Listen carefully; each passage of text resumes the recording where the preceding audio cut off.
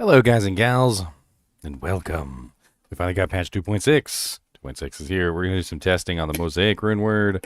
We're probably going to test out the enchant fix, because that one actually sounds really interesting. And maybe we'll test a couple other things, but we're going to get started here real soon. And we're going to have some fun with this assassin.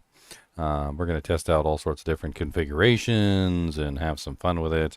Try and figure out what the most, I don't know, solid combo for like her charges is.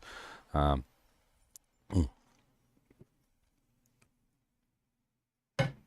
Sorry, my voice is a little rough this morning. I've been trying to take some medicine to make myself get better here, but it is just not working out. I'm gonna go right into ladder season 3 with freaking horrible scratchy voice of doom that makes me cough all the time.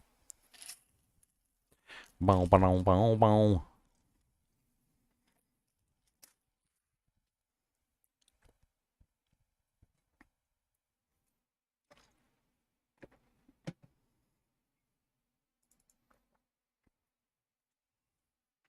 Well, it's live here.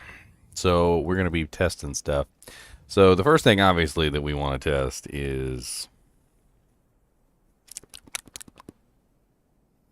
this crazy thing. I went ahead and tested it, and it does work. I'm going to go ahead and create the claws right now. And we're going to be playing around with these claws. Well, the 100% claw thing is something I really want to test. So, Mally, Gully, and Am. They changed it, by the way, because people didn't like the cold damage on there from the Thull rune because it was going to mess up their precious death sentry traps. Boo! It's your babies. I'm sorry. It came out, alright? I'm sorry. I didn't mean to offend everybody. Actually, I did. I did actually mean to offend all you guys. I did. It was 100%. I did. And it was 100% that I did. Not 100% that I didn't.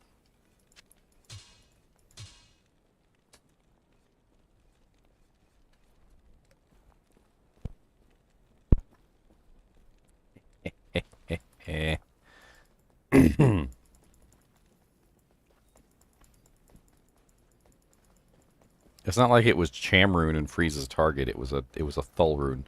It was a tiny itty bitty insignificant amount of cold damage. Like it wasn't even like yeah, it could sometimes cause a target to get shattered. Like, but it was like that's like a 1 in like 50 chance that a target might shatter.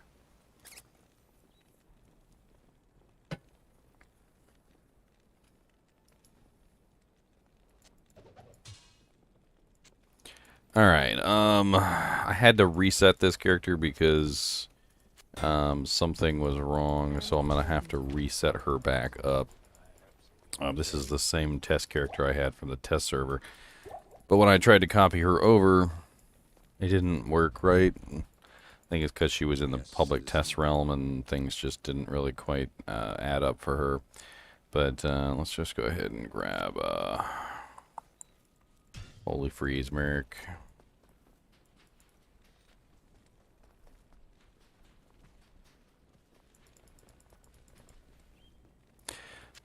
Let's go ahead and give him the Infinity. I had some equipment prepared for him.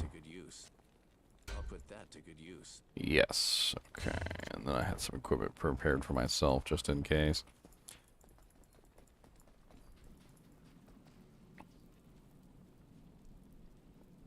Looks like she has way too many stat points.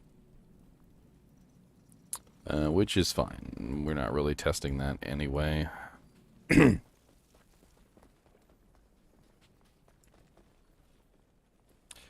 Alright, so first off, let's just go ahead and dump 20 points into Dragon Talon. That's going to be one of our main attacks anyway. Let's go ahead and throw 1 point into all these. 1 point to Claw Mastery, 1 point to Weapon Block, 1 point to Fade, 1 point to Venom. That's kind of like necessary. Okay, so I've been doing a lot of thinking about this build. And other people have been doing a lot of thinking about this build too. This has apparently been a very hot topic. So Fist of Fire doesn't have a maximum number of hits or anything. Like so Fist of Fire and Blades of Ice are actually the two abilities which can be spammed on targets. They don't have next hit delay.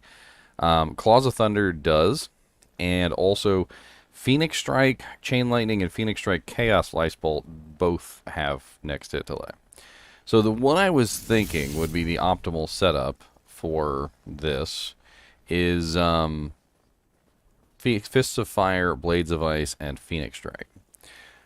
Oh, dang. 37 people rated me. What's up, Mike Tunes? Or Mick Tunes? How's it going, man? I'm gonna join in on that emote spam too. Hold on. Just y'all be careful not to spam too many emotes now. I think it's like 9 plus and Nightbot gets feisty. It's usually because the porn bots come in here and spam emotes. That's the reason why I have it set up that way. Yeah. Yeah, just keep it to like 5 or less. You'll be fine.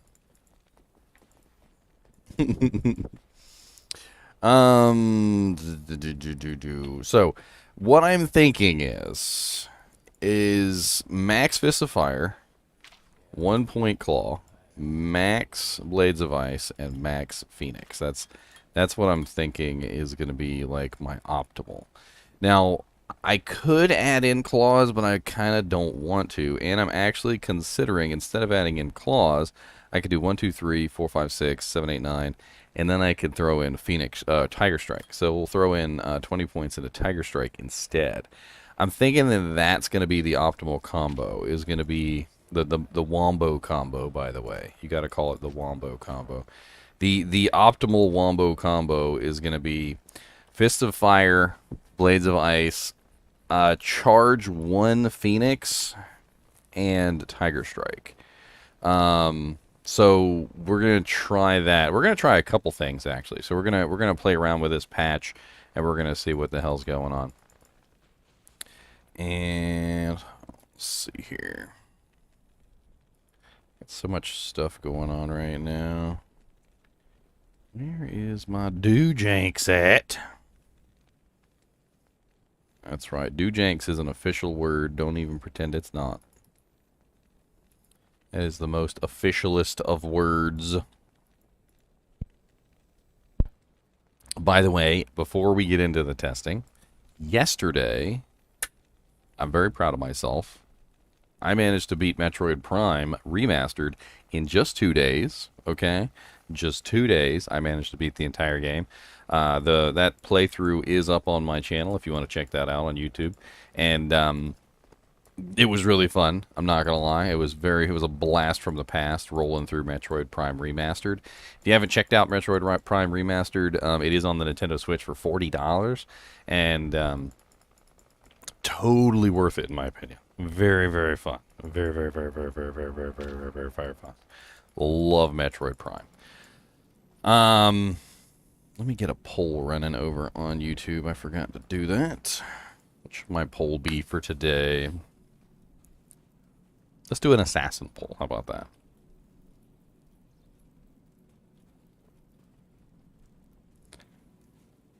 Well, I think part of the issue with Metroid Prime is that like the artifacts are spread all over the place, and unless you cheat and look up the locations, it could take you a very long time to get them all.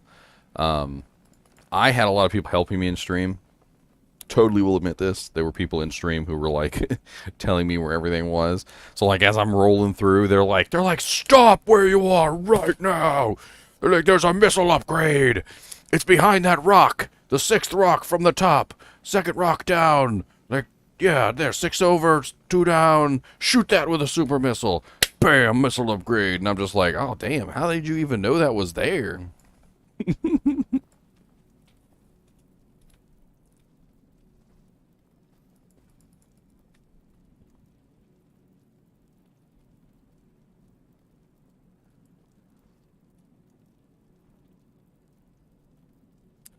Boop, boop, boop, boop.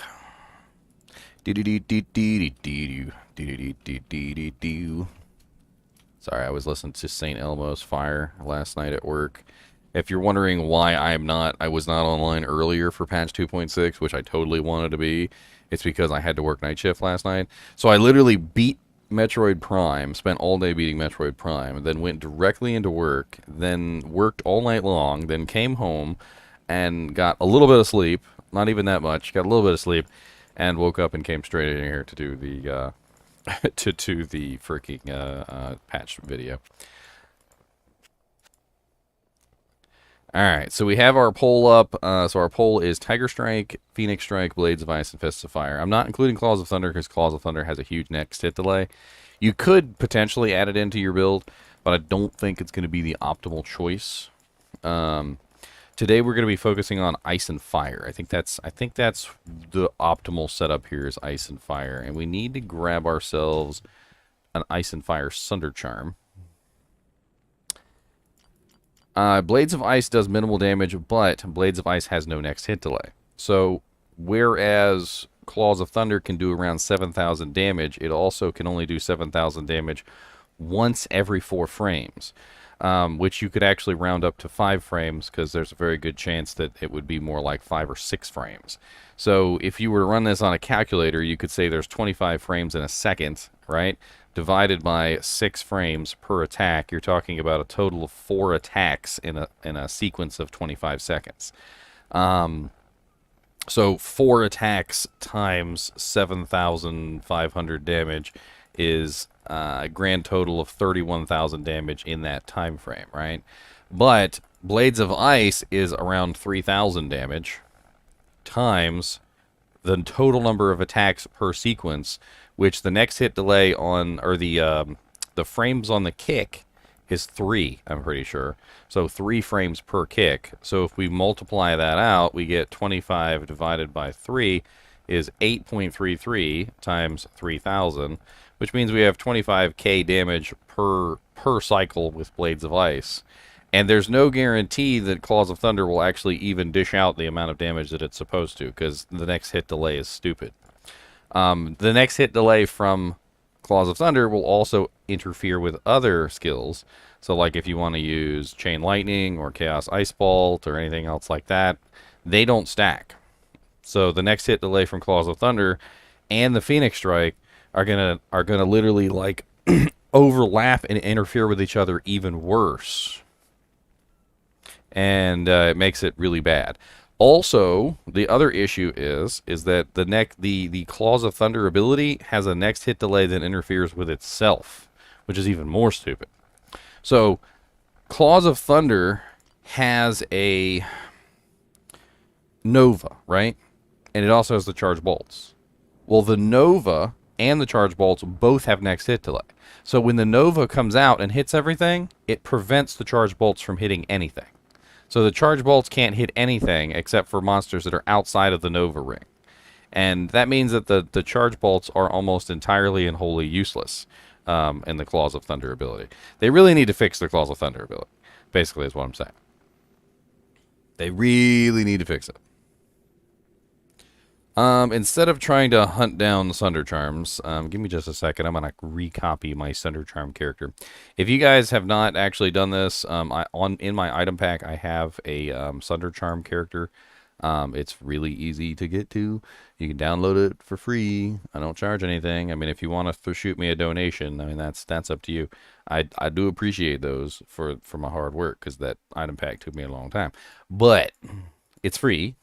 And all you got to do is copy the Sunder Charm character into your save directory, and then you will have the Sunder Charms. It's a character named Charming. He's charming.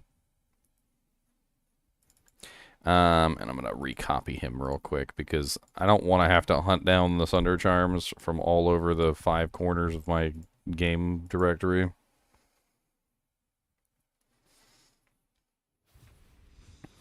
I'm going to be playing Assassin, Mosaic Assassin, Open Grapefruit. That's one of the reasons why I want to test this so bad, is because I want to get in here and I want to check out and see how this is going to work out.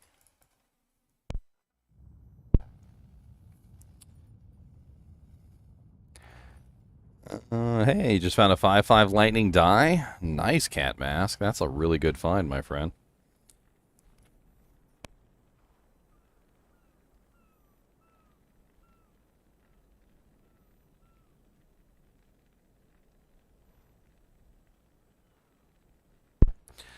I swear my throat is so bad that sometimes even when I just breathe in too hard, just breathe in too hard, all of a sudden I start coughing.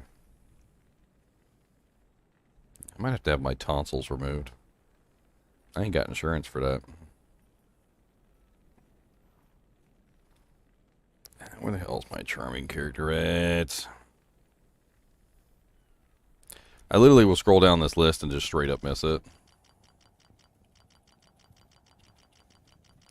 Where you at, charming? I copied you in there. I have like 100 some odd characters. Way more than I probably should ever have, but I've been doing a lot of testing. A lot of videos. And I need these characters, okay? Don't question me. Why is it not here? What the hell?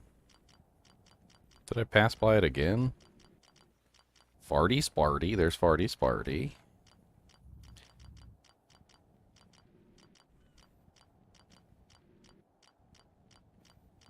Charming. There you are.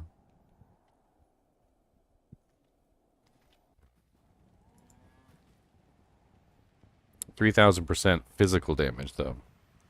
So, I think people are getting all hot and heavy about the Tiger Strike. And let me tell you guys why I'm not really that excited about the Tiger Strike, okay? It's single target damage. As amazing as Tiger Strike is, it's single target damage. That's all it is. Now, you could potentially use it with Dragon Tail, which would convert it into fire damage and then convert it into an AoE. Alright? That's the one way that you could potentially make the Tiger Strike into an AoE form of damage, which is Dragon Tail. But Dragon Tail sucks. Okay? Dragon Tail is not a good skill. Dragon Tail has this horrible thing going on where it has to go through 2 resistances. Okay? Let me bring up my calculator again for the millionth time and let me run a little example for you guys, okay? And I'm going to show you why Dragon Tail sucks. Alright, so here's a calculator. Alright, let's assume that you managed to get, I don't know, some insane AoE damage number. Let's say you got 20,000 damage per kick with your Dragon Tail. Yes! 20,000 damage! Ah! Right? Okay. Wrong. Actually, it's not 20,000 damage. Okay? It's actually passing through 2 sets of resistances to hit the monster. Alright? So the first resistance that it has to go through is the physical resistance on the monster, which is really stupid. It's the dumbest thing I've ever heard of in my life. It's a fire damage skill that has to pass through the physical resistance check first before it calculates how much damage you do, okay? So let's say you have a standard monster that's 50% physical resistance. So now your 20,000 damage has been reduced by 50%, which means now you're dealing 10,000 damage, all right? Then, that's not all. Then that 10,000 damage, which is physical, is then converted into fire, because the way the skill works is, when you know how it says plus 450% fire damage, it's converting that into fire. You're not actually getting fire damage. You get physical damage that goes up against the physical resistance of the monster, and then after it checks the monster's physical resistance, then it converts it into fire damage. So we get plus 450% fire damage, right? Which you would think would be like 55,000, but that's not actually how much it is. 10,000 damage. So then it has to check against the fire resistance too. So maybe you're up against a monster that has 75% fire resistance, right? So now you have to subtract 75% fire resistance, and you end up with like 2,500 after everything's left over. Because it has to pass through 2 sets of resistances, it's not as good as you think. Now, knowing that, you can add in things like amplify damage, decrepify, to reduce the physical resistance of the monster, use a physical sunder charm, things like that, and you can build your character toward this goal. If you build the character toward this goal, you can potentially make it useful. But if you don't, like say for instance you come across a physical immune monster. You know what happens when you come across a physical immune monster with Dragon Tail? It does 0 damage. That's what it does. Because it has to pass the physical check before it goes to the fire check. If you come across a fire immune monster, 0 damage. So whether it's whether it's a physical immune monster or a fire immune monster, you're doing 0 damage. Which means you have to break both physical and fire immunities. Both, not just one or the other. You have to break both, okay?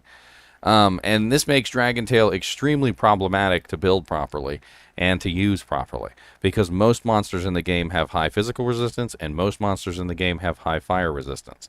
And there are way more fire immunes than you would possibly ever think. So you're stuck in a really odd situation where you have to break 2 immunities at the same time. Alright, let's get our Thunder Charms and let's do this testing. Alright, so we want the cold and we want the fire. Let's go ahead and cast our Fade. Let's get our shortcuts set up here. Alright, so we need controls Z, X, and then A.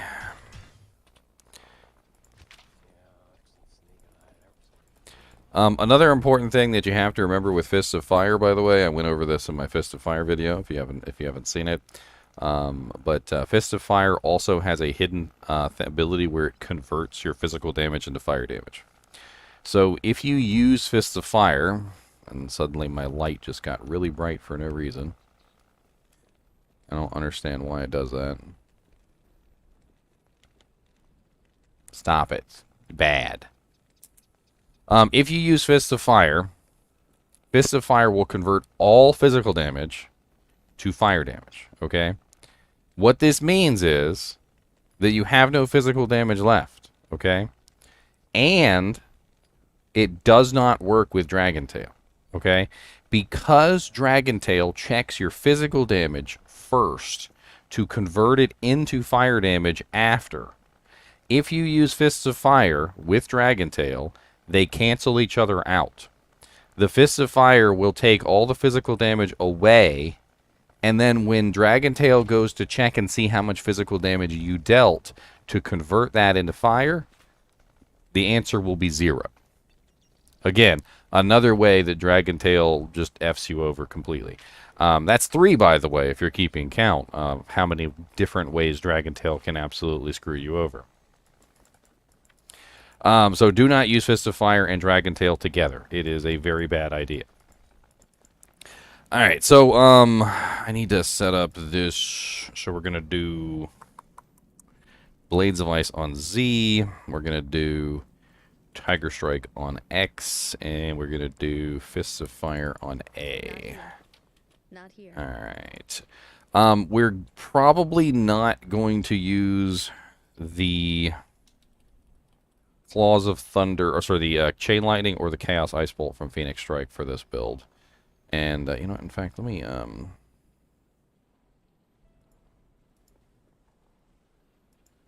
make myself a little bit smaller here for the testing, so I'm a little bit more out of the way. Now, we can run the numbers on this, but let's just test it and let's see how it works. Alright, so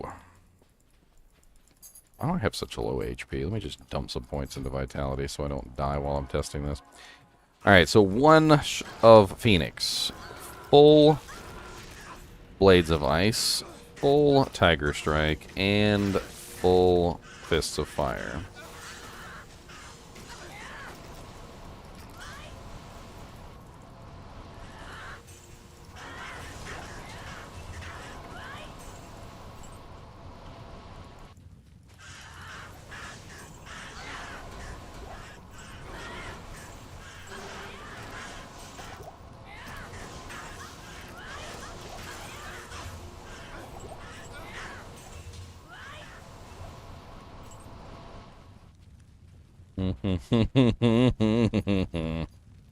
We gotta test this on Uber Diablo.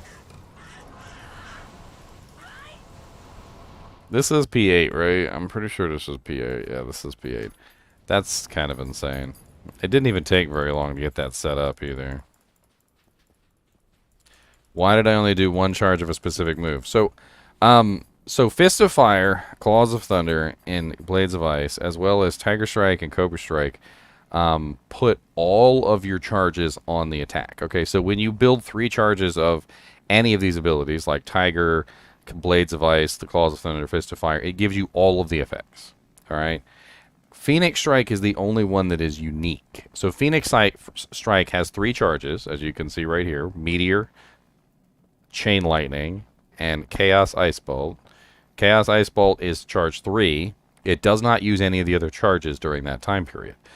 Chain Lightning is charge 2. It does not use any other charges during that time period. And Meteor is charge 1. So you're choosing which one you want. In this particular case, I'm choosing Meteor. The reason why I'm choosing Meteor is because Meteor does not have next hit delay. Chain Lightning and Chaos Ice Bolt do have next hit delay, and it is an issue.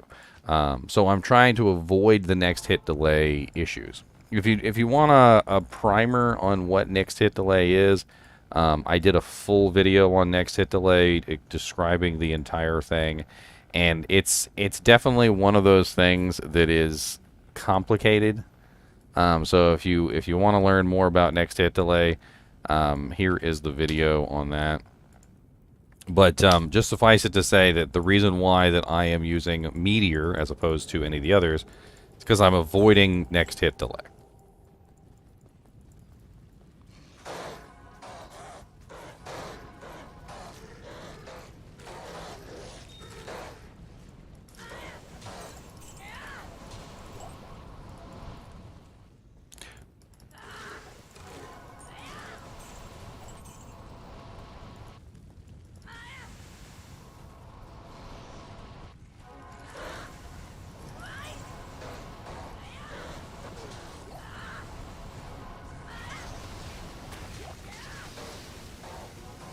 So that's the Chain Lightning right there.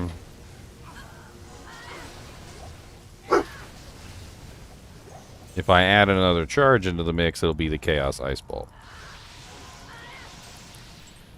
Now, the Chaos Ice Bolt does have a much larger AoE radius, and I'm thinking the Chaos Ice Bolt might be the better choice over the Meteor. Just simply because the Chaos Ice Bolt just has such a nice spatial AoE goodness, and that way I have this nice AoE beautifulness coming out. And of course I can always change back and forth between the skills. I don't have to use any specific set of combos. In fact, I do really like Chaos Ice Bolt's AoE pattern. Despite the fact that it has next hit delay, it still does a pretty significant amount of AoE damage.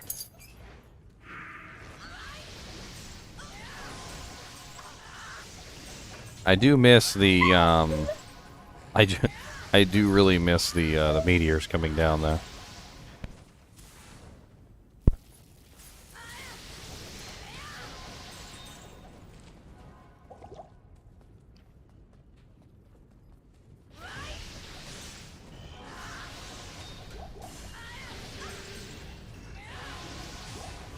I mean, so far this is working very well.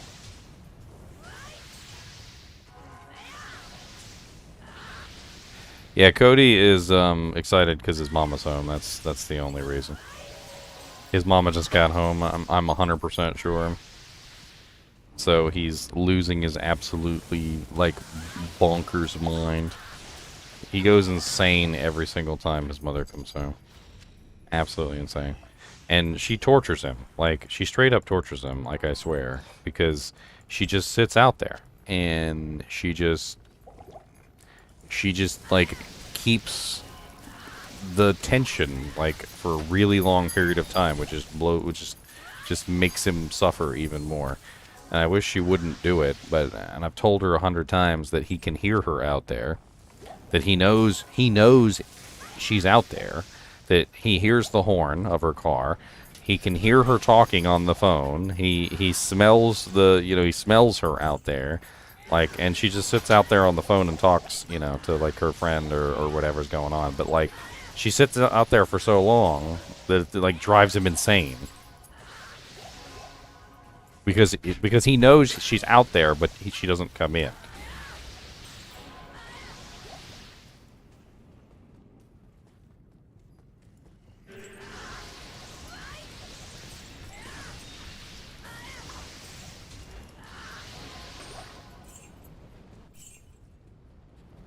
Alright, so to refresh, and this is an issue, to refresh the charges, you have to let them expire. So if I want to change the way that I do my configuration, I gotta let them expire.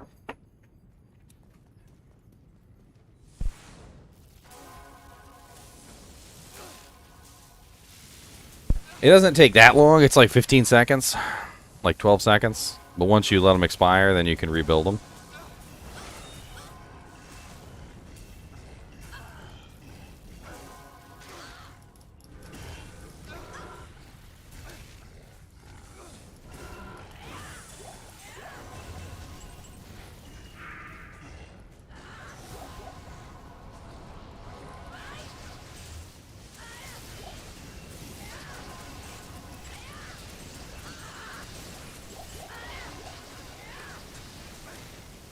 So the problem with the chain lightning is that despite how pretty it looks, despite how beautiful it seems to be, it has a next hit delay on it, and it can't actually hit the target more than one time in a 4-second duration, or four frame duration, which means that it doesn't do anywhere near as much damage as it seems, unfortunately. Most of the damage is, of course, coming from my other abilities.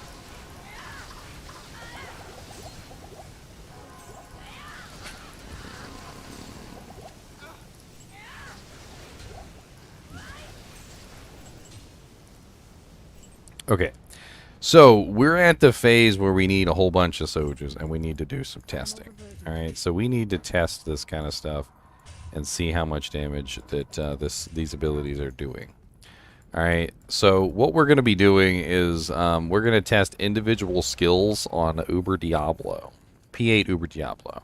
That's going to be our testing benchmark, and we're going to see like how much damage we can get out of each individual ability versus, like a very tanky boss, right? This is P8, yes.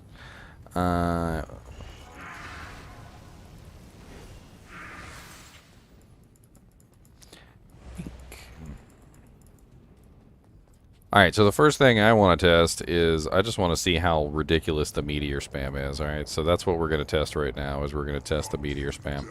So just the Meteors, nothing else. P8 Diablo, I just want to... We'll test it on Uber Diablo too.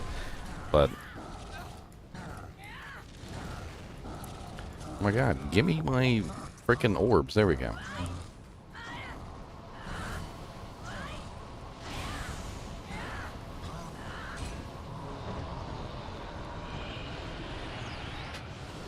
That's pretty glorious. I'm not gonna lie. All right, let me just go ahead and create a character real quick. Nothing too fancy. I'm just gonna create a character that has it has like 1,000,000 Sojas on him, because we're gonna do like a whole bunch of Soj testing. That's our goal right now. We're gonna do Uber Diablo testing. I think P8 Uber Diablo is a good target for most testing. He's tough. He has lots of resistances. He's got lots of HP. In general, just a very good choice, right? So let me go ahead and grab video items 3. Let's go ahead and clear him out. We don't care what he has on him right now, just all items. And let's just import Sojas. He's going to be our Soj mule. We'll just grab a whole bunch of Sojas, and that way we can use him to create Uber Diablos over and over and over again. Alright, so Stone of Jordan ring. Let's just go ahead and copy this like 1,000 times. Look at my dupes. I'm duping Sojas, guys. You see, you guys knew that I was a Soj duper. You always knew. There was that one guy on my duping video. He was like, you're the one that's duping. He goes, I know the secret. He goes, you're really the one that's duping. The whole time it was you. He goes, that's why you made the video, because you know how to dupe. And you've been duping the whole time. And now you're capitalizing on telling us about the duping. Because you've been found out. And I'm like, yep, you caught me. I was like, I've been duping the whole time, my friend. You caught me. You caught me, sir. You caught me.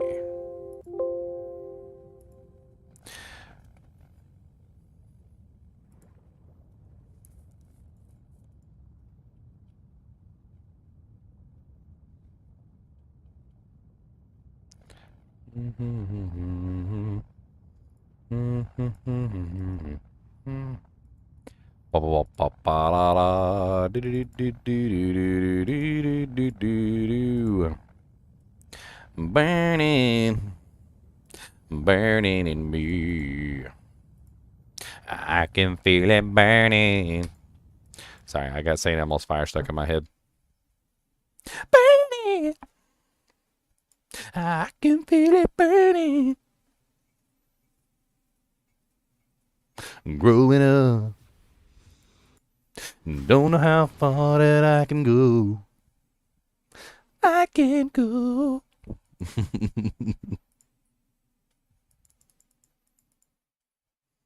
Dude, St. Elmo's Fire is a freaking fire of a song, alright? I don't care what nobody says, that song is fire, alright? If you haven't heard it, go listen to it. It's great. It's absolutely great.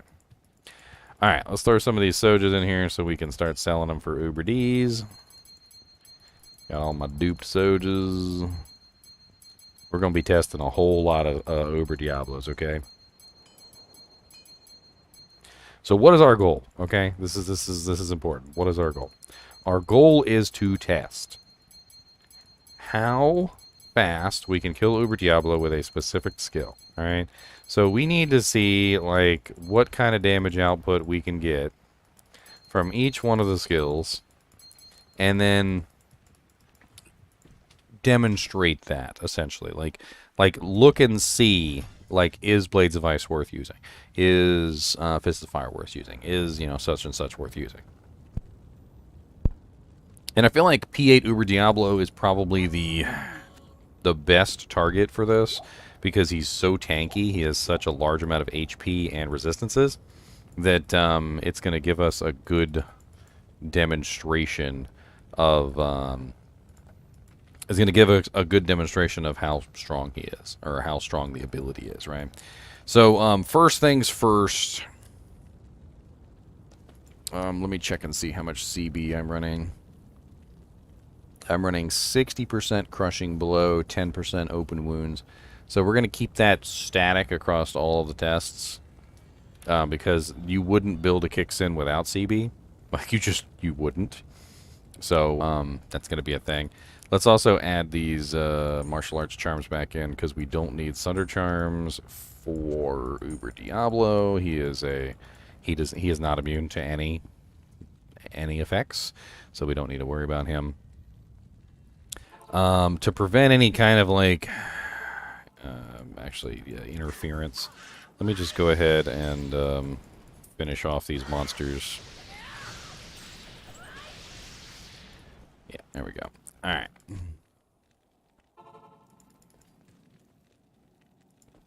Okay, so what's the first thing that we want to test? What's the first skill? We're gonna test just Tiger Strike first. That's gonna be our first test. We're gonna do this 60%. We have this 60% crushing blow. We've got 10% open wounds, which is more than enough for Tiger Strike. We're gonna throw in Cobra Strike just so that we have the lifesteal, so we don't have to worry about dying during the test. And I currently have level 40 Tiger Strike with 2,640% increased, which is pretty crazy, right? So let's test and see how much just Tiger Strike does on its own. All right. In fact, you know what? I'd like to do like a little timer here. Hold on. Let's get a timer up on the board, shall we?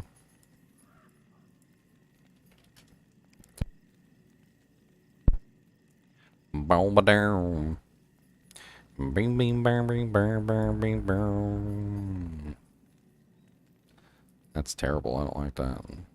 I need a good little timer clock I can put up on the screen. I think this is the one I used before. No,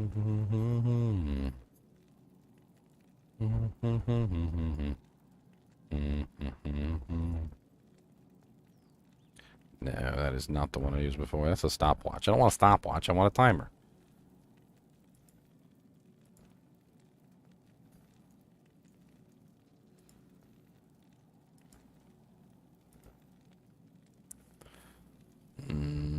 I mean,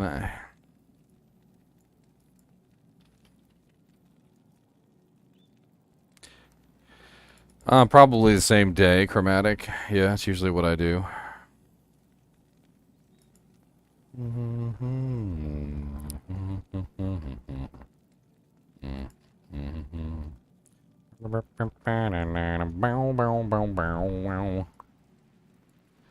Alright, let me get this up on the screen real quick so that we have a little bit of a timer going, because I do want to test these in sequence here. That is not the timer. There it is. Alright, I'm gonna make this look pretty. Just give me a second. We're gonna make it look pretty, alright? Just calm down. I know you guys are upset. It looks ugly. It does look ugly, alright? It really does. But I have this special tool that I can use that does this really cool thing.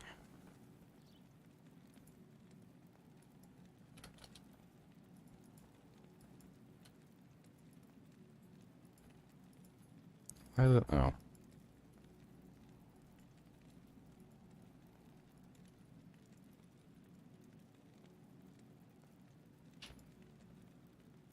No, too much.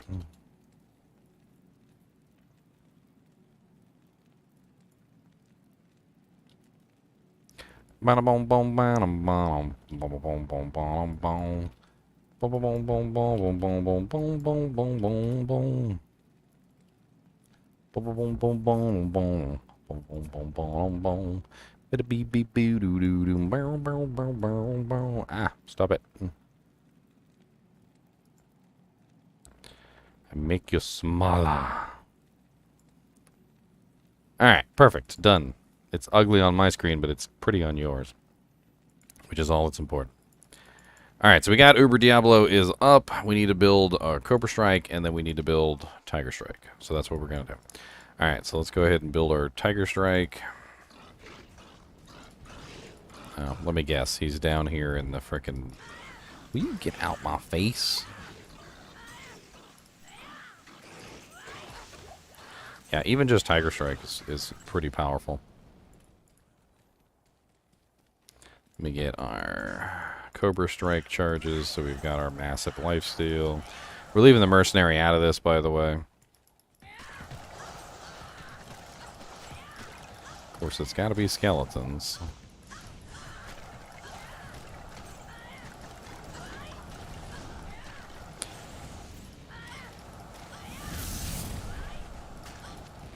Alright, start the timer.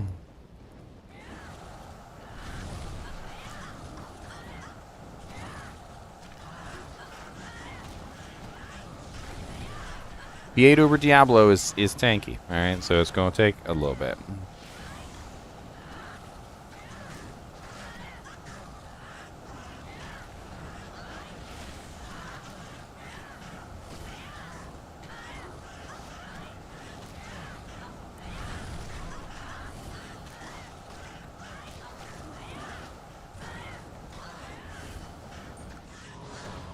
Alright, so about 36 seconds for Uber Diablo with Tiger Strike only.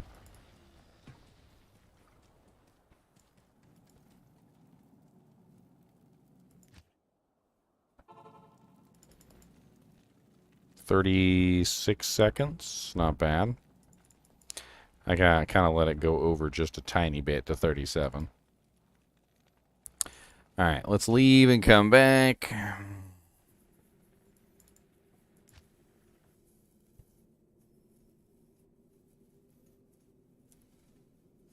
All right, we need a baseline. All right, hold on. Let me start writing down these numbers, by the way. So we're going to do assassin testing. Assassin testing. So this was Tiger Strike plus Cobra. 36 seconds.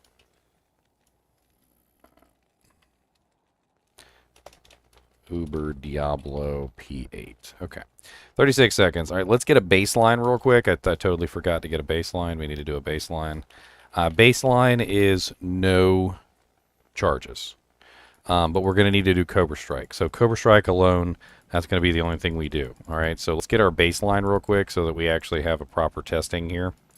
What do you need? Trade repair. All right, so baseline is going to be just Cobra Strike because we want to see how fast he dies without Tiger Strike. So how much did Tiger Strike add to the equation is the question.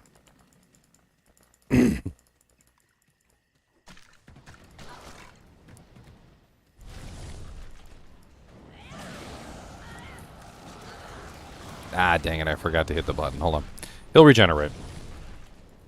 I also got to kill these monsters anyway.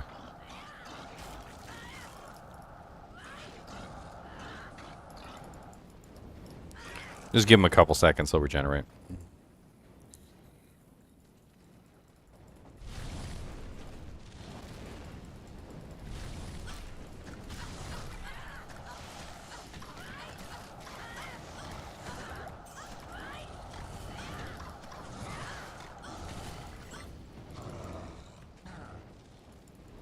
You wouldn't hire me to time the Guinness World Records? Oh no. Sadness.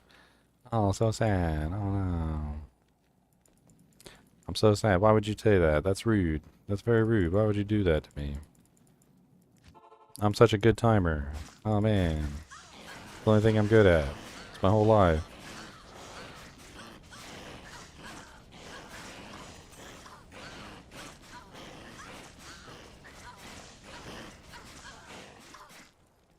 Alright, you regenerated yet?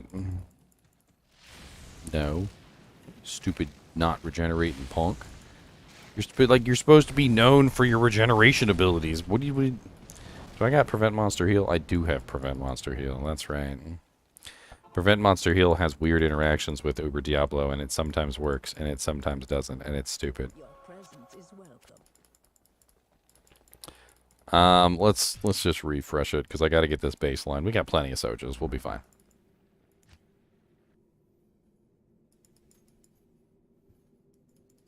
We'll be fine. I've duped quite a large number of Sojos. We'll be okay. Alright, let's get our other Soj in here. Sell our Doojank. Alright, build up our Cobra Strike real quick. Alright, start the timer.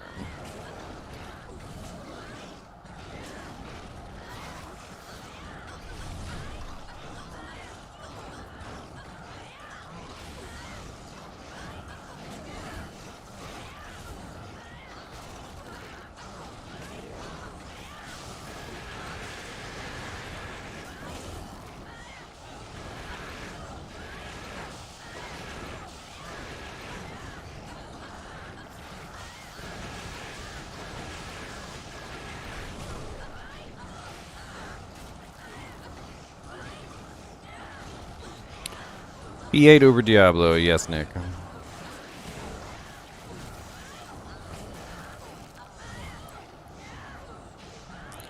Alright, gotta look for that exact moment he falls down.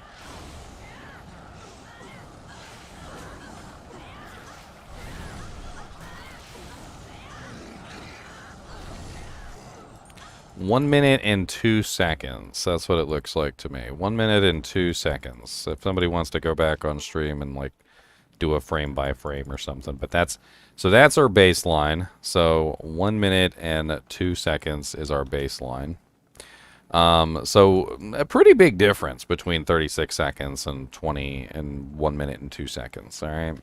Let's test out some more stuff. So I'd like to test out Fists of Fire next. We're going to do Fists of Fire. Now, because he's pretty resistant to fire, I'm assuming this one's going to be a little silly, but we're going to test it anyway.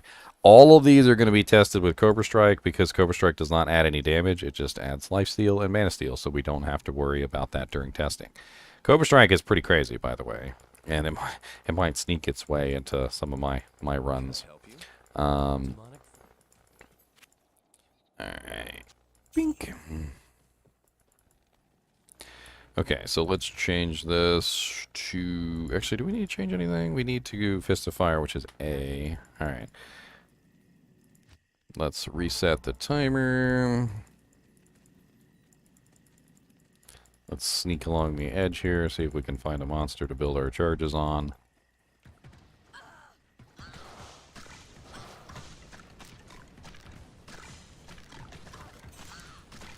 Alright, we should have full charges.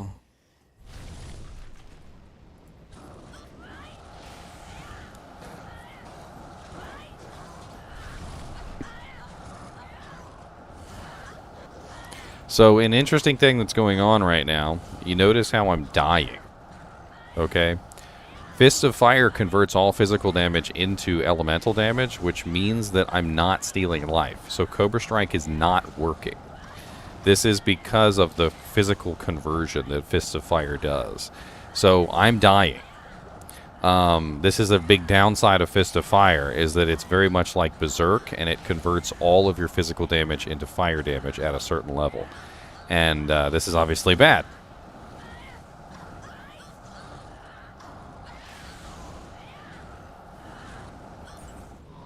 Alright, so I want to say that was about 47 seconds. So 47 seconds. And can't leech. So during those 47 seconds, I was in great peril for my life, which was certainly not nice.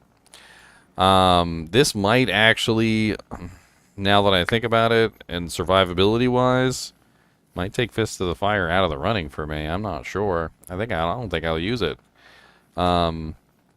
Because it's just not going to allow me to survive. Without any life leech, without any mana leech, it could be very, very difficult to actually work it. And, yeah, I don't know. Alright, next up on the test, let's do Blades of Ice since I already have that one ready. Blades of Ice will allow us to physically lifesteal, so that one should be interesting. Life Tap does not work if you do not have physical damage, Charles. So, with Fists of Fire converts all of your physical damage into fire damage. 100% of all your physical damage gets converted into fire damage, which means that Drax Life Tap does not work. Cobra Strike does not work. Nothing works. It's the same thing as Berserk. Alright, Blades of Ice is Z. We'll throw in Cobra Strike, of course. And let me grab one of my Sojas to sacrifice to the Dark Lord. Right now we're testing on. We're just testing to see how quickly we can kill Uber Diablo with each ability. We just want to see like the damage potential. I'm trying to keep the build exactly the same, the Crushing Blow exactly the same, so that we can see how it works.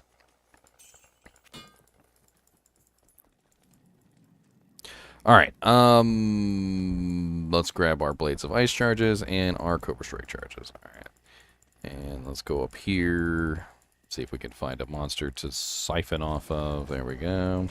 1, 2, 3, and 1, 2, 3. Alright, so now we've got our 3 charges. Start the timer.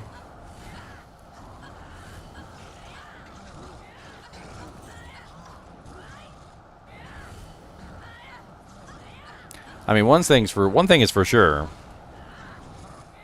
He's chilled. He's permanently chilled. So he's having a little bit of a harder time actually fighting back because he's constantly chilled into oblivion.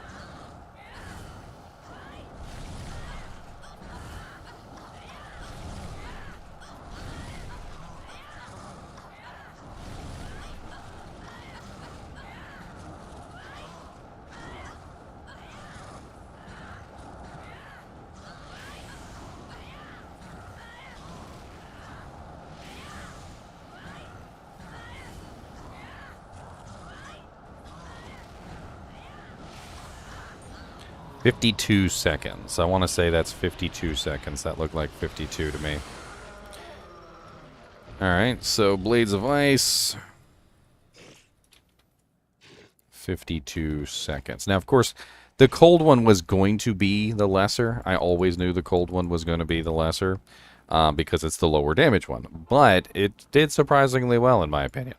And if you threw Blades of Ice in with another combo, like if you threw Tiger Strike and Blades of Ice together, that could be pretty powerful. I could see that. I could see Tiger Strike and Blades of Ice being combined together and being pretty powerful. All right, now we're going to test out each charge of Phoenix Strike. And to do this, we need to... trying to think here. We'll have to do Claws of Thunder last, because I need to respec for that, and I don't feel like respecking.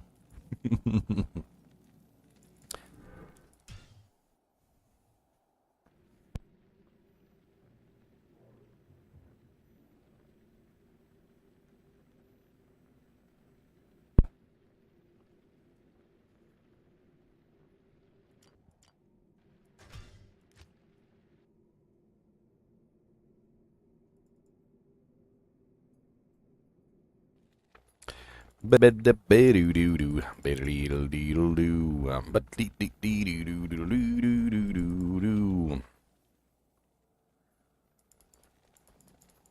the hell am I... every time I come in here, I've got, like, something to repair. Alright, we want to do Phoenix Strike, which I don't have on the click. So we need to make sure we're using the right charges. So let's see here. Let's just throw Phoenix Strike on Z for right now. Alright, the first thing we're going to test is Meteor. So Phoenix Strike Meteor. That's going to be our first test. I think the Meteor is going to be impressive. I think the Meteor is going to be really impressive, but that's just me.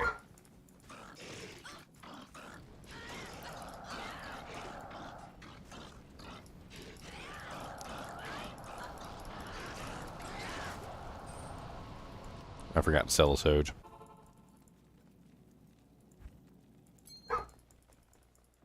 Afternoon.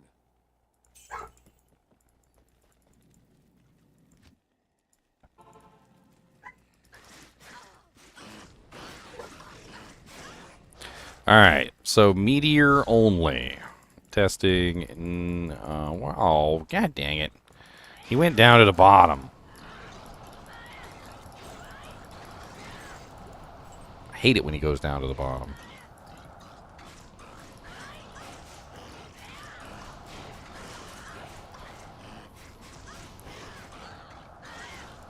There's so many monsters down here.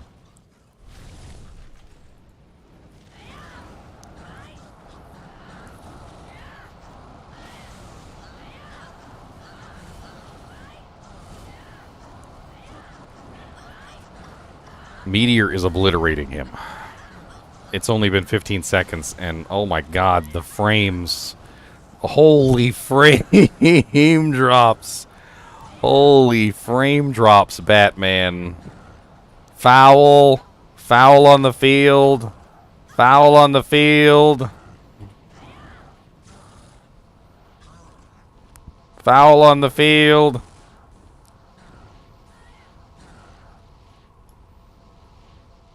I think the game has actually stopped. Wow. Okay.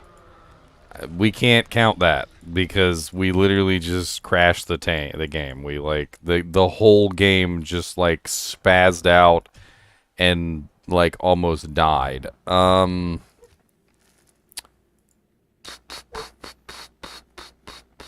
let's turn my resolution scale down to 100. I don't know if that will help. Let's throw a frame rate cap of 30 in there just for this test.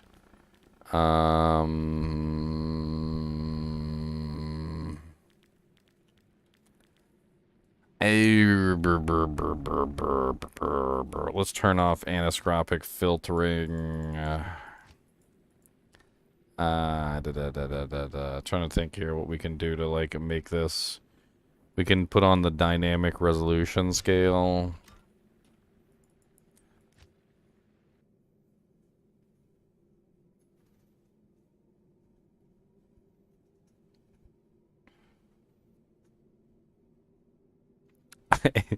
It freaking broke the game, guys. It broke the game. Like that was yeah. That straight up broke the game. You know what? Let's just for this test, let's turn the resolution scale down to 50. It's gonna make the game look awful, by the way. Trying to think what else we can do here. I mean, I could just throw everything, just for the time being, let's just throw everything on, like, really low or off. We just completely ruin my settings here. Just so that we can actually test this.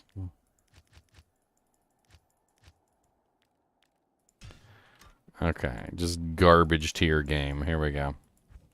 Garbage tier. I can't change the resolution for some reason. It's not letting me. I could try putting it to windowed mode for this test.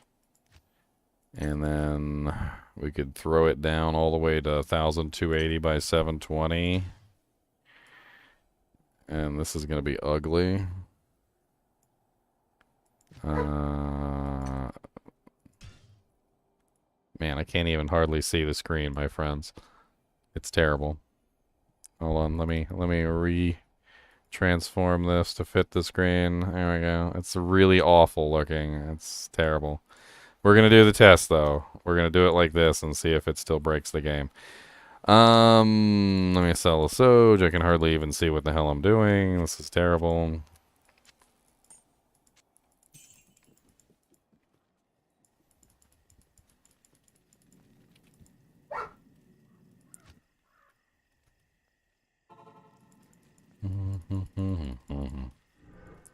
Alright, let me build up my charges here. 1, 2, 3, and then 1.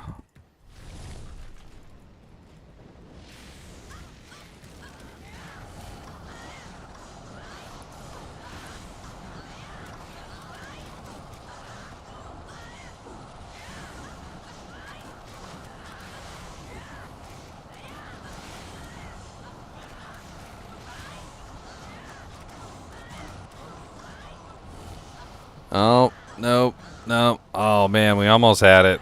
We almost had it, and then it started lagging up again.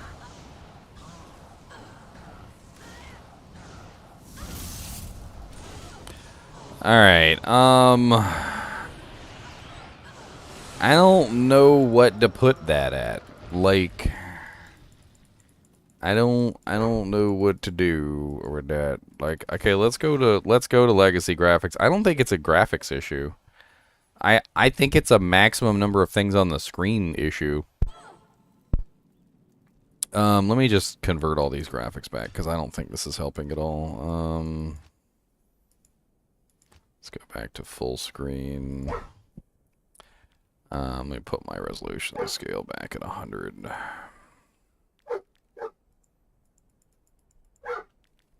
Boom, boom, boom, boom, boom, boom.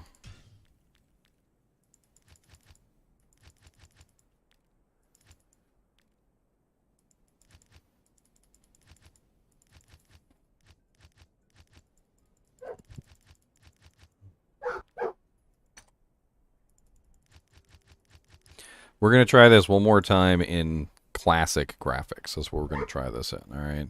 So one more time in the classic graphics. In fact, we're going to bring it down to 640 by 480 on the classic graphics. It's going to look awful. I don't think Meteor actually is going to work. If you're doing something like Uber Diablo. But we're certainly gonna test it. All right, let me just exit here.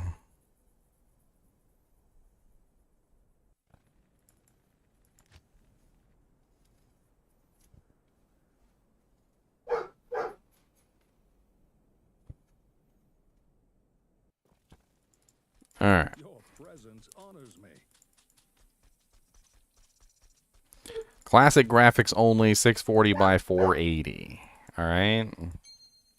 Stone of Jordan ring.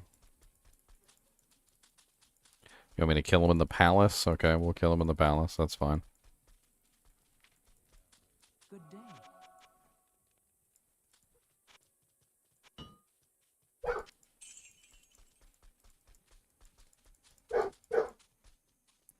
Alright, Arcane Sanctuary. We need to build up our charges first before we start the fight.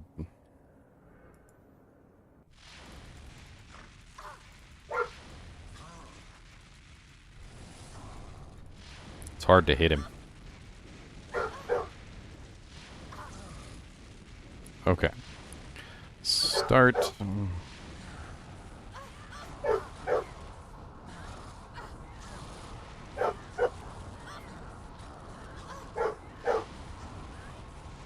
Uber Diablo just disappeared.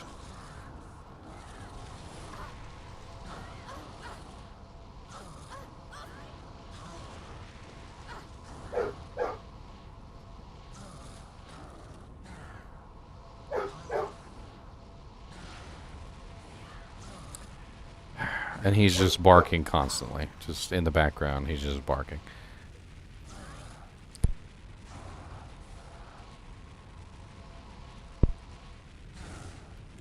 So it's completely impossible to actually test Meteor. Alright, let's just... The game is just completely frozen at this point. Like, there we go. Alright. I'm gonna write down Meteor Untestable. Untestable. Probably around 35 seconds. That's what it seemed like to me. We were able to get really close to killing Uber Diablo before it started to spaz out entirely. And just had like some horrible issues with like just life. But Meteor, I'm gonna say, is untestable. All right, just that's completely untestable. It's completely breaking the game past a certain point, and as it breaks the game slows down to a crawl, and eventually to the point where it stops working entirely. So there's absolutely no way that we can test that. So let's move on to the next ability, which the only other one that we can test on this setup is Chaos Ice Bolt. We'll test Chaos Ice Bolt next. How may I help you?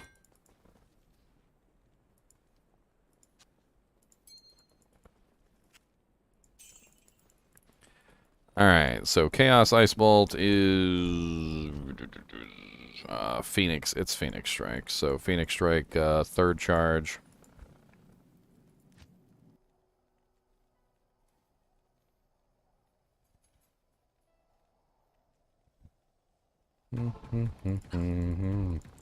Alright, so 1, 2, 3. 1, 2, 3. Alright, we've got all the charges that we need.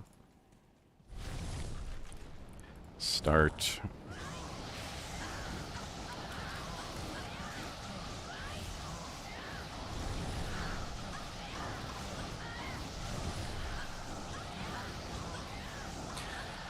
Now, Chaos Ice Bolt has a next hit delay problem.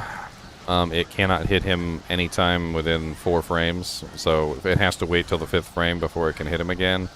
The kicks are every 3 frames, so technically he's taking only damage every 6 frames or something like that.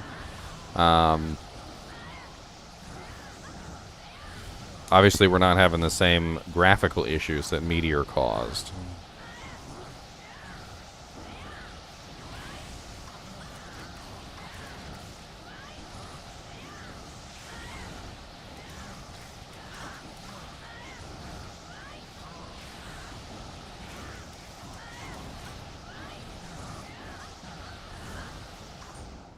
59 seconds. I want to say that was 59 seconds exactly. Alright, so let's write that down on the list. Chaos Ice Bolt. 59 seconds.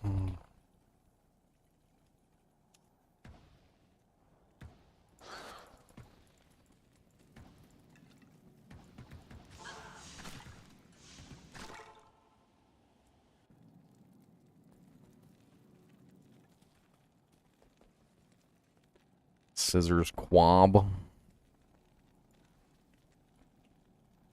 Alright, so next we need to test Claws of Thunder. I want to test Claws of Thunder, and that also will allow us to test the Chain Lightning, which I'd like to give a shot, so we need to do a reset here. Let me, I gotta reboot the game.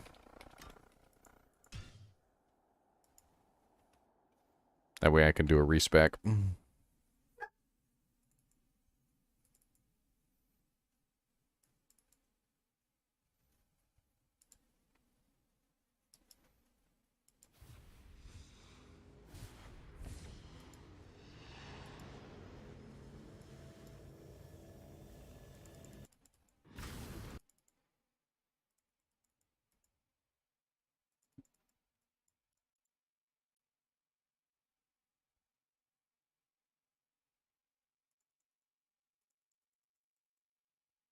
Can I just add a fully stacked Fireball Sorceress? I mean, it takes some time to do that. This is really about testing the abilities, each one of the martial art abilities, and seeing how many of them are actually worth using. Getting an idea of their time. We know that Tiger Strike, or sorry, our baseline was 1 minute and 2 seconds. So Blades of Ice with 52 seconds and Chaos Ice Bolt with 59 seconds. Chaos Ice Bolt being 59 seconds means that it reduced our kill time by a total of, what, 3 seconds? So Chaos Ice Bolt did basically nothing to Uber Diablo. Like, that's kind of crazy when you think about it. Blades of Ice did very little. It reduced our kill speed from 1 minute and 2 seconds to 52. So you're talking about 8, 9, 10. So 10-second reduction in time. Fist of Fire was 47 seconds, but we couldn't leech. So a pretty decent reduction in time. Tiger Strike was 36 seconds, the biggest reduction out of all of them so far. So Tiger Strike is definitely winning by quite a bit. Afternoon. Now, my guess is there's going to be some interesting interactions between the abilities. So let's get this reset real quick.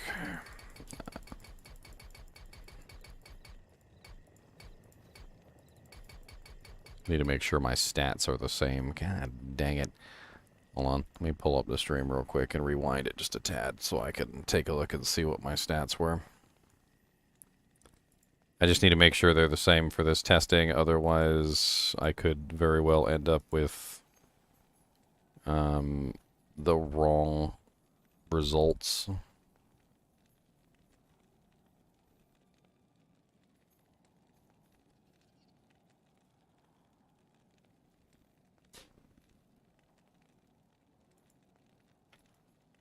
Okay, before I reset.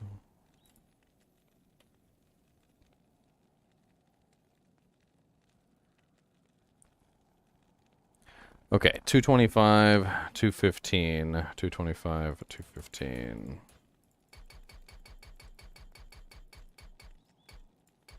Just trying to keep the variables the same so we're not worried about any kind of variable issues.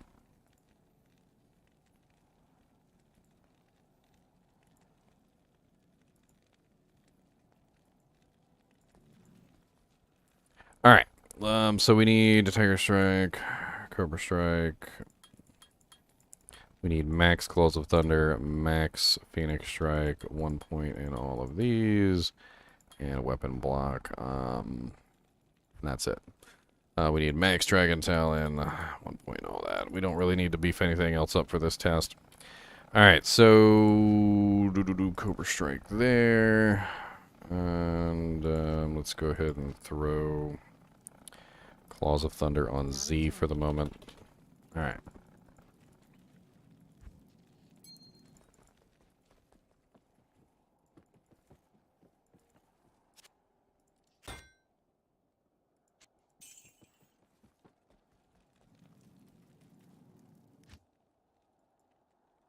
So Claws of Thunder, I don't think is going to perform well. I'm pretty sure it's not, actually.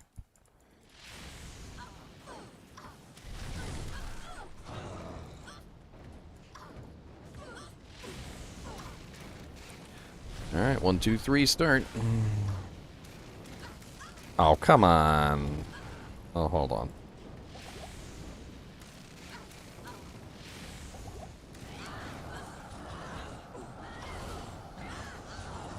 And it's... okay.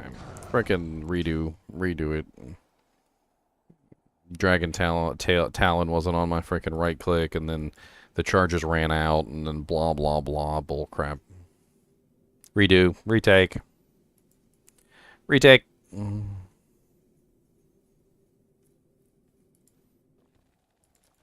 Find a character starter name, Christopher? What you gonna start as? At your service. Alright, let's try that again. This time, hopefully, with less messing up action.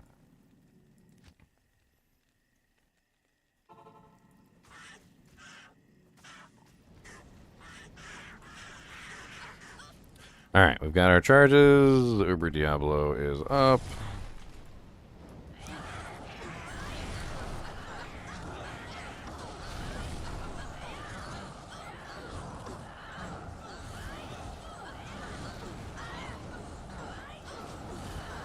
Dragon Ball Z name? Let me guess. Krillin.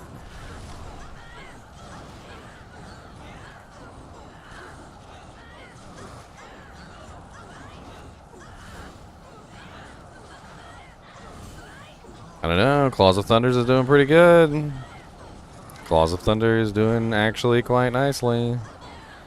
I mean, it's very pretty. These guys are immune to lightning, I'm sure. Yeah. 43, 44. We're having a little bit of trouble here toward the end. 51. No, 54 seconds. So not really that great. It looked kind of nice in the beginning there, but it was probably just a decent number of crushing blow procs. So let's write that down. Claws of Thunder. What was it? 54. What did you guys see? Because I'm like, I'll have to go back on the stream and take a look. I think it was like 54, right? I am a ADHD crazy person, so even if I did see the time, like, I'll forget it like 2 seconds later.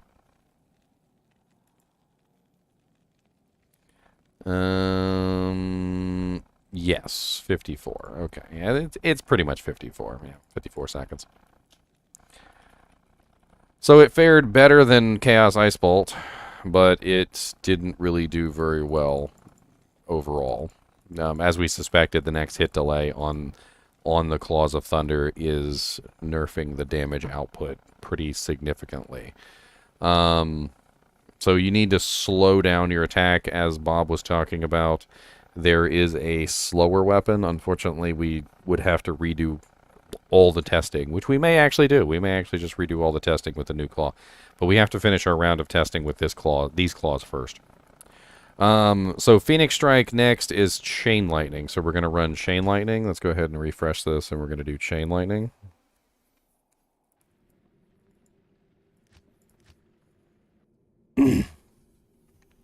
Another thing that I want to test after this is Chain Lightning and Claws of Thunder. I kind of want to see. I already know the answer. I already know that one is not going to work with the other because of the next hit delay. But I just want to test it. So we'll test both together.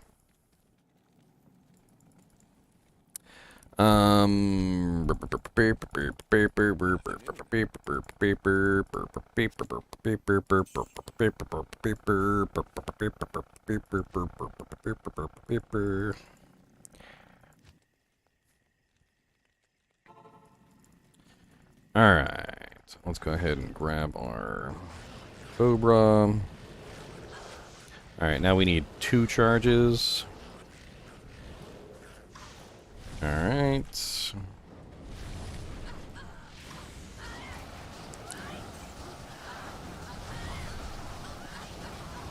It certainly is pretty. I mean, one thing that you've got to give Chaos, the Chain Lightning, is that it's really big AoE, okay?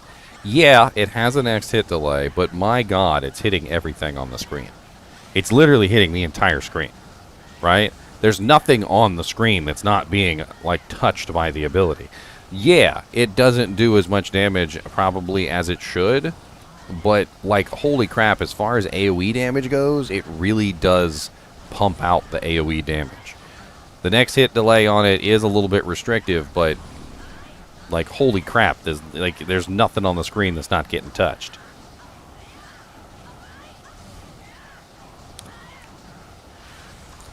$52. I'm going to say 52. That looks like 52 seconds. All right, so 52 seconds on that. So ES Chain Lightning 52 seconds. All right, now I don't expect these to be different numbers, but we're going to run them together, okay? So I need to run all of these together. I want to see what it's like when you run, say, the Chain Lightning with the Claws of Thunder, all right? So, or the Meteor. Well, we can't do the Meteor with the Fists of Fire because that's broken. We can't test that. But we could also test out the Blades of Ice with the Chaos Ice Bolt. And I just want to see if those times are going to be different. Now, my hypothesis, they're not going to be different. They're going to be the same. But we'll test them anyway.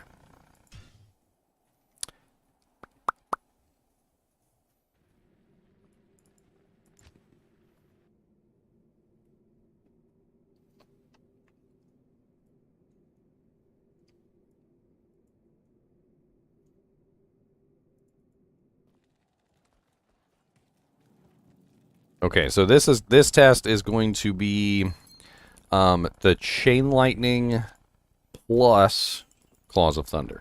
So we're going to do both. So Chain Lightning and Claws of Thunder at the same time. All right, just to get an idea of the combination. All right, so we're going to see how it works together as a team. Now my theory is it's not going to work. That's my theory.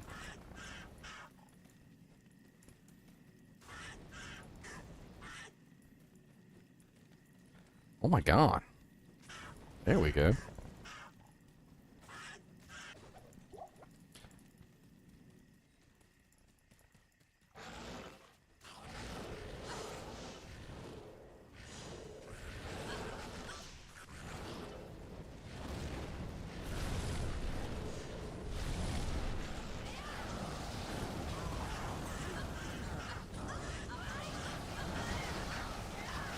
So this is Claws of Thunder and Chaos, the chain lightning from Phoenix Strike together, just to see how they work together. My hunch is it's not going to be faster than either of the others, but we're going to find out.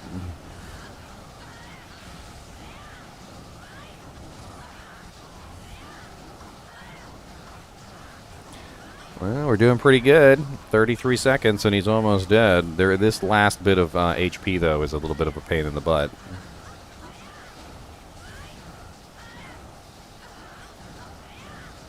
$44, $45, $47, $48, $49, $50, $51, $52, $53, $50. So 52 seconds. I accidentally clicked off there for a second. So 52 seconds. So yeah, next hit delay is completely ruining any kind of damage output from that. That is doing no additional damage whatsoever. So if we're going to add that to the list. So Chain Lightning plus Claws of Thunder. 52 seconds. So no additional clear time whatsoever from adding Claws of Thunder into Chain Lightning or adding Chain Lightning into Claws of Thunder, because they cancel each other out. The next hit delay is canceling each other out. It's rather quite sad. Now, next one, let's do Blades of Ice and Chaos Ice Bolt. I want to test Blades of Ice and Chaos Ice Bolt. Yes, the Charge Bolt also has next hit delay. I can show you on a website that has all of it listed. I've just recently done a next hit delay video, and I've gotten this question multiple times. Everybody's asking me, does the charge bolt on Claws of Thunder have next hit delay? And the answer is yes. Let me go ahead and pull up the website real quick to squash this from you guys' minds also, so I stop getting the question. Because I've gotten the question, not even just on this video, I've gotten the question like way too many times. Not that one.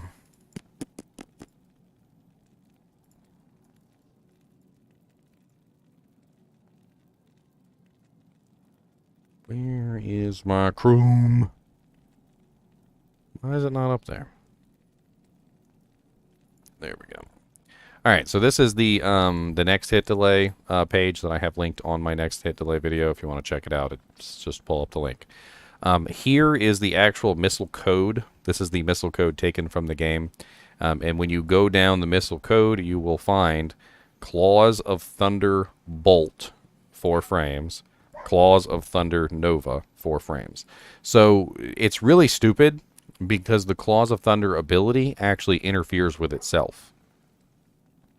It actually physically interferes with itself. So you can't even utilize both effects of the Claws of Thunder ability because the Chain Lightning, or the Nova and the actual bolts interfere with each other, which is really stupid.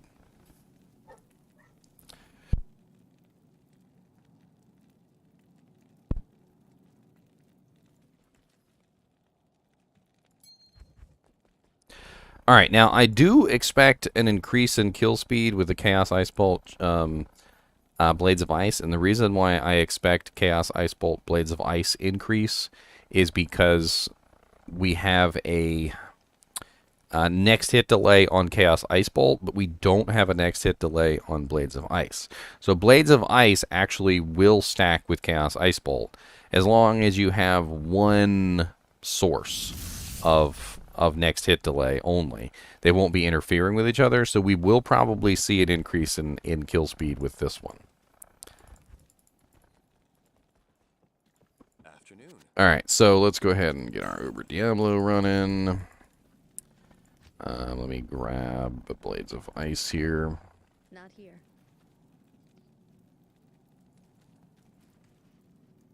And we're going to go ahead and build our charges. The fastest so far has been Tiger Strike.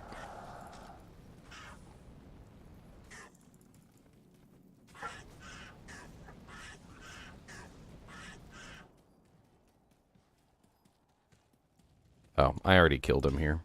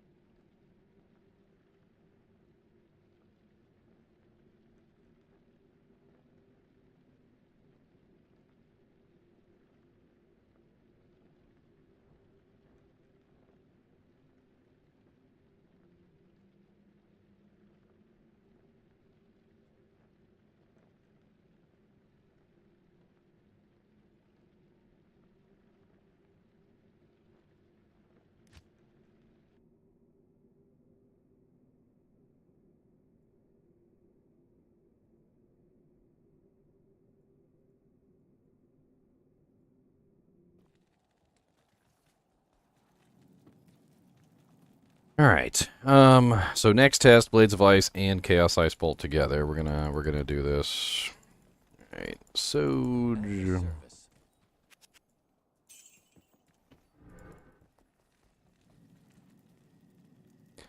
Dragon Claw test. We'll do some Dragon Claw tests. Yeah. Well, definitely. We're gonna finish up these tests with the Dragon Talon first, and then we'll move on to some of the other stuff. Alright, so we need our charges. Ah, dang it, did I accidentally spawn them in the wrong place? I need to make sure I run up here and spawn them in the right place first.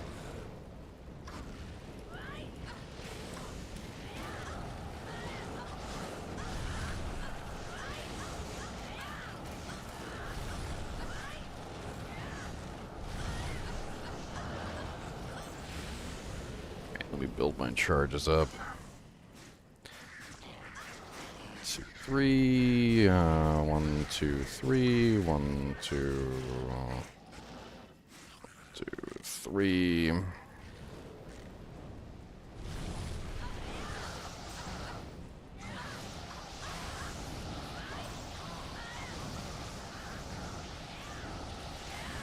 Alright, so this one should be faster than the Blades of Ice by itself, or the Chaos Ice Bolt by itself. That's my theory.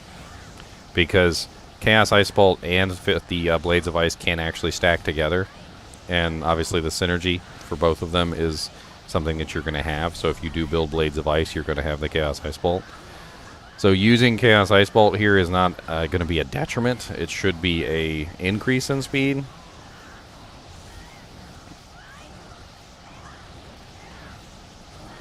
And we're at 40 seconds.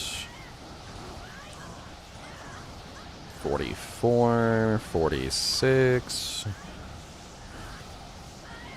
I want to say 50. Was that 50 or 49? I think that was like let's give it the benefit of the doubt and let's say 49 unless somebody wants to go back on the dojank and check.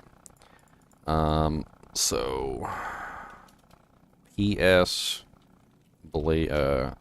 Chaos Ice Bolt plus Blades of Ice, 49 seconds. Okay, so Blades of Ice was 52 seconds and Chaos Ice Bolt was 59 seconds, so there was a speed increase of basically 3 seconds. So we gained 3 seconds off of adding Chaos Ice Bolt into Blades of Ice. We can't test Fists of Fire in Phoenix Strike. So I have a theory, and this is just a theory, is that the Hellfire Torch may be interfering with the Meteor. And I think it's fire effects. So this is just my theory. So the Meteor, I don't think it's the Meteor, I think it's the burning fire effects on the ground. And I think the Hellfire Torch is contributing to the fire effects for the Meteor, and it's making overall an issue. So here's what we're going to do to try and test this. Yeah, it's fine. Put them in here. Here's what we're going to do. I'm going to go to Hero Editor real quick, and we are going to create a custom Hellfire Torch so that we can test this properly. What we're going to do is I'm going to make a Hellfire Torch that doesn't have the Hellfire proc on it. I know it's going to take a little tiny bit of damage away from us, but it's the easiest way for me to test this and not have the fire effects. Because my hunch is that the fire effects on the ground are lagging up the game, not the meteors. Because the meteor is spawning fire effects, the Hellfire Torch is spawning fire effects, everything is spawning fire effects cumulatively, and it's causing an issue. So I'm thinking that if we take the Hellfire Torch proc away, it might potentially fix the issue. Also, it seems like my torch is the wrong torch, but we're going to have to keep the torch the same for testing purposes for right now. Because we already used that crappy, the 25% torch, because she has the old torch for some reason, which I don't know why she still has the old torch, but there's nothing I can do about it. So we're going to add in a new torch. And then I'm also going to edit the torch. I know you guys can't see what I'm doing. I'm just trying to get it done really quickly. We're going to remove the Diablo wall. There it is. We're just gonna remove it completely. So unknown, save modified item, save character, And let's close this because we've got to reload this so that we can get the refreshed character.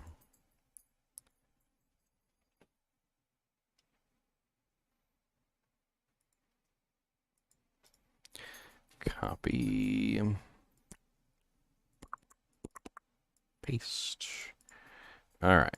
So we should have that character in there now with the modified torches so that we can actually test this.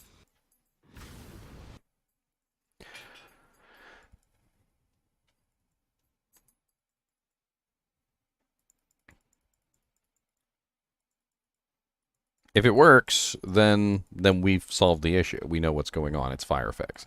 If it doesn't work, then it's something else. What kind of creature do I have, Frizzle? They're called chinchillas. I have tons and tons of videos on chinchillas. If you check out my my link there, I think the bot will graciously spam you a... Oh, yeah. Okay. Oh, I totally forgot. You can only add one torch at a time. I'm an idiot. All right, so we've got one. Now we got to save and exit, and we got to do it again. Because torches, you can't have more than one torch in your inventory at a time. So, of course, it deleted one of the torches that I created. So I got to go ahead and just open it back up. Yeah, blah, blah, blah, blah, blah. Stupid poopy head. I always forget that with torches that like when I'm editing them in, I always just forget that like you can't do that. Like that's a thing. You can't just edit in like multiple torches. You've got to do them one at a time. And it's stupid too because I know you can't hold more than one torch at a time, but I still make the mistake every single time I'm editing items in because it lets you, right? So the hero editor lets you put multiple torches in the inventory, and then when you load up the game's like, nope, against the rules, deleted. You only get to keep one. Deleted.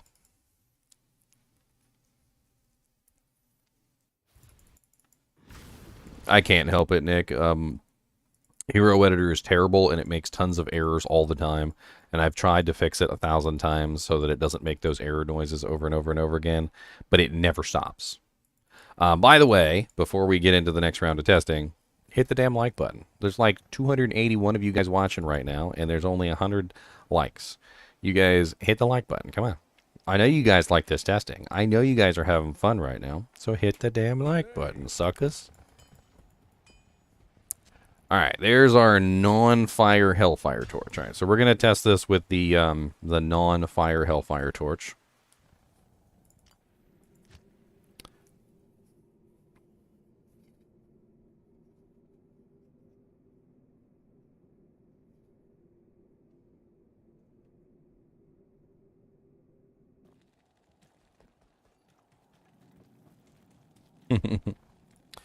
Okay, so let's take this 25%er out. We don't want this one anymore for this particular round of testing. That's the 5%er. This is the one that that actually exists within the game, the 5%er. So it very well could be that my testing might be inadequate for Meteor because the 5% might not be enough fire to cause the issue. But we're going to test the Meteor with the 0%. Okay, we're going to see how this works. So this is going to be Meteor round testing number 1,000,005 because we've, yeah, poopies. All right, so trade to sell. Get my timer back up on the screen.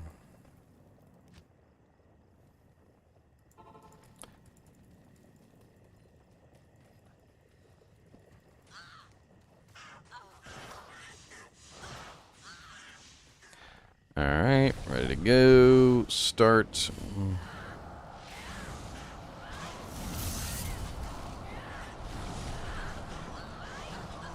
See if it lags up again. I'm assuming it's the fire effects. That's my thinking. My thinking is it's the fire effects. Maximum number of fire effects on the screen at any given time. So we're taking the Hellfire Torch out of the equation.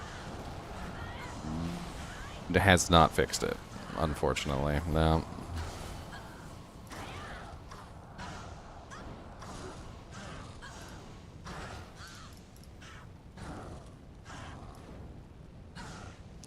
And we've gone into a slideshow.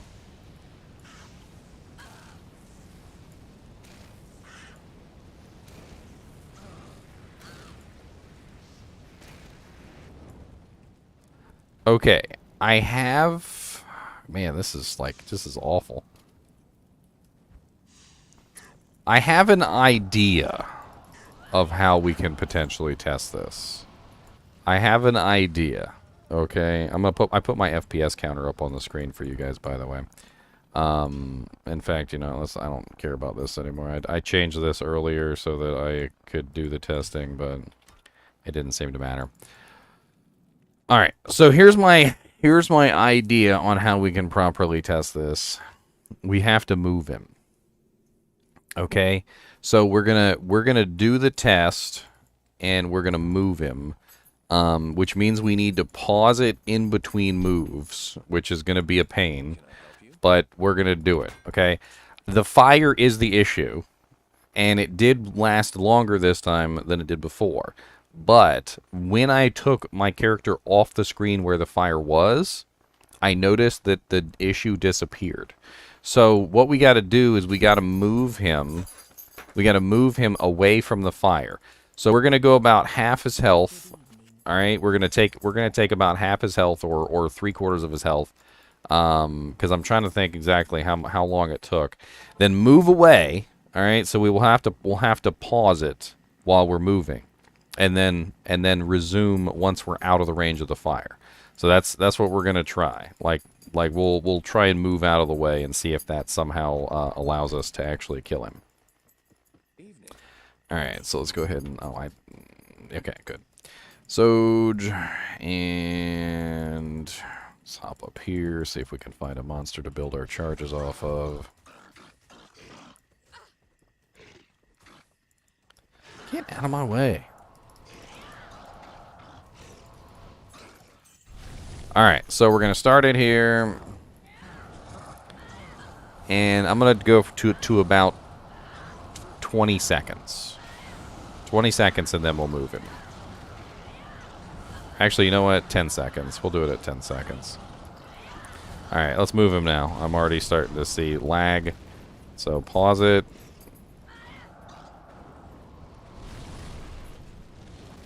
We're gonna let the fire diminish here. He's not moving. It's unfortunate.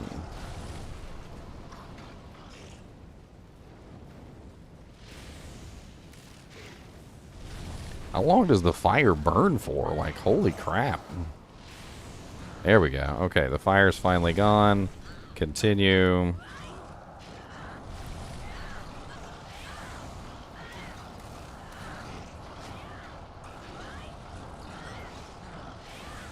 Alright, I'm seeing lag ups. Pause it. Let's see if we can bring him down here.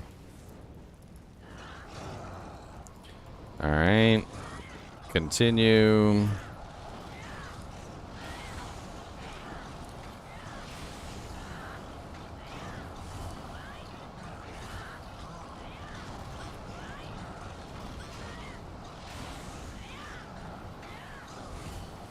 And we've got lag ups. But he's dead-ish. Yeah, he's dead. Okay. I'm going to say that was about 45 seconds. That's what it looked like to me. About 45 seconds. So, I mean, we could give her... it lagged up there for a minute, so let's give it to 42.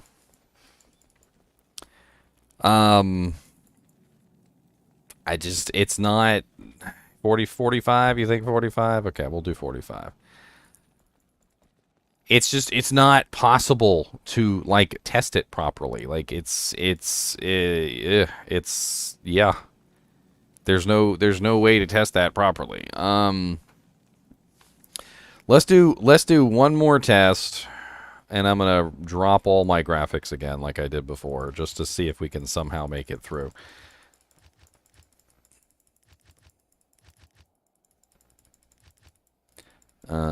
I'm not going to drop the resolution, because that's a pain in the butt, and I can't freaking see anything. But we'll drop all of the graphics, alright? We dropped all the graphics. And then we'll also do dynamic resolution scaling. Okay, so baseline graphics. I have a 3090 Ti, by the way. We already tried Legacy Mode, Team Billy. It didn't work. it bought us a couple extra seconds, and it didn't. It doesn't seem to be technically a graphical issue. It seems to be something else. All right. Afternoon.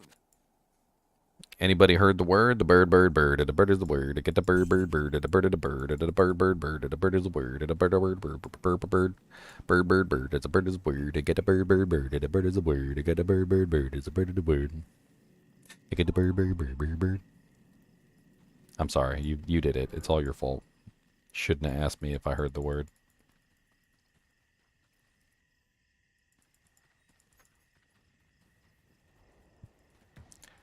Alright, Cobra Strike. One charge there. Alright, let's try this in the lowered graphics and see what happens.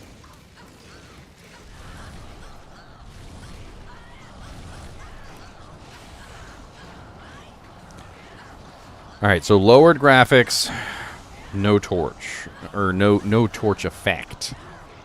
Let's see if we can somehow sustain this.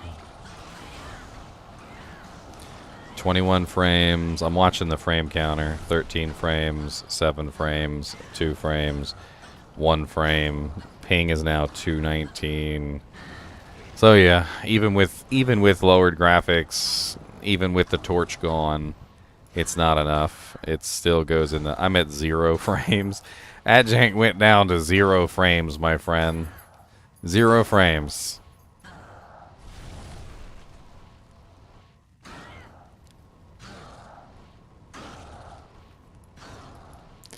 Let me check my task manager real quick. I'm interested to see what's going on.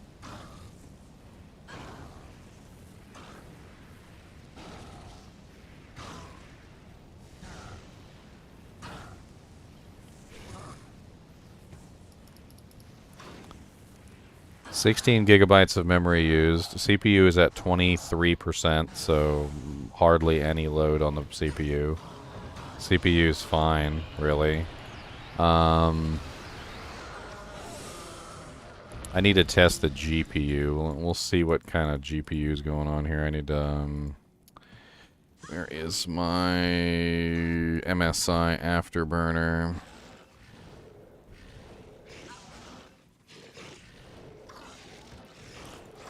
Alright, pull up my MSI Afterburner. I want to see what's going on with my GPU when this happens.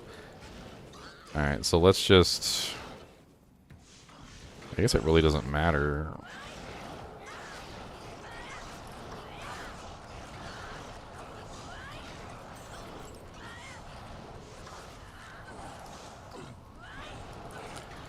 You know, it's interesting because I don't think I can get the effect to happen on a regular monster. I think it has to be Uber Diablo, because no other monster can live long enough through it for it to actually happen. In fact, I think that if I had multiple effects going on, like Tiger Strike and some various other things, Diablo might not live long enough for the effect to actually occur, for the lag to actually happen. At your service. Like, that's just a theory, but I want to test real quickly. I want to test real quickly what happens to my GPU. So you know what? I'm going to bring this up on stream so that you guys can see my GPU while we're doing this testing here. Hold on. Where are you? It never wants to show up there unless I choose something and then open it back up and then choose it again. All right, this is my MSI Afterburner, and basically you don't really need to see Uber Diablo. I'm just gonna bring this up here. I want you guys to see my graphics card, like what my base clock is, my clock, the temperature. As you can see, it's 57 degrees Celsius right now, and then let's also show. You know what? Let's add another window capture here. And why did you not add it? Add a new source. There we go. Let's go to my task manager. I'm going to bring my task manager up on the performance tab for you guys so that we can get like a good look at this and see what the hell's going on. And on.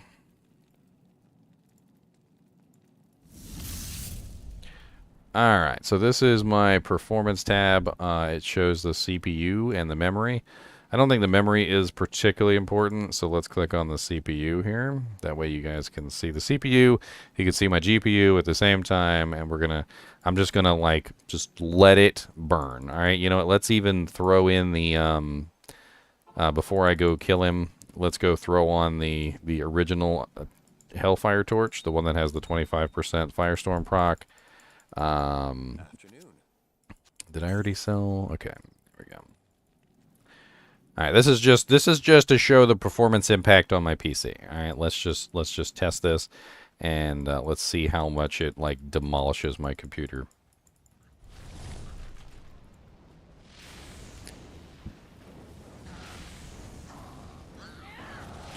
All right, here we go.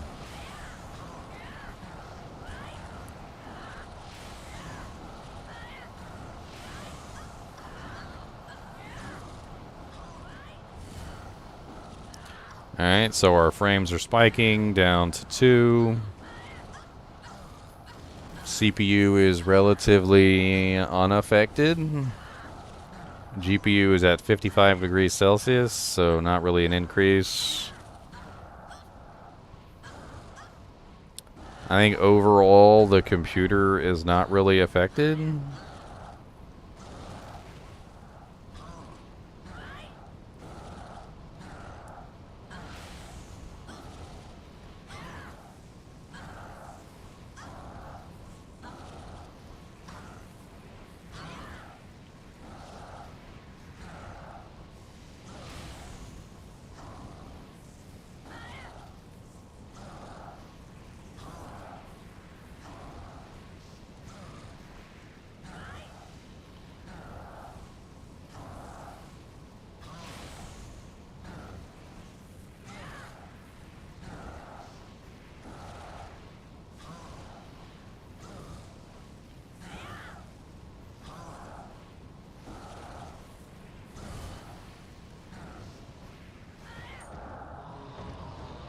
And he's dead.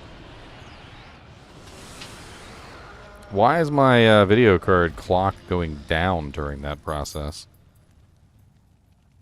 It seems like the video card is having trouble processing.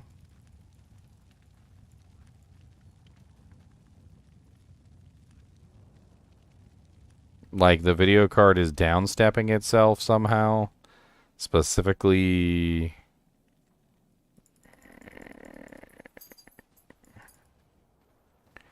Huh. Okay, well, I mean, we got some data. It's interesting data. I'm not sure if it helps us out any or how I can fix the fact that the GPU clock speed is going down or if that even has anything to do with it whatsoever. But it could be something to do with the game not requesting enough, like, information during that time period. Maybe the GPU is downclocking because the game is not actually requesting the right amount of information.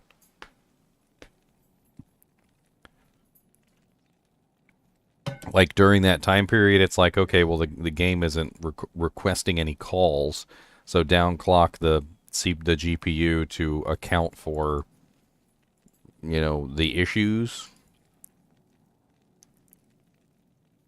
This is my idea.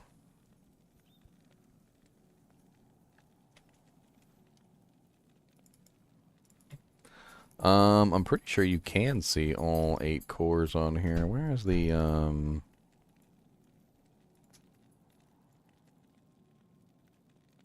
cores 8, 25% utilization. I could have sworn there was... Yeah, there it is. CPU usage. No, that's not it. Never mind.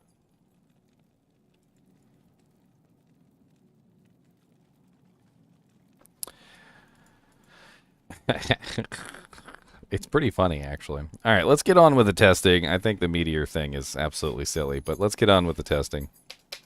All right, so what have we not tested so far? We can't do the Fists of Fire and the Meteor together. That's impossible. I'd like to do Tiger Strike with random other abilities to kind of get an idea of how well Tiger Strike works with other effects. So for the next test, let's do Tiger Strike plus Blades of Ice. Kind of interested to see how that works. And then we could also throw in something else. So, like, this is going to be like full testing. Like, what would it be like if we had like the full test suite, so to speak? So in this particular case, we could do. We can't do Meteor, obviously. So since we're doing Blades of Ice, we could do Chaos Ice Bolt. So this would be Tiger Strike plus Blades of Ice plus Chaos Ice Bolt. And we'll try those 3 in combination together, and let's see how that works out. So let me make sure I got a Cobra Strike on the main, Tiger Strike on Z, Blades of Ice on X, and Phoenix Strike on A. Tomorrow, ladder starts tomorrow at 8 o'clock Eastern Standard. Blades of Ice does not have next hit delay. Chaos Ice Bolt does. But having one next hit delay ability doesn't really matter all that much. So, like, adding one next hit ability in isn't too terrible. Alright, so we can't use Cobra Strike, can we? No, we can't use Cobra Strike, actually, now that I think about it. It won't stack. Yeah, it won't stack. Alright, let's go grab Tiger Strike. Alright, we need a monster. Alright, Tiger Strike, Blades of Ice, and Phoenix Strike. Alright.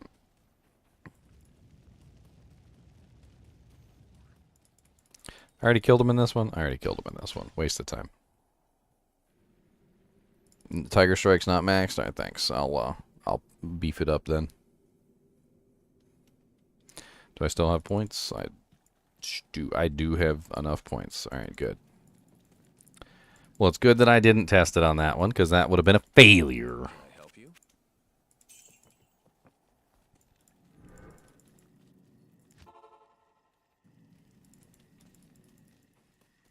Failure. Alright, try this again. 1, 2, 3. 1, 2, 3. 1, 2, 3.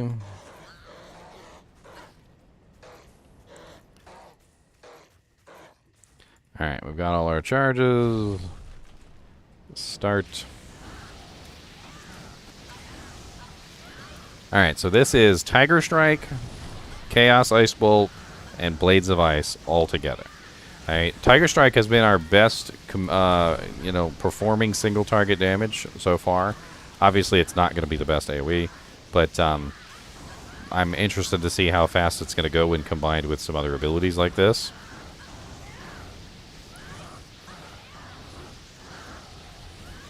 "30 seconds, 31, 32, 30, 33.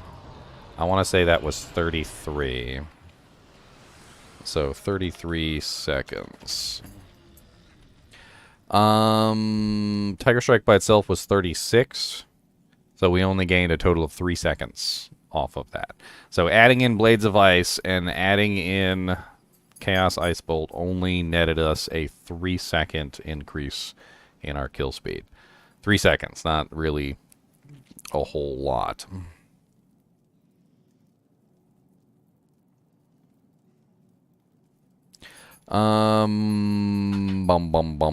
Let's test out some other ones. I am interested to see how Tiger Strike and Fists of Fire combine together, but we also had an issue with the fact that you can't Life Leech with Fists of Fire up. Fists of Fire does cause some issues there. Let me stack up my potions here. It's going to be a little bit of a pain in the butt, but we're going to try it anyway. So we can't combine Meteor because Meteor is just insanely broken. What can we combine with Fist of Fire? I guess we could just do Tiger Strike and Fist of Fire just as a test. Let's just do Tiger Strike and Fist of Fire together as a test real quick. So write that down.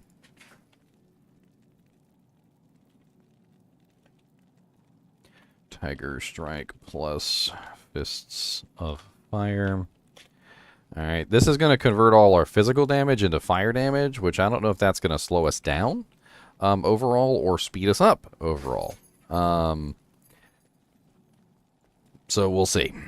Yes, Infinity will have a huge effect on elemental damage, but the point of this test is not to test that stuff out. It's just to check and see how fast these abilities are in comparison to each other. So we know like what the king of the abilities is, and as so far single target wise, Tiger Strike is definitely the king.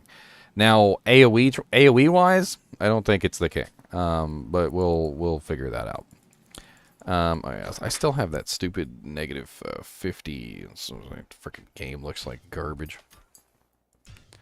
All my settings still low too. I'm gonna turn this back up. Give me just a second. This Meteor thing breaking my computer is hilarious. You know, if they let us test this stuff in advance, we wouldn't have these issues. But no, they never let us test the stuff in advance. They never let us do it. And it's rude, and I don't know why they always are so rude. They're so rude about the testing. They're like, nah, you can't test. Nah, you can't test it. Nah.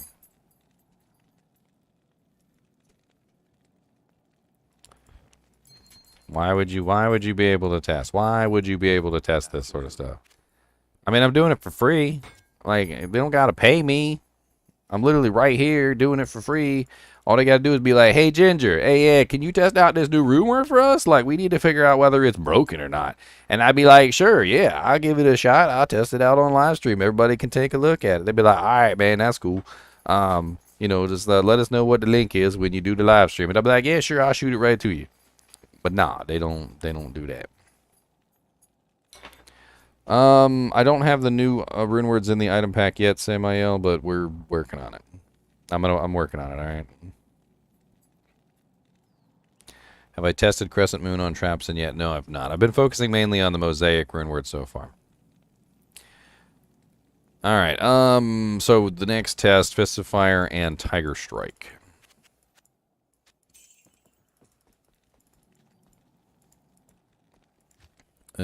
Fist of Fire and Tiger Strike. All right, and we can throw in Cobra Strike too.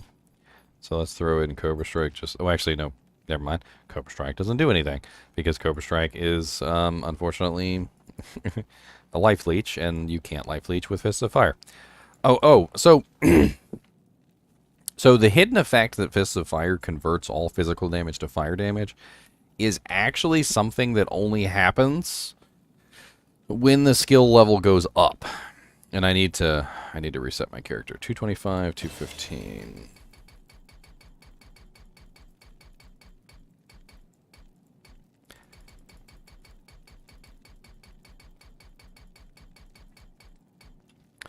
So this is something that that a lot of people don't know about Fists of Fire, is that the percentage conversion from physical to fire damage increases as it levels up.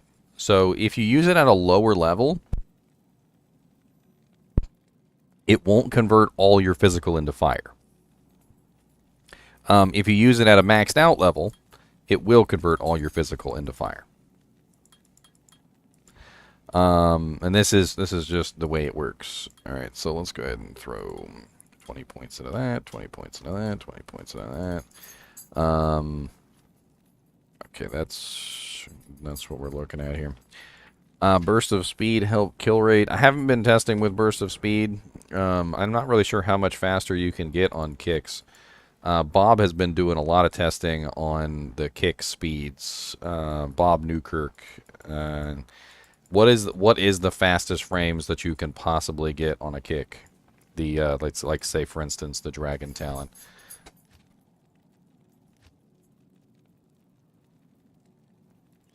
Like if you were to stack up IAS as high as you can, like what's the max breakpoint? Three frame kicks. So you're looking at the fastest possible kicks you can get are 3 frame kicks.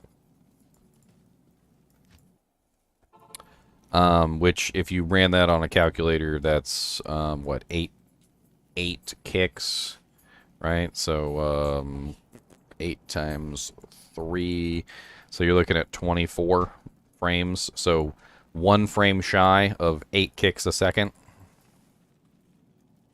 33337. That's what we've been talking about a lot, is that the 4 frame may be the ideal, and it may actually increase the damage a lot with 4 frames. So we might have to redo some of these tests with the next hit delay skills. It's not really a huge deal, but especially with Claws of Thunder, we're going to have to remake some Mosaic Claws with, what is it? I'm trying to think right off the top of my head.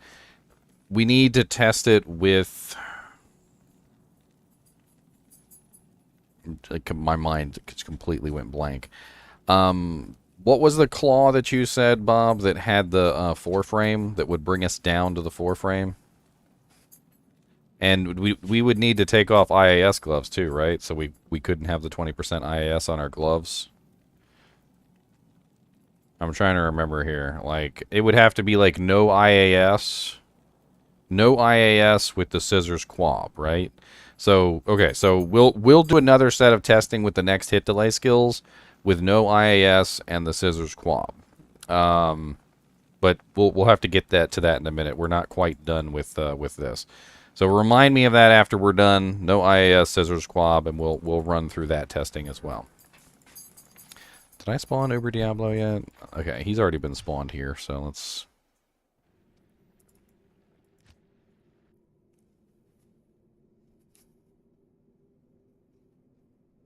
Unfortunately, the Thunderclaw doesn't seem to perform very well at all, Talking Heart. That's one of the things that we were just talking about. But I would like to test it with the 4-frame claw to see if it increases the damage output. That is something that I'm interested in. So you may have to slow the kicks down to get the optimal damage output out of that ability.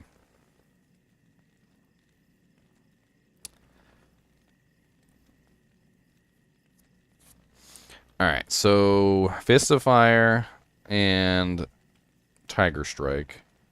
And that's it. So we're just doing Fist of Fire and Tiger Strike on this test through. No, we haven't done Dragon Tail yet. We're not onto that yet. Alright, so let's go ahead and grab our Doujinx here. Good. Alright, there we go. And then we need Tiger Strike. Alright, and let's go down here and fight some Uber Diablo. Ooh, actually, hold on. Let's kill some of these monsters first, shall we?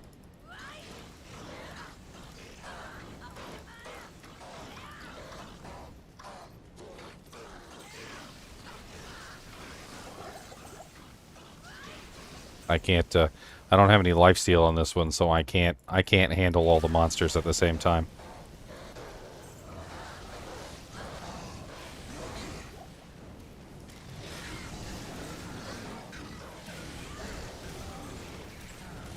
Alright, Diablo has been negligibly affected by that. That's actually not bad. Alright, so good. We need to let the charges disappear because I've got the Phoenix Strike in there. Let's go ahead and remove this. Alright, let's rebuild.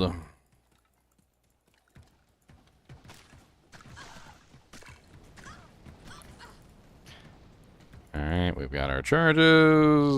We're going to have to chug some potions on this one.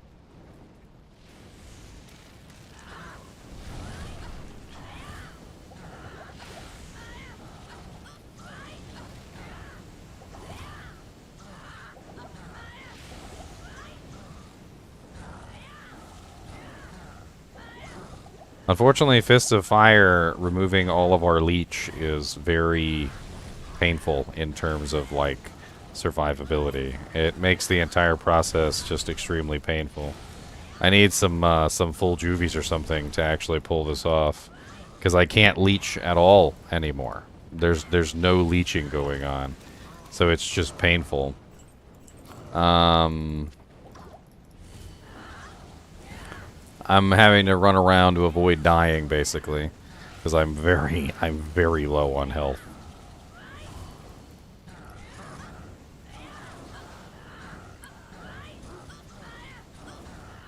And he managed to kill me. So, Fist of Fire is an issue. Fist of Fire has no physical damage, and so it has no leech. There is no leech from Fists of Fire. Now, one thing that I'm thinking here is that if we don't max out Fists of Fire, and this is an interesting option, so we're going to have to reset 225, 215. Let's try this one more time with a little bit of a different setup.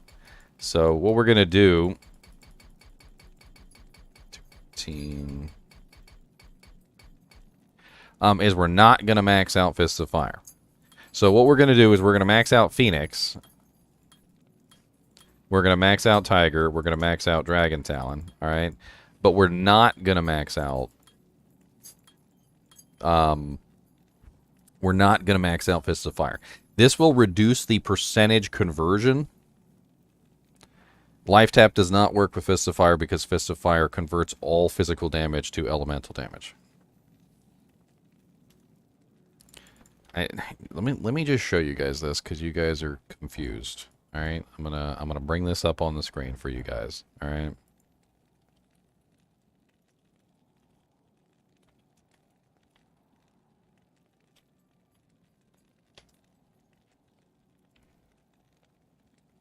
Alright, this is Amazon Basin. Alright, I'm going to bring Amazon Basin up on the screen for you guys. And of course, my freaking light malfunctions.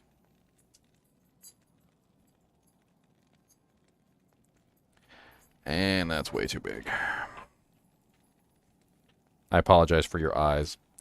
I'm just tired of explaining this. Alright, right here. You see this?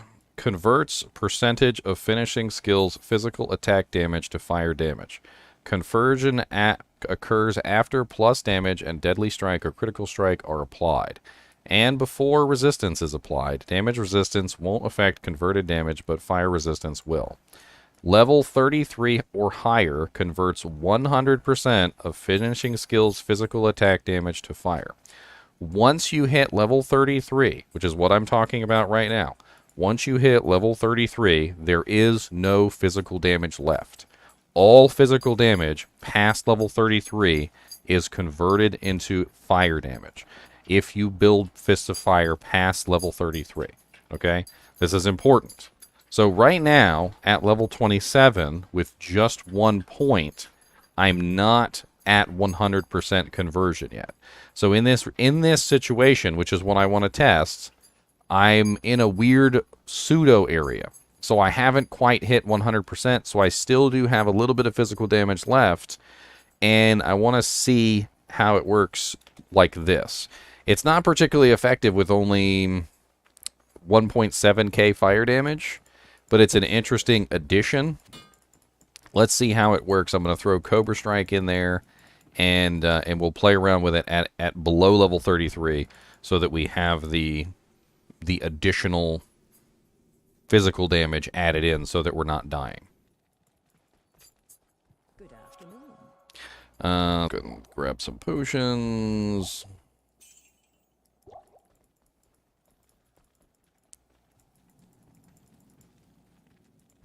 And Sojas.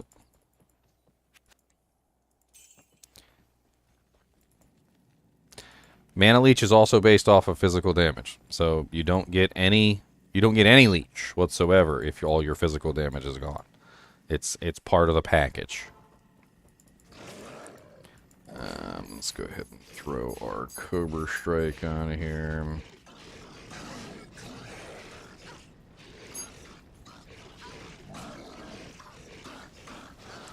Why did it do that? I literally clicked on Cobra Strike, and it's just like, nah, fam. I don't want you to click on Cobra Strike. Can you put some Cobra Strike charges on there for me, please? Thank you. Alright. Here we go. Let's test this. So this is Tiger Strike, level 1 Fist of Fire, and Cobra Strike. Now that we don't have all of our physical damage removed, we can actually do a little bit of leeching. As you can see, there's a little bit of an issue where my health is going up and down, but there's really not much I can do about that.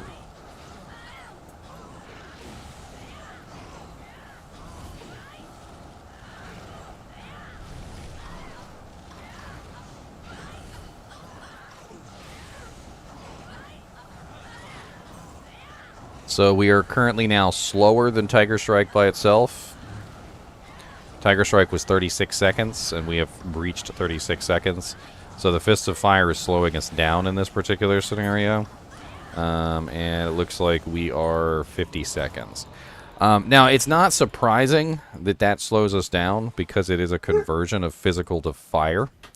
So Uber Diablo probably has more fire resistance than he does physical resistance. He's probably like 50% physical. I could look it up, but he's probably like 50% physical resistance, and he's probably a hell of a lot more fire, probably like 75 or something like that fire resistance.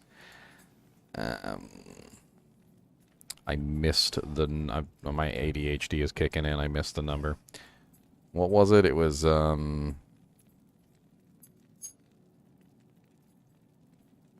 Will you go to live? For some reason or another, like, watching my own stream on my own computer is, like, absolutely impossible. Can somebody tell me what the seconds was on, the Fists of Fire Tiger Strikes? Because I totally missed it. And my stream is not loading. I can't get the stream to actually play. I hate this stupid interface that they have on YouTube. 50 seconds? Alright, 50 seconds. Good. Sold. I ain't even going to second guess you. Done. Alright.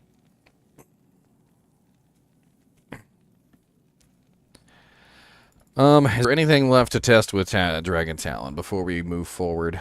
We already tested Tiger Strike by itself. We tested pretty much all of these abilities in combination. I think the only thing that we didn't test was a full suite. We didn't test a full suite.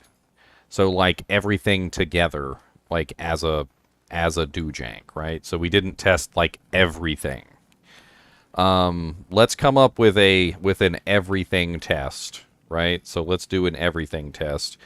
I think one of the everything tests I was gonna do was Fist of Fire, but I can't really add Fist of Fire into the equation anymore. I feel like it doesn't work out well because of that conversion process. And then we can't really add Meteor in anymore either, because Meteor is poopy.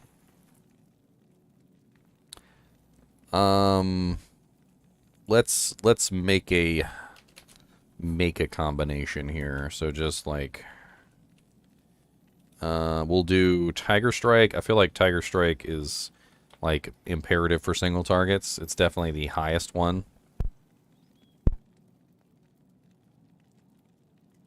Claws of Thunder performed horribly, so I don't really see Claws of Thunder being useful. Blades of Ice definitely increases the time. So Blades of Ice is nice. Blades of Ice, Tiger Strike, Phoenix Strike, obviously. So let's throw in something from Phoenix Strike. Which was the one that performed better on the list here? So Chain Lightning was 52, and Chaos Ice Bolt was 59. So the chain lightning performed better. So let's do the chain lightning.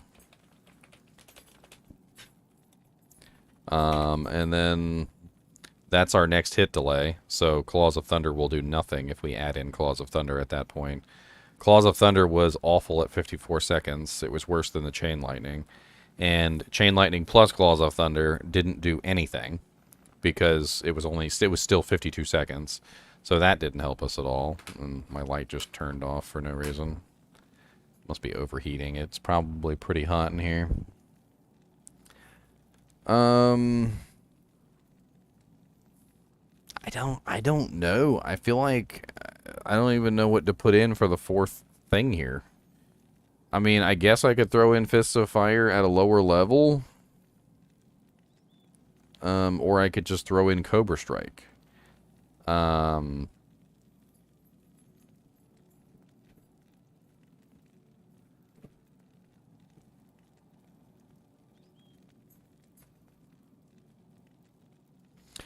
boom, boom, boom, boom, boom, boom. I mean, a low-level Fist of Fire wouldn't completely cancel out the physical damage, which wouldn't be terrible, but it's also going to convert the majority of my physical damage to elemental, which isn't really wanted or needed. One charge of Claws of Thunder does have a lightning hit, which might work out. Let's do that. I feel like that's a good choice. Sorry, my lights are being absolutely terrible. I'm going to turn them off for a second here. I know that green thing on the screen looks terrible, but they're overheating is what it is. It's too hot in here, so I just need to turn them off for a little while so they cool down.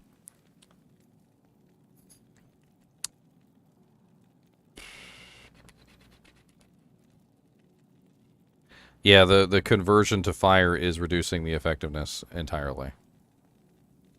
I would agree. Okay, so idea. Blades of Ice, definitely. And let's grab Claws of Thunder.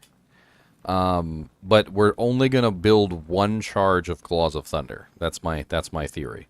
So one charge of Claws of Thunder is lightning damage 1 to 8,116. So we don't do the Nova and we don't do the Charged Bolt because the Nova and the Charged Bolt did less damage overall than the Chain Lightning from Phoenix Strike.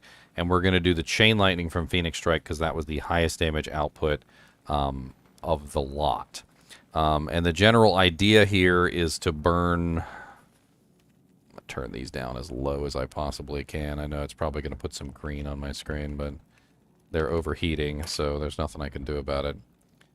They just keep turning themselves off anyway.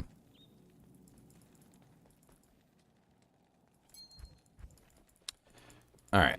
Let's go ahead and save. I don't remember if I killed Uber Diablo in this one, so... let me see if I can filter out that green from my doojank here. I just need to adjust the gain just a little bit. Okay, that's fine.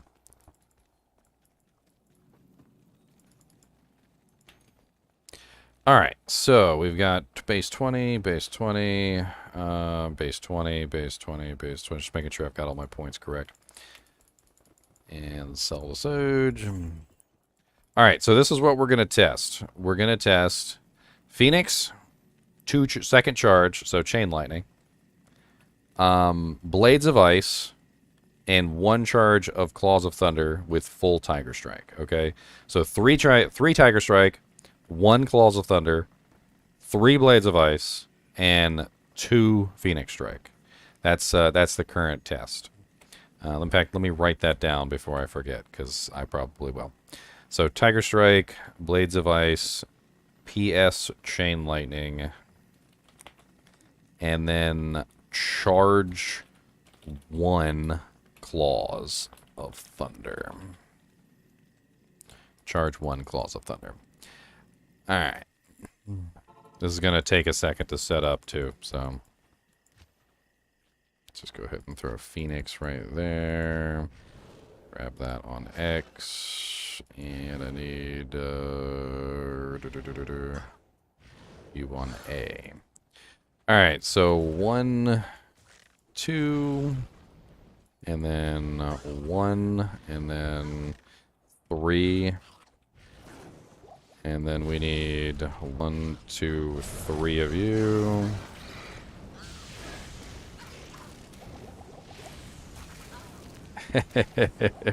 I forgot to put up Fade. That was my bad. That's okay, we can redo it. I totally forgot to cast Fade. That's my bad. My resistances are absolutely terrible without Fade. He freaking annihilated me.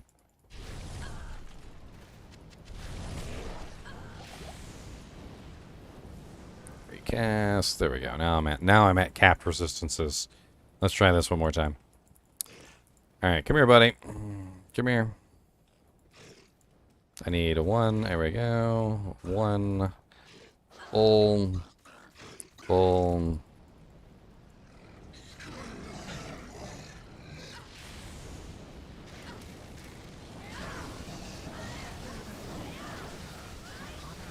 Alright, so this is optimal setup from what in my mind I can see. Yeah, I forgot to put points into vitality. Look at me. It shouldn't matter for this test anyway.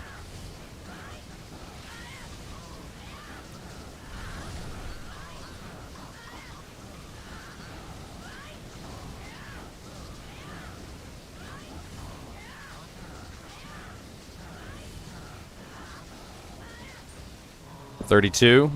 I want to say that was 32. Could have been 31.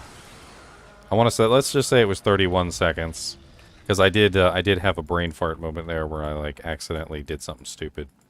We'll give it a penalty. I had the Nova from COT. Dang it! I didn't mean to have the Nova from COT. Let's retest then, shall we? The Nova from COT could be interfering with the Chain Lightning, which would slow everything down immensely, because the Nova does far less damage than the Chain Lightning does. So let's do a retest. How may I be of help?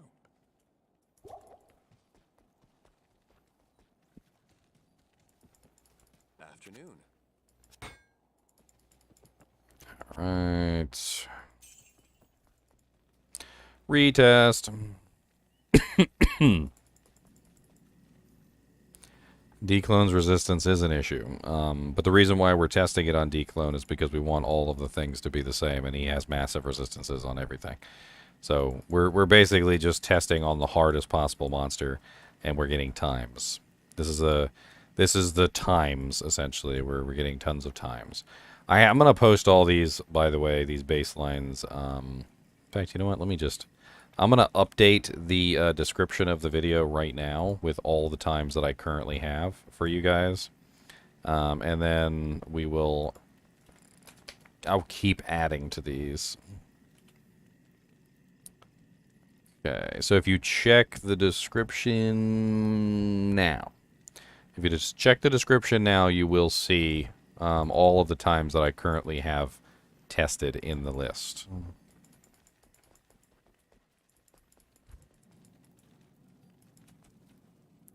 Stats are in. Skills are built properly. I have Fade. Recast Fade. By the way, one thing I've left out of this testing is Venom. The reason why I left Venom out of the testing is because I don't really feel like it's important to have that in here. A Kixin probably will build Venom and add that in, so it might make things a little bit faster. But as of right now, that's not what we're testing, so I didn't want to add that into the list. We've already got way too many variables going on, and I didn't want the poison in there as well. Alright, let's try this again, since we had it wrong last time. So, 1, 2, buckle my shoe. And we have 2 charges of the COT again, so we've got to let that disappear. I need just 1 charge of CO2, and that could be an issue. trying to get only one charge with 2 claws. And again, we ended up with 2 charges.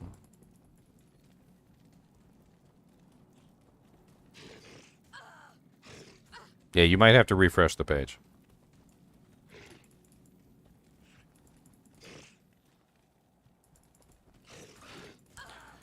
Ugh. Building 1 charge of COT is not going to be easy. Yeah, I mean, I could just simply take off 1 claw for a minute, and then that... But that's just, like, completely insane as far as, like, getting this stuff to work.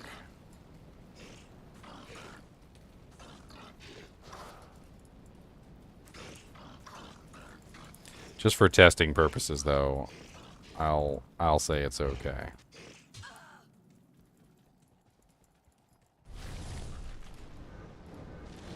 Oh, god dang it.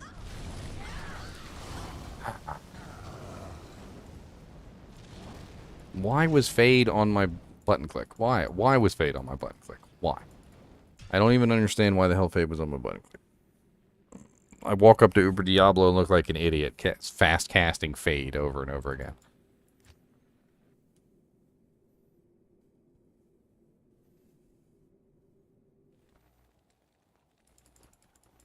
Bye, Bruce.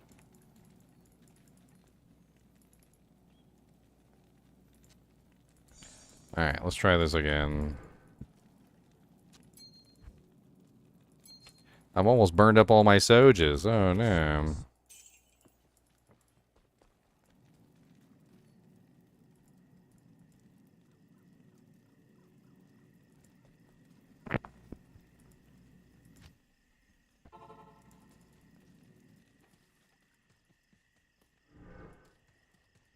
Alright, let's try this again. We got 1 claw on, so we can customize our doojanks. 1, 2, 1. 1, 2, 3. 1, 2, 3. Okay, we should be set up correctly. Let's get our other claw on.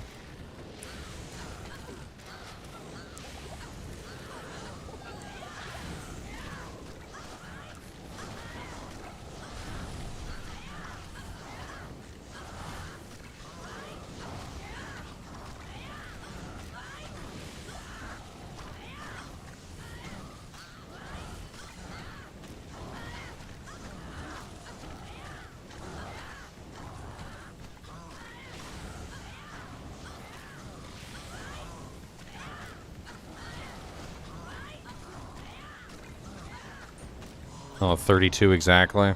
I want to say 32. 32 exactly.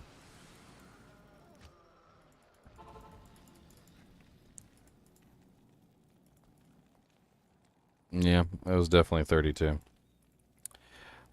Which is 4 seconds faster than Tiger Strike alone. 4 seconds.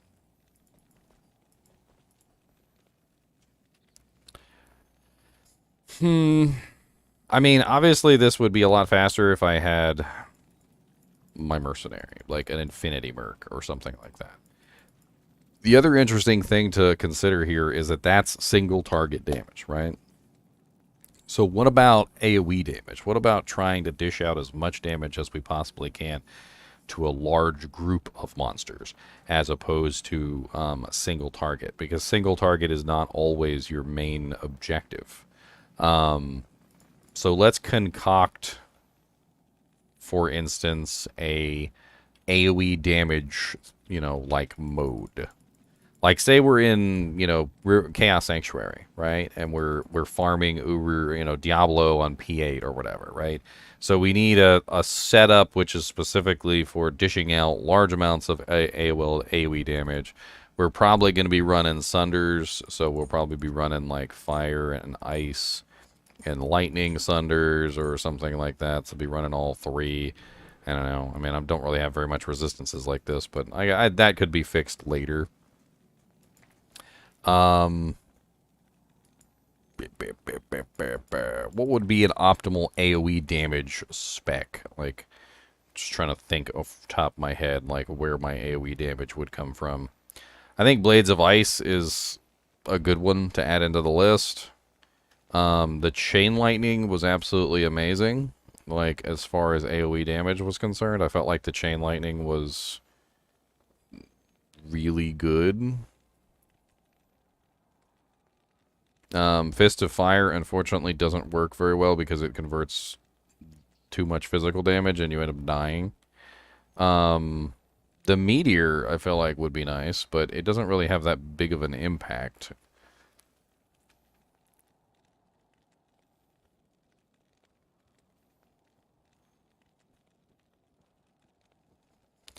I mean, Dragon Tail could be a better way of going about it. I feel like we're in the same boat with lack of lifesteal, though. We could potentially utilize the Meteor, though, because the Meteor only causes issues with graphical prowess when you're fighting one monster that can sustain a huge number of meteors, like an insanely large number of meteors.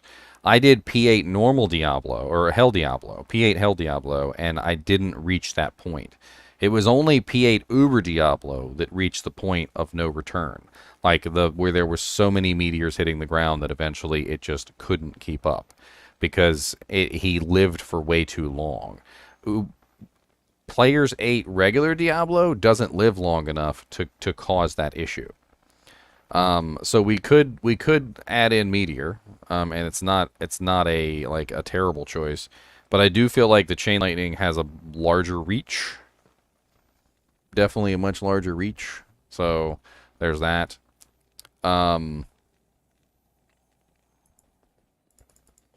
Let's do. I was gonna reset 220.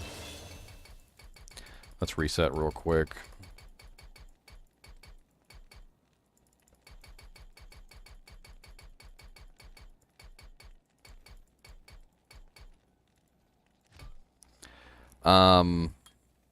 Let's go ahead and put 1 point in these real quick. 1 point, 1 point, 1 point, 1 point. Trying to think exactly what we should do here for AoE damage. Dragon Tail definitely does have a nice explosion, but it's only 4 yards. I mean, it is a smaller explosion. It's the same size as Blades of Ice, which I feel like Blades of Ice is like a no-brainer for this. Like if we're going for AoE damage output, we definitely want Blades of Ice. I think that's one of them that we're going to build up. Tiger Strike. We could do Tiger Strike / Dragon Tail, or we could do Dragon Talon instead. See, the difference here is that with Dragon Tail, we're going to attack slower, but we'll dish out AoE damage from the tail. But with Dragon Talon, we're dishing out like 7, 8 kicks, right? 7 kicks. And so we've got 7 kicks going off in a very short period of time, shooting off a huge number of chain lightnings. But of course, the other issue is that in Chaos Sanctuary, we have all immunities. There's fire immunities, lightning immunities, and cold immunities. So we can't just rely on one damage type. Fire is the worst one to rely on, and that's what Dragon Tail is. It's fire. It's fire immunity.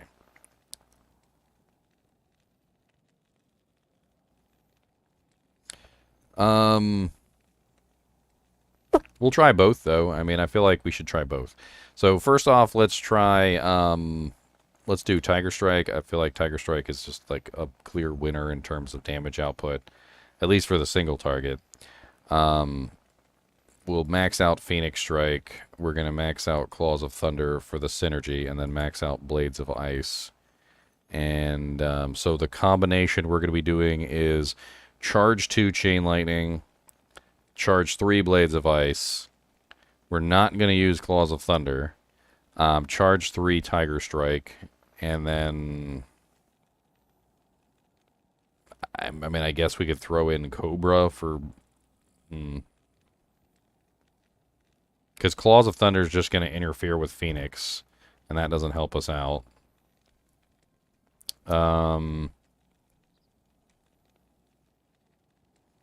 Yeah, I feel like there's nothing else we can throw in but Cobra. But I mean, Cobra will definitely help us survive easier. So let me just go ahead and throw on my feed here.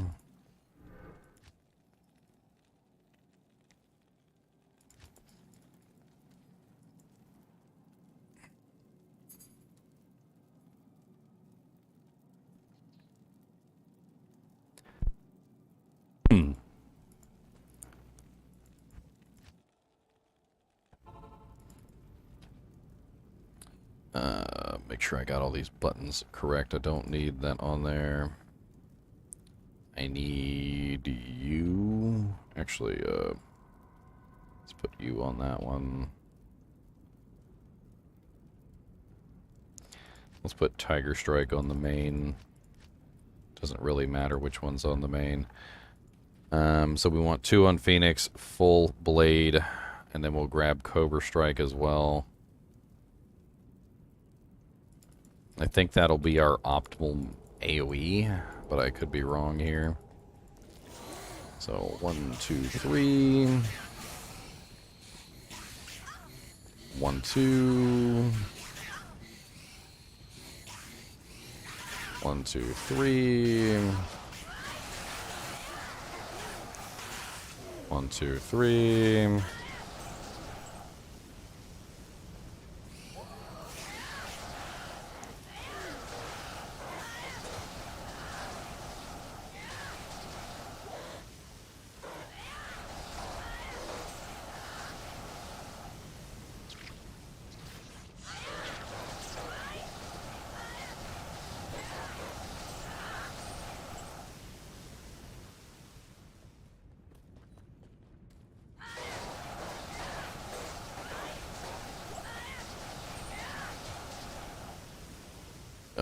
I have not tested the trap's negative resistance yet, Rykon. I've been having too much fun with this ridiculous mosaic crap.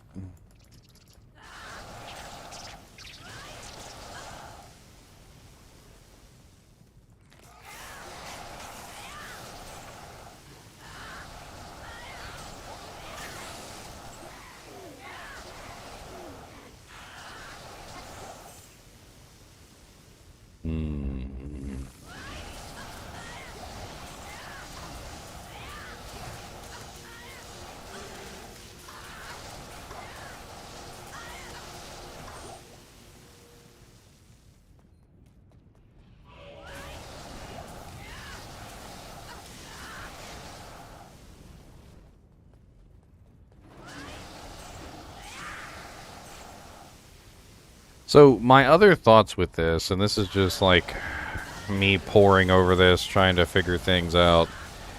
I feel like you would be better off focusing because of the way that these abilities interact.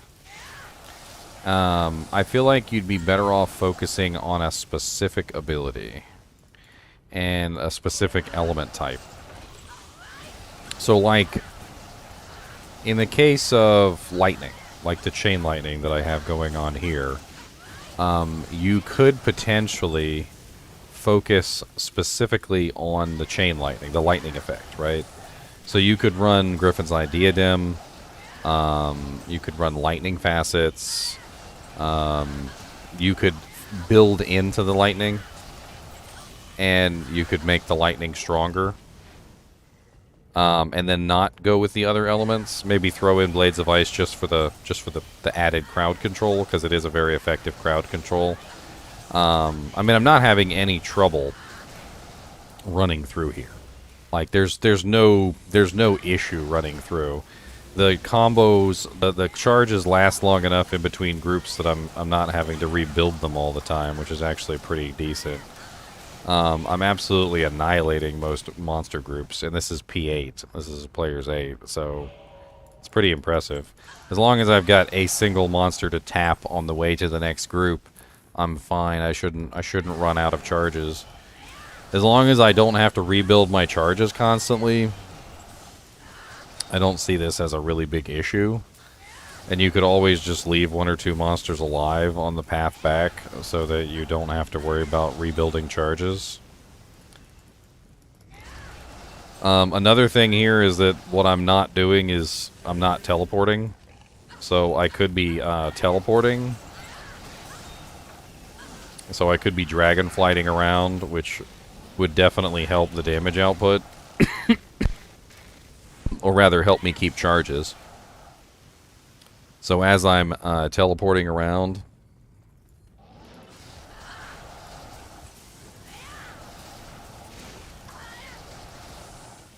that's because I'm using all 3 Sunders right now.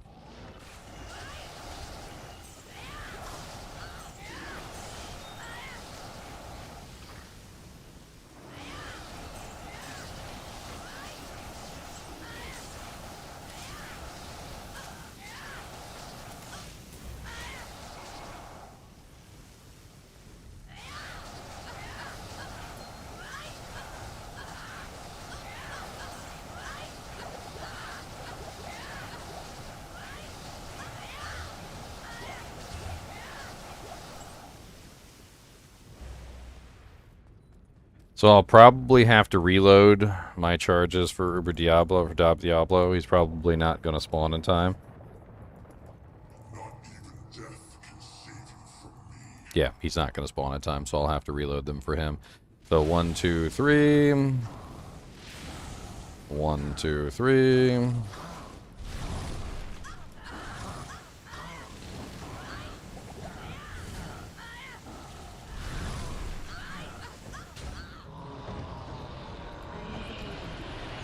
I mean, it's like there's no time at all. It's so freaking fast. I didn't even include the chain lightning. So let's do a little bit of theory crafting here, over top of Diablo's corpse. So, if you did strictly lightning, so let's pretend, for instance, that we just did a build. So let's go ahead and reset this, and let's do a build. All right. So we're gonna pretend that we're building something specific. So we're gonna 20-point Dragon Talon. Then we're going to 20-point Tiger Strike. All right. So that's our two main skills. All right. We're going to go ahead and throw a 1 point in all that. We're going to throw a 1 point in. I didn't mean to. God dang it. We're going to throw 1 point into all this. So we're going to 20-point this. We're going to 20-point this. All right. And let me get my Doojanks back up here.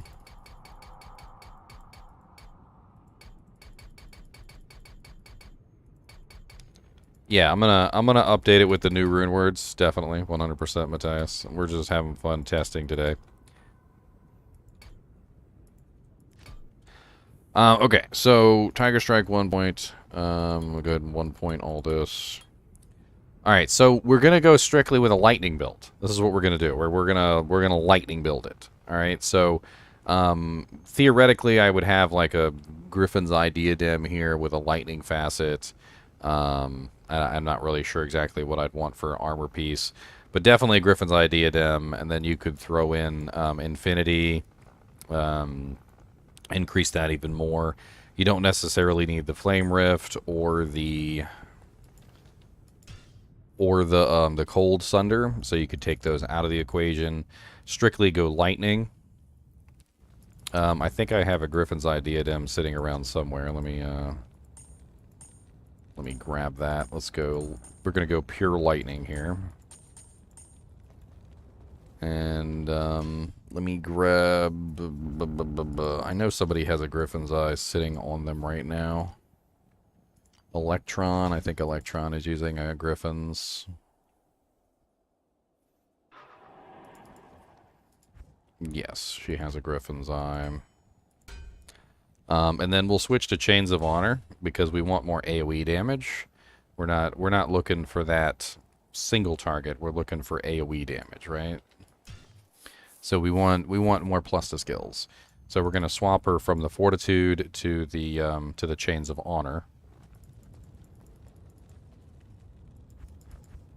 So let's give her the Griffins. This is going to lower her crushing blow, but that's all right. There's nothing really we can do about that.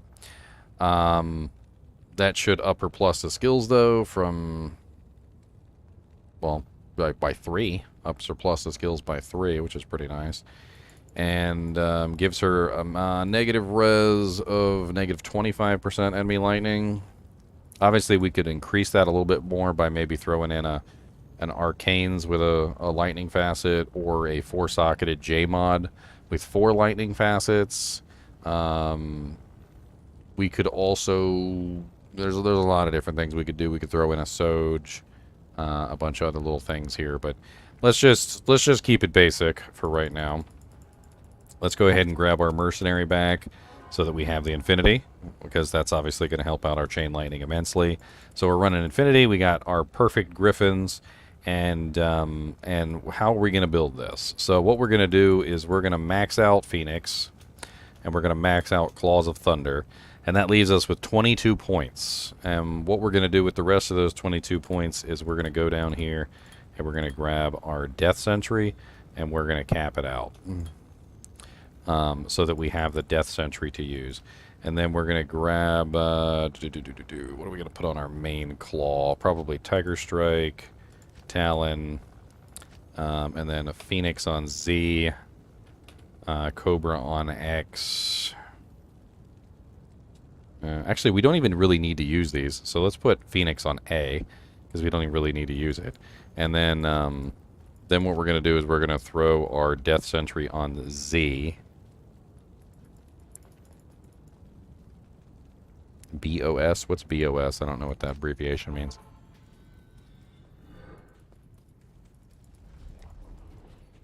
No, I haven't tested out Detail yet. I'm still working on Dragon Talon. Alright.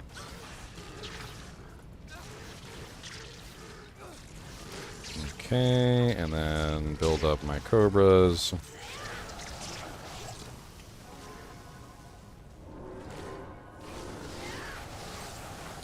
And of course, the actually the Death Sentries aren't going to do anything because I got Blades of Ice in there, isn't it? So we'd have to take Blades of Ice out, which I did. I did take Blades of Ice out. Okay.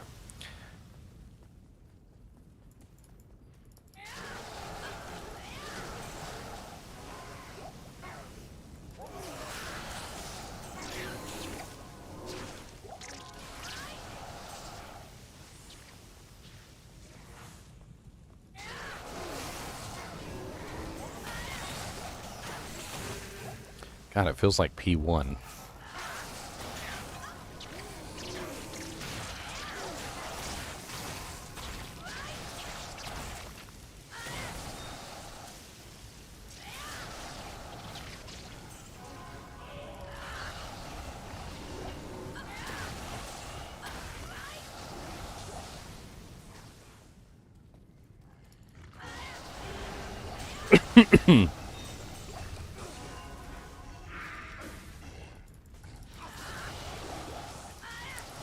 Did I forget to... I forgot to get Dragonflight.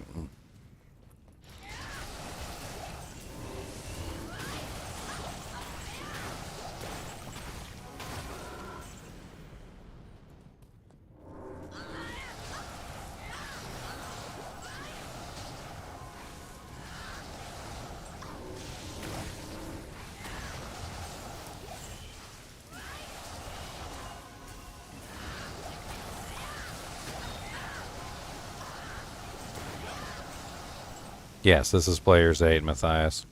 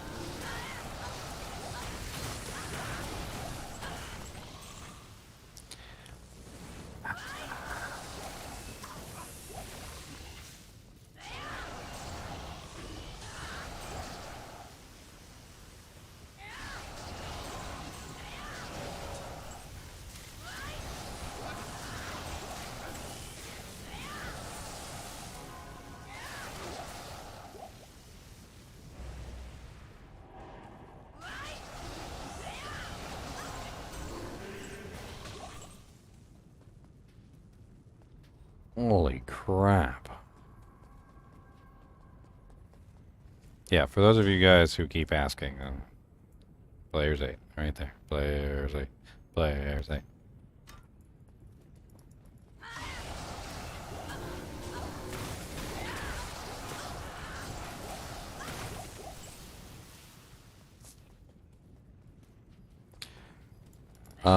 There actually is, Bob. So when we tested it, it was definitely interfering with the damage output. So we tested it earlier, and it was actually slower to run COT with the Chain Lightning. It caused the Chain Lightning not to hit, and the Chain Lightning was doing more damage than the Claws of Thunder was. So the the Claws of Thunder does 10,000, 1 to 10,000, and the 4,000. It does. Go over here for a second. It only does 4,485 for the Nova, so the Nova is low damage. The Chain Lightning is doing 12,024. So every time the Nova hits, it's preventing the Chain Lightning from hitting. So every single time the Nova goes out, it's preventing the damage from the Chain Lightning and Phoenix Strike. Which basically means that running COT with the Chain Lightning actually decreases your total damage output. It doesn't increase it.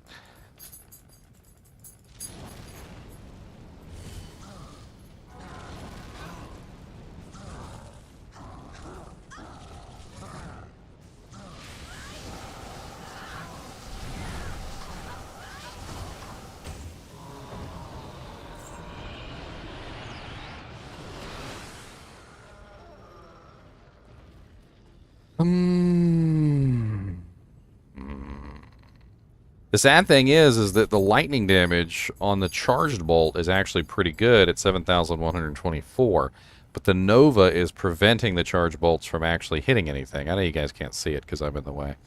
Hold on. So if you see here, the Nova damage is only 4,485. The charged bolt damage is 7,124. And then the actual on hit of Claws of Thunder is 10,191.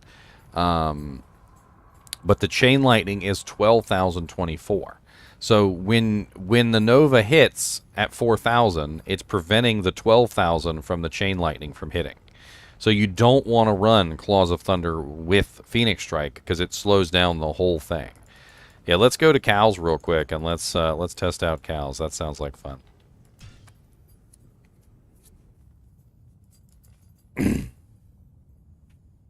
You could use just one charge, but we had some difficulty making that happen. I kept getting 2 charges because you're running 2 claws. I had to take off a claw to get it to be just 1 charge.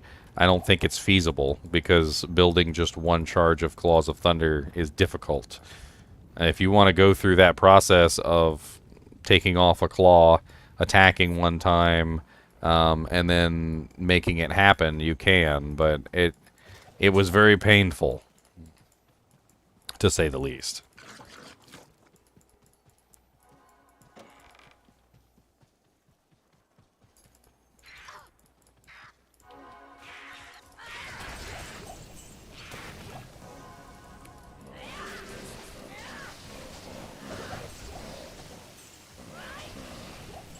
I don't have the full charges built up yet. I was just playing around.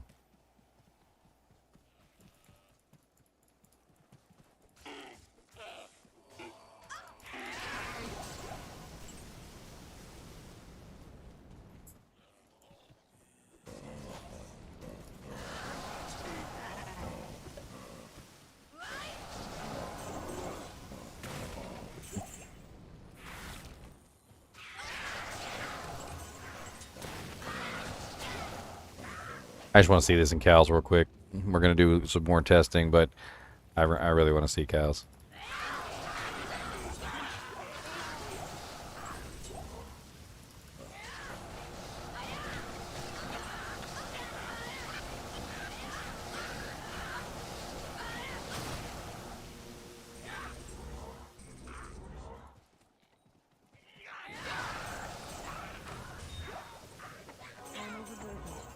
Hey, everybody didn't.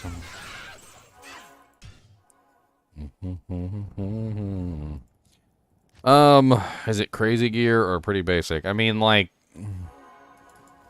I guess you could call it, like, I don't know. I mean, the Griffin's Eye is kind of crazy. The mosaics are really cheap. I mean, a lot of this stuff is pretty standard, like Ravenfrost, String of Ears, a dual Leech ring, although that dual Leech ring is really nice. +2 martial arts gloves, but believe it or not, you don't actually need the 20% IAS, and we're going to have to test this in a little while. Martial arts skillers, which honestly usually are pretty cheap, although I don't know about in the future.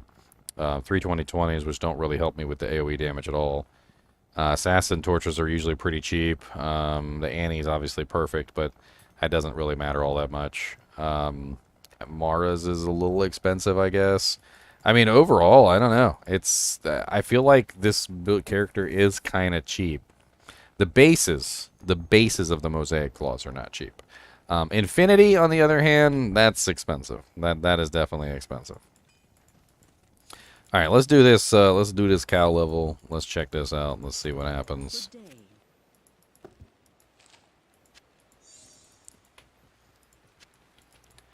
I kind of want to play around with this cow level real quick.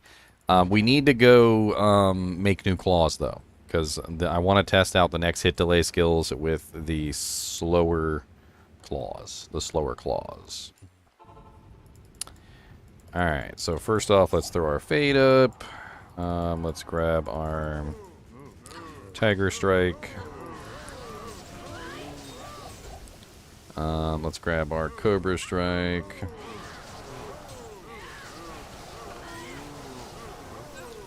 We also have our Death Sentry, which we don't even need.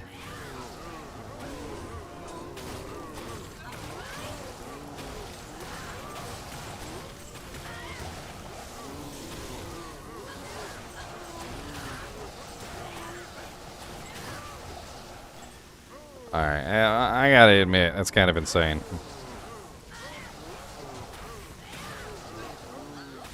Oh, no problem, Zaza. I appreciate it, man.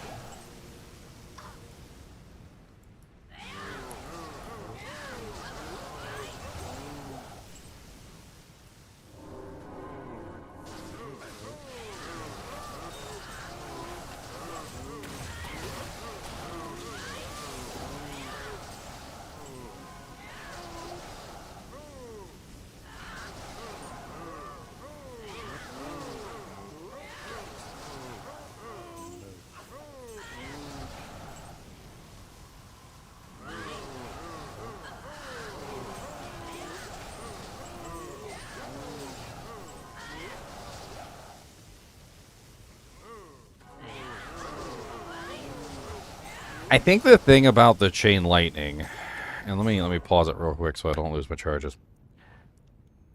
I'm not entirely sure, Bob, that adding in the slower weapon is going to affect the chain lightning at all. And hear me out, okay? Yes, chain lightning has a next hit delay of 4. But as you can see, when I'm spamming it, it goes out and in and out and in and out and in and out and in. One use of chain lightning is hitting a monster multiple times already. I'm spamming 7 chain lightnings, which are all cascading in and outward on the targets, which means that the monsters are getting hit multiple times within that time frame, which means that the monsters are all getting hit every single 4 frames no matter what. I don't think changing it to a 4-frame weapon would have any change whatsoever to the chain lightning damage. For Claws of Thunder, yes. For Chaos Ice Bolt, yes, because of the way that they work. But for the chain lightning, because the way it goes outward and then comes back inward and then goes back outward, I don't think it's going to have any change at all. It would be completely and utterly the same. And it's just simply because the chain lightning is saturating the entire area almost completely. And it doesn't have, I don't think it's going to have any effect whatsoever to change the kick speed. I mean, just watch it. Just look at it, how it saturates the entire area with chain lightnings. Look at how the chain lightnings go in and out and in and out and in and out and in and out. And they literally will hit the same monster like 4 or 5 times within a 4-frame delay. Like there's no monster within that field that's not getting hit by the chain lightning every 4 frames.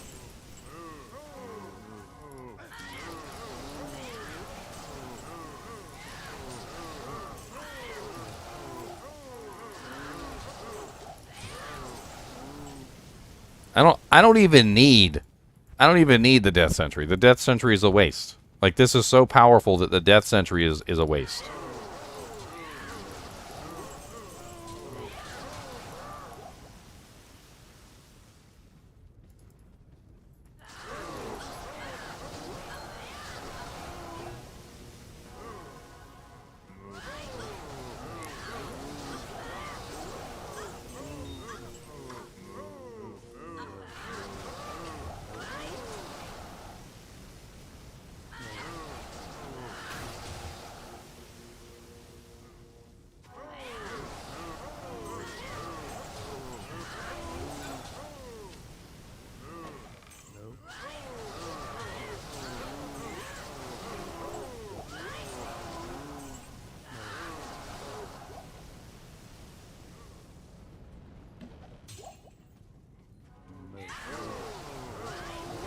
No, Death Sentry won't add any damage output to bosses because it's a corpse explosion.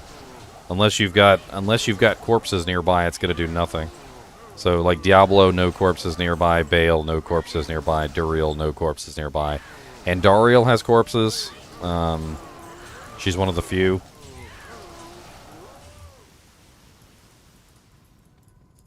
So let's test this really quickly, just for giggles. Let's take the griffins off, and let me take the infinity off. I just want to see what this is like without the OP items, right? So let's take the infinity out of the equation.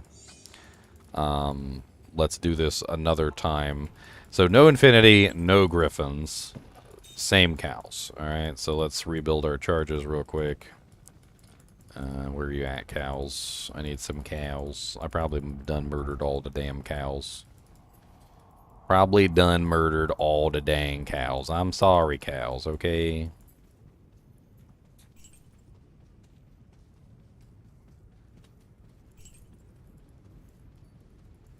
Any up here? Did I murder them all? I might just have to go do another run.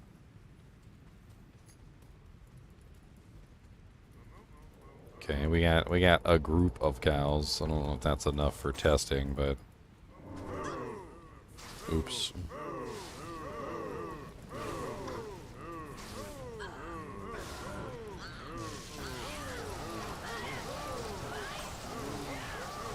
So obviously slower,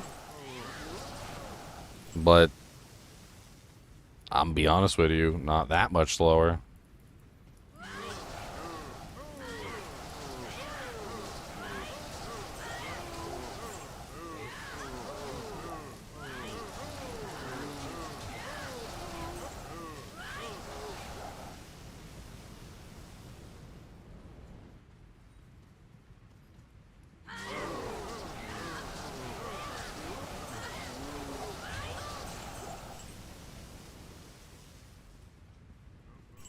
This is still P8. Yes, it's still P8.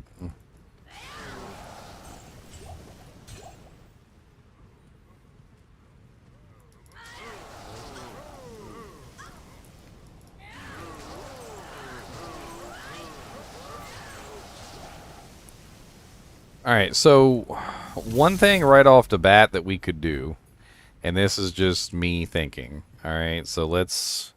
You know, let me take the timer off of here for... Actually, no, leave it up there. Whatever, it doesn't matter.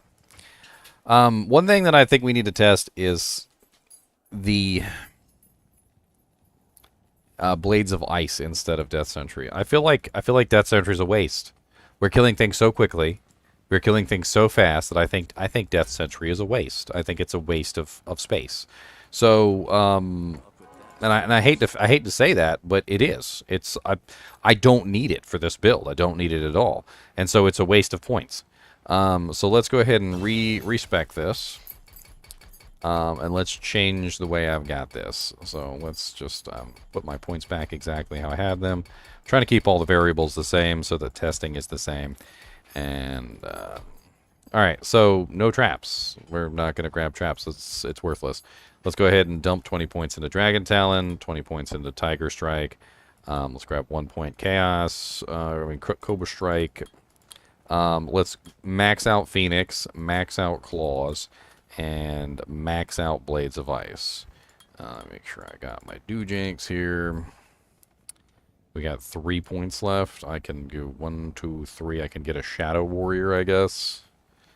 I mean, sure, why not? I don't think I've had him the entire time, but let's just go ahead and put a Shadow Warrior in. Oh, I didn't get Dragonflight, did I? God dang it.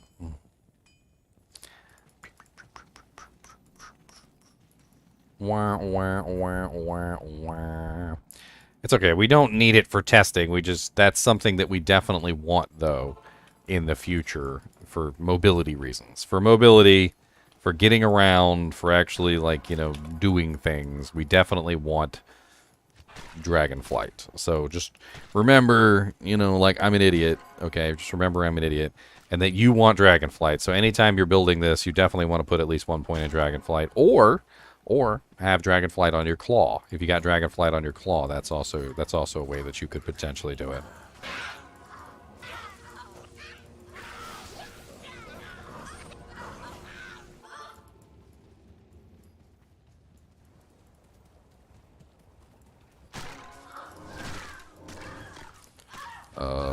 Kick. Oh god, I didn't mean to do that. No, stop it.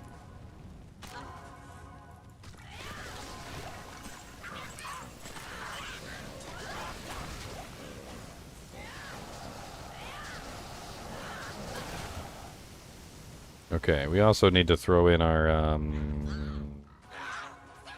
Z.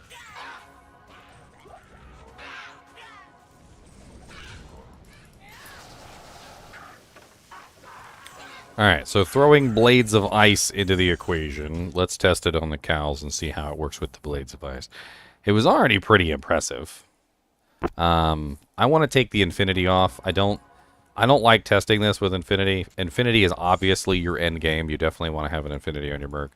But I don't like testing it with the Infinity because I feel like it's unfair. Most people are not going to obtain Infinity. Griffin's Eye is obtainable for most people. Infinity, not so much. The Order welcomes you.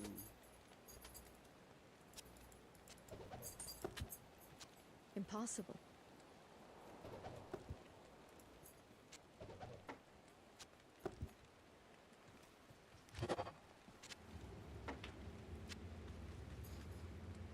I mean, that's probably why he wants me to use Burst of Speed so that I run faster.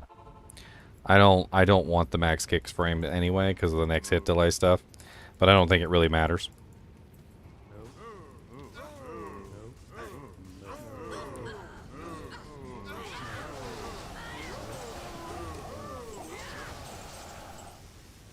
Do I got everything? ZZ, XXX.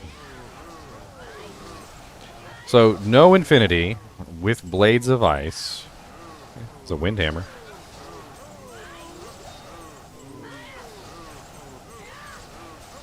Without Infinity, that's impressive. That's very impressive. So the Blades of Ice is adding in a layer of comfort, I guess would be the term. Like, it's freezing all the monsters and making them basically useless. It's doing a pretty decent amount of AoE damage right at the kick source. Pretty large radius, too.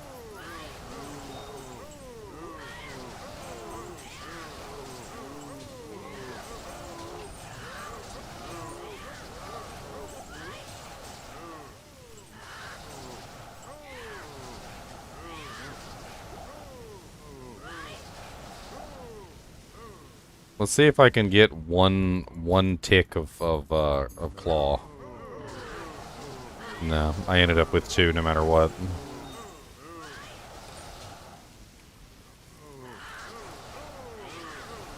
And I can already see it slower. It slowed down considerably as soon as the Nova came into play.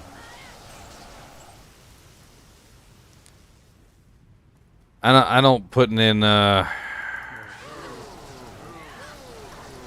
Claws of Thunder slows things down too much.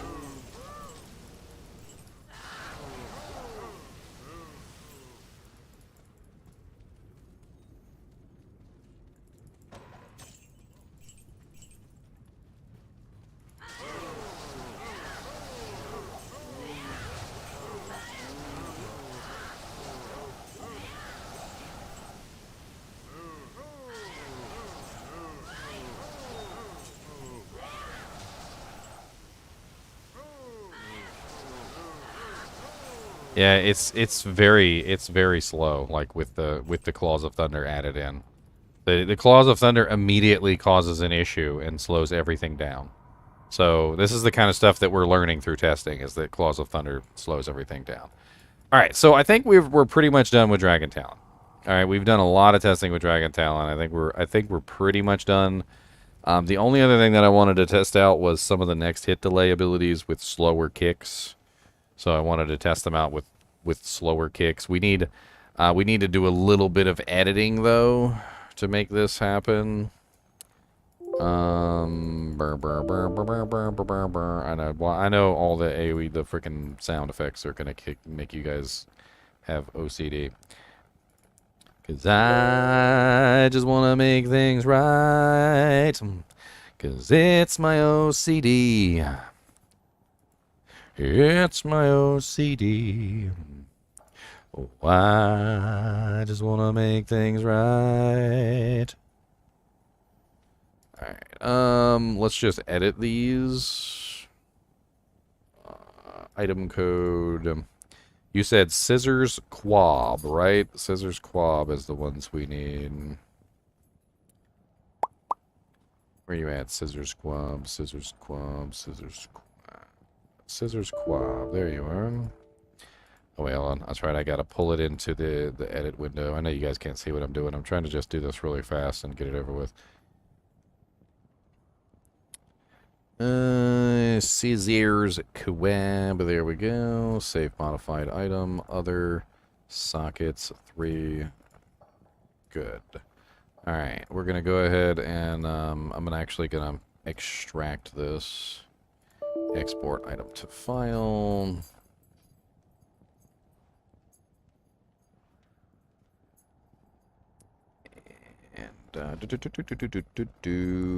Sunder charm, socketed white bases. There we go. Assassin claws.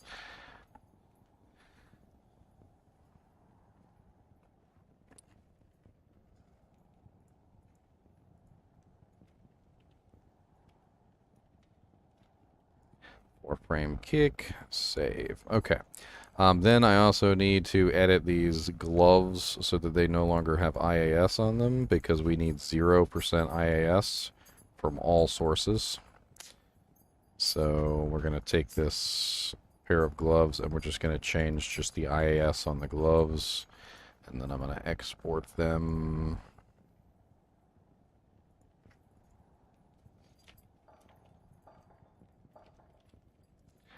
Alright, and then we're going to close this. I need to open up a new character and import these items in. Give me just a second. And get rid of that. Throw a million errors at me. That's what I always love about you, a hero editor. You just can't ever just be quiet. You always got to be rude. Where are you? Scissors quab. There we go. Bink, bink. Alright. We need to grab the runes. Runes, miscellaneous, runes, mal, gull, and finally, ham.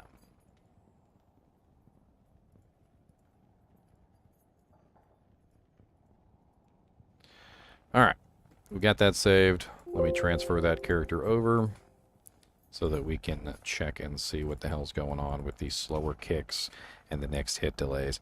I am interested to see if the kicks and the next hit delay, like running a 4-frame kick, is going to have a significant impact or not. I feel like, and this is just my opinion, that the way that the abilities work, some of them, it will have a profound impact. And also, some of them, the way the abilities work, it's going to have no impact. Chain Lightning, for instance, I think is going to be completely ineffective. Whereas Chaos Ice Bolt, Claws of Thunder, I think will have some impact. But as we discovered earlier, Claws of Thunder and Chain Lightning don't mix very well together. And the Chain Lightning is better than Claws of Thunder. So it seems like, honestly, Claws of Thunder might not necessarily be a good skill at all, which is kind of sad. I feel like one thing that they could do to fix Claws of Thunder is take the next hit delay off of the charged bolt, because the issue is that the charged bolt and the Nova both have next hit delay. So the Claws of Thunder ability isn't doing anything. It's actually quite sad when you think about it, because there's no damage output coming from the charged bolts. Let me actually take you out here and just show you this real quick. So we're gonna change to a single kick here. Oh, I don't have a single kick ability. Okay, well I'm just gonna show you. Try my best. So first charge the second charge of the ability is the Nova. See the Nova?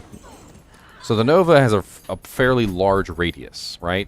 And it has a next hit delay of 4, which means everything within that radius has been hit with the next hit delay timer, right? So when we add the third charge and the charged bolts come out, they can't actually do any damage to anything within the Nova.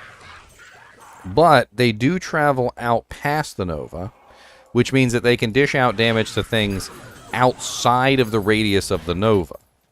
But the issue here is that the charged bolts are doing no damage whatsoever to anything within the Nova radius, which is kind of crappy. It's actually really crappy.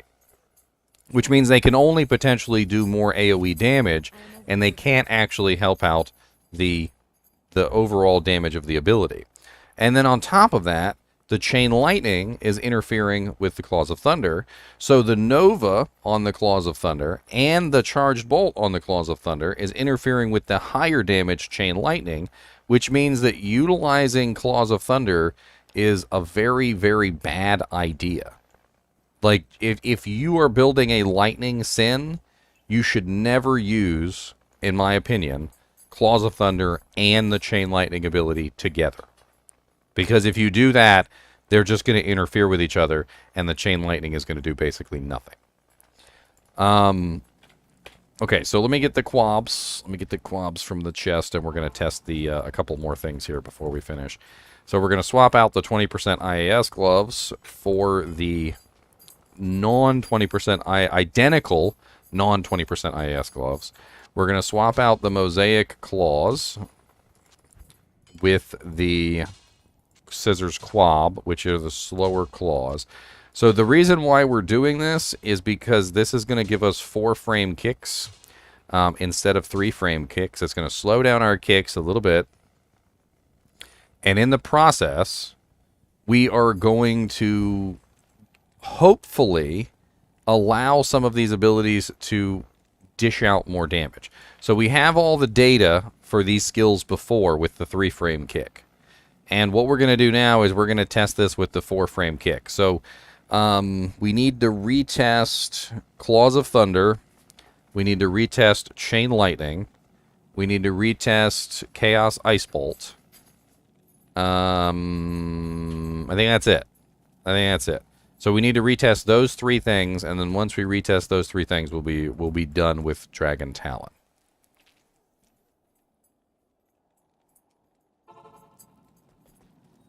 I have not tested the negative res on traps just yet, Carl. I'm hoping that it does work. They said that it was going to work, so my hope is that it will work. Can I help? I usually do variable rolls, but some of them do have perfect rolls, Matthias. You can always edit them with Hero Editor before you load them in to have perfect rolls. Anything that is not creatable in Diablo 2 Classic does not have perfect rolls. So those are just going to be, when you load them in, they're going to be whatever they are. So you probably, what you want to do is just like, you can edit in like 4 or 5 of them, and they'll all roll, and then just choose the best one. It's more realistic that way anyway, because you're probably not going to get perfect rolls on any of those rune words anyway. It's very, very rare that you're going to have perfect rolls.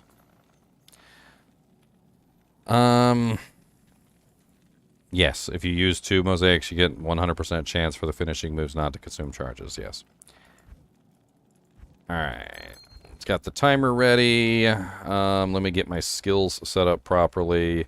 So the first thing that we're going to be testing is Claws of Thunder. I want to see how well Claws of Thunder does by itself.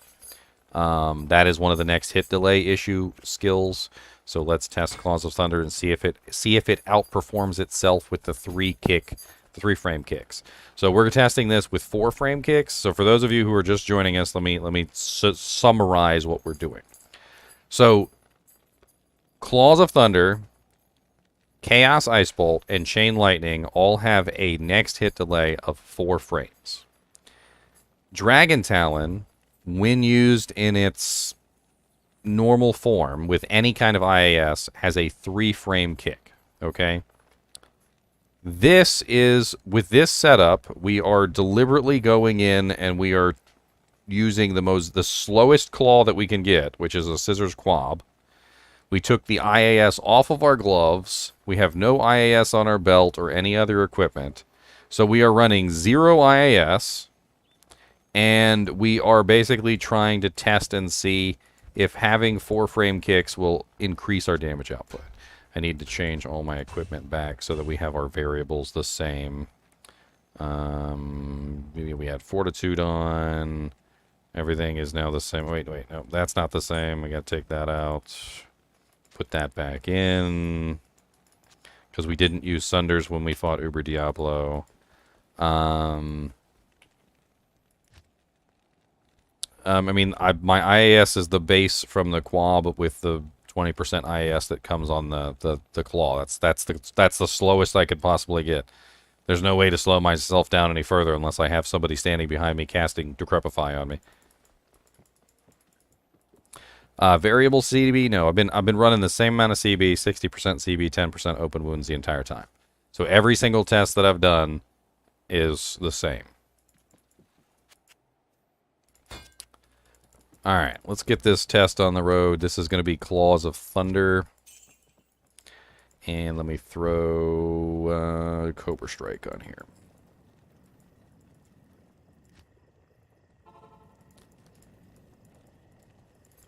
Alright, so we're going to test this with Claws of Thunder. So we need 3 charges of Claws of Thunder.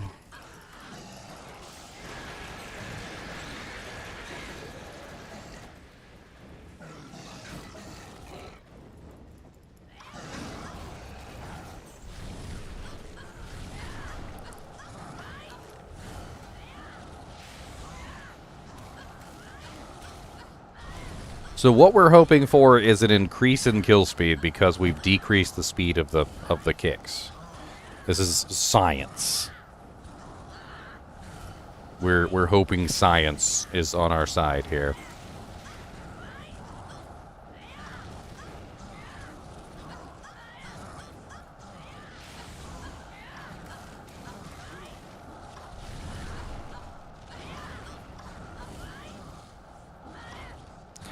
"37 seconds, 40 seconds. The unfortunate side effect of slowing down our kicks, though, means that we're applying less crushing blow. I mean, this is an unfortunate side effect, is that we are in fact slowing down our total single target kill speed.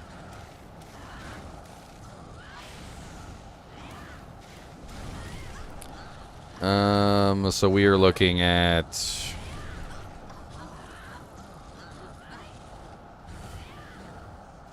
Dang, alright. 1 minute 14. 1 minute 14 was our time, which is slower than our baseline. So, Claws of Thunder plus 0% IAS plus Scissors Quab.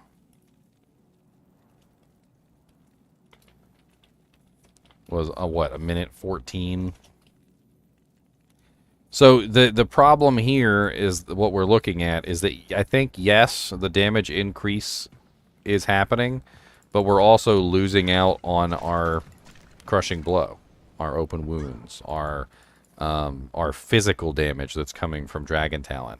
So by slowing down our kicks, we've lost a lot of single target damage. Just in general. So that is an unfortunate side effect of slowing things down. if we ran this again exactly as we currently have it with the Mosaic Runewords and the Runic Talons, I mean, we'd have a different result. Okay, but the interesting thing here is, though, is does this matter for AoE?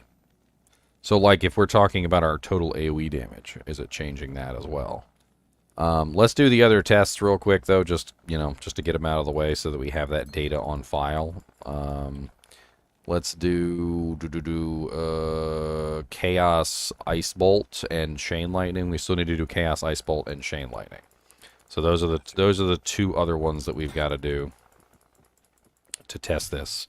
Get it all finished. We just need to get it all finished so we can move on to the Dragon Tail. We're going to move on to Dragon Tail next.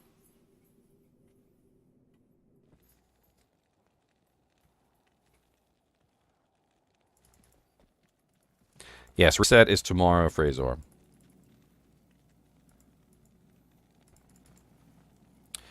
Alright, next test.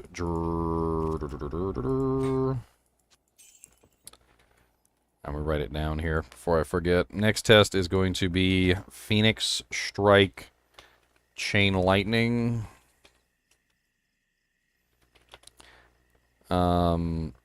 Slow kicks. I'll just write slow kicks. That's easier.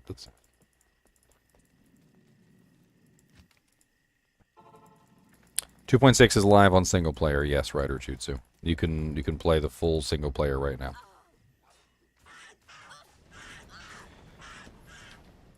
All right, we've got our setup here.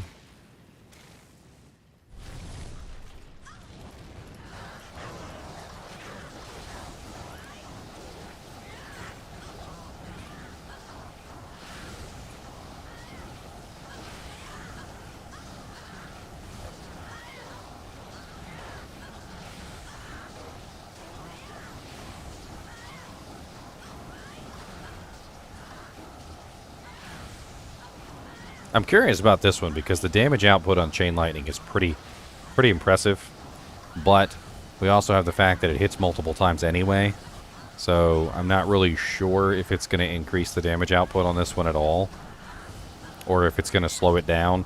The Crushing Blow getting diminished is definitely slower, but the Chain Lightning may or may not be doing more damage. I don't know.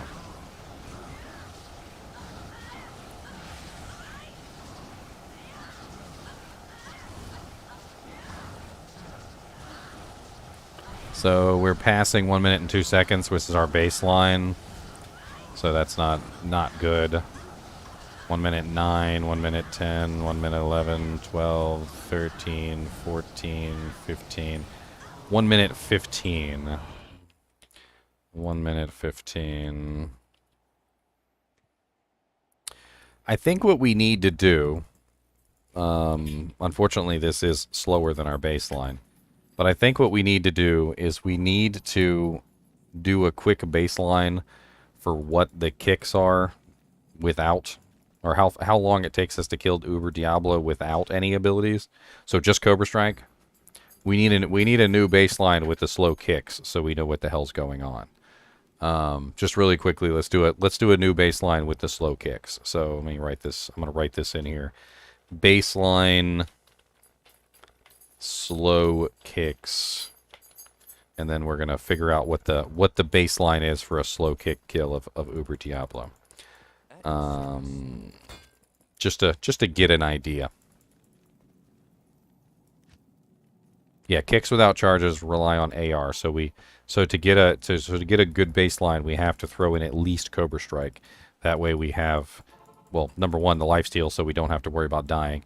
And number two, it also makes it so that we don't miss, which is exactly what you want. You don't want to kick without some charge, because any charge will allow you to never miss. So it turns into a smite ability.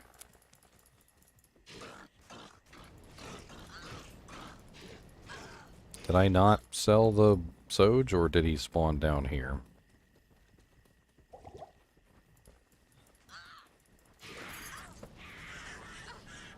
He spawned down here. Little turd. Alright, this is going to be our baseline. Baseline slow kicker. right? Just to make sure that we understand how fast the slow kicker is. And this will also help us compare to the other baseline, which was 1 minute and 2 seconds. Season 3 starts tomorrow at 8 o'clock EST, Yusuf.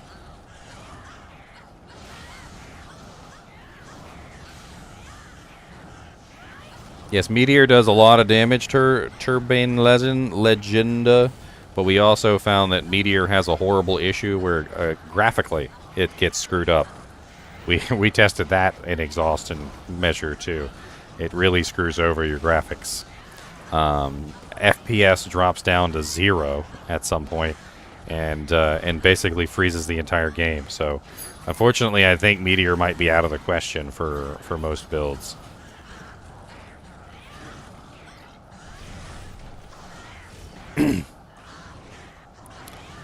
So, baseline for Uber Diablo with slow kicks is...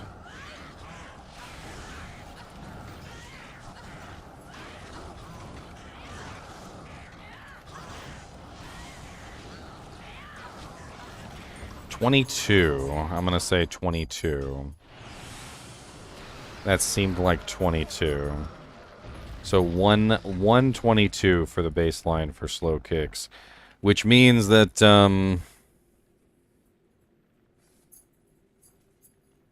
we didn't really gain much speed. We gained what, 6, 7, 8. We gained 8 seconds on Claws of Thunder, and we gained 5, 6, 7 seconds with the Chain Lightning.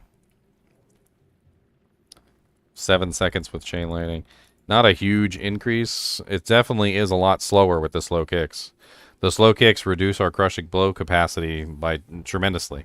So we end up with an extra 20 seconds on our Uber Diablo kill time from our 4-frame kick baseline.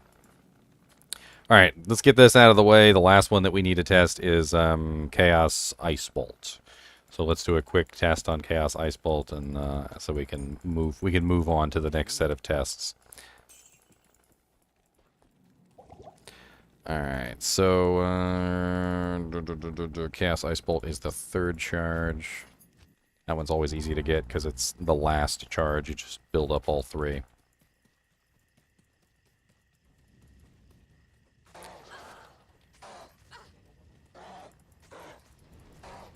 Get our Cobra Strike in there so we don't die. 1, 2, 3, start.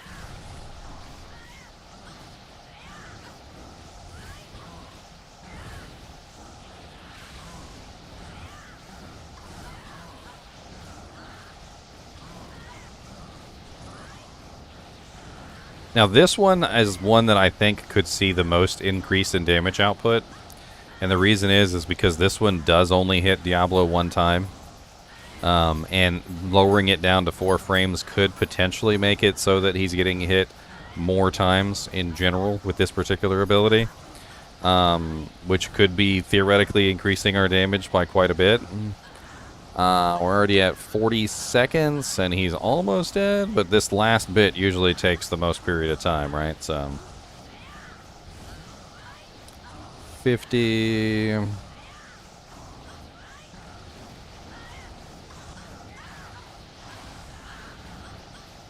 About a minute.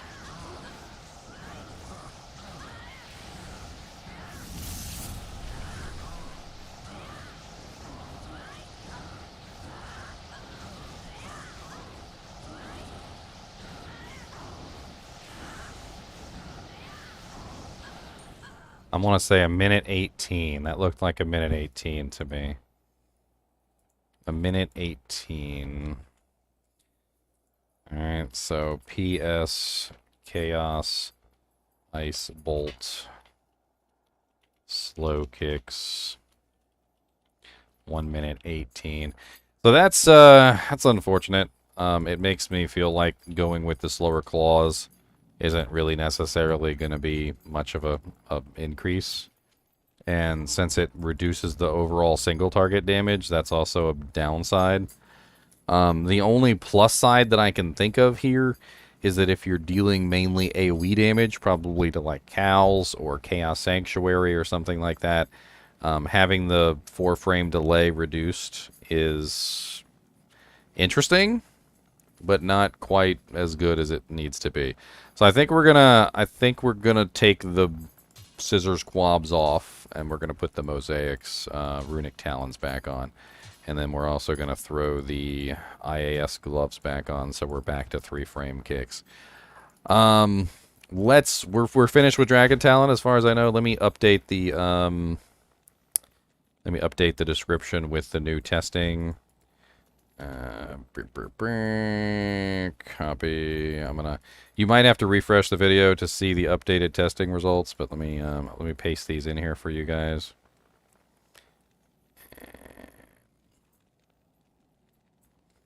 All of my results. All right, should be in there now. All right, so now you should be golden. What do we want to test out with Dragon Tail or Dragon Claw? Do we want to test out? Let's do Dragon Tail first, I guess. Let's go ahead and get our strength back.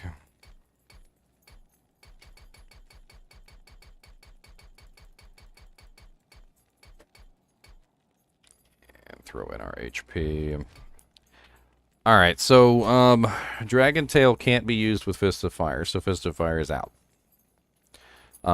You can't use the two of them together. Fist of Fire converts all your physical damage to fire, and then Dragon Tail has nothing left to actually convert, so it ends up being not a good skill to use.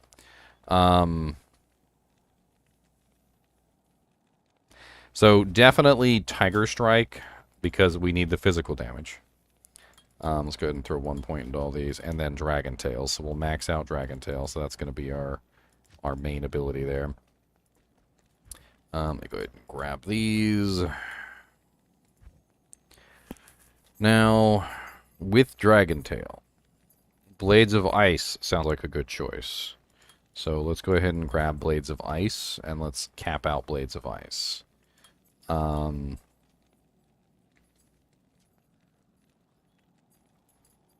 What do we use with it? We could use Chaos Ice Bolt. Chaos Ice Bolt's not terrible. It's actually a pretty good combo, and if we're going to build Blades of Ice, we might as well build Chaos Ice Bolt. So if we use Dragon Tail, Blades of Ice, and Chaos Ice Bolt together, we still have 19 skill points left to dump into something else. So, we could max Claw Mastery, because it is a physical damage skill, right? It's physical damage. So that sounds like a good idea. We'll go ahead and max Claw Mastery. Now, for this one, we might want to use Burst of Speed, because I think attack speed is going to be an issue here. So let's switch it up to Burst of Speed. Dragon Tail. Let's grab our Phoenix Strike on the main click. That sounds good.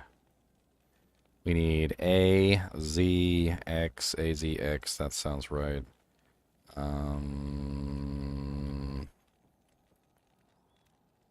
kind of want to fit in my teleport in there somewhere. Now, this is mainly an AoE damage build, so let's go down here to Chaos Sanctuary. I feel like that's a good place for AoE testing.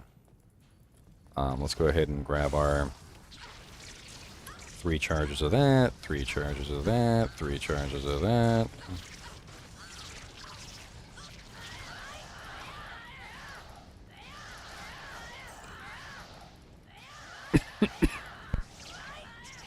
I need the Tiger Strike in there somewhere. Tiger Strike, there we go.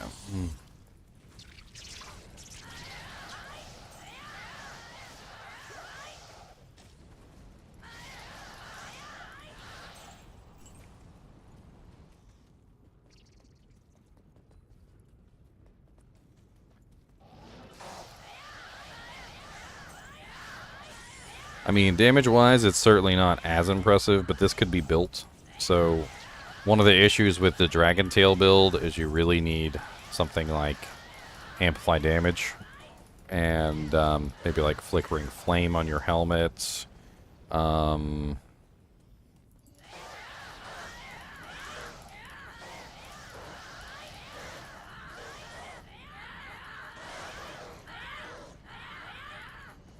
Oh yeah, that's another thing. Hold on a second. Let's go get the appropriate sunders for this. So let's grab a fire sunder, a physical sunder. We need a physical sunder because we have to actually make sure that the monsters are never physical immune. Because whenever the monsters are physical immune, we will immediately lose basically all damage. So we're going to grab the fizz, and we're going to grab the fire. And then, I don't know, we could grab the ice too. It really doesn't matter. I don't know, just whatever. I feel like with the blades of ice, we're pretty much just like invincible in most situations as long as the monsters are frozen. So for the most part, it doesn't really matter all that much.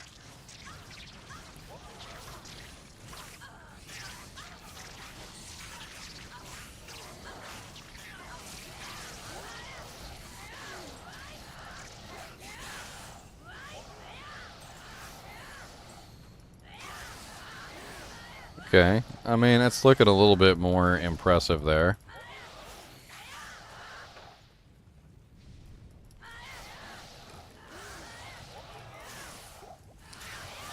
That's actually a little bit more impressive than it was before. Just a small change of effects there, and we've got a pretty big change, damage output change. For a helmet, yeah, this is P8. I could be using Flickering Flame. I feel like amp damage would go a long way to helping this build too. But I don't know how I'd get amp damage in here.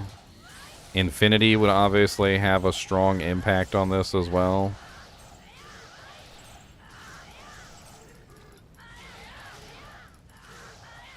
And obviously I could go with more IAS too. Like that's something that I'm... What's the maximum breakpoint for Dragon Tail with what's the maximum breakpoint for Dragon Tail? Like how fast can I get it? What's the fastest frames that I can get with this particular ability? Because that's another aspect here, is that I'm kicking relatively slowly. And I feel like if I could beef that up a little bit, maybe throw on a treachery or something, get those frames a little bit faster. 7 frames is the fastest possible.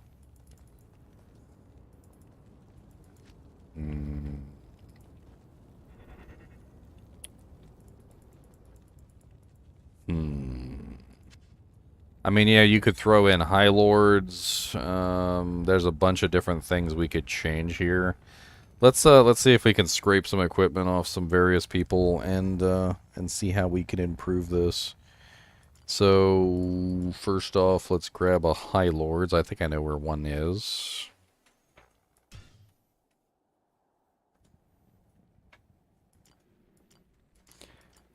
Frosty Cheek has a High Lords. How did I make the new claws? The 2.6 patch has hit already. On the 15th, they told us that it was gonna the patch was gonna hit. The patch is live today for single player. It's just the ladder doesn't reset until tomorrow. All right, so there's a High Lords. We got a High Lords. That's a pretty big boof in IAS as well as increased attack speed. Maybe Andariel's would be a better choice with a fire facet, although there's a cold facet in this one. But let's steal that and let's see how that works out. What else could we add into the equation? Obviously, we can add Burst of Speed into the equation. Afternoon.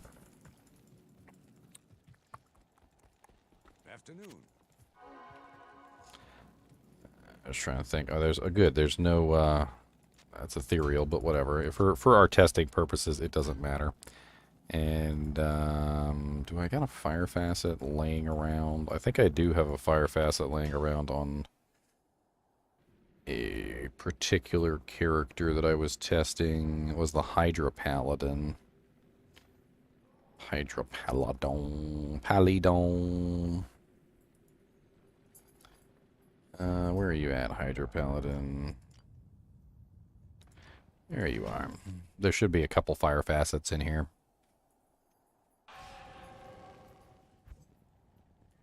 He ain't got no fire facets, really? He's got a flickering flame on his head, though. We'll steal his flickering flame.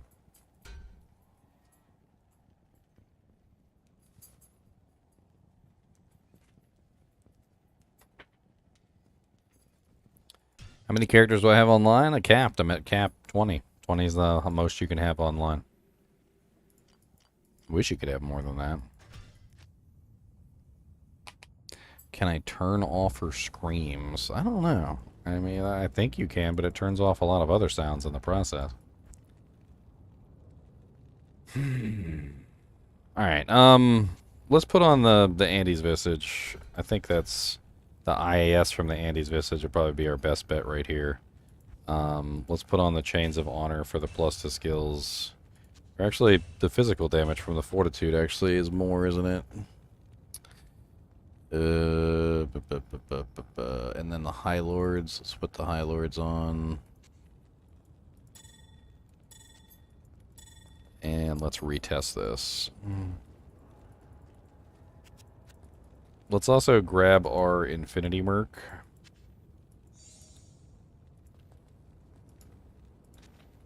I'll put that to good use. And let's see how this rolls with the Infinity Merc as well. It'll make a big difference for the fire res, but it won't make a big difference for the physical damage. So.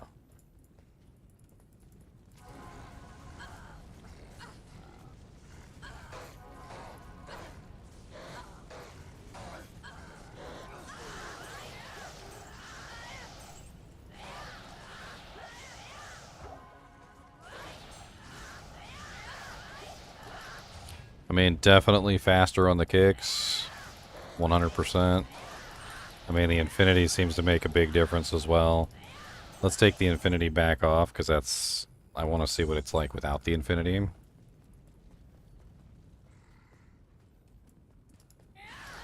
Cast Burst of Speed as well. See if we can get our kicks even faster.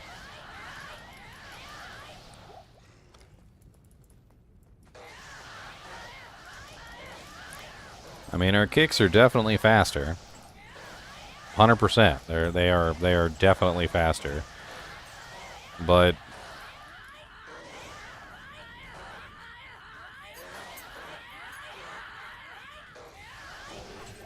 why does it seem like something's wrong with like the damage output?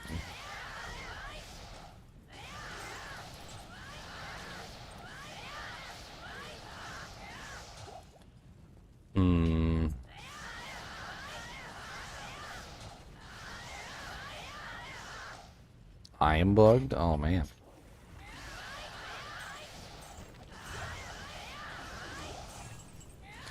Shouldn't be able to miss tail while you have charges active.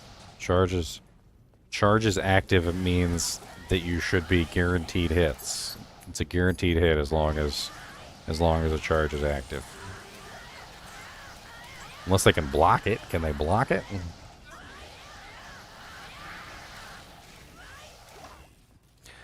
I mean, the speed of killing here is not exactly terrible. Don't get me wrong. It's not bad. It's not faster than the other setup that we had earlier. Dragon Talon was doing a lot faster, in my opinion.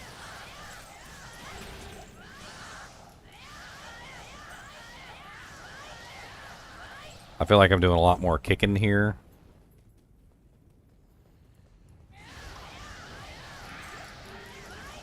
There's a lot more kicking going on. Like in general, like I gotta get multiple kicks in before a monster dies, which is slowing everything down.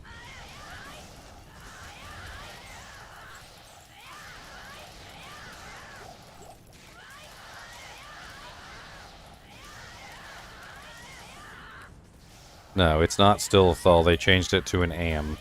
They updated it. I seem to be bugged.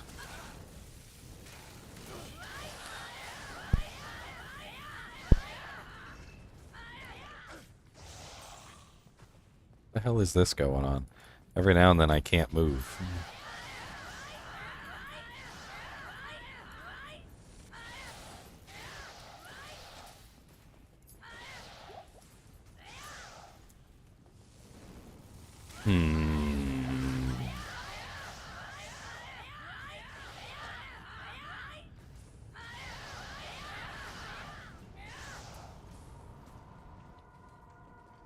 I mean, it says I'm dishing out 82,000 damage Dragon Tails, which is a lot, but the physical damage reduction on the monsters is probably interfering with most of that. And the fire damage is probably interfering with most of that as well.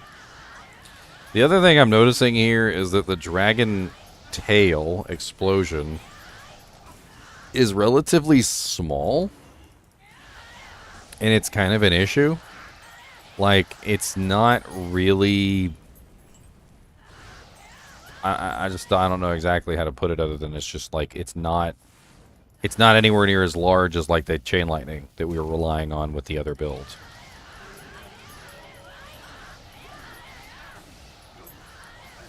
Also, fire is just an inferior damage source in general in the game. So, like...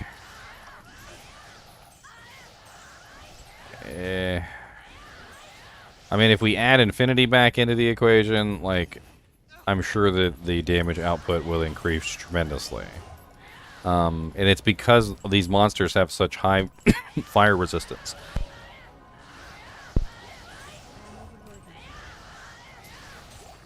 But even with the infinity in the equation, like, it's really not like as fast.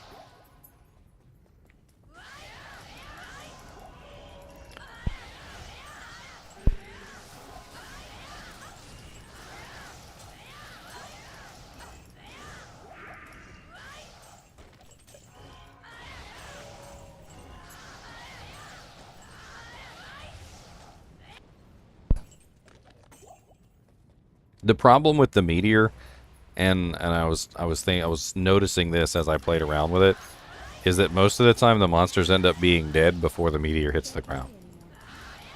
And that sounds kind of silly, but like for these trash mobs, the monster ends up being dead before the Meteor even hits them. Like it's pretty terrible. So like even sans the whole like lagging thing, like, it just doesn't really quite work out properly. Let's test this on P8 over Diablo real quick now that we're... It works good for killing bosses, but then it also lags the crap out of the game while it does it, too, so... Beautiful.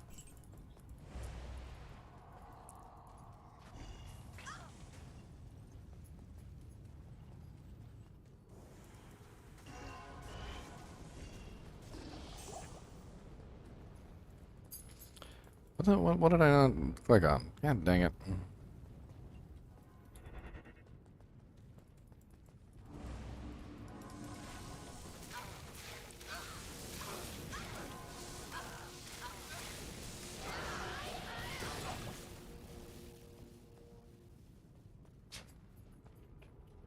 Cody!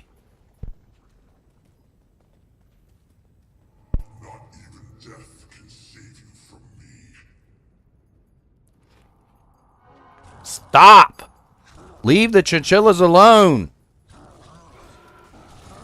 Frickin' douchebag.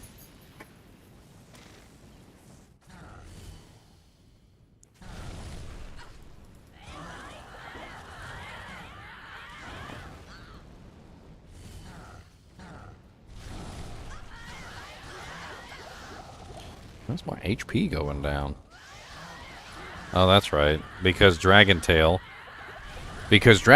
is primarily fire damage, so it doesn't leech.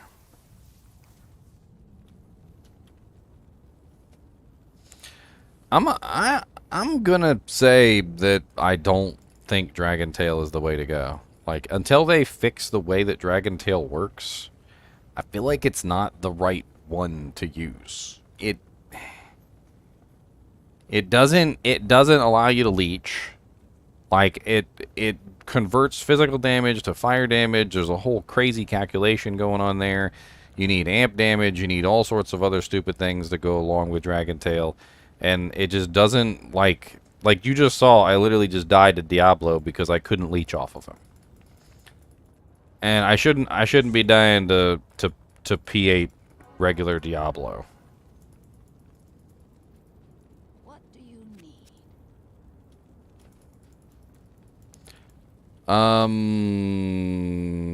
Dragon Claw could be interesting. Let's do some Dragon Claw testing.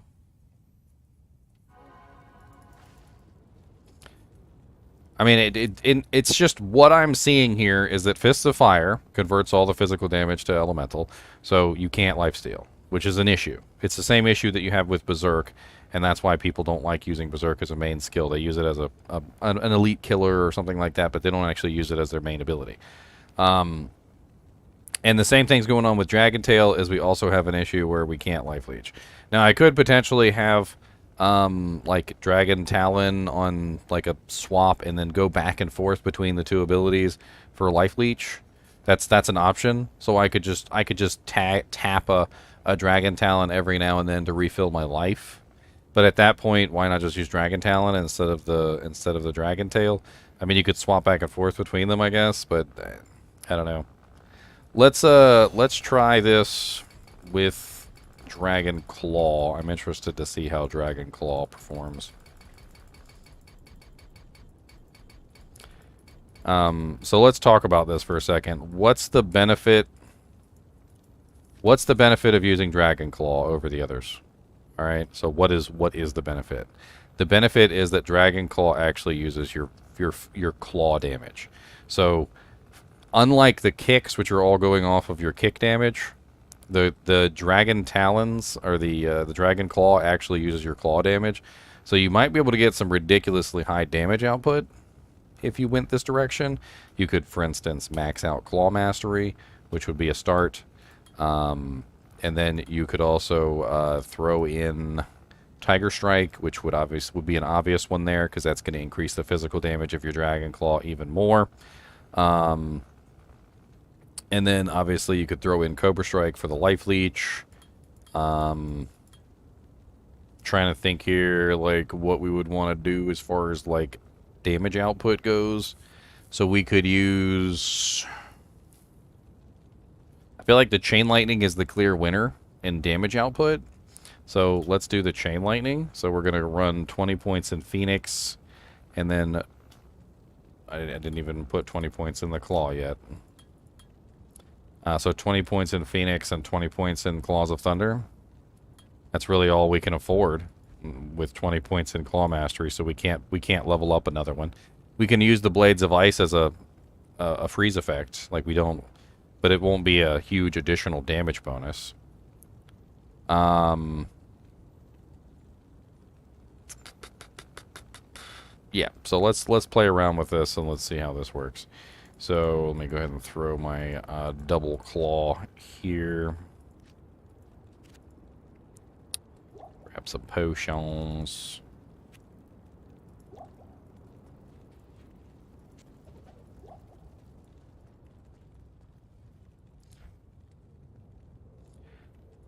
I don't know why you would drop Tiger Strike for a physical damage attack. Like, Dragon Claw is physical damage. That's what it is. So when you're dealing with a physical damage ability, you want as much physical damage as you can get. Let's throw in the G-Face back on there. High Lords, yeah, we're definitely going to keep High Lords for the crits, because we want to attack as fast as possible. IAS is important here. Wish I had a 15% IAS jewel I could chuck in there.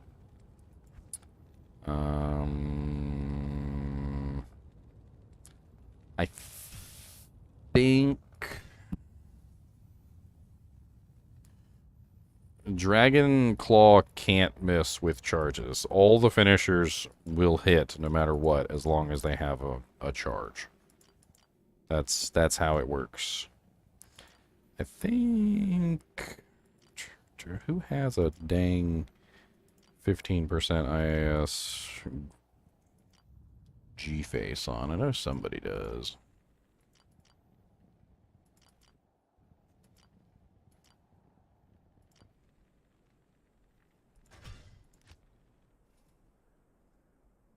They can still be blocked, yes. Evaded, etc.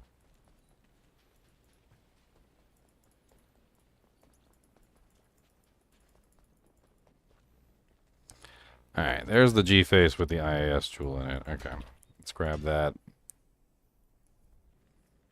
Because if I got one sitting around, I'm just going to grab it. It's easier. Less time.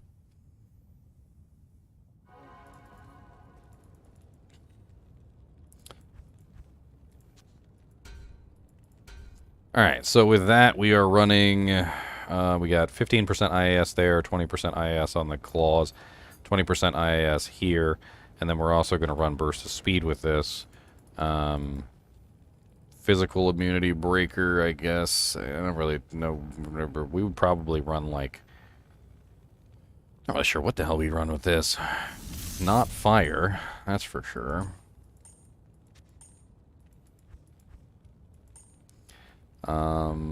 Probably not cold either. The lightning. We would run the lightning. Where's the lightning at? The lightning. Alright, and then what we're going to do is we're going to use Charge 2 on Phoenix Strike, and we're going to use... We'll use Blades of Ice, Tiger Strike, and Cobra Strike. So let's put Cobra Strike on the main.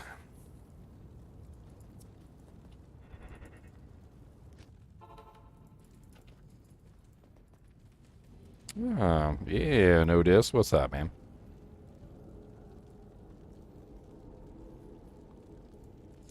P8. I've been running on P8. I'm a Marshy.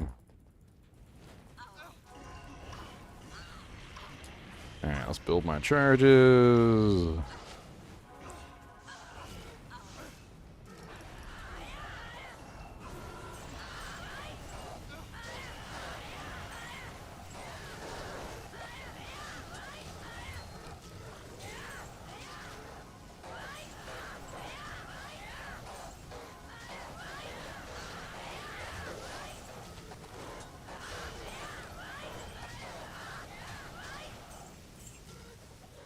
I mean, the double claw hits is definitely faster than the kicks. It's definitely proccing 2 effects at the same time. The lightning is doing pretty nice. I mean, this is with Infinity, though, and it's still a little slow.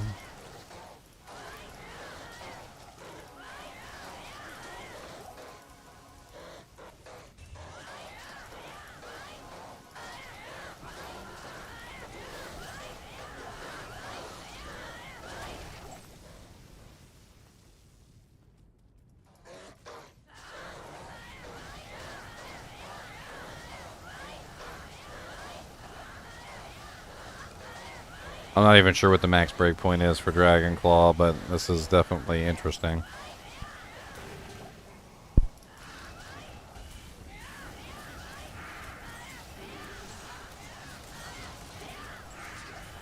And I'm interested to see how fast this is on Uber Diablo as well. Let's take off Infinity real quick. Let's see what it's like without Infinity.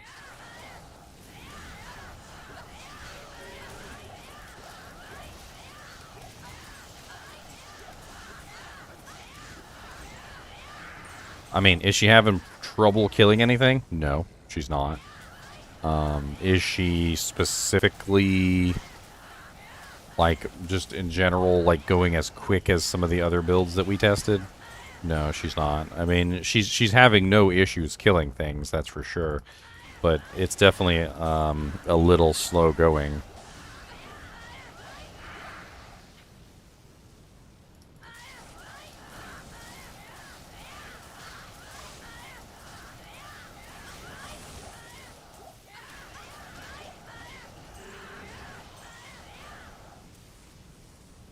I mean, this is P8, obviously, so anything that we're testing in P8, it's decent for P8. Like, I'm not going to say that it's bad. She's doing just fine in P8. This is acceptable speed levels. She's just not like Hammerden speed level or like ridiculous to the point of crazy proportions. Once you throw in the Infinity, like, it does go much faster, and that's pretty obvious because of the elemental damage going on here. I mean, it's all an elemental damage thing, right? I mean, there's nothing to say you can't throw out a kick every now and then. I mean, you could potentially have the kick skill on a button, you know, like maybe, I don't know, just like put it on F2, and you could throw out some kicks every now and then. I mean, even with only 1 point in it, I'm sitting at, what... 4 kicks. So I mean, I don't know. Enigma wouldn't really make it faster actually because I can teleport around. So I can already teleport around. This is a character that has an innate teleport, so you don't necessarily need Enigma. In fact, adding Enigma to this build I think is silly.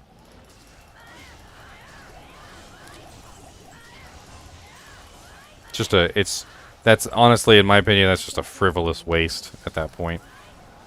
Since you can already teleport around.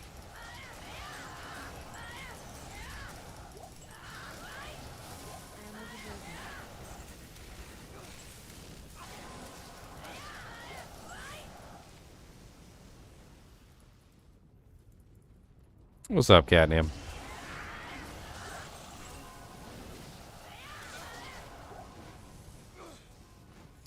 Oh, you do mean mobs, but that's the whole thing. You're going from mob to mob. That's the entire point of farming. So when there's no mobs, well, guess what? You're not there anymore. You left because you've killed all the mobs. And if you do it in a specific way and you leave a couple monsters to teleport through, should be fine. If it saves me a burr and a jaw rune, I think I'm all for it.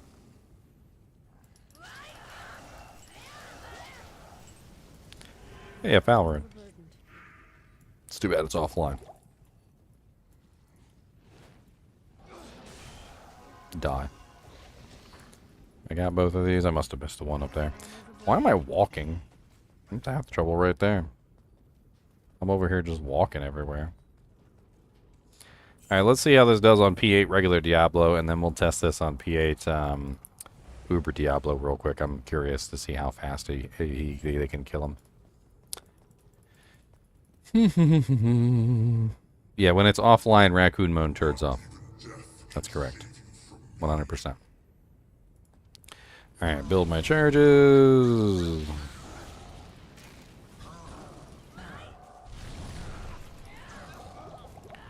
Of course my Merc was going to die, because...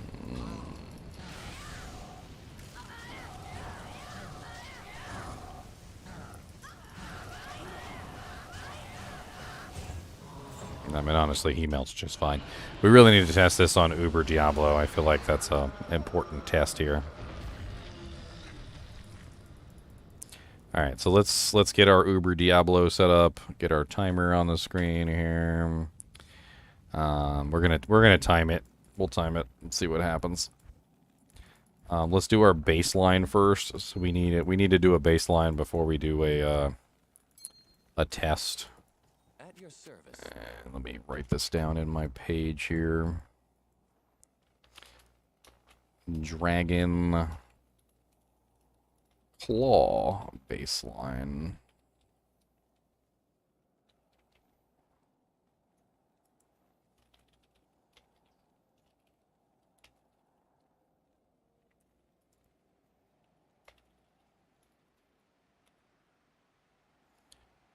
Okay. So baseline is just Cobra Strike. That's the rule. So just Cobra Strike, nothing else. That's the baseline. It's just so we don't die. That's really all there is to it. We just don't want to die. I'm gonna have to kill these guys. They have stuns. If I don't kill these guys, they'll sit there and stun me while I'm fighting Uber Diablo and in the test.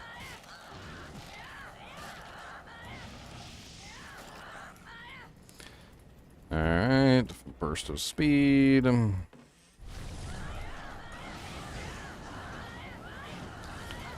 I totally forgot to hit the button.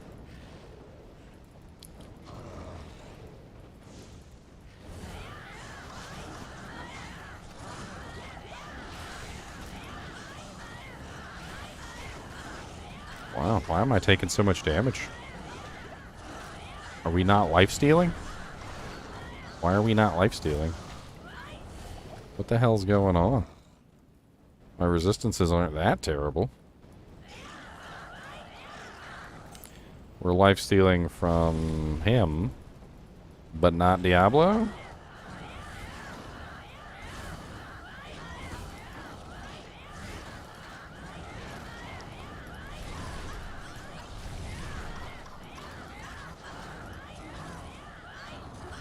The test, I'll have to redo the test. Don't worry about that.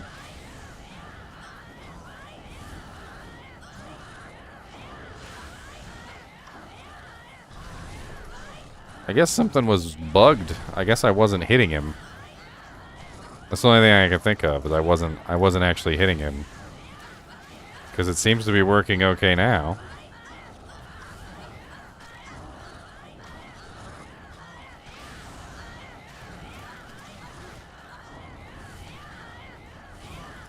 Okay, let's redo this. I don't know why the hell I wasn't hitting him before. I don't know why I wasn't life leeching. But there was something going on there that was bugged, and then now all of a sudden it works just fine now, so that completely ruined the test there because I almost died because I wasn't leeching any life. Which is really strange because it could have been some unlucky blocks, who knows. Afternoon. You're right. Let's do this again.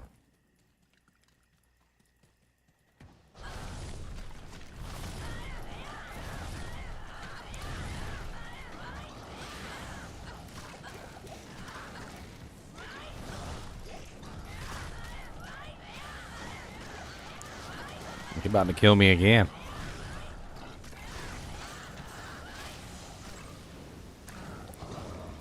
These freaking fire archers, though.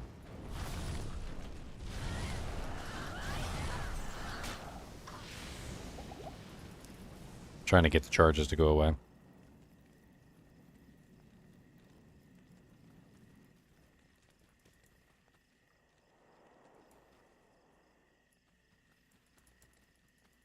Alright, what's down here? More fire archers, of course. Worst possible configuration of monsters that you can get. The best worst.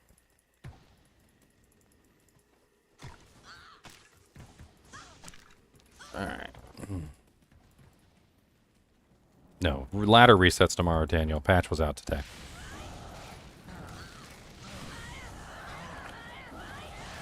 Alright, let's try this again.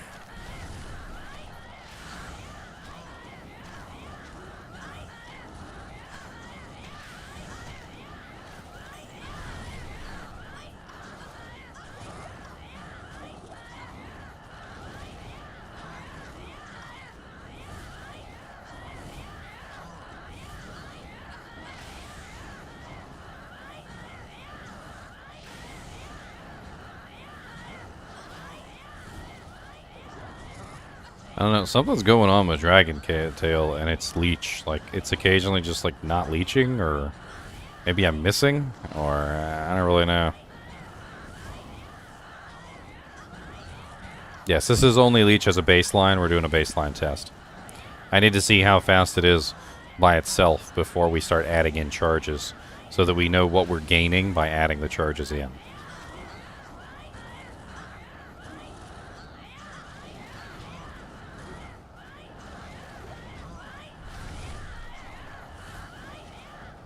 So 11, so 111. That's actually not bad.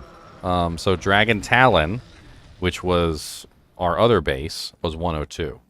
So 111 for Dragon Claw is only slightly slower. It's only, what, 9 seconds slower? That was a 9-second slower kill on Uber Diablo with the baseline for Dragon Claw. Let's run Tiger Strike. So that's what I really wanted to check, was Tiger Strike with that. So let's, we're going to run Tiger Strike and Dragon Talon together. We're going to see how fast that is. My theory is that because the claws potentially can have more damage than the kicks, because the kicks don't apply Deadly Strike, the kicks don't apply crit. You know, like, there are certain things that the kicks do not apply, and they're also not really as high damage. We could potentially be looking at a higher Tiger Strike damage output with Dragon Claw over Dragon Talon, because it scales better, but we shall see. So that's what we're going to test right now. Grab another Soge from my Soge pile, and let's throw Tiger Strike on there. At your service. Let's get our burst of speed up.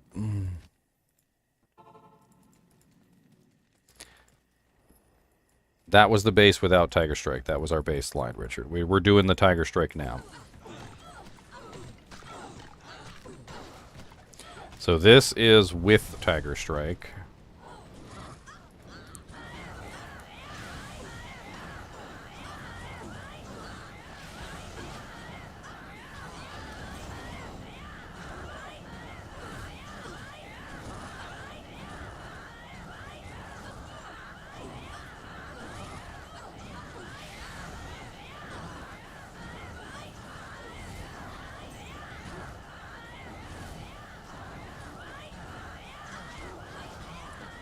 29, 30.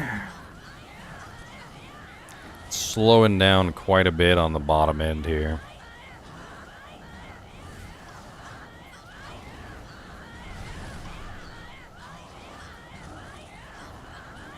And 47. I was right on 47. So 47 seconds. Dragon Claw plus Tiger Strike. 47 seconds. So that is only 11 seconds slower than Tiger Strike plus Dragon Talon. It's actually not entirely terrible. The Dragon Claw. It's actually pretty decent. It's applying the Crushing Blow pretty quickly. It's also dishing out a pretty decent amount of damage. Maybe if I multiplied it better, Laying of Hands could be a better option for physical damage because it has the 350% damage to demons. Not sure what else I could improve here. Another thing that we could do is we could add in the... trying to think here. We can add in another element, but I think one thing I screwed up on here is I forgot to take these out of my inventory like an idiot. We're gonna have to redo these tests real quick because I'm an idiot. Can I help you? Why is it costing me so much to repair? I'm about to take a look and see why that is. Let's do a quick second test on the baseline because I forgot to include those two skillers. I had the two sunders in instead, which is also probably why I was dying, by the way, because I'm smart. I'm wearing these right here, these bloods.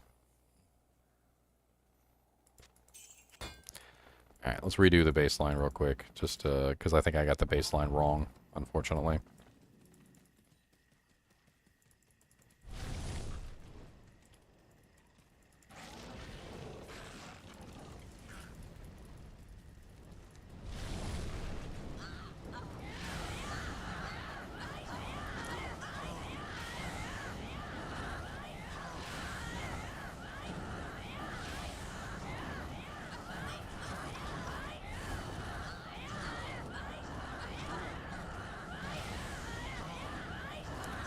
Yes, the Discipline Gloves have more enhanced damage to demons, but you also lose out on 10% CB, which I can't really change the setup right now because I've got this set up a specific way for the testing.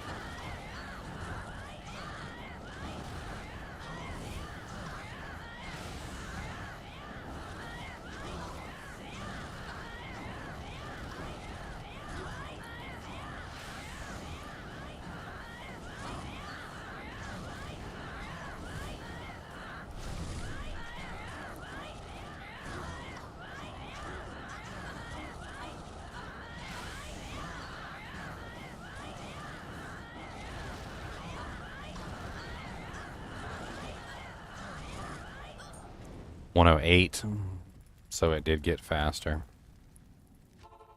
So that brings it closer. That brings it even closer to Dragon Talon at 108. So it's only off by 6 seconds. Alright, let's try it with Tiger Strike now that we have the, taken the Sunders out of our inventory.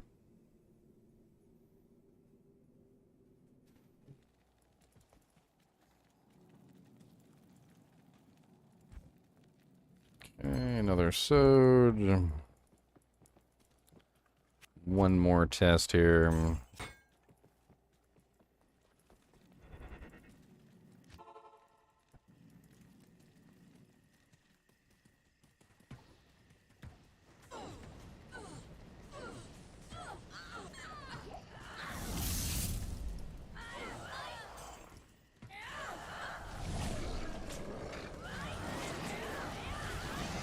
Oops. Ah, yeah, dang it.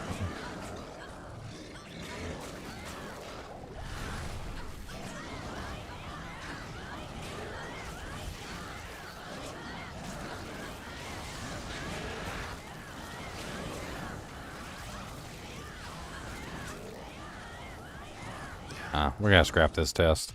They're exploding and knocking me back, and the knockback is preventing the damage output from going properly. We gotta scrap that one, do it again.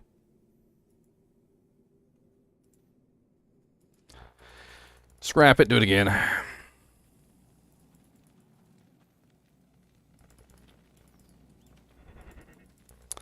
Grab some more potions. Sometimes the configuration of monsters over there just doesn't work out well with the testing. Those explodey dudes were knocking me away from Uber Diablo, which was causing issues. Couldn't quite get my damage output out properly, which was just...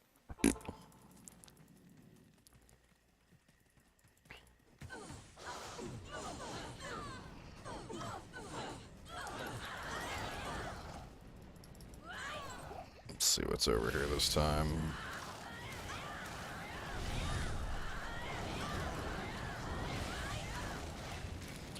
Okay.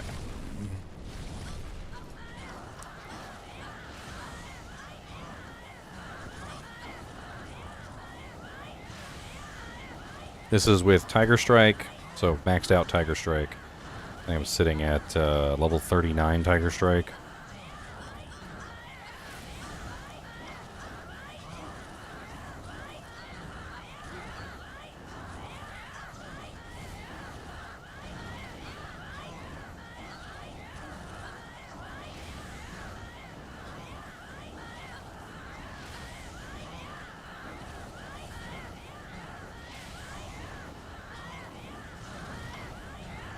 Forty-two, 43, 44, 45, 46, 46. Is that different than what we had before? It is by 1 second. 46 seconds. I mean, okay. It's fine. It works just fine. Dragon Claw works just fine. Here's a big downside, though. Are you guys ready? Afternoon. Look at this freaking repair. Oh, okay. Repair cost actually isn't that bad this time. What do you know? It's only about 6k. Alright, well, never mind. But if you use superior claws, the repair cost on these claws is going to be pretty big. It's 69 durability for the runic talons. So, I mean, it's not like terrible. It's not like the 24 durability on the berserker's claws. But definitely take into account the dragon claw is going to be using, obviously, the claws, and the claws are not indestructible. So they will be breaking.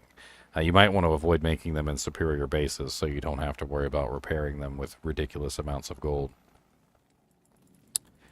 What else can we test on the assassin? So some people have been saying that the assassin trap, negative trap dojank is not working. So the negative resistance, the negative enemy resistance on the traps is apparently not working. Now we can test that very easily. So all we gotta do, we're gonna cheat. So this, the easiest way to test something like this to see if it is working is to cheat. So that's exactly what we're gonna do. We're gonna cheat. So what I'm gonna do is I'm gonna add in a Griffin's Eye diadem that has a ridiculously large amount of negative resistance, like more than should ever exist within the realm of reality and man. And the reason why I'm going to do this is because we don't care about testing, like, proper equipment. All we care about is trying to see if it works or not, right? So that's all we're doing. We just want to see if it works. So we're going to edit in an item that has a massive amount of negative resistance so that we can clearly 100% see with our own eyes whether or not it is working. And let's go ahead and take our Griffin's Eye, and we're going to take our negative resistance. How high can we take the negative resistance? We can take the passive pierce to a maximum of 255%. There you go. Negative 255% on our Griffin's Eye. The beastliest negative resistance Griffin's Eye that ever existed among men or elves. Or hobbits. Definitely hobbits. I need to copy the file over. Give me just a second, and we're going to test this to see if it is working.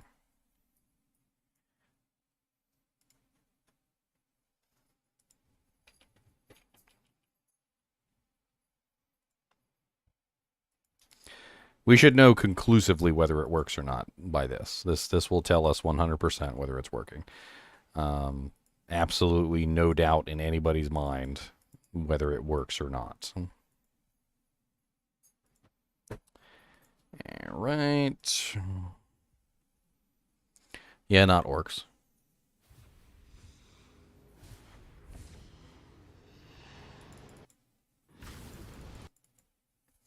The hobbits do have it good. They diddly diddly do.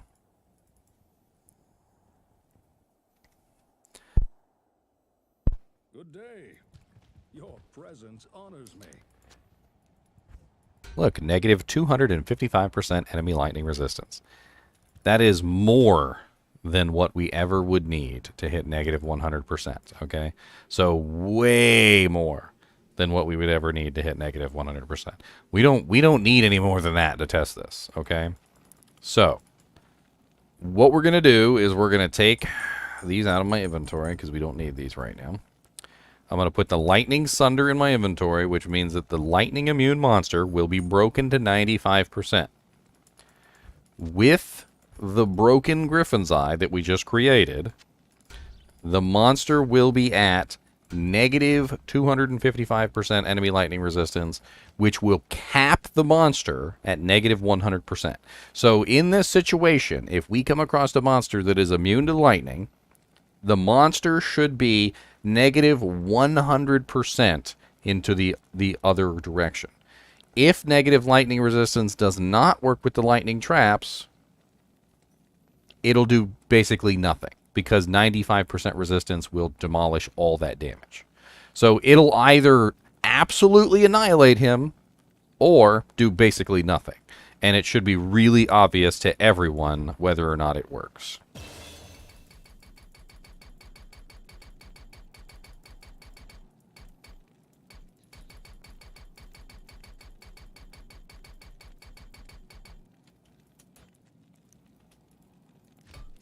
Alright, let's go ahead and cap out the Lightning Sentry. Cap out the Lightning Sentry at level 26. Shockweb, capped out. Charge Bolt Sentry, capped out. Alright, that's the only thing that we need to test. So we're going to test the Lightning Sentry, and we're going to see if this works. So we need Lightning Immune monsters. What's the easiest place we could do Lightning Immunes? Why am I drawing a blank?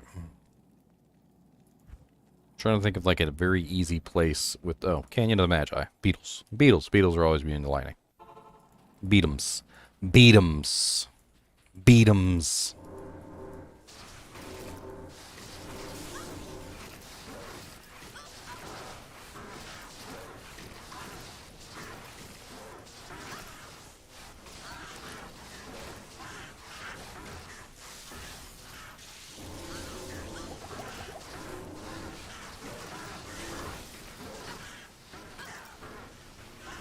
I would say that is a resounding no. It's not working. Because with negative 255% enemy lightning resistance, it is not breaking that immunity. So it's not working. Guaranteed, 100% confirmed, not working. So something that they're going to have to patch. Which pretty much means that Trap Sin's off the table for this latter season unless they fix it.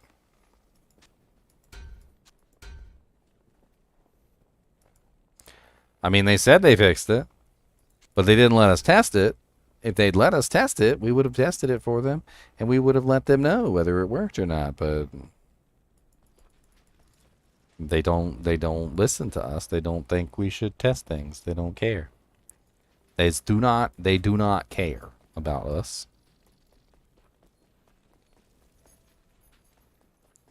They do not care. There's no care in their hearts. Poor Trap Sins. For those of you who are going to do Trap Sins, I'm sorry to tell you it doesn't work. I mean, you can still build your Trap Sin the traditional way, but unless they fix it before tomorrow, which I don't know if they are. Let me see if I can find any information on this, whether Pez Radar or anybody has commented. Let's see, Pez Radar, Reddit. We're going to check the Reddit page. See if he's made a comment about the traps not working. Posts, comments. Nothing on Reddit that is new, except for a LOL comment. Checking the forums. Let's check the forums and see if there's any mention of the traps not working. No official comments.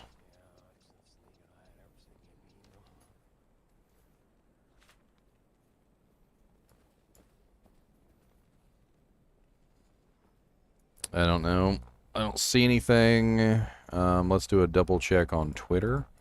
Check Pays Radar's account on Twitter, see if there's anything there.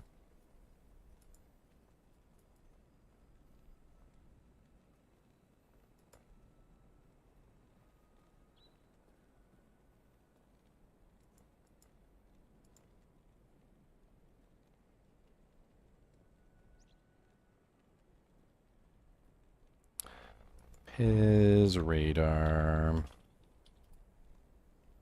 Just double checking everything, making sure there's nothing written anywhere, anybody's talking about anything.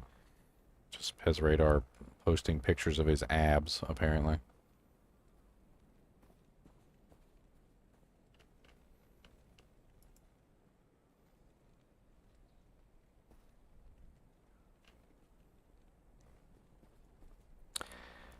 I'm not seeing anything anywhere by anybody at the moment about this, so I guess we must be the first ones to test it and find out about it.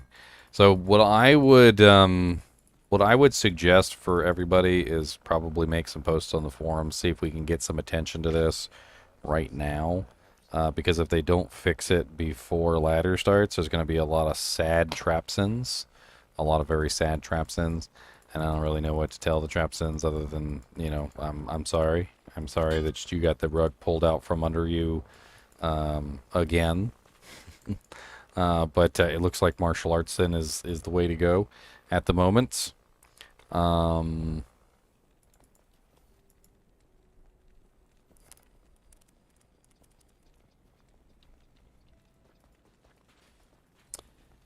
wonder if it's the Sunder Charm. Like, maybe negative enemy lightning resistance is working.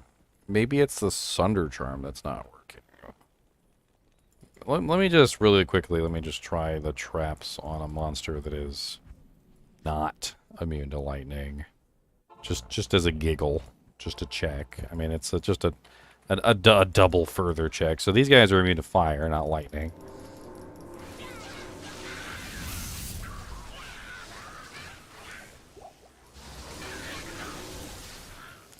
I mean, that's pretty impressive damage. Let's take off the Griffin's Eye.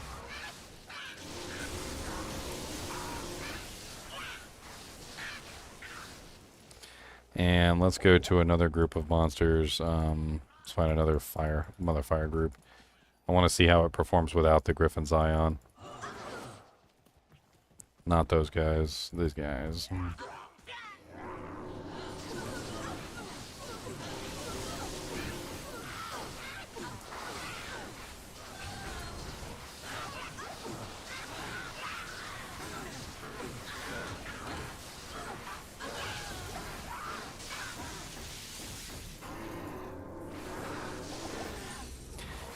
Maybe it is working.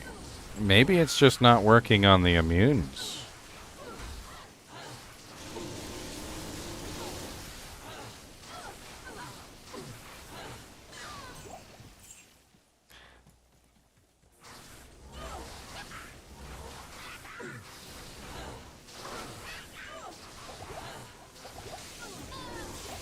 It kind of seems like it is working, but it's not working on the immunes. Strange.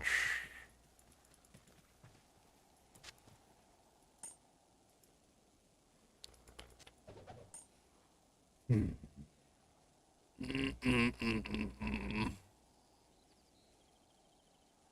trying to think in my head why it would be this way. I mean, yeah, we could test it on Uber Diablo. I was thinking it could be the 4/5 effectiveness at play, but they didn't touch enemy lightning resistance. They only touched negative enemy cold resistance, unless they somehow managed to mess up all of them.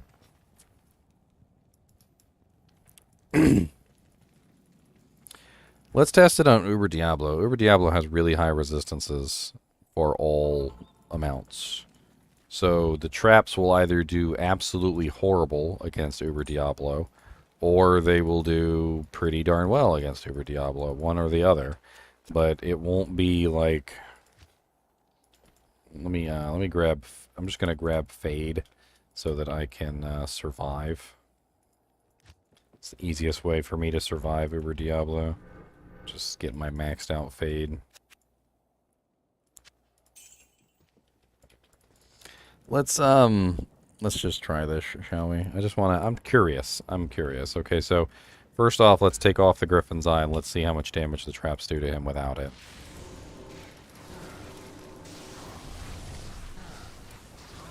So, practically nothing. I think his regeneration is overcoming the damage output. Okay, I think that's obvious. Let's put the Griffin's Eye on.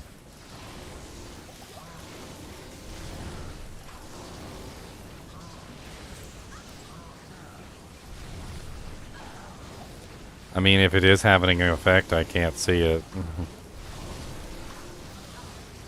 Let's try bonking him once or twice so that the prevent monster heal takes effect.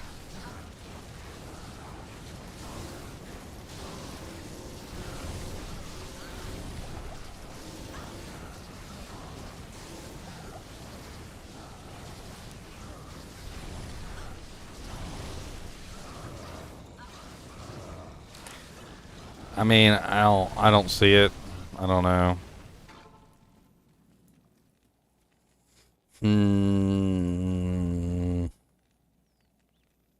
Let's do another test real quick on him, just to 100%, like double, triple, quadruple, centuple check. So let's grab the Infinity wielding polearm merc, and let's check this with Infinity and see what the damage difference is with Infinity.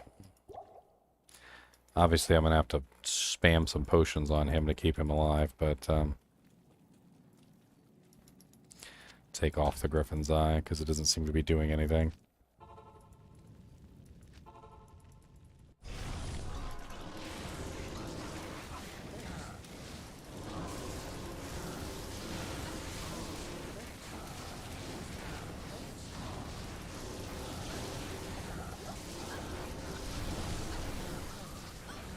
I mean, even with the Infinity, I mean, there definitely is a difference, though. You can see his HP is going down, as opposed to without the Infinity, it wasn't going down at all, really.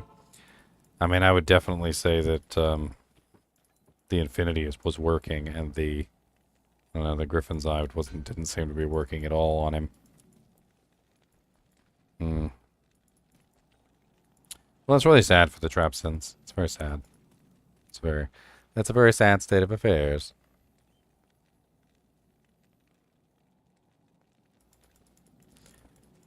I mean, it should be drastic. For a monster to go from 95% resistance to negative 100% resistance is a drastic change.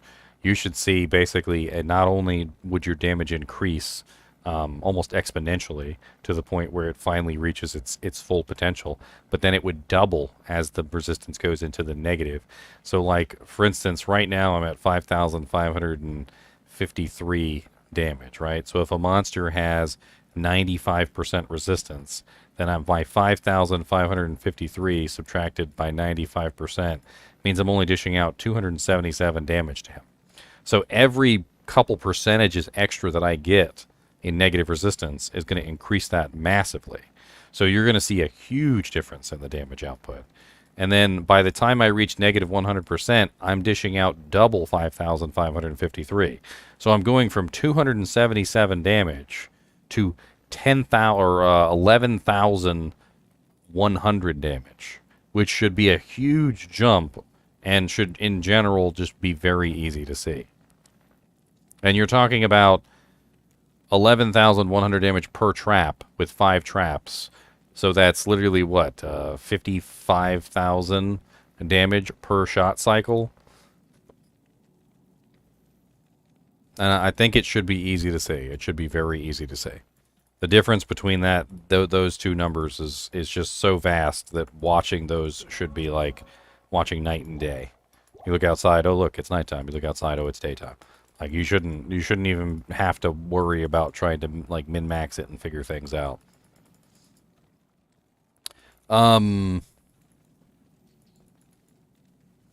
There's no way it underflows back to a positive value. No, you can only go to negative 100%. That's the cap. Negative 100% is the maximum negative value that you can have. For instance, if I take a Sunder Charm and I put it on a player, like for instance, if I go to Cold Rupture, I mean, I could just grab them all. Doesn't really matter. Maybe we can grab the lightning one. And then I take off all my resistance equipment. I will go into the negatives. And as I go into the negatives, you continue to go into the negatives until you reach negative 100%, basically.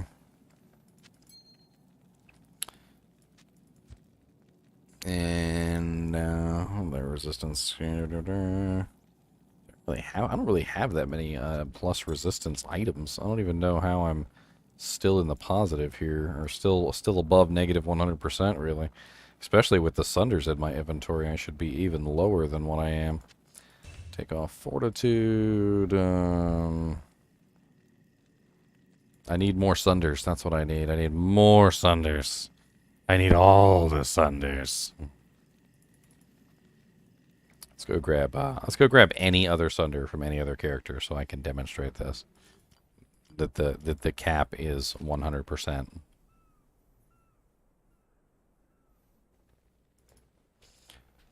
He should have a Poison Sunder in his stash, I would hope. Unless I stole it from him. He does not. Troll.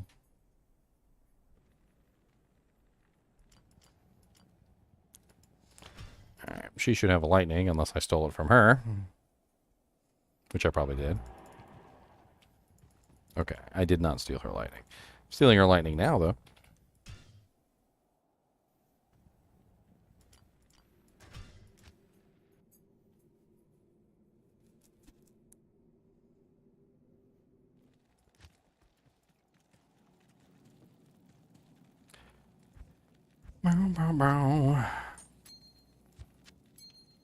And now you can see I'm at negative 100%. Negative 100, negative 100, negative 100, negative 100.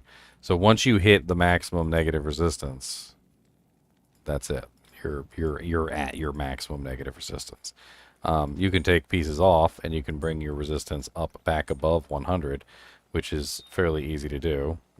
See, now I'm at 70% lightning resistance, but as soon as I throw the Sunder back in, I'm immediately back down to negative 100. So it's just negative 100 is the cap. You can't go any lower than that. It's basically a double damage effect. Once you hit negative 100, you're at double damage, and the only way to get off of that is to build your resistances back up, but you can't go below it.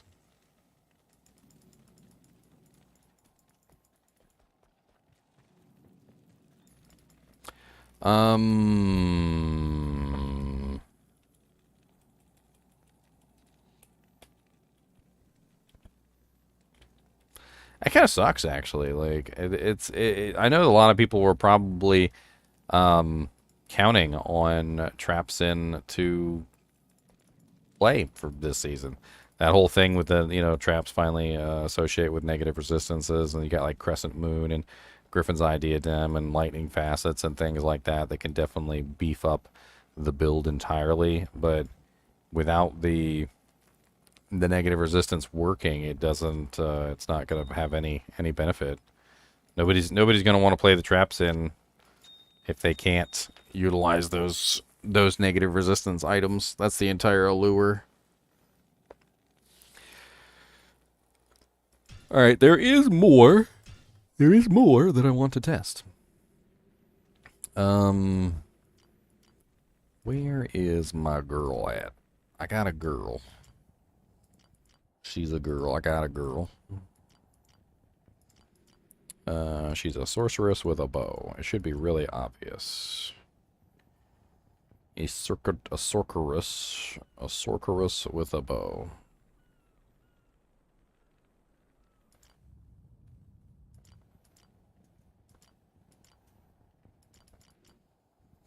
So they fixed enchant so that it applies its full damage on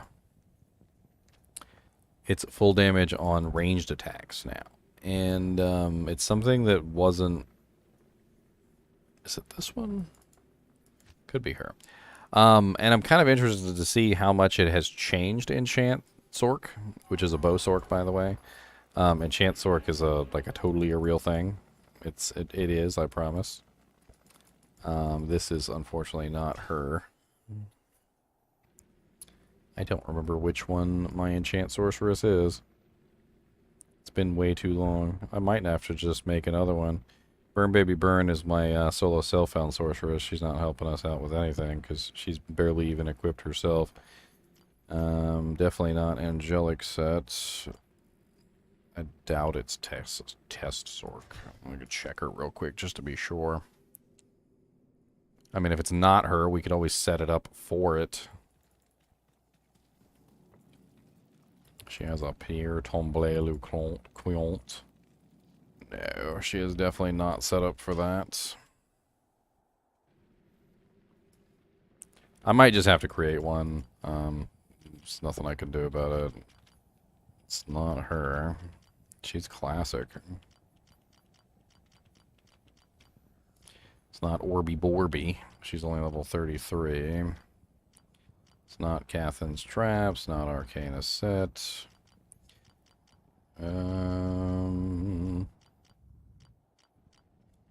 Nages. Flaming Cheeto. I think that's actually her. I think that's it. Flaming Cheeto is the enchant sword. It's a great name for an enchant sword. Flaming Cheeto. Demon Machine with a Shale. Chains of Honor. Angelic Wings. Yeah, attack rating. She's got War Travelers, which is not really the optimal bootage. She needs different... She needs like... I mean, I guess it really doesn't matter which boot she's wearing. Laying of Hands for IAS, I guess. She's missing, like... She doesn't have Fire Skillers. Let me pull up her file on Hero Editor real quick, and let me see what she has on. Because she may have been a character that I created in Hero Editor, and then I stripped her later. So the easiest way to fix her might just be to restore her back from the backup file. Alright, here she is. I mean, no, she doesn't really have, like, what she needs. I guess that's for Flickering Flame. Does she have the Flickering Flame rune words or runes? She doesn't. What is Flickering Flame? I can't even remember right off the top of my head. It's like Vex.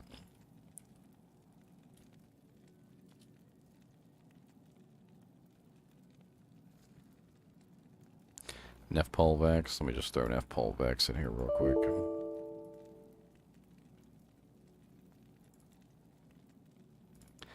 I'm really interested to see how powerful she is with this bug fixed.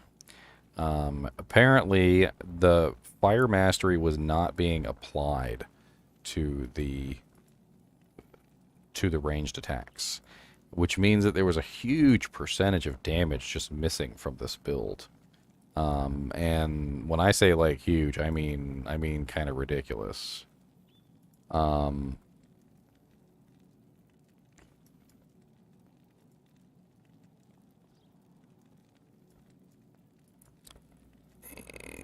Okay, and then we need to put some Fire Skillers in here.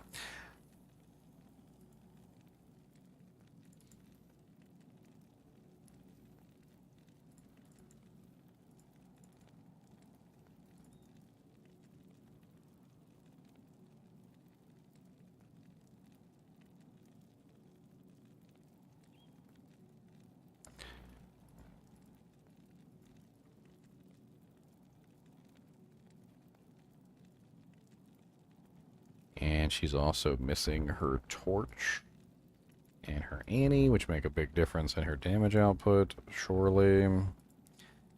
Make Make sure she's got a torch and Annie.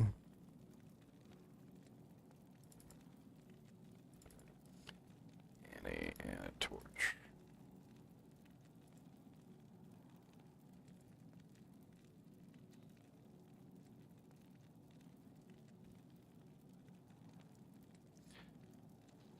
Alright, does she need anything else? Just taking a look at her equipment. I mean, I guess she's decently outfitted. Should be fine. I don't know if she has enough skill points. Let's set her up for 105, which is a decent number of points. Looks like her stat points are screwed up. Doesn't really matter. We're not really testing that anyway, but let's just go ahead and give her some stat points so her character is right. She's like all messed up, this character. I did not do this character right at all. Alright, let's copy her in and then we should be good to go.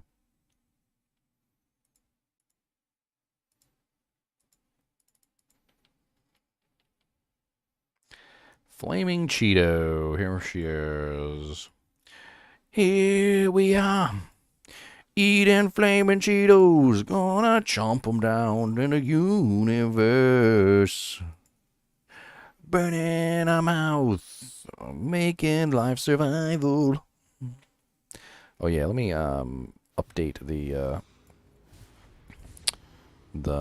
description with all the testing that I've done so far.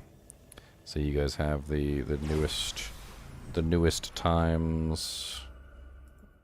There you go. That's been updated. So all the times are now updated in the testing.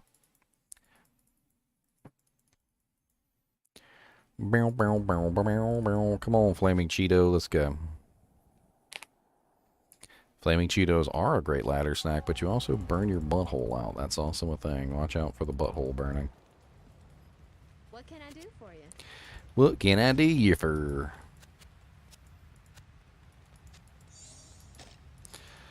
Alright, so I do have a Spirit and an Oculus on the other hand, specifically for pre-buffing. Let's go ahead and dump our points. So max Warmth, obviously. Max Enchant, obviously. Max Fire Mastery, obviously. And we're going to grab Teleport. That's a no-brainer. Pretty much like no-brainer too is to grab Energy Shield. So we're going to grab Frozen Armor. I'm actually going to 1-point Cold Mastery, so it helps out Frozen Armor's freeze duration. I don't know if a lot of you guys even know that, but the resistance of the monster has a lot to do with how long they stay frozen. So if you want them to stay frozen for a longer duration, having 1 point in Cold Mastery can drastically increase the amount of time that they stay frozen. It's just 1 point, but it's a big difference in defensive mechanics.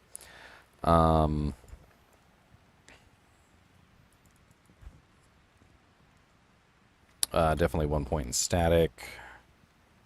And I think we want to dump some of our points into telekinesis to make Energy Shield more effective. And we're not really using our mana at all, so let's dump the rest of our points into Energy Shield. We're not really an Energy Shield sorceress, but I mean, might as well. Alright, so we pre-buff with the offhand, so we do all of our pre-buffing here.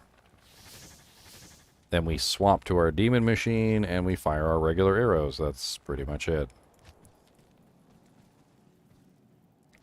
Let's go to Canyon of the Magi. There's no fire immunes there. We're going to test it in cows, too, of course.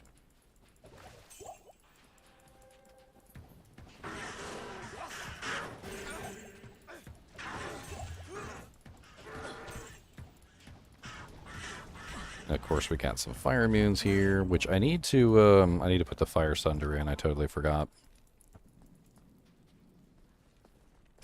Boom, boom, boom, boom, boom, boom. Which the Fire Sunder is still on the other character. Let's grab the Fire Sunder real quick.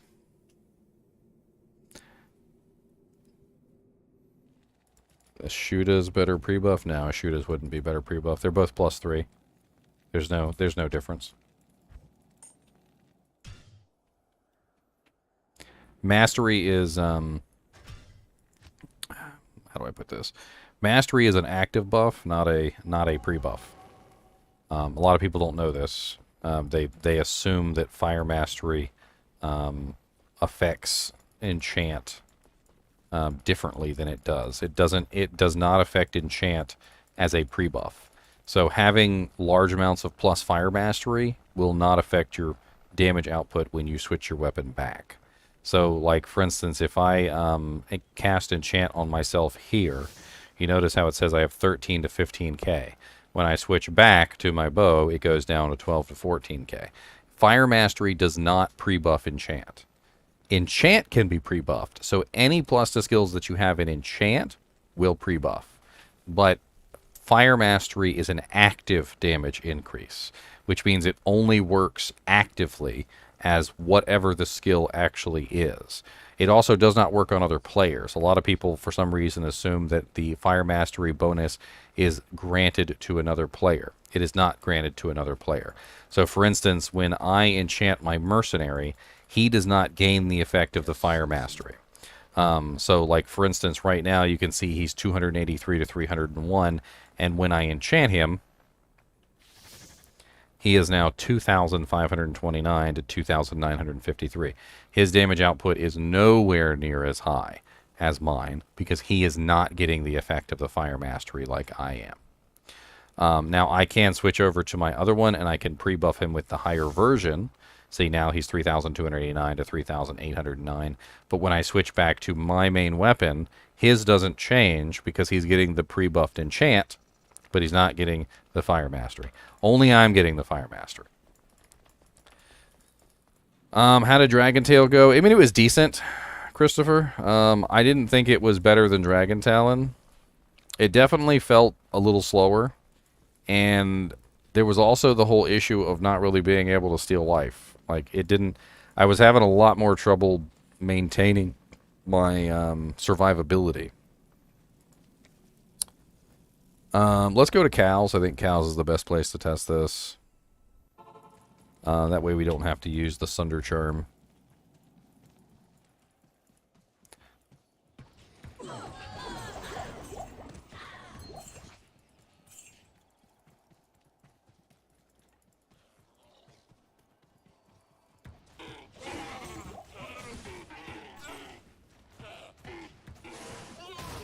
Well, Enchant Sork is like busted. If this is any indication of how it's going to roll in Cal's, this is busted. The damage output on this is insane already. I can already tell. Of course, these guys are immune to fire. I don't have my Sunder on me, so I can't break them.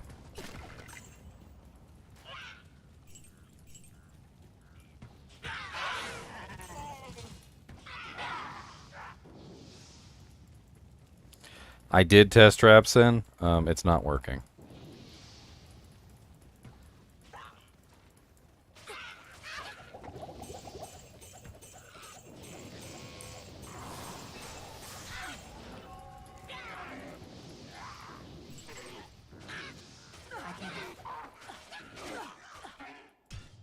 I don't know what's in my cube, but I couldn't pick it up.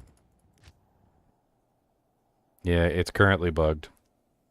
I tried it with some pretty massive negative enemy resistance and it didn't work, so I can only assume that it's bugged.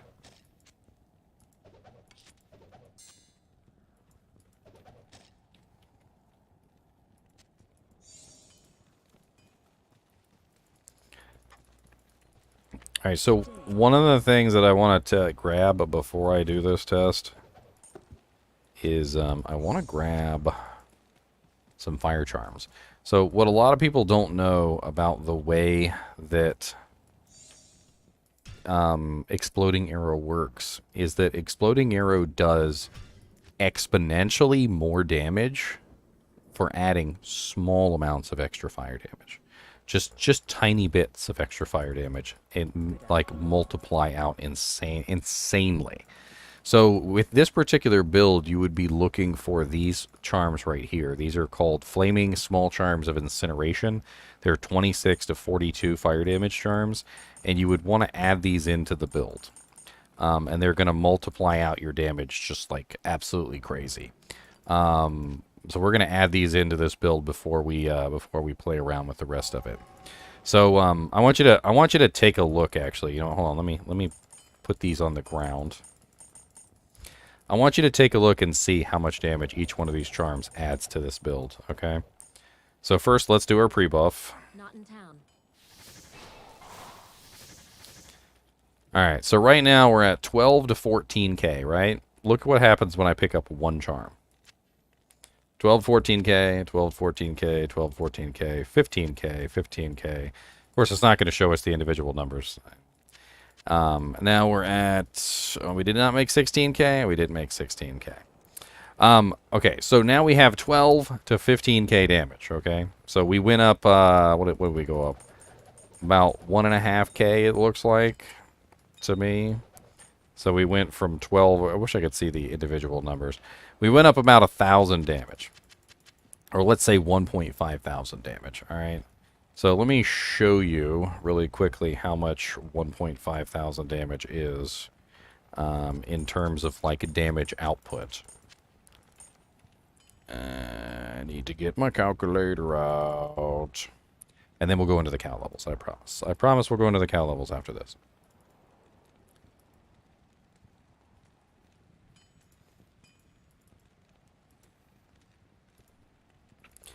Alright, so we're going to do a little bit of multiplication here. Alright. So we have 26 to 42 fire damage, right? 26. 26 plus 42 equals 68, alright? We have 1, 2, 3, 4, 5, 6, 7, 8, 9. We've got 9 of these.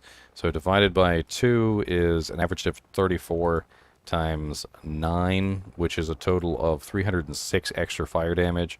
And we currently have a total of 282% fire mastery. So plus 282%, which means we're looking at a total of 1,168 extra fire damage added from those charms. The exploding arrow multiplies it. We can pierce up to 5 times and hit an additional 6 times at the end. So we can multiply this by 6. Which is a total of 7,100 or 7,013, and then it's an explosion also. So each of the explosions can also do an additional 7,000 damage. So we multiply that by 2. We end up with 14,000 damage added from these charms, which is already looking pretty insane. But then here's where things get really silly. So we take this 7,000 damage number. This is AoE, right? So we take this 7,013. And we multiply this by, let's say we have 30 monsters in a group and they're all next to each other, so they're all nice and tightly grouped up. And we manage to hit 15 of them, okay? So we can multiply this by 15. Then we add the original 7,000. And you're looking at about 112,000 damage, fire damage per shot, which is kind of insane. Let's take this into the cow level and I'll show you kind of how this performs.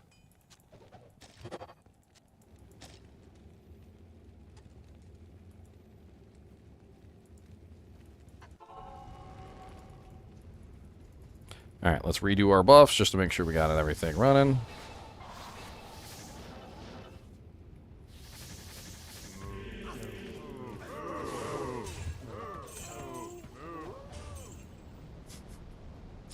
Oh yeah, they fixed it, alright. They frickin' fixed it. So, when I ran those numbers earlier, the numbers that I ran for you was just for the charms. 112,000 damage just for the charms. My total damage output right now is kind of insane.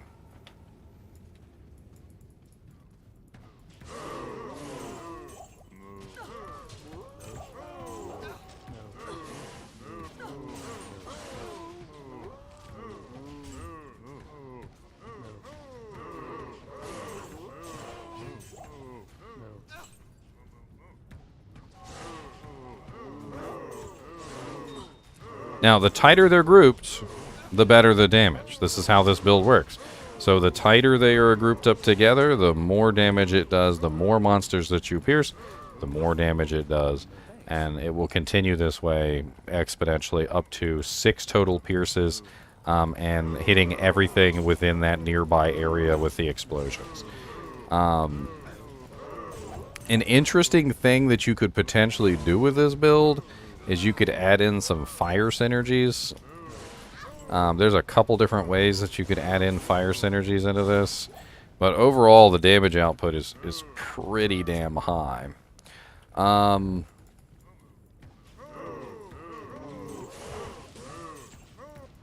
Yeah, they definitely fixed this. This is nutso. You could build this as a frickin' starter character. Just need to get your hands on a demon machine.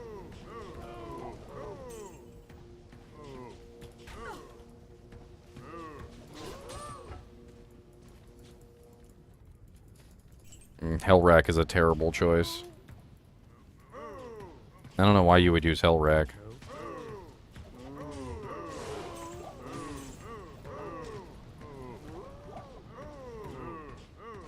Number one, Hellrack is really slow.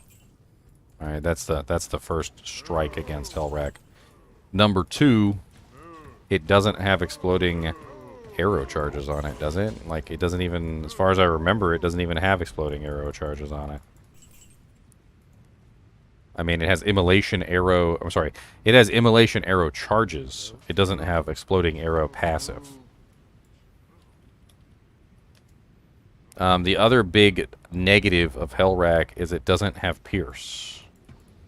That's also a very big negative for Hellrack, is that without Pierce, you're not getting the maximum damage potential for the build. Pierce is the most important thing for the build. The damage by itself isn't enough. You need the Pierce.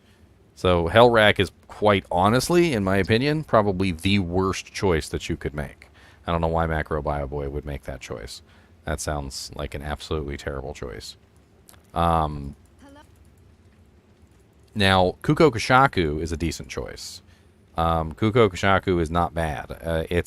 You could potentially go faster. You could shoot faster with Kuko. It does have 50% Pierce on it. You wouldn't be able to hit 100, which is what I'm at right now. I'm at 99, which is pretty damn close to 100% Pierce. Between the Demon Machine, which has the 66%, and the Razor Tail, which has the 33%, I'm sitting at very, very close to 100%. This is very important for the build, and I'm going to show you guys why it's very important for the build, okay? So first, let's calculate out my damage against a single monster, right? So here, let me bring back up my calculator for the millionth time. I know you guys love seeing my calculator. I know you guys love it. It's your favorite thing in the whole world. You guys are like, bring the calculator out, guy. We love the calculator. Bring that out. Okay, so right now I have 12k to 15k damage, all right? So with 0% Pierce, that's how much damage I do. I do 15,000. I mean, we could add it up. Let's just average it out. So 12,000 plus 15,000 divided by 2. So I have an average damage of 13,500, and then we can multiply that by 2 for the explosion. So the explosion brings us to 27,000 damage a shot, which isn't too bad. Like, it's okay, but it's not like amazing. Let's start working in the pierces though. All right, so let's pretend we pierce. All right, so we have 15. What do we say the average was? The average was 13,500. So 13,500 damage average, and we can multiply that by a large number of times. So we can pierce up to 5 times and hit an additional 6th. So we can have 81,000 damage with a pierce. We multiply that by 2 because we get the explosion. So the explosion is going to double that damage to 162,000. All right. Then on top of that, we can hit multiple monsters with each explosion. All right, so we have to calculate that. So we take our 81,000, and we assume, we have a cluster of cows, maybe 10 cows big, and they're all next to each other, and we hit all 10 cows, right? So we take our 81,000, and we go 81,000 times 10, and we get 810,000 damage, and then we add another 81,000, because we dished out 81,000 on the 5 or 6 hits through the cows. So we get 891,000 damage per shot. And I can't remember what my breakpoint is for this.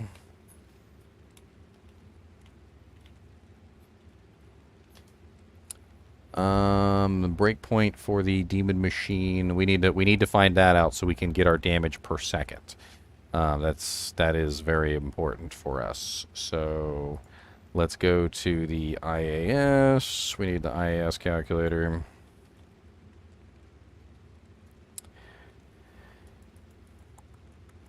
And let's do sorceress.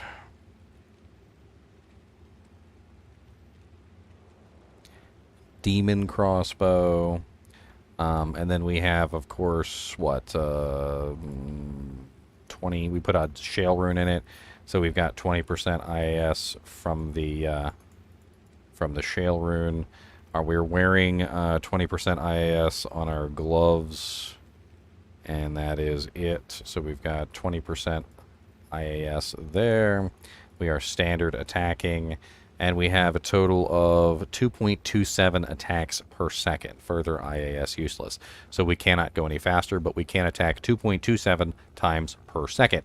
What does that mean? That means we multiply our 891,000 times 2.27. This gives us our total damage per second, which is 2,022,570 damage per second. So if we are firing at a dense pack of cows, only 10 cows, and we hit all 10 cows, we're doing 2,022,000 damage. That is assuming we have a smaller, dense pack of cows. If we have a larger, massive pack of cows, like literally like 30 or 40 cows deep, we're going to do even more damage. It's going to be exponentially better. And it's all because of the pierce. Now, unfortunately, with this build, you're pure fire, right? So you're pure fire damage. This is going to be an issue. So you're going to need negative res. You're going to need the fire sunders. You're going to need some other things pulled in here. So I'm going to pull in a fire sunder. We're going to go ahead and throw that in there.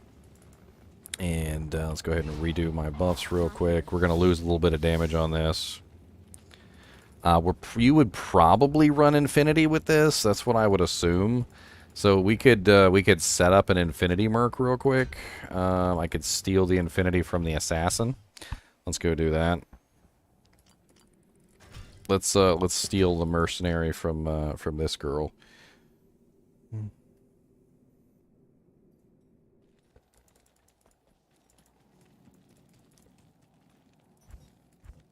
And I'm trying to see where I got room. I got room over here. Okay.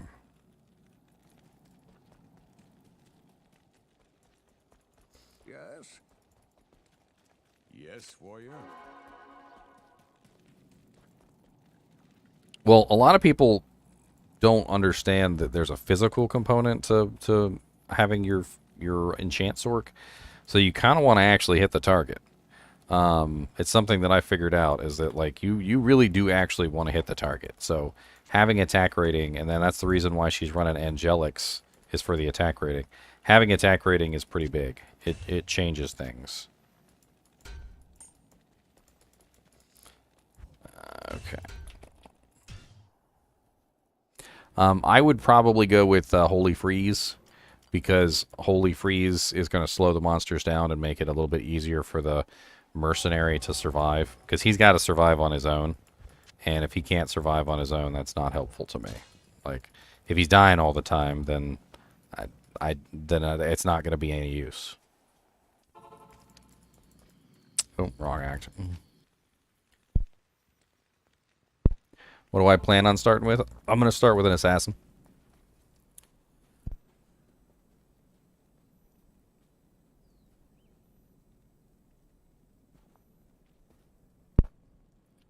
God bless it, my throat. Come back this way, have you? What do you got? G-face? Get out of here.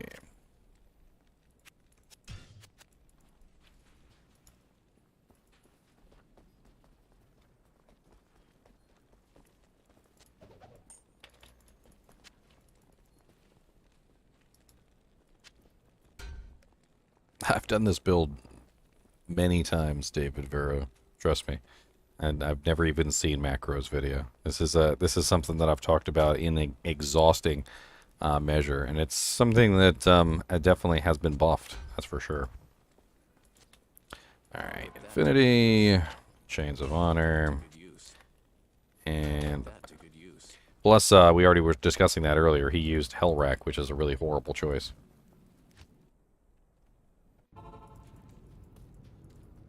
It's a very bad choice, in my opinion. I hate to say this, but I'm going to say it anyway, because I'm this kind of person I am. Choosing Hellrack for that build demonstrates that he doesn't know what he's talking about. And nobody who plays the game and knows what they're talking about would ever choose Hellrack for that build. Ever. Kuko Kashaku? Yeah. Demon Machine? Yeah. Hellrack? Hell no.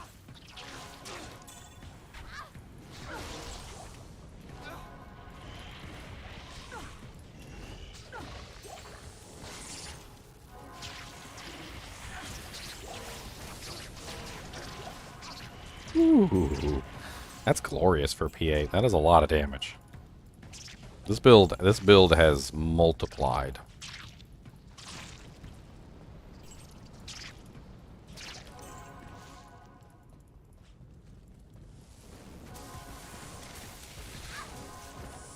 Could just be somebody misremembering. Hellrack is not a good choice. Not for this build. Honestly, I can't even really think of a build that Hellrack would be a good choice for, to be honest.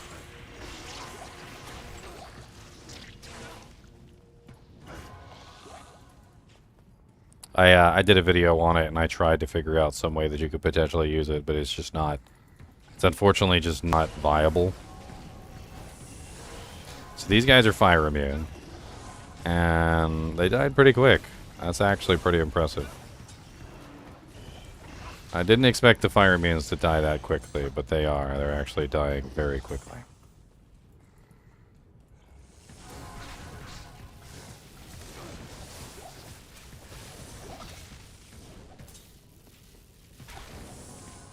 Yeah, Demon Machine is the obvious choice. There's anybody who knows what they're doing is going to choose Demon Machine. It's a very, very, very, very good choice. The only other choice to make is Kuko. And there is a specific reason why you would choose Kuko over Demon Machine, and I can talk about that really quickly. It's speed. So there is a maximum cap on the speed for the Demon Machine crossbow. It is a very fast crossbow, but it will never get faster than 2.27. It has a cap. So 2.27 shots per second is the fastest the Demon Machine crossbow can ever go. Kuko, on the other hand, can potentially get much higher. In fact, let me run that calculation on that really quickly, because Kuko is a cedar bow, and let's just assume that we had like a massive amount of IS, so 150% IS. So Kuko is capable of 2.5 attacks per second, with a 10 frame per attack, whereas the Demon Machine is only capable of 11 frames with a 2.27. So technically you can get 1 frame faster with the Kuko. 1 frame faster, if that is very important to you.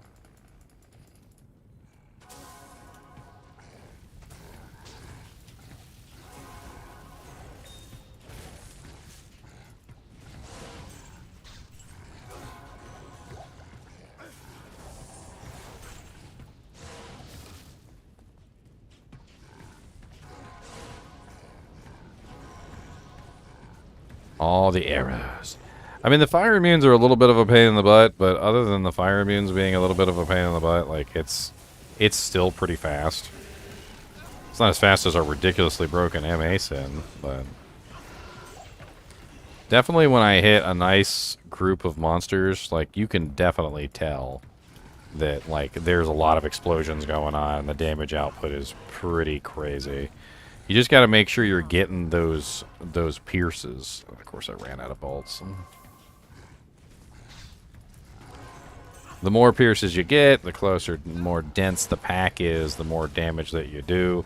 So it's very, very similar in just about every regard to my freezing arrows on that I played last season. You know, you're basically just dishing out massive amounts of fire damage, and the fire damage is obviously being multiplied. So when you're attacking just that one single target, it's not quite as good. When you have them nice and grouped up, it's much more sexier. I mean, this character would do exceedingly well in Maggot Layer. I kind of want to take her into Maggot Layer and just show you guys like the craziness. Because with Maggot Layer, she's just going to fire an arrow down the hallway and everything's going to die because of the way it's all nice and neatly set up for her. Let's go down to Far Oasis.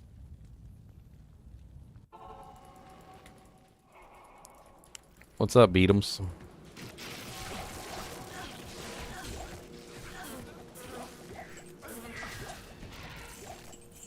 As you can see, no fire immunes here. Everything's dead.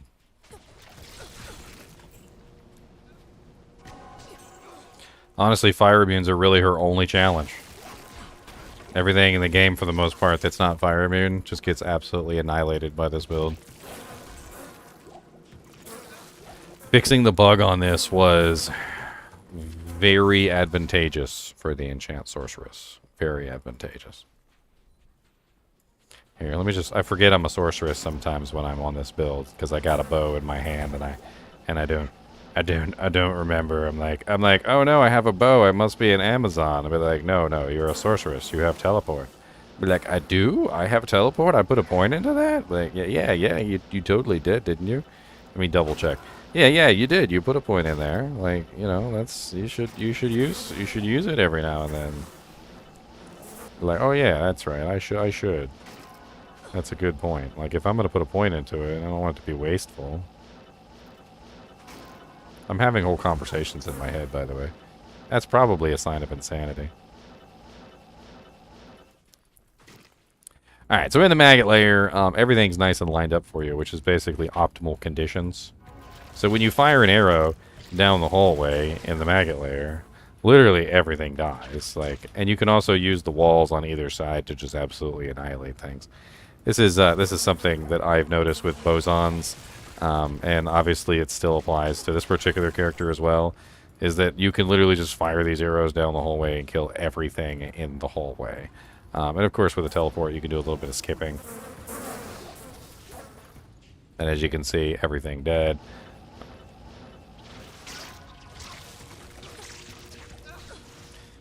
I kind of like coming in here on bosons. It's not really that great on a lot of other characters. You know, Hamerdens have a hard time in here. Javazons have a hard time in here. It's not really quite the same. There's Javazons have a hard time in here because all the lightning immunes. But where you at? Come here. Where's your bees? Oh, there's another one.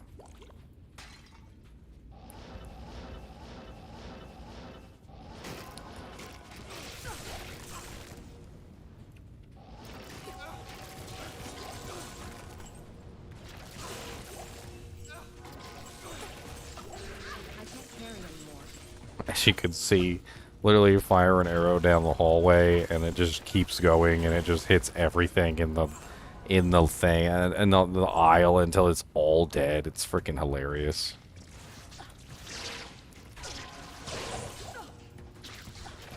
Hey look, Sazabes.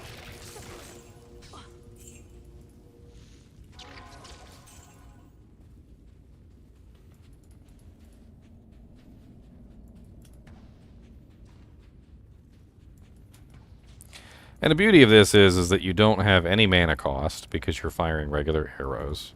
You can focus your mana strictly on defensive purposes, so that's why I went with Energy Shield. So you're a very tanky sorceress. I mean, you can go full Energy Shield if you want to, or you can just run it like in its half-butted form. It really doesn't matter what you do with Energy Shield because this character ends up being super tanky anyway.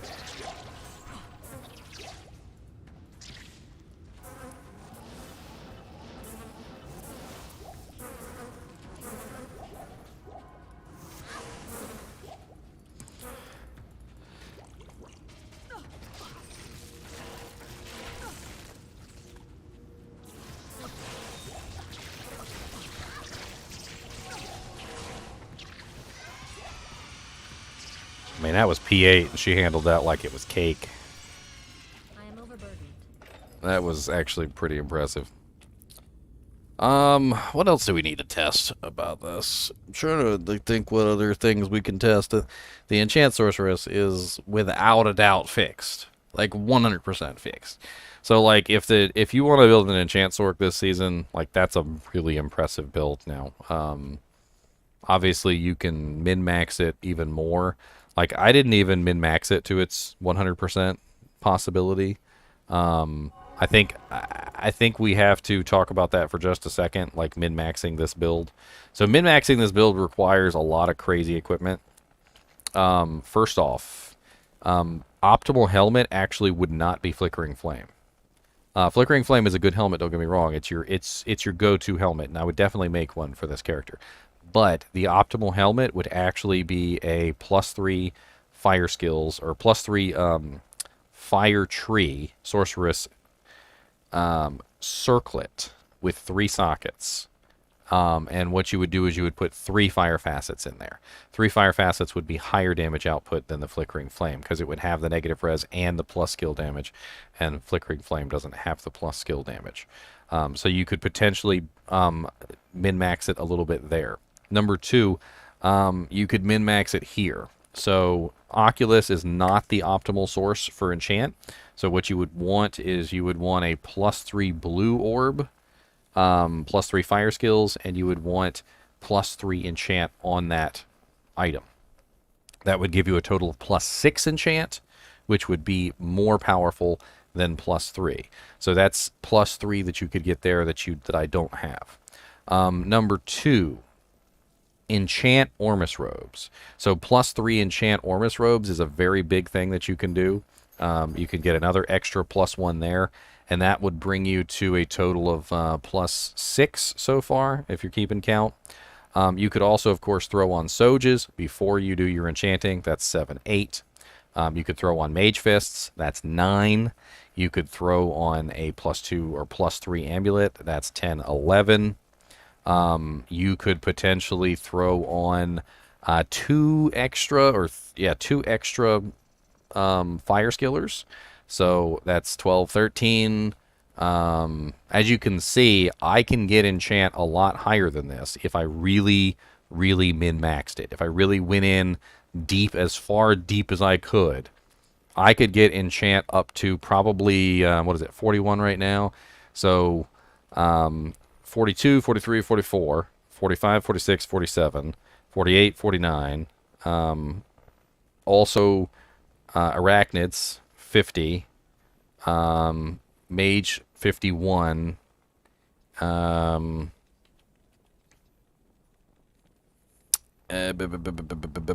I missing? 51.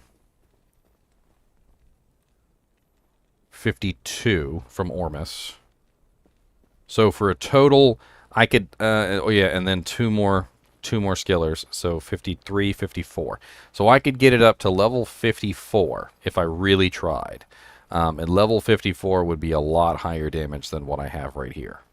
I could try and calculate out what level 54 enchant would be. It's been a little while since I've done this, but let me see if I can...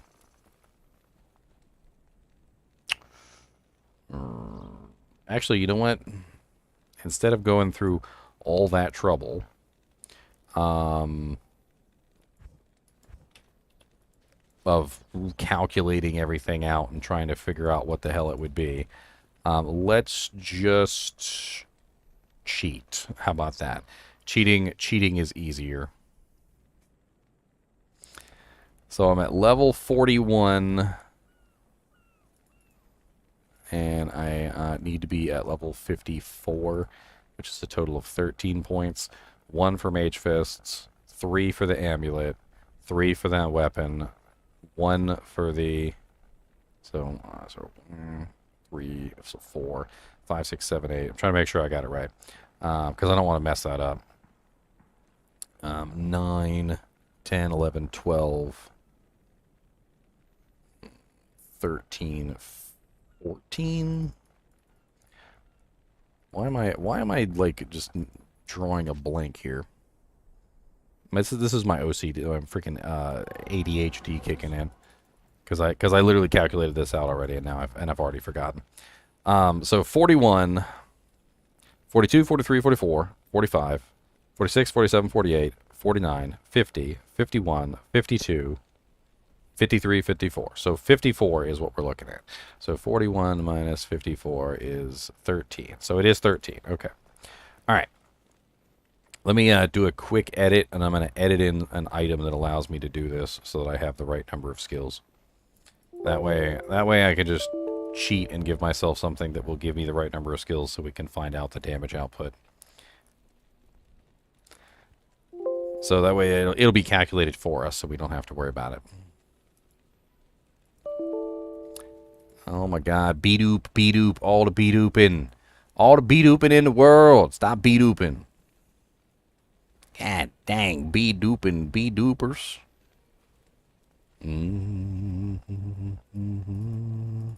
That jank be B-dooping every day of his life. What do you mean it won't fit there? You just like to beep. That's all it is. You just love to beep. The beepinest, beepin', beepo, beeper, beepins, and beepin', bappin', boopin', bompo, bampins, beep beeps.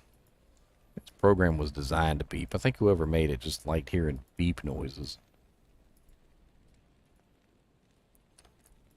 Alright, I think the highest we can go is 7. So that's the 3 that we're missing. Plus 1, so 4. And then what we can do is we can add in the single skills.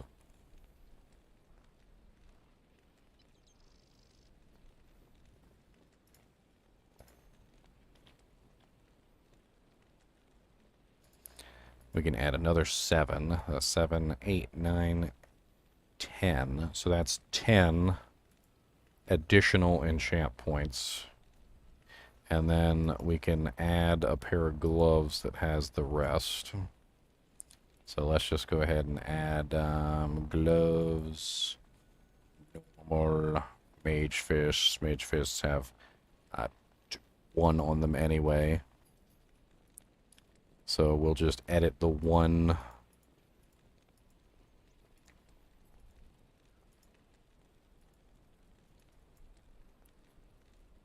Yes, the patch is live, Zico. So 7, 3. So 3, 4, 5, 6, 7, 8, 9, 10, 11, 12, 13. So we need plus 2 on these. That's what we're looking at.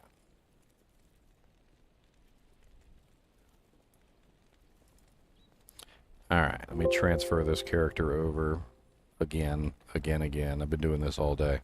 Again. Again. I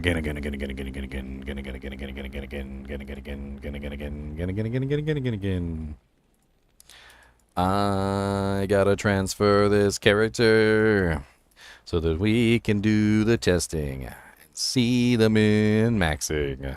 I gotta do things right. 'Cause it's my OCD.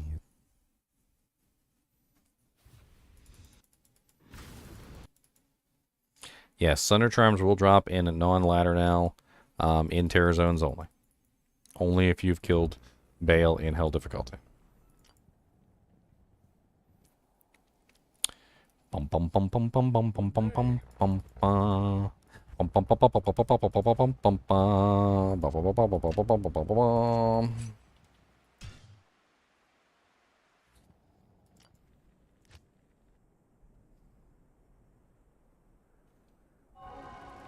All right.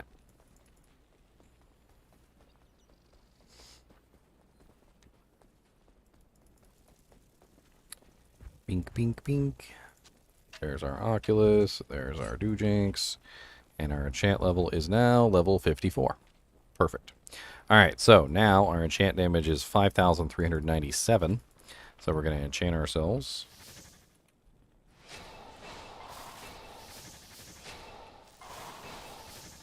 And switch back to our crossbow. We are now at 23,000 damage. So we went from 15,000 damage at that mediocre level of enchant, which we had before, to a massive 23,000 damage now.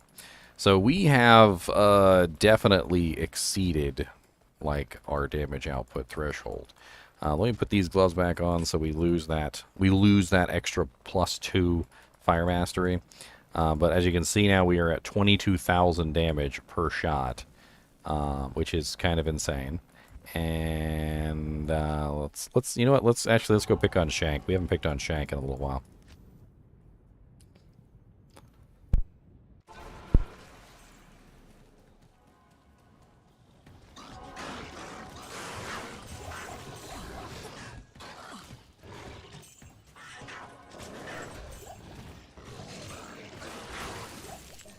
Holy Jesus. This is P8, right? That felt like P1. Like, that legit felt like P1. It felt like I was in nightmare difficulty shooting at some crappy monsters. That was like P1 level.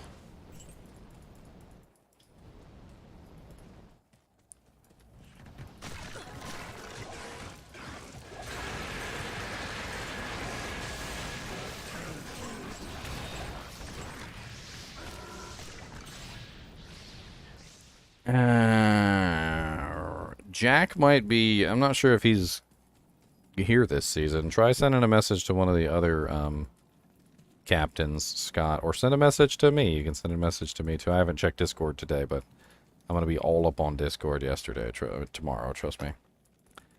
Let's go somewhere else real quick. Let's go to Canyon. I'll check out Canyon real quick.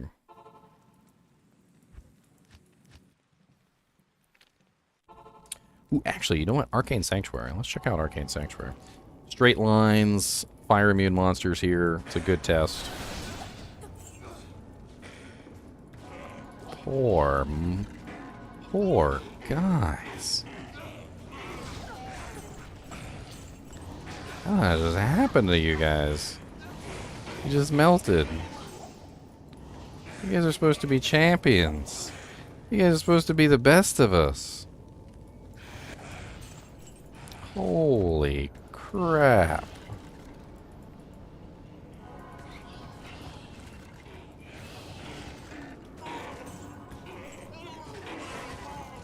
Even the Hell Clans that are fire immune are getting absolutely wrecked here.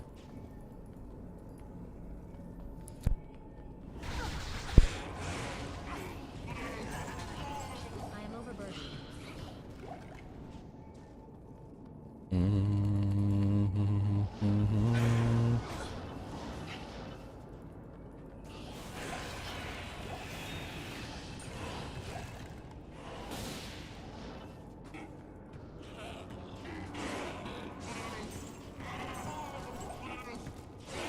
Dude, my Merc is hitting like a Mack truck too. Like with my enchant up on him, I mean, he is hitting for 8k. Was it fire damage? He's got like 5k extra fire damage added to his attacks. He's hitting pretty hard too, and that attack rating bonus is very nice. I'm sitting at 25,000 attack rating. 25,000. I'm definitely hitting stuff. That's for dang sure.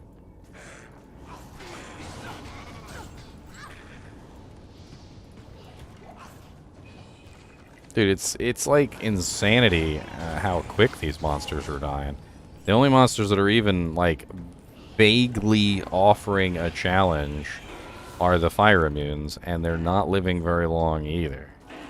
With this maxed out enchant, like the highest level that you can possibly get, which is level 54 as far as I can tell, I mean, that is kind of nuts. I mean, that's a little bit of work pre-buffing in the beginning, like getting all your stuff on. Like, it's definitely a little bit of work on the pre-buff, but you definitely can make it work. Like, you know, you get your skillers, you have a couple plain skillers that you bring in for pre-buffing. You get a +3 amulet specifically for pre-buffing. A blue +3 amulet, super easy to come by.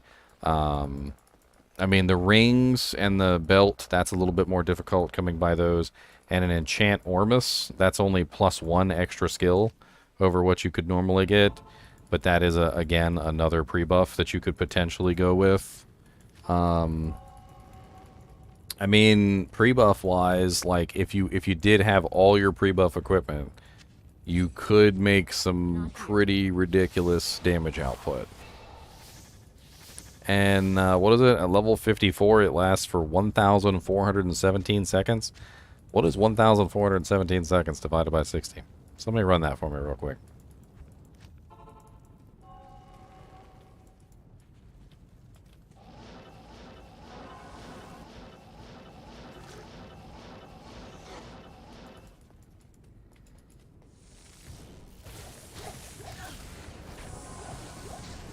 Of course, we got our fire immunes here. Still ripping right through them.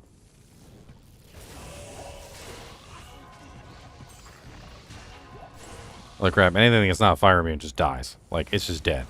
It's like one shot. Do not miss your chance to glow. This opportunity comes once in a lifetime. These monsters are fading. Their skin is burning. The grill is cooking. Ain't got no time for looking.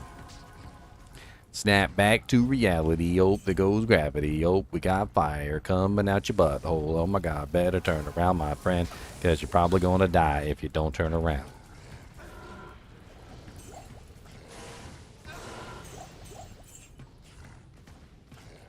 Throw me some bolts. I need some bolts.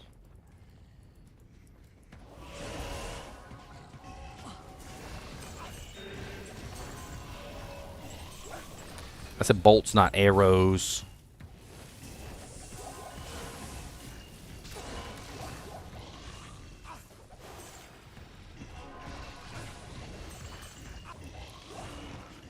Impossible. No. I don't have any more bolts. I got arrows, though. And I got more arrows. And bink. Ha ha ha ha. The power of the transmuter.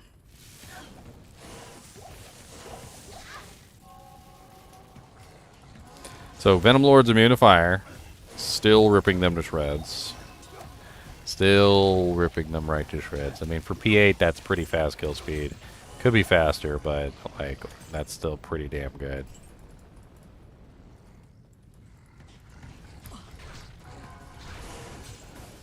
Yep, and it's also reversed, too. 2 arrows can be transmitted into bolts, and 2 bolts can be transmitted into arrows. Yes, this is P8. We are on P8 right now. I'm actually afraid to take a look at P1, because P1 probably was just... I don't even know what P1 would be. Probably just melt. Monsters melting everywhere. Like, literally just their face just melting straight off their bodies. I mean, optimal shots into decent groups.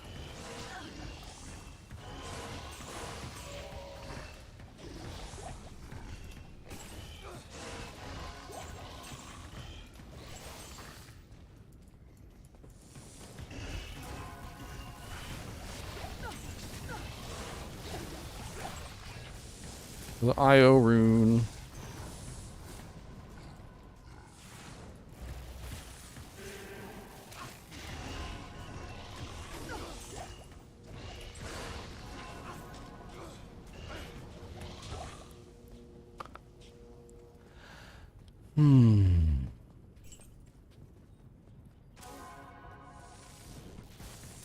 It's more expensive, hammered in or sorceress.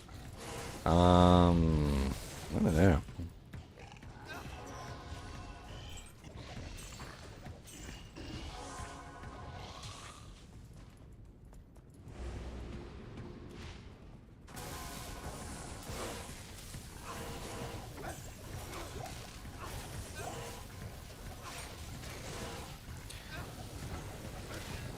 I mean, I expected him to be the hardest to kill because of the fire immunity, but honestly, he kind of got his butt kicked. Let's check out Diablo. So single target damage is going to be your biggest weakness here. Of course, as a sorceress, you can do this, which most other characters can't, so...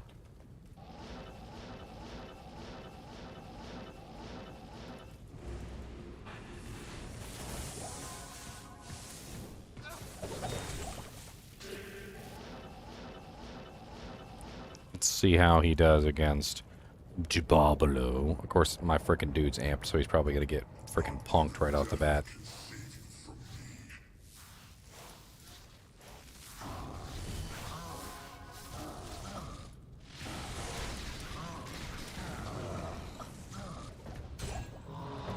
Holy crap, what just happened? He died so fast. What the hell? It's a Demon Machine. Demon Machine is a classic enchant sorceress item. It's like the quintessential enchant crossbow. Dude, I just handed P8 Diablo his butthole. That was insane, like damage-wise. Now it makes me want to try this on Uber Diablo. I really doubt I'm going to do good against Uber Diablo, but you know what? You never know unless you try. Let's see what happens if we take Uber Diablo. Uber Diablo has a lot of fire resistance, so I'm assuming it's probably not going to go well.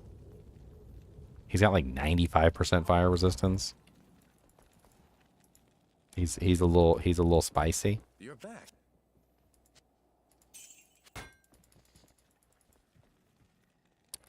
He's a little spicy.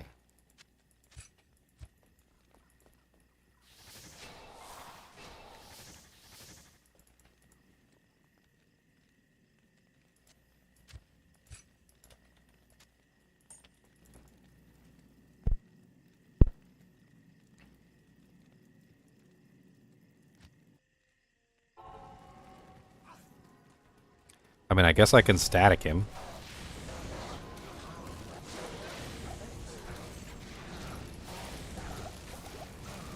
So, I mean, that's like the first thing I can do, right? Just static him.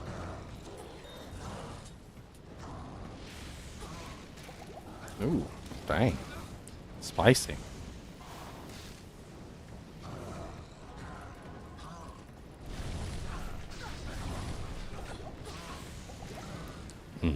So, nowhere near as good fighting Uber Diablo as fighting Diablo. I think the fire resistance is the biggest issue there. Plus, he does massive amounts of damage. Didn't expect, honestly, it to do very well. You could add in some Crushing Blow and some Open Wounds, which would probably help out a ton. I don't think I have any Crushing Blow or Open Wounds on this build right now.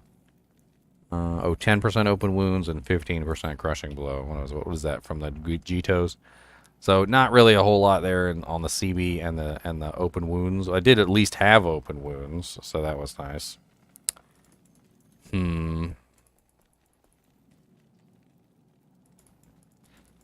Oh yeah, if you let the mobs build up in Uber Tristram, it would be kind of interesting. You fire one arrow and you would do a pretty huge amount of damage.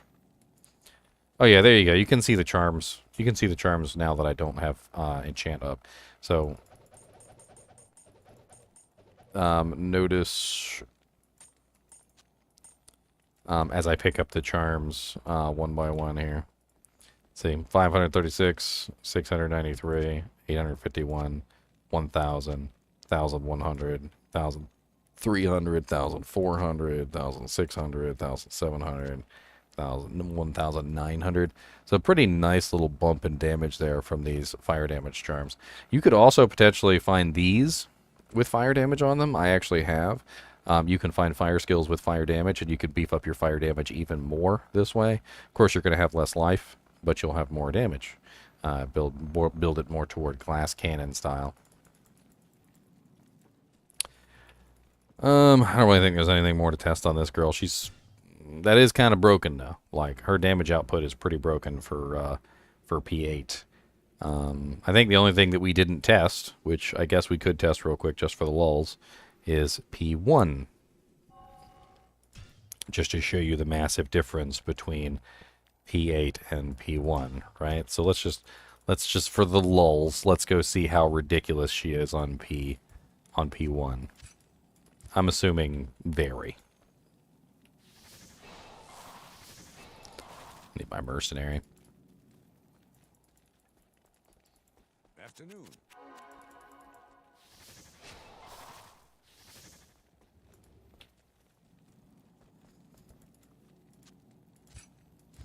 Alright, so P1. Where should we go? Let's go to Chaos. Why not? P1 Chaos.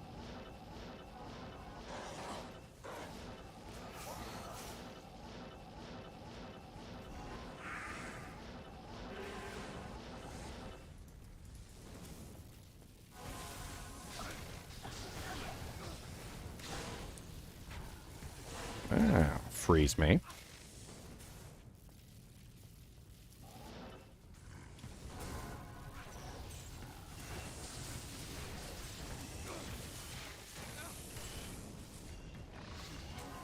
Like, the fire immunes are like 2 or 3 arrows, but everything else is like one or 2 arrows.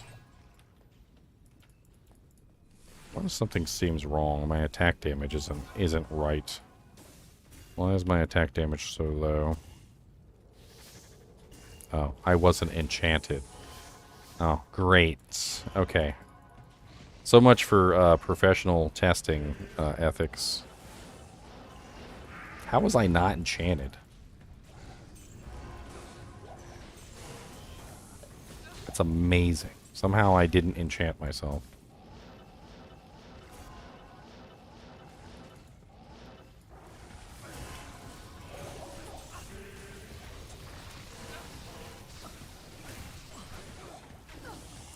Pretty much everything I shoot at is like a one-shot.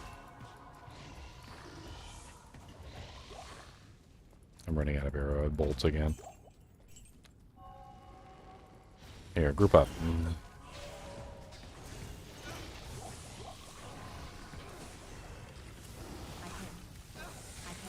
Oh no, I'm out of arrows. I mean, I'm out of bolts. There's some bolts. Just punch them? That sounds like fun. I'll beat them to death with my face. Oh no, he's got conviction. Oh no, he's dead.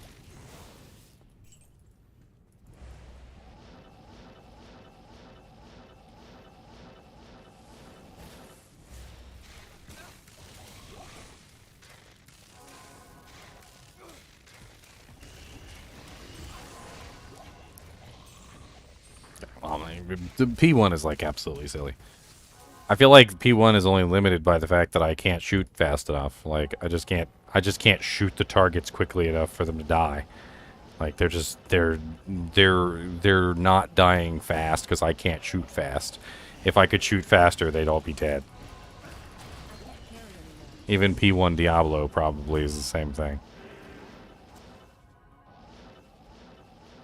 The ham biscuit? All the seals are open and there's monsters still alive? Did I not kill somebody? I must have not. Did he teleport away? No, that's the blue body right there, so he's dead. What about Grand Visor of Chaos? Okay, Grand Visor of Chaos didn't die.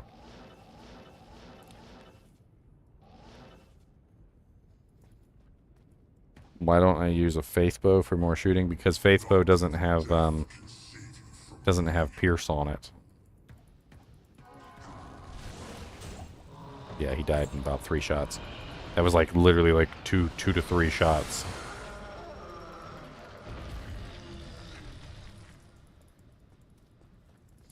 That was kind of insane.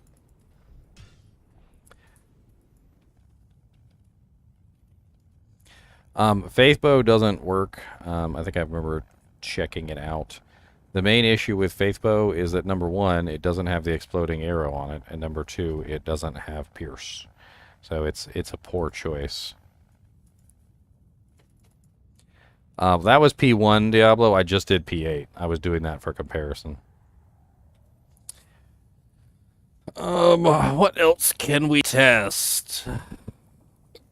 Man.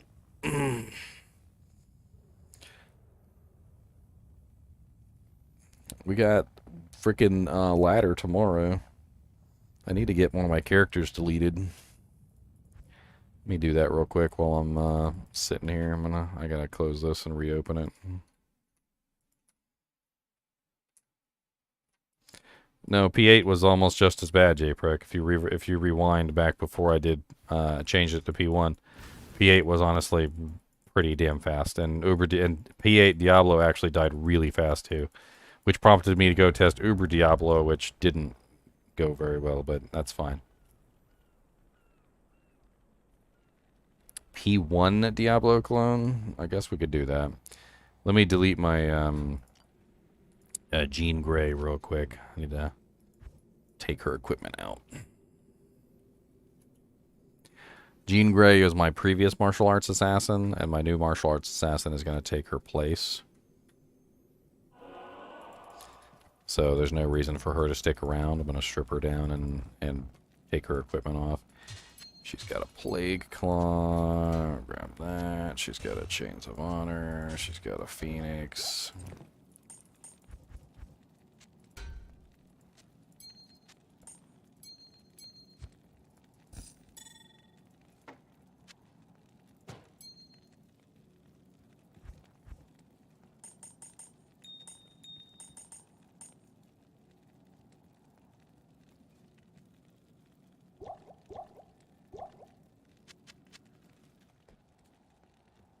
What about my merc? What is he wearing? Fortitude, Dariel's Visage, and an Obedience.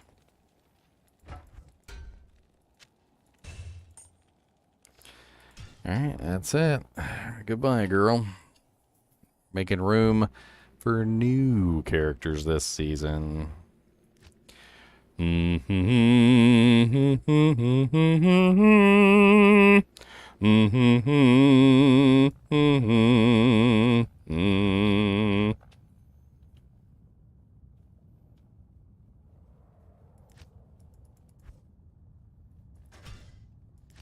Somebody said they wanted me to test out the P1 Uber Diablo.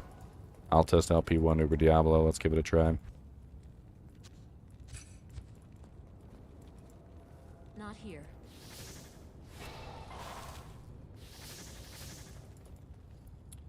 I will test out P1 Uber Diablo. It's super easy to do. Why not?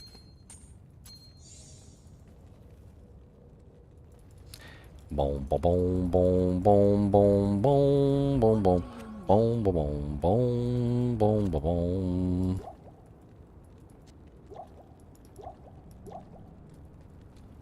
Beam, beam, beam, beam, boom, beam, boom, boom, bam, bam, bam, bam, bam. And we are on P1. Just double, triple, quadruple check. As always, P1. Let's go see if we can even put a dent in Uber Diablo.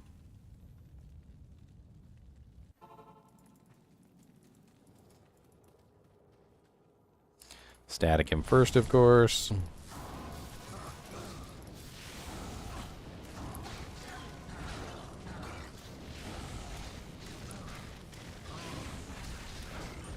Demolished. P1 Uber Diablo bites the dust in seconds. That was actually really impressive. P1 Uber Diablo can't even hold a candle to my little enchant sorceress, huh? I guess it's just the P8 one that is the bane of her existence. That's pretty damn fast. I mean, I think it would have been faster. I think it would have been faster if I didn't in-static him. I know that sounds silly, but I think it would have been faster if I didn't static him. Let me do that again, and I won't static him, okay? We'll just try that one more time with no static.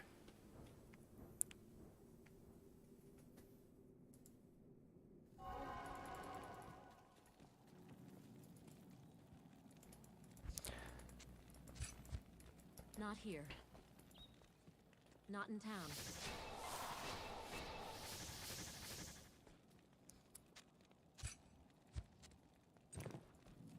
All right. Where my Soge? I need to sell all my duped Soges. Afternoon.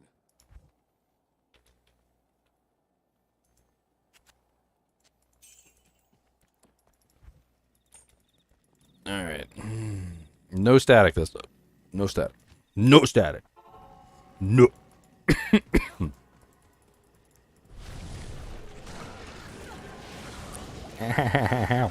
Why are you so much tankier now?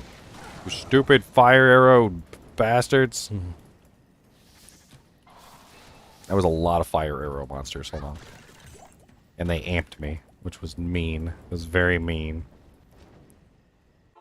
Sometimes you fight Uber Diablo and he is woefully unprepared for your arrival. Like nothing around him. And then sometimes you approach him like that. There's a freaking elite pack of fire archers up his bunghole, and there's nothing you can do but like cry into your cornflakes. Let's try this again.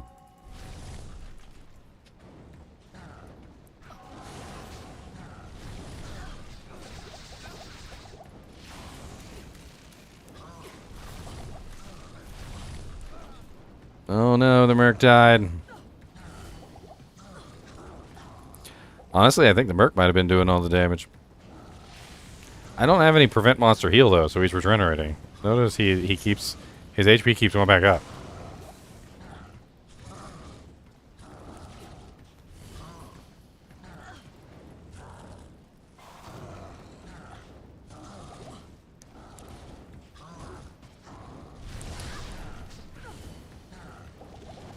So the mercenary definitely makes a huge difference on this fight, and without him, Afternoon. it's a pain in the butt. So if you can't keep the mercenary alive, it's not going to go your way.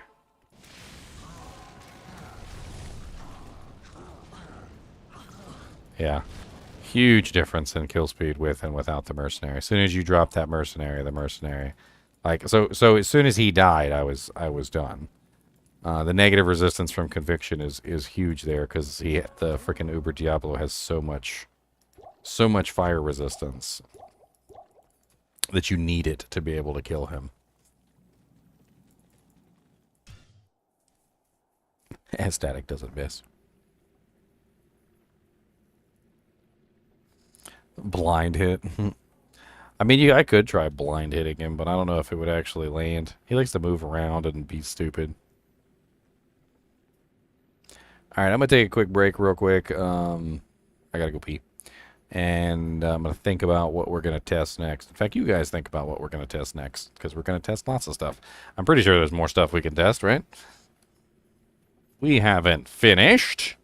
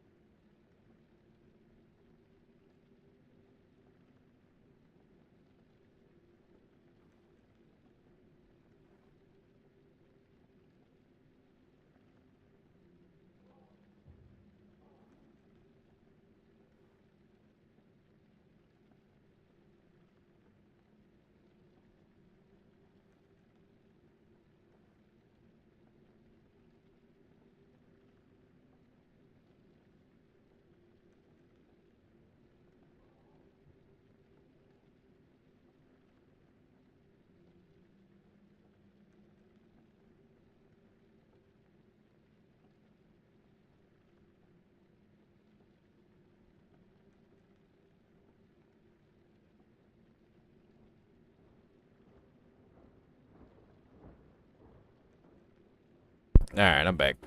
I really had to pee. Like I really had to pee. Like, but how long am I streaming? Like 6 hours and 15 minutes, and I ain't gotten up not even once. Fucking, I had to pee badly.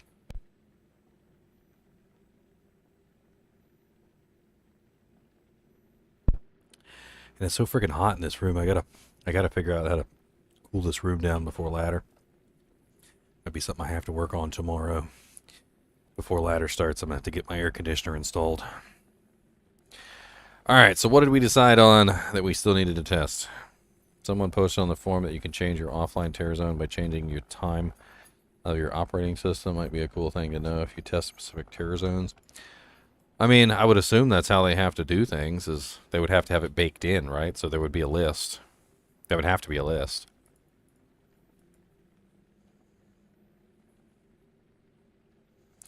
I have a fan. I have another fan. I have the window open. What's the temperature outside right now? The temperature outside is 64 degrees Fahrenheit. The window is open. I need to actually install an air conditioner in that window. I don't know why I have to do this in the middle of February when it's freaking winter. But I guess, you know, freaking whatever. Virginia. Tomorrow it might be like negative 30 degrees. Today it's whatever it wants to be. So, whatever.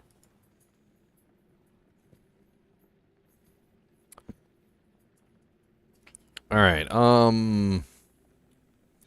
we tested Martial Arts Sin pretty thoroughly, I might add. We tested the Enchant Sork. She has definitely increased in damage output by quite a large amount. That is a very, very serious damage output increase. We tested Dragon Talon. We tested Dragon Tail. We tested Dragon Claw. I mean, Dragon Flight isn't really like a main skill, but I mean, it's pretty much the same as any of those, right? A single kick. We tested all of the martial arts skills, and we found out that Claws of Thunder is like the worst one by far, which is pretty sad. The best AoE damage skill by far was the Chain Lightning. The Chain Lightning is amazing. Very, very, very beautiful Chain Lightning. The Chain Lightning is just ridiculously good. In fact, I would focus on the Chain Lightning. I would get a Griffin's Eye Diadem and, you know, like maybe like an Infinity Merc or like a Plague Merc or something and focus on the Chain Lightning because the Chain Lightning does amazing damage. Which is kind of sad because to beef up the Chain Lightning, you have to beef up Claws of Thunder, and Claws of Thunder sucks. Claws of Thunder is just terrible. Blizzard, if you're watching my video, which I get the feeling that you guys do, watch my videos, you got to sort out Claws of Thunder. Claws of Thunder is not only is it not actually adding damage, but according to my tests, it actually effectively hurts the damage output of other abilities. So, like, for instance, if you are using Chain Lightning from Phoenix Strike in combination with Claws of Thunder actually does nothing to improve the kill time of a monster, and in fact actually slows down the kill time of the monster because the Claws of Thunder is effectively stopping the Chain Lightning from dishing out its damage. So, as of right now, I would not recommend Claws of Thunder to anyone. Because Chain Lightning, number one, is far superior to Claws of Thunder. And number two, Claws of Thunder interferes with Chain Lightning. So if you're going to build Claws of Thunder, you're going to have the Chain Lightning, which means you're going to have the superior skill. And so you don't want to use Claws of Thunder with the Chain Lightning. In fact, in my tests, Claws of Thunder was a kill time on Uber Diablo of 54 seconds, and Chain Lightning was a kill time of 52 seconds. So Chain Lightning is 2 seconds faster on P8 Uber Diablo than Claws of Thunder is. It also has a larger AoE radius, and it hits more monsters just in general. It does more damage per strike as well. So if you're going to go with one of the two, definitely go with the Chain Lightning over the Claws of Thunder. Man, I gotta get like everything ready tomorrow. Like, I mean, I'm gonna drop into the Discord. I've been woefully absent from the Discord because I've been so busy.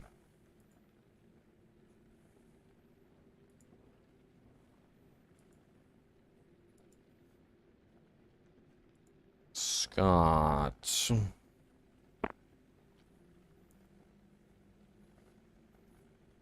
Alright, Scott, let me get you in the kinship. For those of you who are interested in joining the kinship, you have to enter the Discord. Let's see here. Scat.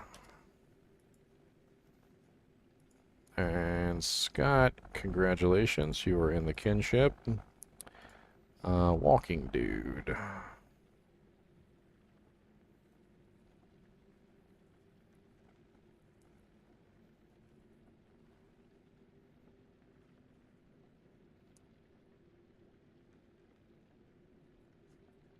Okay, you're not going to be present. All right.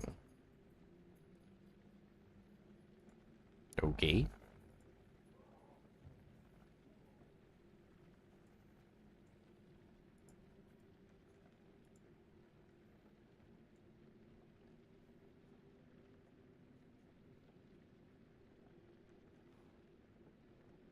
Okay.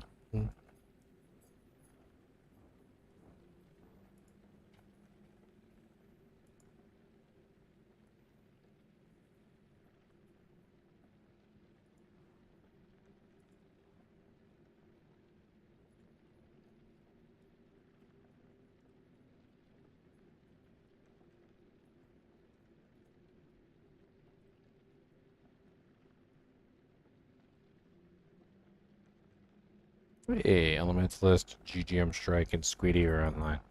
Wonder what they're up to. Let's take a look. I What's waited that? too. Hey, That's silly. What's up, guys? just chit chatting, getting ready for tomorrow. Yeah. Yep. We've been doing testing all Practicing day. leveling my elementalist Shit, Ginger. or enchantress. Ginger, I missed you. How have you been, Ginger?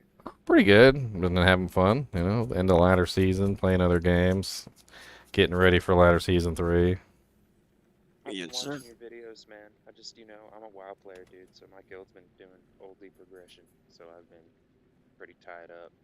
But I'm down for this ladder. Oh, we've got Assassin's got some crazy stuff going on.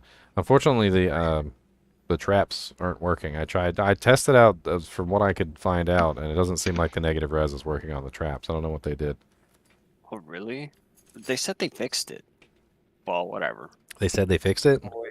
I thought they fixed it. Well, they said they fixed it in the patch notes. Yeah, in the patch notes, exactly. They said they fixed it. Yeah, well, But- 2.6 is live, and I tested it. It doesn't seem to work. It's not. Oh my god, freaking guys! This is why you do PTR when you're in the I put software development world. I put negative 225%, like freaking negative lightning res on a Griffin's eye. I just threw it on her, and like lightning immunes, completely unkillable. Like they're just like even with the Sunder, of course. That's oh my god. That's like the whole point. Squiddy. We couldn't quite figure out whether it was the Sunder, like maybe applying the 1/5 penalty or something, or like what was going on. But it definitely did seem like they were not taking any damage. So Okay, Squiddy. That means you're gonna start as a fire trap sim, bro. And it's I am gonna be starting nuts. as a fire trap sim.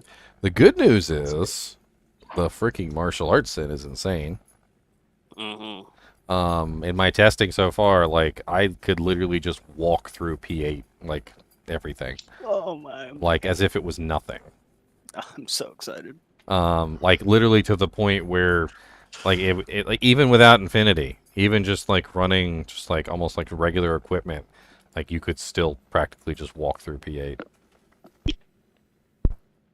Man, Meteor breaks the game. So I tested that in excess and tried my best to get it to work, and I could not. Once a certain number of meteors is reached, and I don't know exactly what that number is because it's like impossible to count them, but like once you hit a certain number of meteors, the computer just starts locking up, and your frame rate starts dropping and dropping. You go from like 60 to 30, and then 30 to 15, and then 15 to 5, and then 5 to 1, and then eventually it hits 0, and the game just stops processing anything. And you're just stuck there looking at 0 FPS, and occasionally it bumps back up to 1 or 2 until the meteors disappear. And once the meteors are gone, the game comes back. But it's like during that time period, like if you hit too many meteors on the ground, the game just locks up. That's amazing. No meteors in hardcore then, I guess. No, whatever. Oh, you'll probably die. Yeah. Yes, you will most likely die. There is an 80% chance you're gonna die on every hardcore character you make. That just guarantees it. Oh my goodness, that's really funny. I did some pretty extensive testing though, and I mean Tiger Strike is amazing for single target. It's not really that great for AoE, but like single target damage, it's like you can't beat it. The Chain Lightning on Phoenix Strike really seemed like the clear winner for AoE damage, just like by far. The way that it moves, how it moves inward and outward, and even with the next hit delay, like it really seems like the Chain Lightning just demolishes. It ends up covering the entire screen and you can't see anything, but like you're literally just annihilating all monsters nearby with lightning. So good. Claws of Thunder was objectively the worst skill on the list. Oh no, I love Claws of Thunder. Not only did Claws of Thunder do the worst, pretty much out of all the abilities, but it also interfered with the Chain Lightning from Phoenix Strike, basically making the damage of Phoenix Strike like negligible at best. So when you use Claws of Thunder with the Chain Lightning, it basically ruins the Chain Lightning damage. Okay. So either Phoenix Strike, whatever, tier 3 Phoenix Strike and Tiger Strike, or... Well, you can't use tier 3 Phoenix Strike either, because that's also next hit delay. Yeah, that's the Chain Lightning, right? The Chain Lightning is... Chaos Ice Blast. Chain Lightning's 2. Okay. They're both next hit delay, so it's... But the Chain Lightning's definitely the better of the two. So tier 2 Phoenix and then Tiger Strike. Got it. Yeah, what we were looking at was, like, some of the best ones that we were able to put together was, like, Tiger Strike, Blades of Ice, Chain Lightning, and if you really wanted to min-max it, you could do the first charge of Thunderclaw, because the first charge is just like a static lightning damage added directly to the attack. But if you do the second charge, and I found it really hard to get just one charge off, though, because when you're using 2 claws, which you have to do with Mosaics, you end up building two charges if she attacks 2 times. So it's very difficult to just get one charge of Claws of Thunder. And if you get 2 claws, 2 strikes, it'll mess up your Chain Lightning, so it kind of screws it up. But like that was like the best combo that we had so far, was Tiger Strike, Blades of Ice, Chain Lightning, and Charge 1 of Thunder. Instead of Charge 1 of Thunder, you could do Cobra Strike, which was pretty impressive too, because you get like massive life mana steal. Yeah, that's the Leech. That should get too. And what was it? I'll be right back. Death Sentry was like not even needed. Like that's how fast the kill speed was. Like at first I was gonna go Death Sentry and like throw that in with it, but basically what we found out is that Death Sentry was not even like it wasn't even working. It wasn't even like doing anything. So I ended up going with Blades of Ice instead to add in some more AoE damage.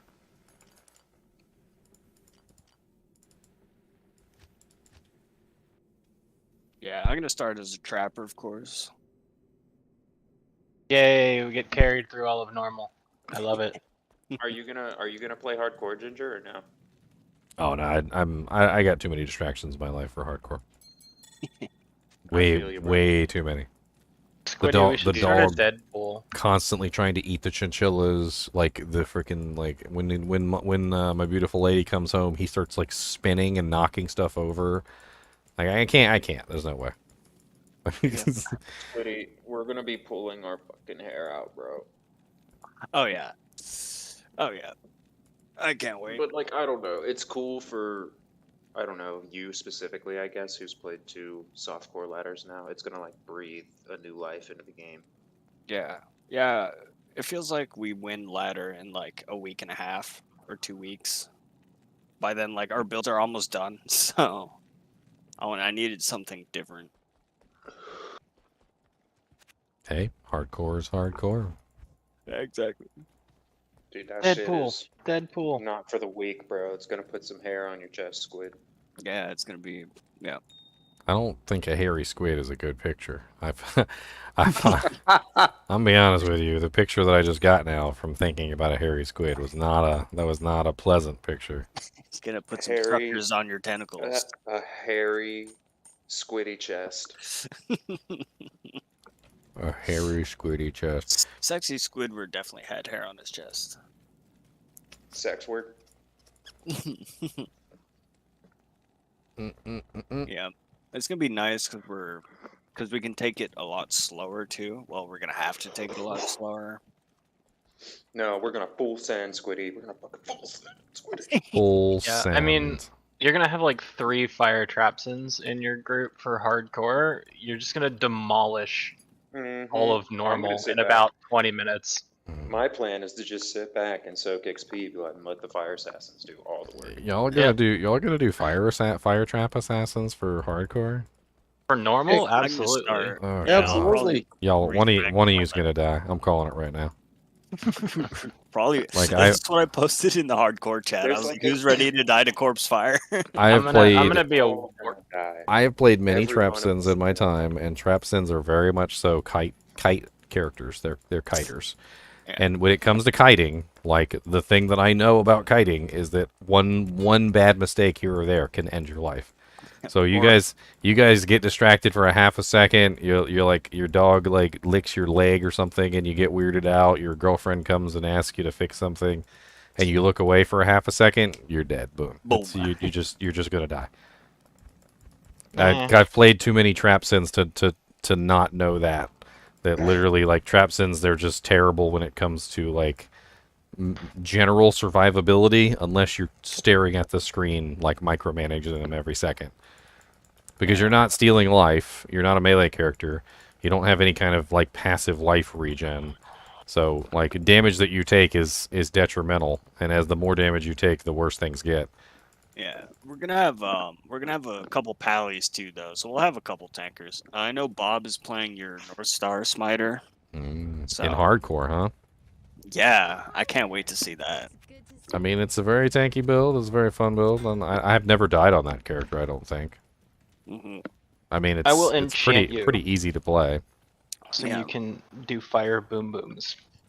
He's Fire. gonna I'm full sending. Fire I'm boom full booms. sending Blizz Sword. Hell Yeah. yeah. Blizzard Tank got a it. big nerf this ladder though, by the way. Of course it did, because I'm But- coming to play. I mean, it's still really good. It's just Yeah. not stupid anymore. Oh yeah, that's something that I need to test is the Blizzard Sorceress. Yeah, Dank is running a fire Amazon, like a fire boson, and I'm starting as an enchantress. So he'll just be What able to got blow nerfed? everything. How did it get nerfed? Can somebody explain to me how that got nerfed? Well, Cold so it Cold got- Mastery no longer affects the immune targets at full power. It's 1/5 effectiveness. So Yeah. before you could take an immune monster, break them with the Sunder down to 95, and then as long as you had 195% Cold Mastery, you could break that monster down to -100. Holy Now it's fuck. only Yeah. now it's only at 1/5 effectiveness. So the Cold Mastery will still bring them down a pretty decent amount. Like I don't know. Does anybody have a cold circle like right now that they can give me a negative number on? Wait. I mean, Oh, it's like if you max it, it's like 180 or something.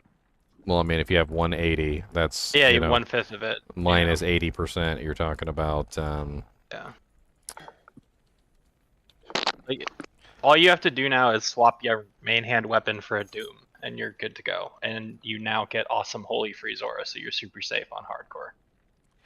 so 36 is what that's going to be. So if you had a 180 Cold Mastery, it would reduce the monster by 36. So you'd go from 95 down 36, and then whatever other equipment you have on. So you know, like you're if you're still gonna run right Nightwing's Fathom with facets. yeah. So if you got 95% minus 36, and then you got like 5% for a facet in your Death's Fathom, and then 5% in your Nightwings, you're still looking at -49%, which is more than enough to kill most targets right there. Yeah. Or- I mean, I was running about that with fire, and it was working fine.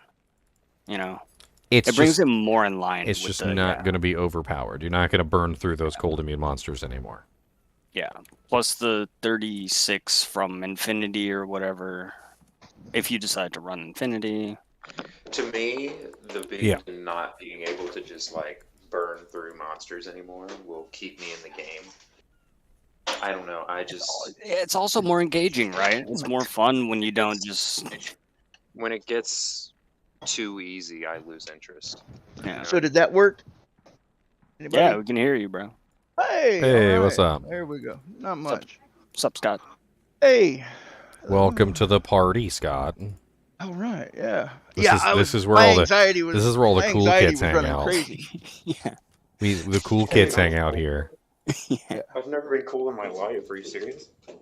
Yeah, well, I mean, you could be cool. We gotta put you through the cool test, but we're gonna check you. We're gonna check you out though. Like, Yeah, I started. we'll I vet started. you. We'll vet you. Put a pin in that.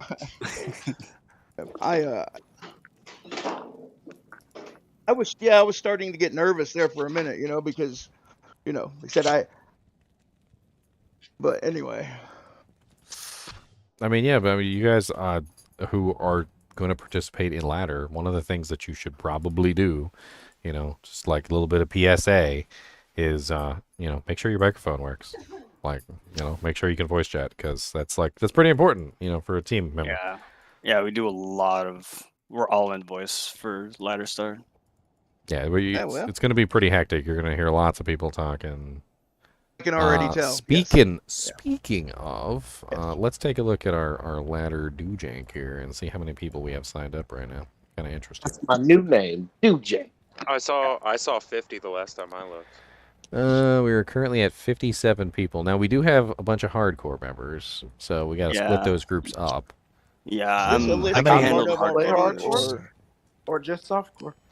4. I'm checking to see how many hardcores. 5, 6. I think we had 12 or 8, 9.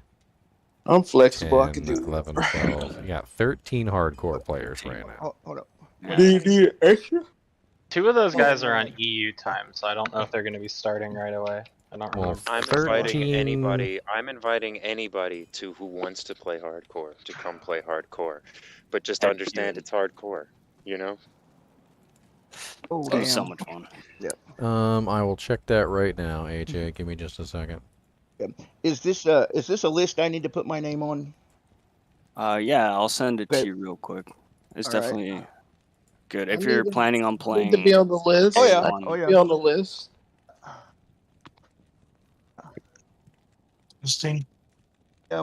Are there any other captains in hardcore this season, or is it just you, Squiddy? I think it's cream just pies me. and Red Bull. That's, okay. Well, you'll be the one running things then. Yeah, I can handle. You'll be the boss. Groups and stuff. Squiddy, the boss. Oh Lord, Squiddy is the boss of something. Watch out, guys. Exactly. Don't let the power get to my head. Where'd you get your icon for your name for? For what? Everyone knows them. For me? No, for Squiddy. Oh. I'm not familiar with that one. Oh, did I send it to the right person? There's the link. I'm just thankful you're on the East Coast.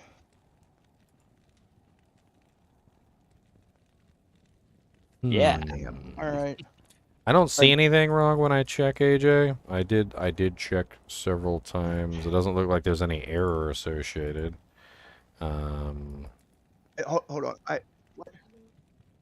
Okay. Yeah. Credit card is still hooked up. PayPal is hooked up. PayPal Plus is hooked up. I mean, everything looks like it's still in order, and there's the link right there if you want to check it out. I'm probably going to have to change my headphones to my earbuds because my wife is saying, she says I'm too loud. Where can I take you? She says you're too loud. Yeah. Well, like I said, I'm in Ohio, and the rest of my family is like trying to go to sleep. Yeah. Well, I can't. It's hard. It's hard to sleep in Ohio, being the gateway Well, to everybody hell else, and everything. everybody else needs to get up in the morning, but I mean, there's probably demons everywhere. I mean, there's a chemical spill and people are dying over there. Like, yeah, it's not helping. That crazy. Chemical spill did not help the whole Ohio is the gateway to hell meme. However, it did not. I'm about like 60 miles south of Columbus. Yeah. Yeah. It's pretty quiet here. Where do I need to sign up, boys? Or, Somebody else just say that? If you want the sign up sheet is pinned to the kinship ladder chat. Ladder chat, okay. So you just check the little pin icon in the top right hand corner if you're on PC. I'm not sure where it is when you're on your phone, but it should be there. There's a little. It looks like a little thumbtack. Click on that, and it should be pinned right to the top. Did somebody else say they were also from Ohio? We got a couple people from Ohio. No. All right. Yeah, I mean, It I don't know seems if y'all fitting know that where you guys are playing Diablo. Chillicothe is. Yeah, I live in Cincinnati. I live in. Okay, so do y'all remember that big 8? Like they murdered a whole family. Oh, God. Dude, I'm telling you, bro, Ohio is the gateway to hell. They murdered a But, whole family. That is a conversation starter there. They murdered they murdered a whole family. We're just gonna glance over that. They murdered like 8 people of the same family in Ohio. Yeah, and that's yeah, they really did. And yeah. Anybody want to buy a house in Ohio? That's the county that I live in. Welcome to I live in the county where they did that. Yeah. So Hide your kids and hide your wife and hide your kids and hide your wife. crazy.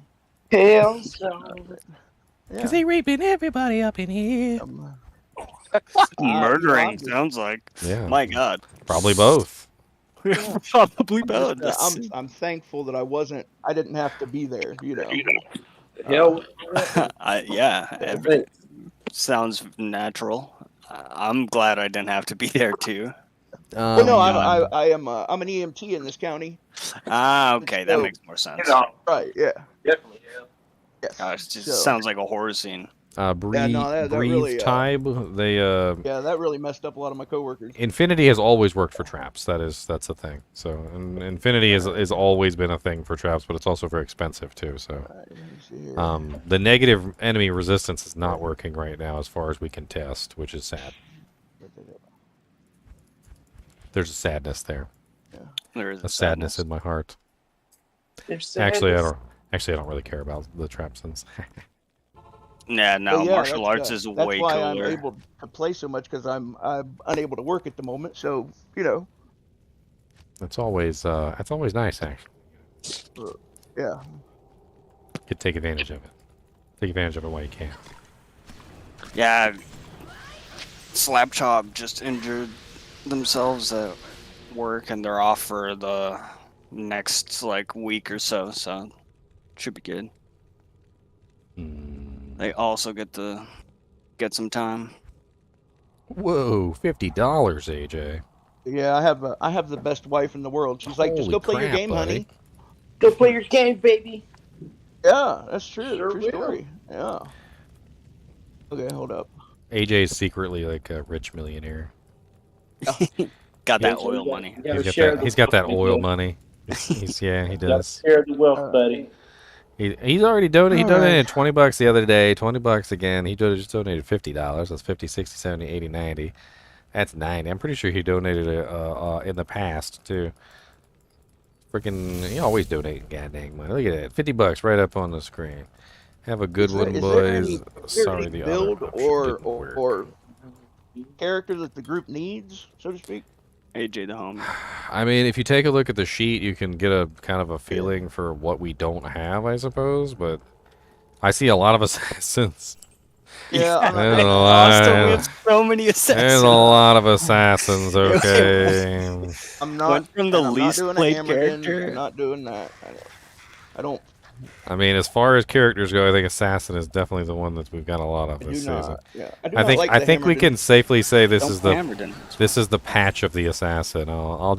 We can just call it that. This is the patch. Like there are some other things in the patch. There are, but like I was expecting more druids, honestly, with the metamorphosis, but how about? Am I still on P1? This character is absolutely insane on P1. Let's go to like P3 and let's see what this is like on P3. I'm kind of interested. I could do like an elemental druid or something, Squiddy. That would be fun. like an icy druid. That's up to you, man. There's no. Like, as far as the kinship goes, like, we don't care what you start Oh as. my god. Like, yeah, Yeah, you really might don't you care. might have a little bit of trouble if you're gonna try and play by yourself a lot. Like, if you're just like the lone ranger over there and the only thing you want to do is just be by yourself. Like, that's one thing. But like, if you're playing with the group, we got your back. Yeah, like, we're gonna cover your deficiencies. We're gonna try and get you loaded up with the right gear. Like, That whatever. means when I get this psychic hammer build, y'all gonna help me. Yeah, Whatever, like I said, whatever crazy build you choose, we're gonna try our best to help you out. Yeah. Like I said, I've been playing by myself for 20 years, so No. You, make sure you don't play that real It quick. feels like we win the ladder in like 2 weeks. Like everyone's main build is basically finished. I mean, okay, we have a deficiency of Sork torches, but you know, like Who doesn't have a deficiency of Sork torches? exactly.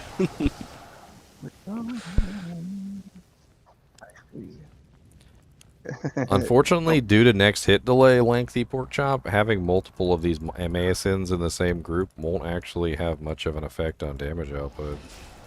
Like, so when we make our character, like because of the chain lightning next hit delay and the chaos ice bolt next hit delay and the claws of thunder next hit delay, like if you have a bunch of these in the same group, it probably won't be that crazy. Except for visually it'll be insane. Like visually, everything on the screen will just be covered in lightning and sugar fairy dust. This is the fireworks ladder. It's not just the assassin ladder. we all need to make our character, It's going to be the lag ladder. but all the character names need to start with GGM, or is that just you? No, we put tags on. It's a so clan we know. tag. It's Yeah. Okay. in the All right. old days, that's how they did things because clan systems didn't exist. Okay. So with a All right, clan so- tag, you pretty much just put that clan tag on your character, and it Okay, designates that you're in the clan. It's the standard format is GGM _ and then whatever your name is. It makes us less suspicious of you. Yeah, a lot that. Plus, it makes us less suspicious of you, and also, when we join a group and we help people, like it's pretty cool. It's I'm not gonna lie. Like when 7 people show up in a game to help somebody, like, and they all have GGM tags, it's pretty impressive. Freaking sweet. And it's cool on the ladder boards too. Holy crap! 326 viewer raid. Right. That's more viewers than I had earlier. I was at like 310 or something like that. The freaking with the barricade TTV with 326 viewers. What were you guys streaming that you had 326 people watching? Oh God, we don't have any conviction on the roster. Oh no, my charges disappeared. Oh man. Doing bail runs isn't exactly the most optimal. Like I have a feeling that bail runs is not going to be my specialty here. Bell runs are gonna be kind of dead. I think chaos is gonna be great though. Once you're properly kitted, MASN and chaos sounds like a great idea. I guess a lot of it. I can't even hit bail to build my Phoenix Strike. I'm trying. Wow. Oh God. Dudes, did you see that? Can't hit me. I just crashed. It just crashed the game. The game crashed. I did see that. Oh, I accidentally used Meteor and I crashed the game. Oh Holy my crap. God. They're gonna need to fix that ASAP. Oh my God. The Meteor skill. The Meteor skill. They're gonna need to fix that big time. I'm rather concerned that we're Well, going to get a okay, return so- of lag duping. It's just gonna be Oh my too God. powerful. That's all it is. This meteor is too powerful. So powerful, in fact, that it crashes the code that Blizzard had. It breaks the game. My thing is all they really need to do, I think, is put a cap on the number of fire effects that can be on the screen at any given time. Like, you only need everything burning so hot, okay? Like, once the entire screen is covered in fire effects, do we really need more? I mean, I played a fire Zork, and I was Take away using. your fire effects. I'm gonna be pretty sad. How many times can I crash the game? Let's play around with it. Let's build some more meteors. Let's do it. Let's go. All right, here we go. Let's do Shank. Let's do Shank. Shank is probably a good place to crash the game, right? My God. The game crashes normally at Shank. There we go. So we get extra crashing at Shank. All right. Here we go. How many ground effects can an enemy be affected by in the first place? 1, basically. So why do you need more than 1? Did I crash it? Did I crash it again? I did. I crashed it again. Holy crap. They're gonna need to fix that real quick. Dude. Oh no. I can't. I'm sorry. It's like instantaneous crashing now. How many kicks per second per tick do you have? What's 7? 3. There are 7? 3 frame kicks, so 7 or 8 frame kicks. I don't know exactly if I'm hitting the 8 frame or not. Oh my God. But it's a lot. It's like it's that many meteors per second. It's a lot. It's way too many. It's a lot. Just dies. That's the second time the game has crashed. Like, do I got a memory leak or something? Let me check my task manager. Let me see if I've got like a memory leak running. Performance, memory, 16.8 gigs out of 32. So not bad. I still have quite a bit of memory left. Hey, it should be fine. So I did this test earlier, and I actually brought up the task manager, sat that up there, and I brought up my MSI Afterburner and sat that up there, and like basically lagged the crap out of my computer using the Meteor, and it really does lag. It really does lag the game, like really badly. All right, AJ, you have a good night, man. All right, Squiddy, I'm playing a Meteor. And thank you for the donation, sir. You ready, Squid? Well, one of the things that we tested was, so I actually made a custom torch with no Hellfire proc on it, the Firestorm proc. So I made a custom assassin torch with no fire proc, because my thinking is it's the fire effect, right? And I was thinking that the Firestorm was adding to the problem. So I went in there and I took that off of there, but that still didn't quite do it. Going into classic graphics also doesn't quite do it either. It also still has an issue.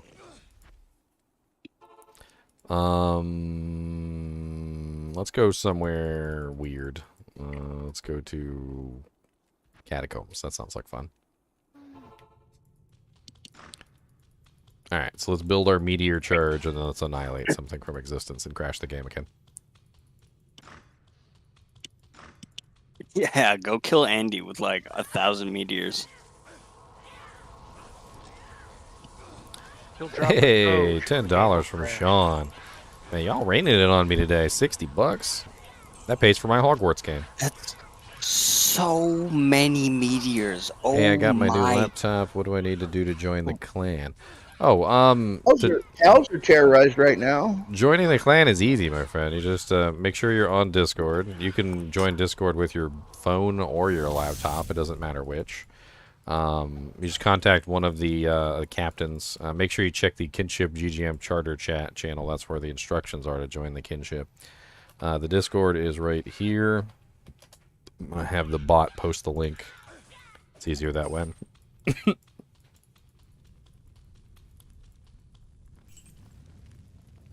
There's the link. And you can message me directly if you want to. That's fine. And then when you join the Kinship, you'll have access to all the Kinship channels, and we can, of course, get you situated. There's also a roster you can sign up on, so if you want to join the ladder, sign up on the roster. It's going to be used for creating teams tomorrow. I'm going to spend a long time creating teams tomorrow. That's going to be a whole thing.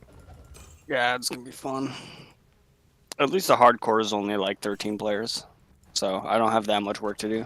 If you need me to switch to hardcore, I can. Let me know. Let's crash the game, my friends. Let's crash the game. Wouldn't be fun if we didn't crash it. Yeah, as of right now, I'm going to advise everyone to stay away from Meteor for their Amazon or their assassin, because it's like it's pretty bad. Like, it not only does it lag up the game really badly, but I'm gonna be honest with you. It's not even really that good. It's good for single target bosses. That's about it. Most of the time, if you're set up properly for damage output, the meteor doesn't hit the target until after it's dead. That's been my experience so far. If you're fighting like Uber Diablo or something, it would come in handy, right? You would think. But then the game starts lagging up and you die. It is pretty amazing to watch though. Look at this guy that's immune to physical. I'm just gonna annihilate him. How about that? Until my FPS reaches 0. Let's go. Even in the old graphics, it still lags up. A lot of people's first thing people say, they're like, switch to the old graphics. And I'm like, no, it doesn't work. Whatever it is wrong in the old graphics too. Until eventually it hits 0 frames. Like, see this? It's literally standing still.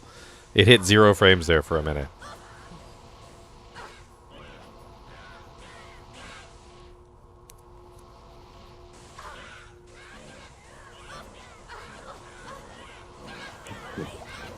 Hey, it caught up all of a sudden. Something happened and it finished processing. Or maybe the meteors just stopped.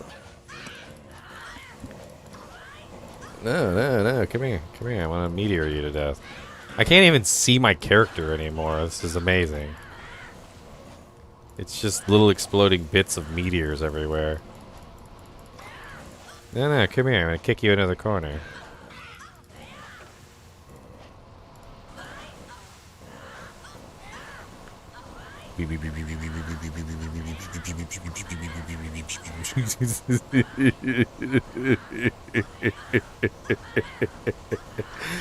Oh, this is glorious. Who's gonna die first? Oh, I killed him though. I killed him. It was a double KO. Greg with the $100 freaking dollars, dude. What is going on right now? You guys are blowing up my donation jank. This is for the bestest D2 streamer in here. That's $160 you guys have donated so far. Freaking A, Greg. Greg. I gotta say your name like that. Greg.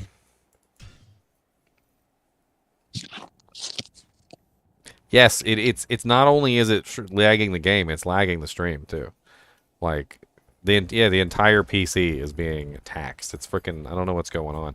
I also noticed this. So let me bring these back up real quick so I can show you guys this, because this is kind of important and they need to fix this, and I don't know what else to do other than to show you guys the details. Maybe if they see this stuff, they'll be able to figure it out too. So I'm gonna bring up MSI Afterburner. So I can show you guys what this looks like. Where's my MSI Afterburner? MSI, launch, sir. I need you in the stratosphere. There you are. Alright. So first things first, we're going to put MSI Afterburner up here so you guys can see it. Same as we did before, for those of you guys who were just joining us. We've got like freaking 100, 200 people on the other side over here, so, you know, alright, here we go. Here's MS Afterburner, MSI Afterburner. So there's my current stats for my, you know, temperature, my clock speed, my memory clock speed, all that other beautiful stuff. It's there.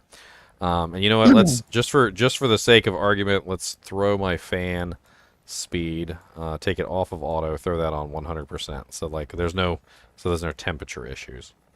And now it's super loud. And you can probably hear it. Do I need to hit a button to save on the roster? No. Once you type it in, you're good. Okay.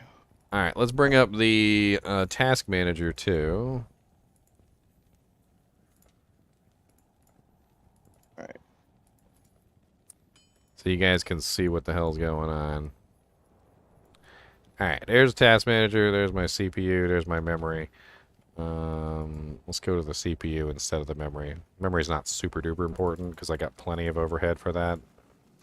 All right, let's go back down there and let's burn some more meteors on a target. Man, that fan's loud.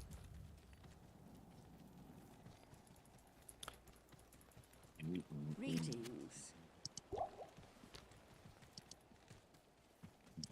Yeah, 74 degrees.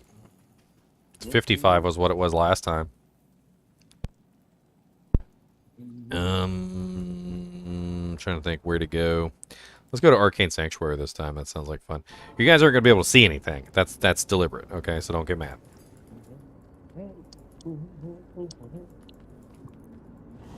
Alright. Oops. I got 2 charges instead of 1. Hold on. I gotta let it refresh.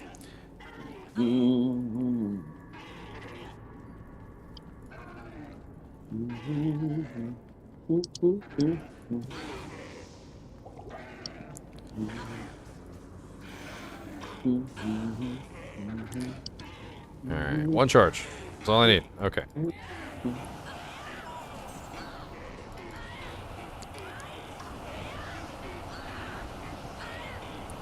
Alright, here we go. Burn it down. Literally, burn it down. Alright, so one thing that we noticed immediately, and I know the stream is actually starting to lag now too, is that the GPU megahertz for some reason started dropping dramatically. Oh, hey, I need to say tell my son good night before you get into your thing. So I just want to tell Alex good night. I love you. Good night. I love you too. Yeah, I love you too, buddy. Love you 3. Now notice my GPU is downclocking, and I don't know why it's downclocking. Graphics card updated. Well, it's downclocking, I think, because it's not being able to process things properly. Like, something's going on that it thinks it needs to downclock. Like, it went all the way down to 300 megahertz at one point the last time we did this test. Yeah, that's not good. So the question I ask is, does the game engine, when the frame rate slows down, does the game engine stop requesting more from your graphics card? I mean, that's what I would assume is happening, is that the graphics card thinks that it needs to downclock because it's not receiving as many requests. But that doesn't make much sense because I'm running other programs too, which should technically be utilizing the GPU as well. And as of right now, it's pretty much just a slideshow. I can't even see anything. Do you got gaming mode on? I'm pretty sure I turned that off. Hey, the monster finally died. I heard it die anyway.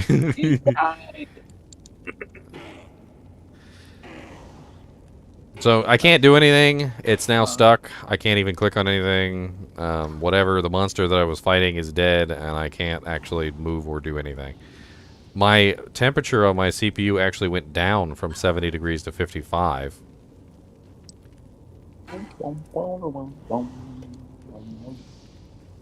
It's almost as if the GPU is, like, not able to handle the load, and so it just, like, drops it or something. And so then the GPU cools down, and the clock cycle goes down.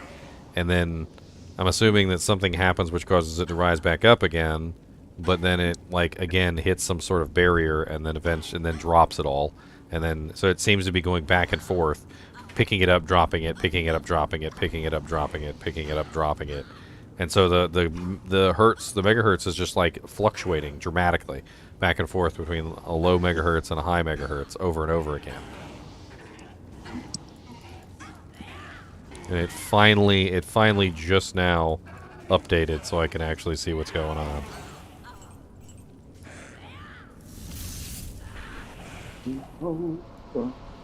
Let's find another monster to abuse our system with. This is important information. People need to know this. Meteor was the first thing on the list that I thought would be amazing for this kind of a build. Who would have thought falling meteors would cool a GPU?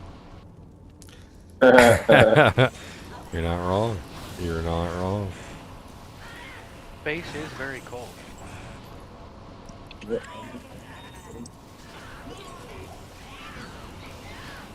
Space. The coldest frontier.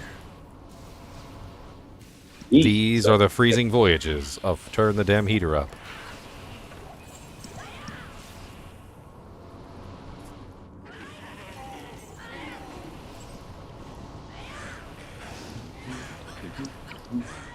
Bom, bom, bom. I mean, I will say that if you're not trying to deliberately exploit the Meteor problem, like if you're not trying to deliberately force the issue, it seems to work okay. But as soon as you get too many meteors on the same screen at the same time, that's when things go really bad really quickly. I have a question. I have like 45 window or tabs open, and I can't remember the recipe to upgrade a unique weapon to its exceptional. So in Discord or in chat, like I have a bot program. Just type in exclamation point upgrade weapon 1 or exclamation upgrade weapon 2.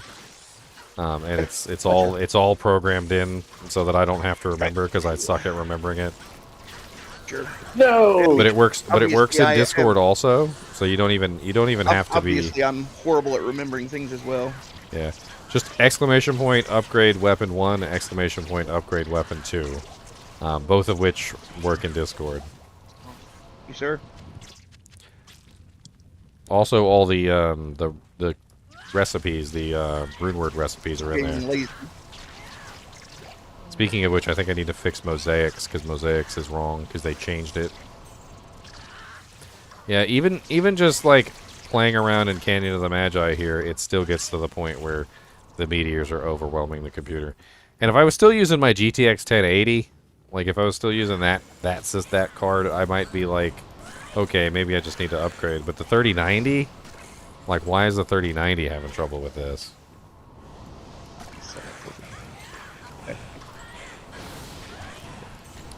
It's got to be the number. It's got to be the number of fire effects. None of the other abilities do this, by the way. So this is. It's important to note this. So when you're playing around with this ability, the chain lightning doesn't do this. The chaos ice bolt doesn't do this. You can spam the ever-loving Jesus out of the chain lightning, and you can do the same thing to the chaos ice bolt, and nothing bad ever happens. No lag spikes occur. Nothing. In fact, let me take these off the screen now because I think we're pretty much done with those. Like let me demonstrate this. So I'm gonna go play around with the other two abilities. And let's go somewhere where we have... First, we'll do the chain lightning. So let's go somewhere where there's lightning immunes.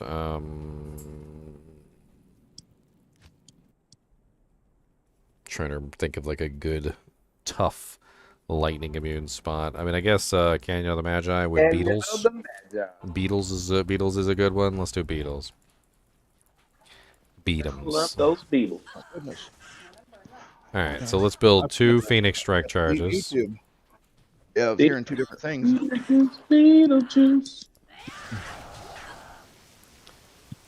And I need to find some lightning immunes. Let's take off the boots too so we have no physical damage. And take off the lightning sunder so that the lightning immunes aren't broken. That way I can just spam it. I mean, notice, even just, like, spamming the lightning, and let me bring FPS up on the screen, like, there's no general, like, issue at all. Like, I can spam this lightning all day long, and it doesn't really have any effect on my frame rate or the lag in the game or anything. So it's not just spamming the abilities, it's something specific to do with the fire abilities that's causing the lag, which I would assume is the fire on the ground. So the fire on the ground is probably what's causing it.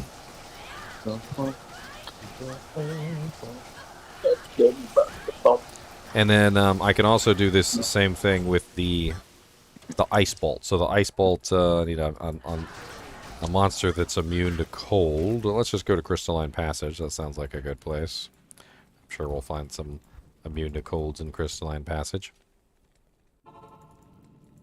Have I only tried this in single player, or is this a new PvP strat for people with Uber PCs? You probably could lag everybody up with the Meteor.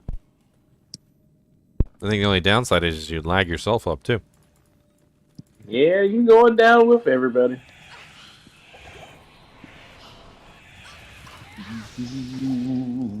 All right, so here's the cold one.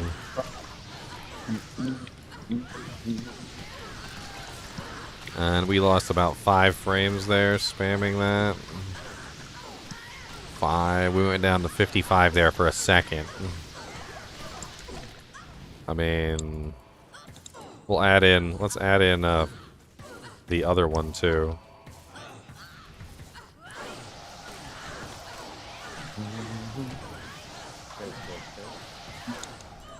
Went down to 45 frames. I mean, we haven't crashed, and it's not going down to like 1 frames. So it looks like the Chaos Ice Bolt does have a little bit more of a drain on the system.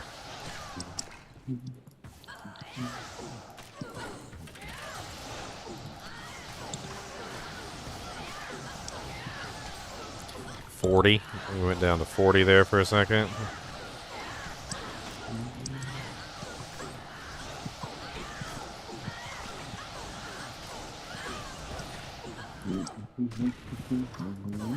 It's so pretty, though. The Chaos Ice Bolt is very pretty. I have to admit.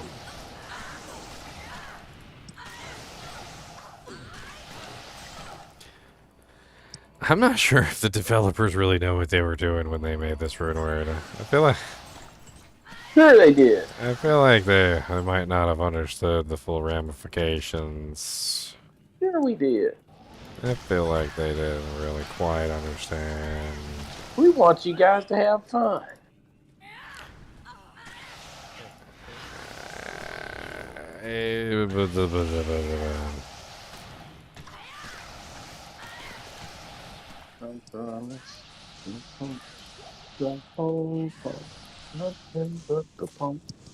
So excited for tomorrow, Squiddy.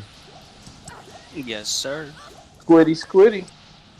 I think I got the group set up. Chris, Leslie. Yo. Are you like day one? Are you gonna play hardcore or softcore? Whatever y'all need me to play, I'm flexible. Just whatever you prefer, man. There's 50 people in here. You can decide whatever you want. I'll do both then. I'll start off, I guess, with hardcore with you guys. If you want, all right. There's a lot more softcore players, but then I'll put you in a group. Boom, boom, boom. Boom, boom, boom, boom. Boom. When the MA sin crashes the server. When the MA sin crashes the game. And everybody cannot play. There will be tears. Oh, so many tears. Yeah. That's my next question. How many people are assassins playing hardcore? It's not. See, if they go crash my computer, then I probably won't. We got 2 sins in hardcore. My question is, what happens if you get 8 Meteor spamming MA sins in the same room? That's what I told you. And you have all 8 spamming Meteors. Can they break the server? That will break everything. Could they potentially crash the entire server? I would enjoy that. Because I feel like as of right now, like I can crash my own game with a single sin. 8 of them all spamming at the same time in a game might have some pretty catastrophic effects. What happens when a whole team of them? More than one team. And I feel bad for anybody that's going to be playing with me this season because, like, I hate to tell you guys, but I'm going to be spamming it. Y'all better have good computers if you're on my team. Half the fun is gonna be crashing the game. Y'all better upgrade your GPU today. Y'all ain't got Squid, time. Put me on a softcore and a hardcore team, but I think I'll run the report first. I got it down to 32. Thresh Socket is a little tanky. He's immune to physical and cold, so I can't kill him. So I'm able to spam this. Just absolutely. You know what? Let's drag him out a little bit and let's spam him into the wall here. That way I can get a more spread And let's push him up against this doojank right here. That doojank. Need to push him up against the doojank. I don't know. I just sent you a PM, Chris. You did? Okay. Alright, here we go. Now we can see the full Monty. Let me see how to see my PM. Okay, I see it. So yeah, Chaos Ice Bolt is laggy, yes, but it doesn't lag the game to the point where the game crashes or anything. Like I think that's pretty conclusively proven there.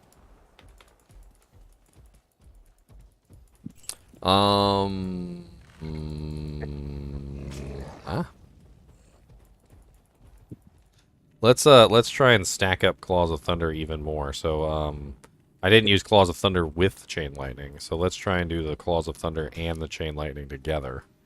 And let's see how bad that is, whether I can crash the game with that. Okay, 6, I see it. 8 Meteor Sins and all of NA goes down. I've tried adjusting my settings at Nixdams. We did this earlier. I adjusted everything to minimum, and I even went down to 720p, and like even enabled dynamic resolution scaling. Brought my scaling down to 50 from resolution scale. I literally did everything that I possibly could to restrict the game in every way, and it still managed to crash. It still went down to 0 FPS, and it's still locked up. And we also tried, obviously, the classic graphics. That also did not work. And I brought the classic graphics down because you can bring down the classic graphics from 860 by 480 to what was it, 640 by 480. So you can in here you can actually change the classic graphics down to 640 by 480 from 800 by 600. So I even did like brought down the graphics of the classic mode, and it wasn't enough. Your graphics card shall not pass. I think my theory is that it's fire. That's what's causing it. The fire, not the meteors, but the fire. Because how I tested it was I did this. All right, so I went out here and I started spamming it until I lagged up. Okay, so I got as many of these meteors as I possibly can. Let's just spam them on top of each other as many as we can. Get them all freaking spammed. And then once you leave the field of vision of the meteors, notice my FPS goes straight back up. And once you get back into the fire, my FPS goes back down. So as soon as I enter the fire, that's when things start to go bad. And as soon as I exit the fire, that's when things are going. So it's the fire that's causing it. It's most definitely the fire.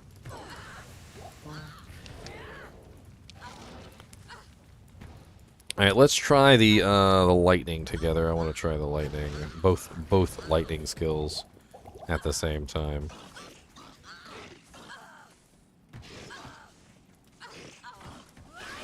Is the fire ground effect from the meteor considered one entity, or is it a bunch of entities crammed together to make one effect? It could be a bunch of entities crammed together. You might be absolutely right. I'm not sure. A lot of fire effects are like that. Firewall is actually 3 entities. A lot of people don't know this about Firewall, but it's actually 3 separate entities. Oh, he's got to be Mana Burn.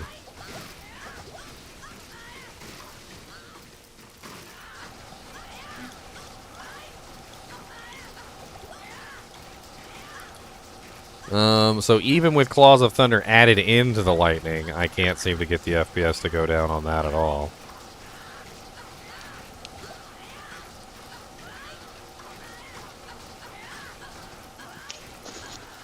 I think it's a calculation error, that it's reaching like a limit in the calculations of the layer of the flame. Overlapping attack attempts? Yes, the torch was an issue too. That's why I edited it in a torch with no fire on it, because the fire from the torch was stacking with the fire from the meteors, and it was making it even worse. And I did notice a significant increase in the number of meteors I could fall, but eventually it always reached like a limit. It always reached a limit.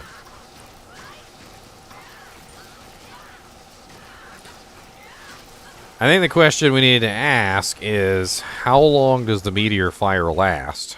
And how many meteors can we spam within that time frame? Because that seems to be the issue.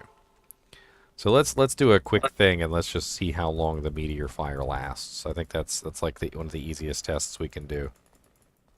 I bet it's like 10 seconds. I think because your GPU drops, it's actually using the processor to compute the actual number, and it can't figure it out.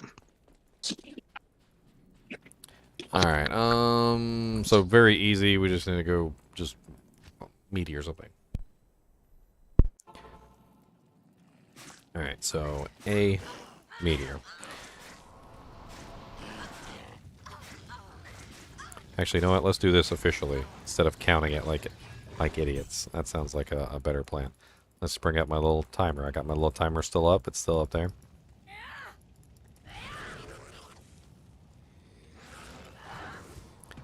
Alright, first one hits. There we go. Alright, let's wait until the fire disappears.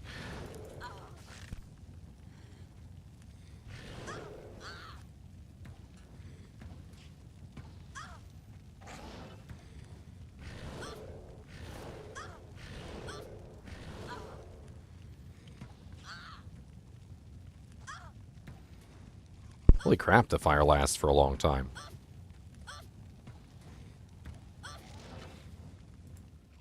"29 seconds? 29 seconds is a long frickin' time. You know how many frickin' meteors I can fall in 29 seconds? Because I do. I know how many meteors I can fall in 29 seconds. I can calculate it. Let's calculate this, Jack.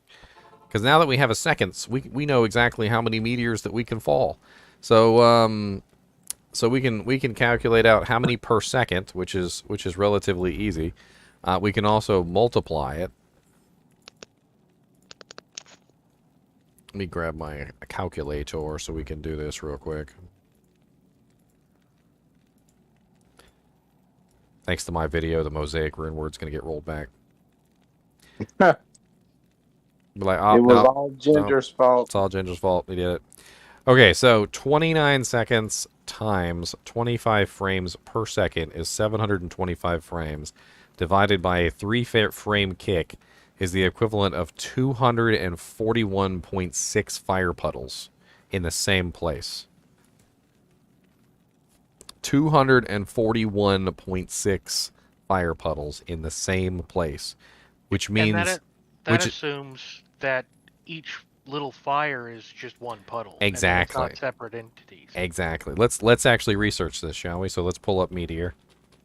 Amazon Basin usually has good information on this. Let me check Amazon Basin on Meteor.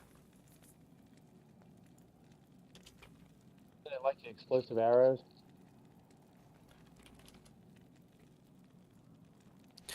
Alright, so looking at the Meteor skill.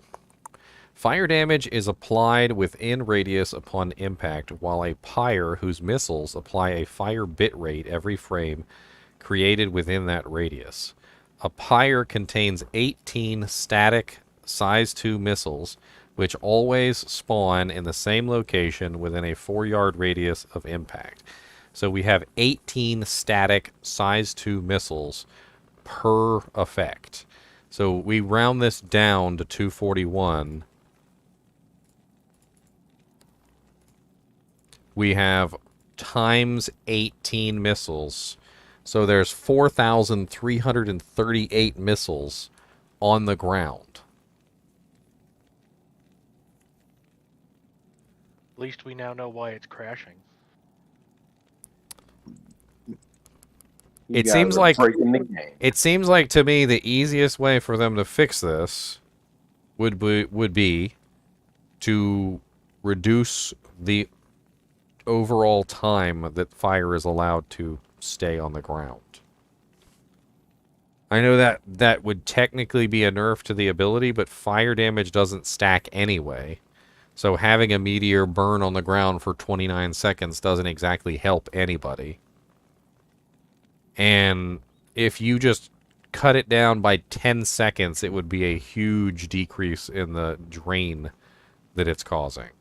Because what's happening is when you're hitting that upper limit, that's when things are going wrong.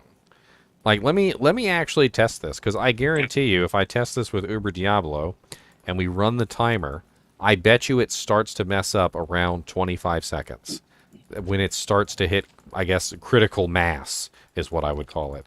Like, as soon as it starts to hit critical mass on the maximum number of fire effects on the ground at any given time, that's when the issue starts to occur.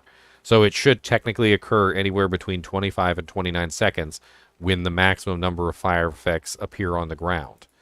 And that will confirm that it's the fire effects, 100%. So let's grab our martial arts charm. Let's grab a Soj. Let's sell the Soj, and let's go test this out.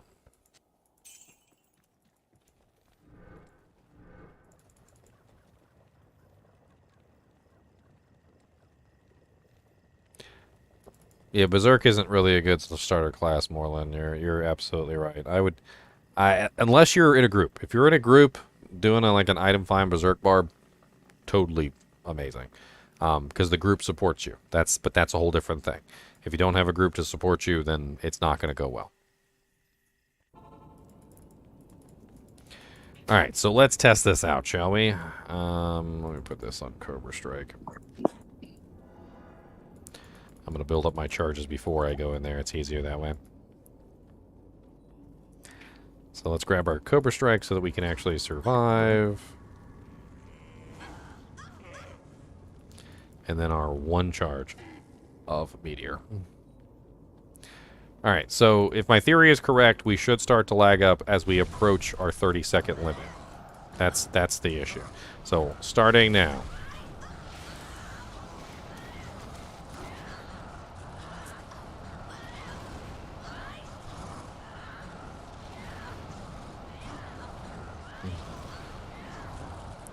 So after 10 seconds, we're down to 17 frames.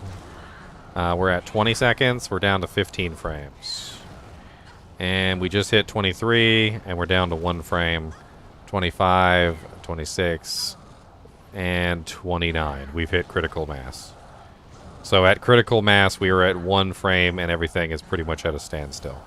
It's exactly what it is. Once we hit the maximum number of fire effects on the screen at 29 frames, that's when things die. And that means that our computer will unlag after 29 seconds. So if we stop attacking, 29 seconds later, the game will come back to normal when all the fire effects leave the screen. So if we just let it sit here for 29 seconds, everything will return to normal.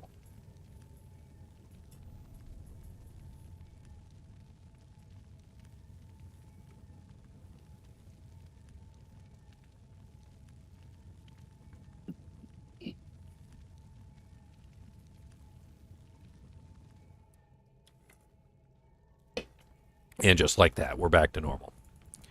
So that's 100% confirmation. It's the fire effects stacking infinitely. And the more fire effects that are on the screen, the crazier it gets. Now, what this means, unfortunately, for those of you guys who are maybe, you're not quite understanding, this is just one player. Okay? Now imagine you've got multiple fire characters that are all putting fire effects on the ground. Firewall counts. Meteor counts. Your torches count. Your Hellfire torches. Every single one of the Hellfire torches are going to count. If you've got, a Meteor Sorceress, if you've got anybody that's applying fire effects on the ground, anybody using Fist of Fire, that's more fire effects. In fact, I bet you if I were to combine Fists of Fire with Meteor, which is a terrible idea, by the way, it would be even more fire effects on the ground even quicker, so it would lag up even faster. We're talking about, like, hitting that maximum limit of fire effects as a single person is more difficult. But in an 8-player game with a bunch of other people who are all using fire effects, it's going to be really easy to hit that maximum limit. And everybody's game is going to screech to a halt. Now, the only thing that I can think of that's generally kind of good about this is that it seems to be very specific to the monsters that are on the screen. So they have to be on the screen. All the fire effects have to be on the screen. If you walk off the screen and you can't see the fire effects, then you're okay. So it has to actually draw them.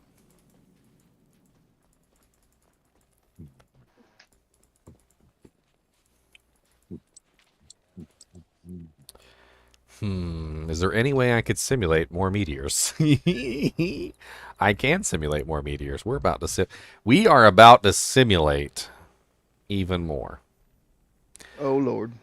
Harry Load 12192. I have tested the traps in, and unfortunately the negative enemy resistance doesn't seem to be working on it. I'm hoping they fix it.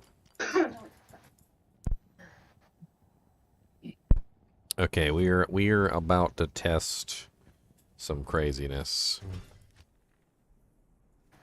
Y'all about to see like my whole computer just light on fire and I won't be able to do ladder this season because my whole computer's just gonna be burning in a smoking pile of rubble.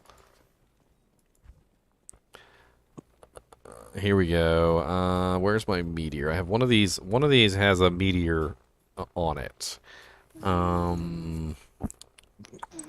Which one has that? There it is.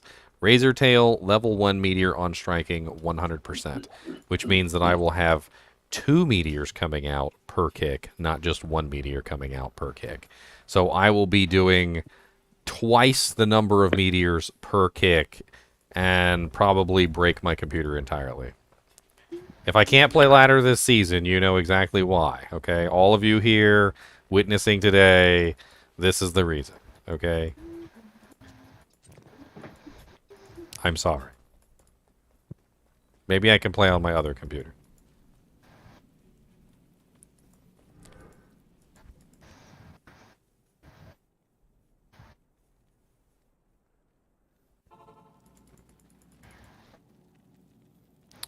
Let's see. Where's I got more sojas? I do have more sojas. All right. What do you need? We who are about to die salute you. I mean, I got enough money today for my stream, so, you know, it should be okay. Hopefully. Maybe. Possibly. Sort of. Quite possibly.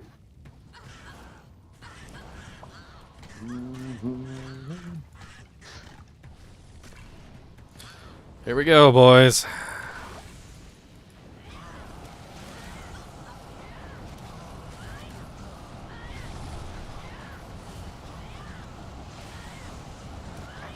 It's so sparkly. There's so many meteors. It's just so sparkly.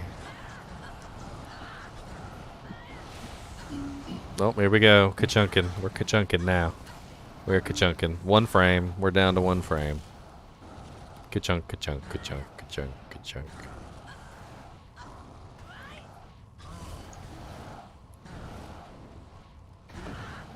My ping is going up. 266 ping?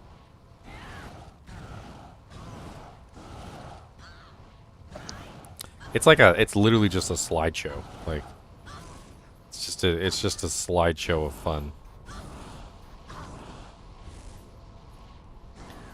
It's like somebody's holding up pictures in front of the screen and then holding up another picture and then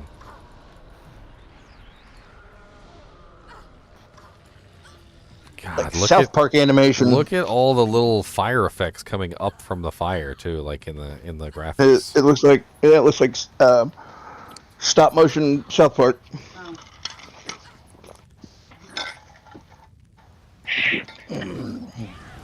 Wait. Didn't you know this game's actually Robot Chicken? Robot Chicken, that's right.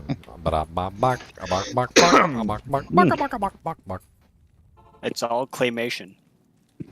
Alright, now let's be absolutely silly and throw on all of my Procazon's equipment so we can just break the game entirely. How about that? I want these changes in Diablo 1. I don't know if you guys have ever seen my Procazon, but let me just tell you, it's a little insane. Be prepared for just the absolute silliness. It's gonna be insane. All right, I'm just letting you guys know. If you're epileptic, look away. Yeah, you might want to look away if you're epileptic. Actually, that's a good. You know, you're sure you're right. It's Diablo. Video games probably aren't really good for you if you're epileptic. Watch out. I swear, I think he was just at a loss for words. I don't know why. All right, here we go, boys. We're gonna max this out. Like, I'm just gonna throw everything in the world on this. You guys are gonna see just the absolute stupidness. All right, it doesn't get much more stupid than this. Like, it's pretty dumb. There's so much stupidity he has to say. Absolute. It's absolute stupidity. You guys, Like, this is, like, this I is need you different than guys the to other know. times. I need you guys to know that this stupidity is a high level, a very high level of stupidity. You know what? Let's bring out Uber Diablo again. Why not? He's a good punching bag. Yeah. He's a good punching Me and bag. Uber Diablo, we don't get along. Yeah. I like kicking him right in the nutsack. Well, you know, once I learned how to defeat him, here's how it goes like this: either the game has crashed, or my internet went out, or like it's like 3 or 4 times. I'm just like, I don't care anymore.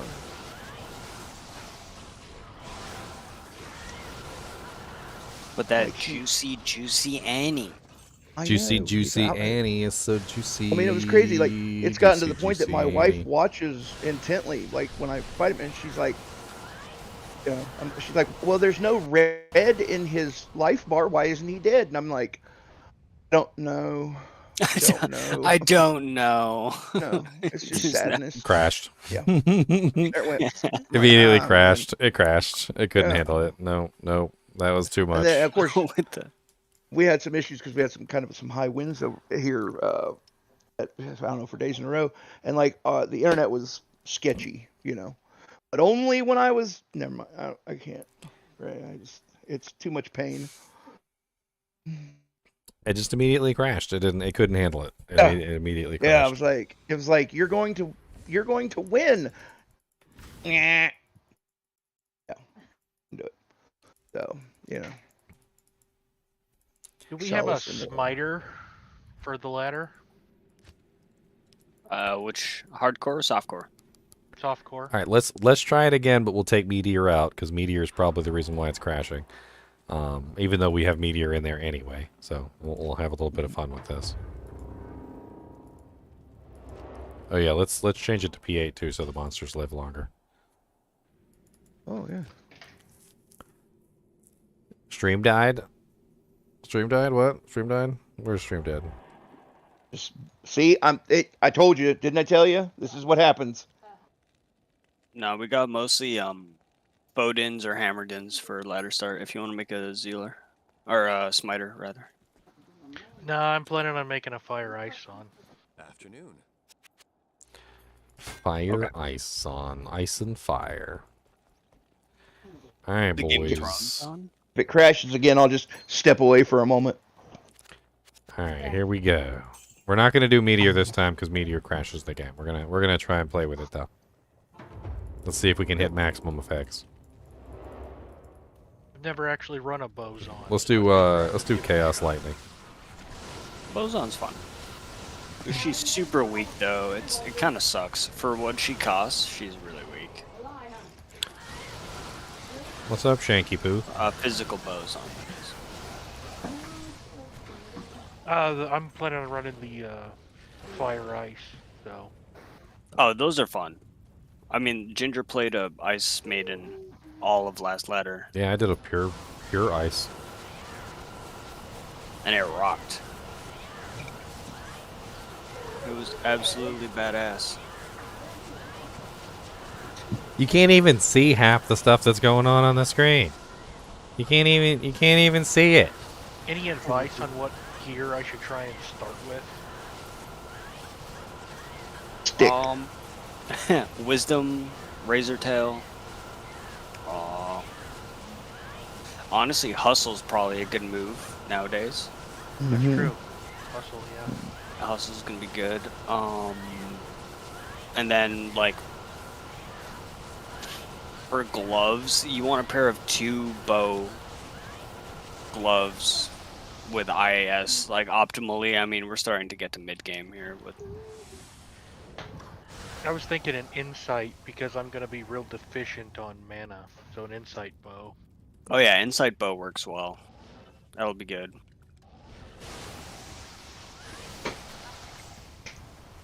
Insight Bow also has massive physical damage,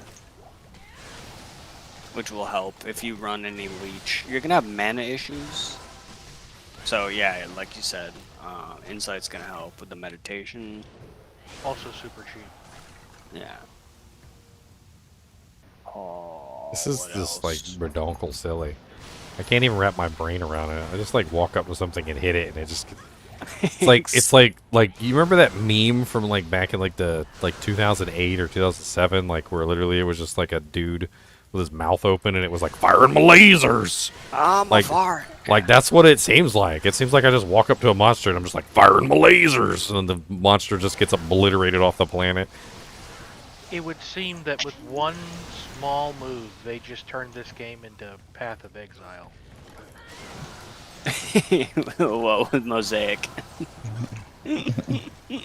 Mosaic. They should have called it pyrotechnic. Yeah.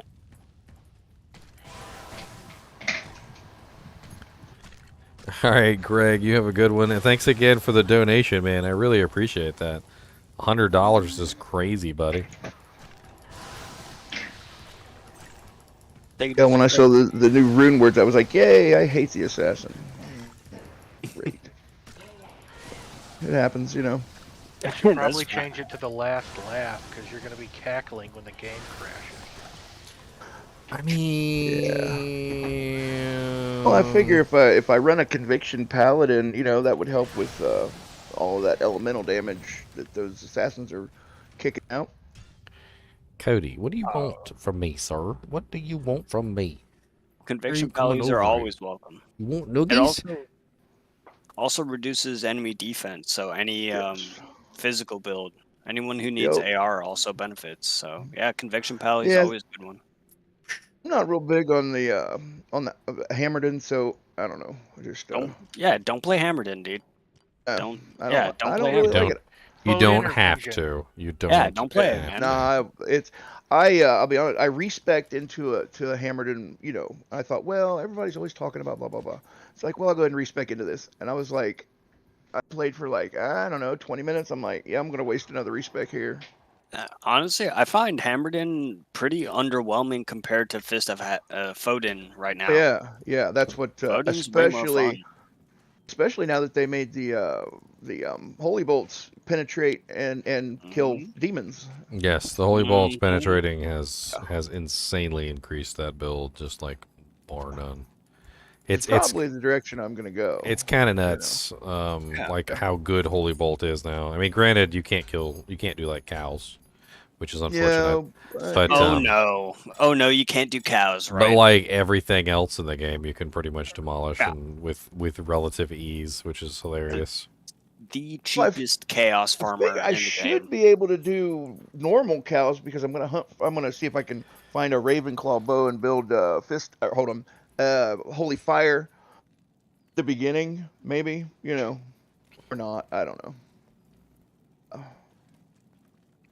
So day one, a lot of people like just kind of rushing to hell.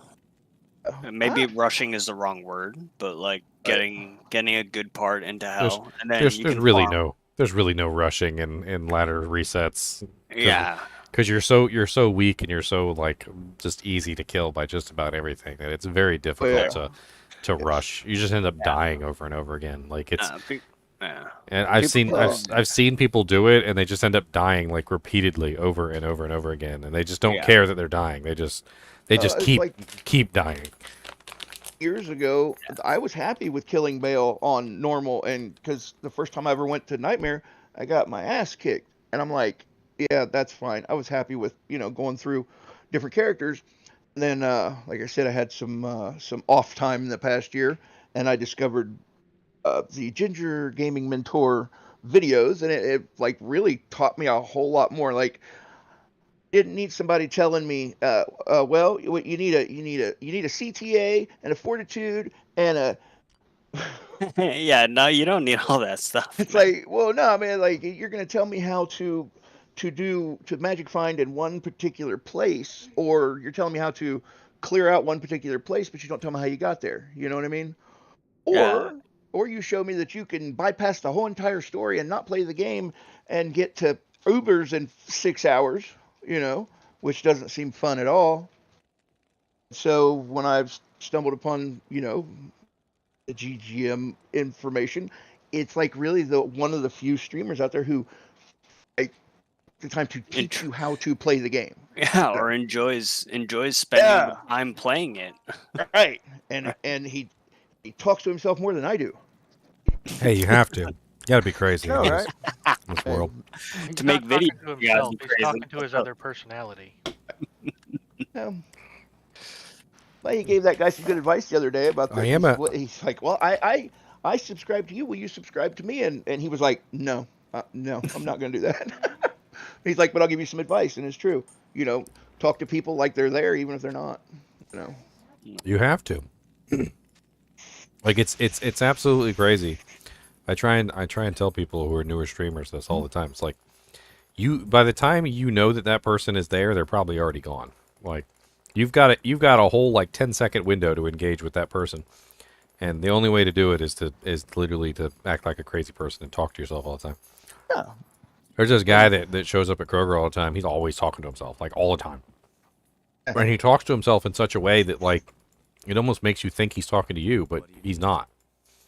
And he's like walking through the store and he's like, you know, man, the government just throwing money in my account and I didn't ask for that money. I didn't ask for that money. Did you ask for that money? I didn't ask for that money. And you're like, what money are we talking about? There's money? Wait a minute. Is it that internet money? He's like, I'm not talking to you, man. I'm talking to him. And he points over and there's nobody there. Yo. Oh, wait a minute. Wait a minute. But I'm not entirely certain. I'm not entirely certain that guy's actually crazy though, because one time I was at the post office, and he was trying to pick up his like disability check or something like that. I didn't even know it was him until I looked and I heard him talking. I was like, that's what's his name from the crazy guy from the store, and he was totally talking normal to the clerk because it involved his money. Like he needed his disability check. So for that particular moment, he was talking normal. Friendly schizophrenics make the best DMs. Hey, Night Flyer with the Ginger Gaming Mentee. Welcome, sir. Welcome to the club. I'm gonna spam some emotes for you here, cause you got your membership. I like spamming emotes for members. Here, have some sad frogs. It's my sad frog emote. Sad frog. And have some chonkers too. Here's some chonkers. Chonkers is good. I like chonkers. You guys on Twitch can have some too. Here's some chonkers for you too. I got chonkers. I got cats. I got all sorts of stuff. There you go. Here. I got emotes.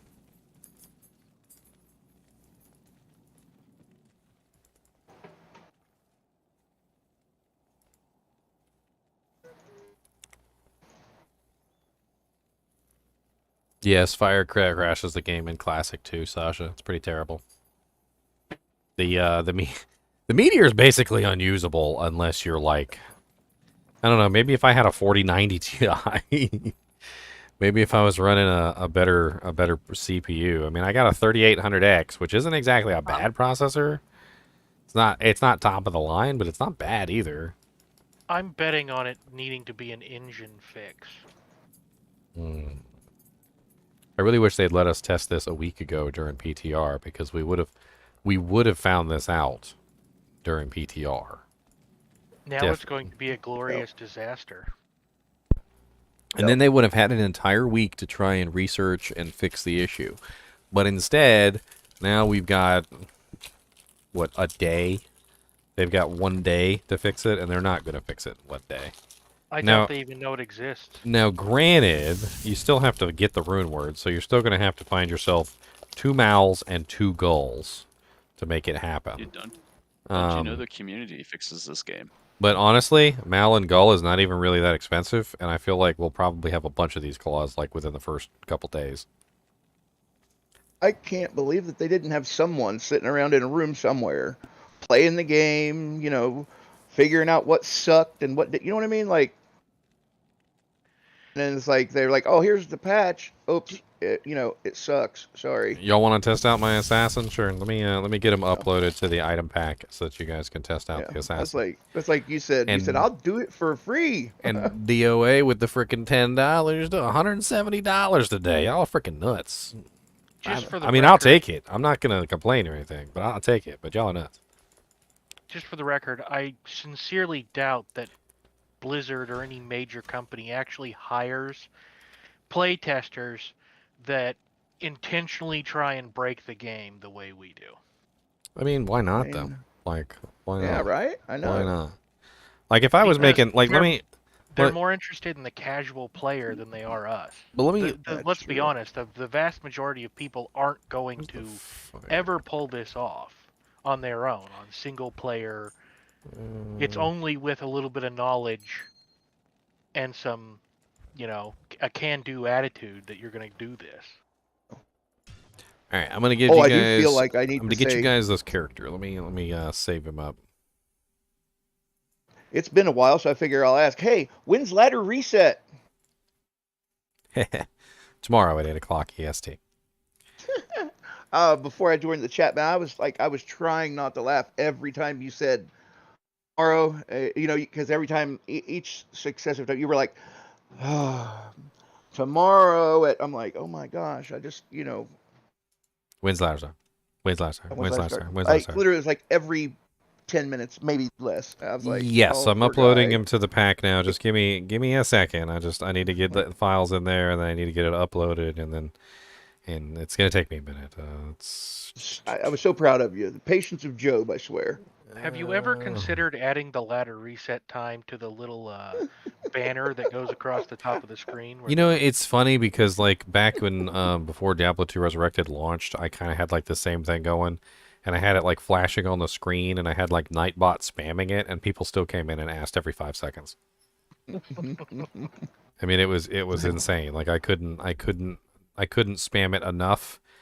And it literally got to the point, this was absolutely silly, it literally got to the point where the people in stream were helping me. And every time somebody came in and asked, they would answer. Like, that's how silly it was. Like, they started answering because, like, every single time, every 5 seconds, somebody was popping in to ask the question. Yeah. I was just waiting just once. It has to go through your mind to say, what is wrong with you people? I'm putting Flaming Cheeto in there as well for you guys. So let me... that way you guys can test out both of them. Let me grab the test assassin. There's the test assassin. Copy and paste. I need to actually upload it, so that's gonna take me a second here too. I'm gonna put the Diablo 2 versions, the classic versions in there too, for those of you guys who want to like edit them. That way you could actually have an editable version. Flaming Cheeto is right here. I'm gonna put Farty Sparty. Farty Sparty is already in there actually. It's quite a name, by the way. What's your sorceress's name? Oh, I'm Freezing Wind. What's your sorceress's name? Oh, she's Farty Sparty. Why would you name your character Farty Sparty? Like, what is wrong with you? Why not?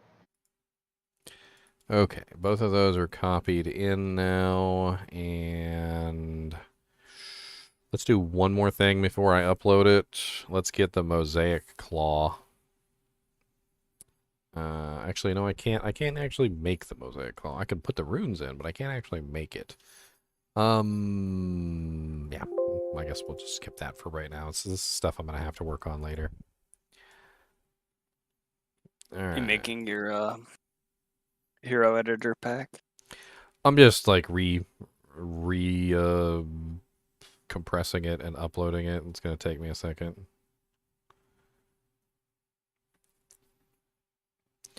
What am I on? Version 12. Let me open I remember doing some silly hex edit stuff in Hero Editor when I was younger.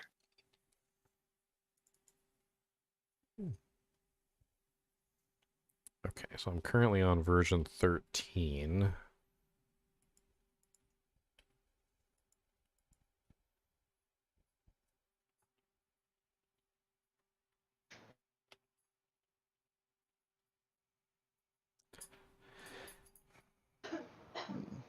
place.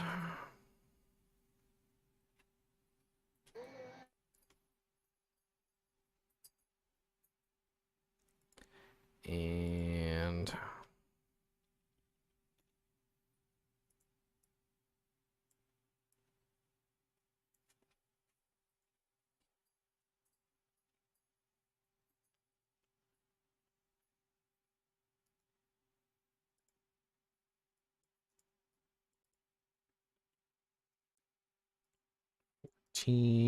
rename. All right. So if you guys download the pack now, it should be updated to version 14, and it includes the new characters. That should be all that we need to do. Should be ready. Hail to the frickin' yeah. So the Test Assassin and Flaming Cheeto are both in there for you guys if you want to check those out. Flaming Cheeto, honestly, the enchant Sork is kind of crazy now that they fixed the enchant ability. It's pretty nuts.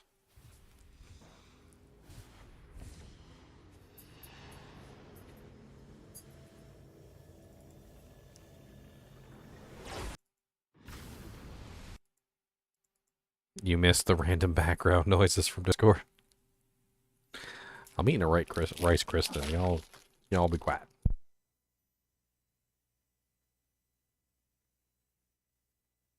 I just threw in some lasagna to reheat. Oatmeal cream pies. Red Bulls. Nachos. Nachos. Hell yeah. We have these Rice Krispie treats like that are already like homemade kind of, but at the store. And they're covered in chocolate and they have peanut butter chips on it. It's really good. It's not nice. Now I want nachos. Now I want Rice Krispies. Yeah. Peanut butter chocolate Rice Krispies. Yeah, all right, everyone. Tomorrow morning, we're all cooking. We're all pre-making our snacks for ladder start. Yeah, what are you guys all bringing?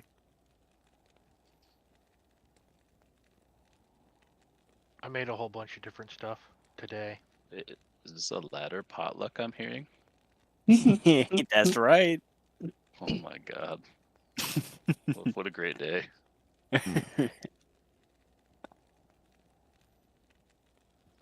Sounds like you got the sweets under control. I'll bring the shepherd's pie. Yes, sir. Look at one of those big cans, those big industrial sized cans of cheese. They're like a gallon. You know, from Kroger or Walmart. Yeah, and I don't know what I'm gonna do with it, but I'm gonna like dip everything in it. Just have it next to your seat. Yeah. Just sitting there, we're like, all right, I'm gonna dip this Oreo. Yeah. You know what I do like to do? I like to dip We got cheese. Oreo fondue happening. When you dip cheese in cheese, you know, like Cheese and cheese. String cheese. Yeah, string cheese. Dip it in cheddar cheese. Yeah. Dude, real talk. Oreos and peanut butter. Ridiculous. I once made an Oreo sandwich with peanut butter, bananas, honey, and marshmallow fluff. I was really high. Oh, one of my addictions. One of my addictions for a while was Nutella on Ritz crackers. Yeah, Fluffernutter. That's the marshmallow cream and the peanut butter. I don't know what it is about Nutella on Ritz crackers, but it's delicious. Nutella and banana bread. Banana bread. Oh my gosh, I need it. Oh my god. Is this P1? Like I'm just walking through these monsters. Okay, it's P3. Hey. All right. Wanted one of those. Been looking for that.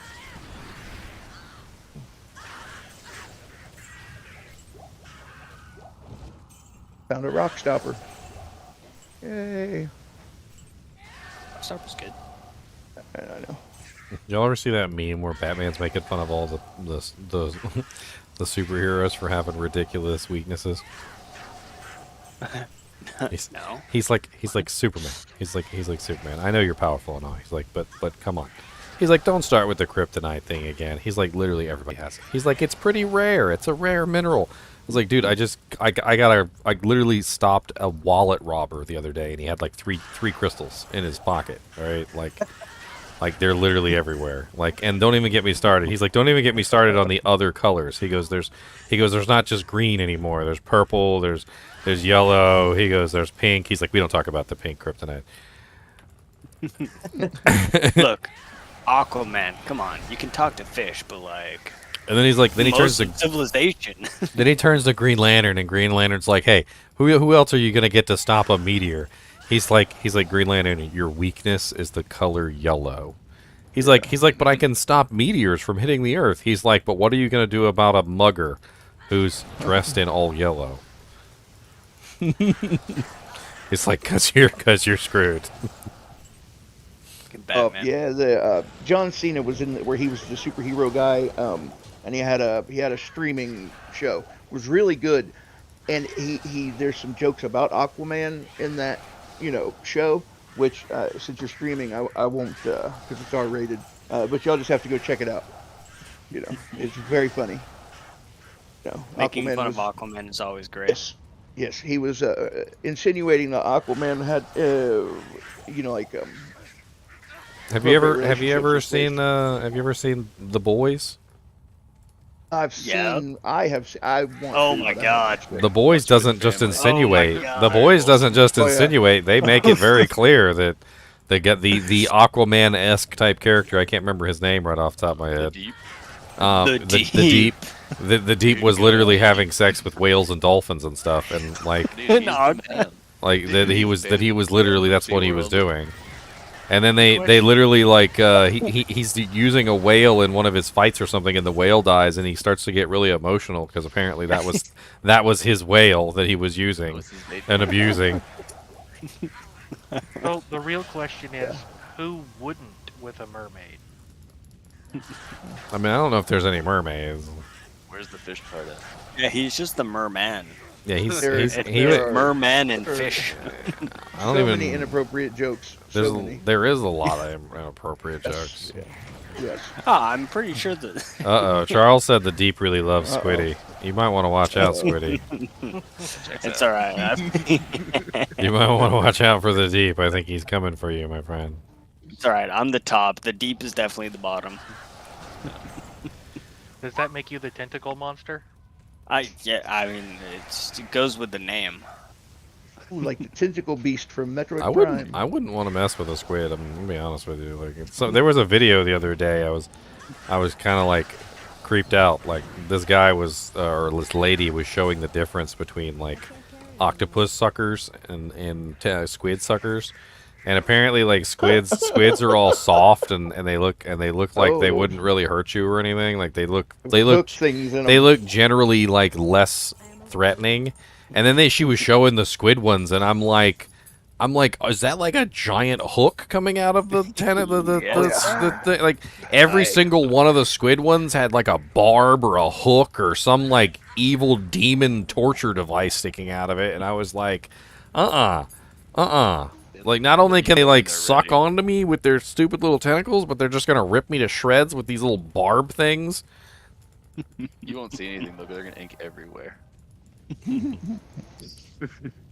Oh my God, I'm inking! Yeah.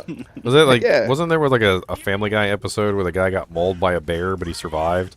And he was in the bathroom, like one of the porta potties, and somebody knocked it over, and he's like, oh God!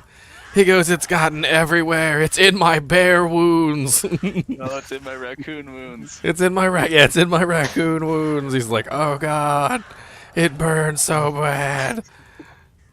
Are they making fun of The Revenant? Yeah. The movie with DiCaprio. Yep. Mauled by the bear and oh shit, that's a lot of bad things in that room. It was just lots of death in there. Go to that universe where all the humans Run are away, dogs run and away. the dogs are humans. You know, I think Cobra Strike is the real winner from all this. Like, I feel like it's just like the easiest, most ridiculously simple. Like, I probably will include this in most of my charge builds. Like Cobra now. Strike, yeah. Non-epileptic friendly. Cobra Strike was my first martial arts sin build, Oh. just because I the mean, Life mercenaries Leech are and so Mana Leech is dumb. so good. Well, yeah, but like right now with what is it? 3 charges and no, like 1 point and just plus the skills. I'm sitting at 300% life and mana leech. So like Yeah, you don't it's even need life and mana leech at that point. You could be using Sojas. You could be using like Ravenfrost. You can use like other rings as long as you've got Cobra Strike running. You're golden. Yeah. And with the charges, like when the kicks don't need AR when you're charged up, like it's guaranteed mana leech. It's not like whirlwind life leech where you need to overstack it because you're not actually hitting every hit. Is there a limitation to the number of charges you can have up? Not as far as we know. You just need to keep hitting. So you could technically get 3 charges for everything. Yeah, but you need to maintain them. You need to keep using a finisher with the mosaics. Yeah. It's pretty easy. Like there's enough time to get in between monsters and hit them. Like if you compare it to Frenzy, I think Frenzy actually has a shorter duration than the charge duration. I mean, we could check it real quick. Here, hold on, let me pull up my timer. Oh, did I close my timer? I closed my timer out. Oh no. I think it's about on par with Feral Rage or whatever, the Druid one. It seems to be about 15 seconds. I mean, I could just count it out here real quick. Hold on, let me stop attacking things. All right, so 1 1000, 2 1000, 3 1000, 4 1000, 5 1000, 6 1000, 7 1000, 8 1000, 9 1000, 10 1000, 11 1000, 12 1000, 13 1000, 14 1000, 15 1000, 16 1000, 17 1000, 18, 19. About 18 seconds. So it's about 18 seconds. And 18 seconds is a long time. Like when you're running monster to monster. As long as you get any hit in on any monster between that time period, you're fine. And your hits are guaranteed, and you can use Dragonflight to teleport between mobs. Yeah, so if you're running low on your timer for whatever reason, like you feel like you're about to run out, just tap a Dragonflight. I mean, it honestly, if you just like use it in random directions, if there's a monster nearby, it'll probably tag it. It's gonna be so much fun. I can't wait for this martial arts and nonsense. It is so silly. I'm just worried that the Meteor ones are gonna like, cause even I was recommending Meteor before I realized that now it crashes the game, and that was actually what I wanted to build was Meteor. I wanted to do like a Meteor build, but now I'm just like I don't know about Meteor. Are we taking odds on server fires at Blizzard? Vicarious Visions needs to up their budget.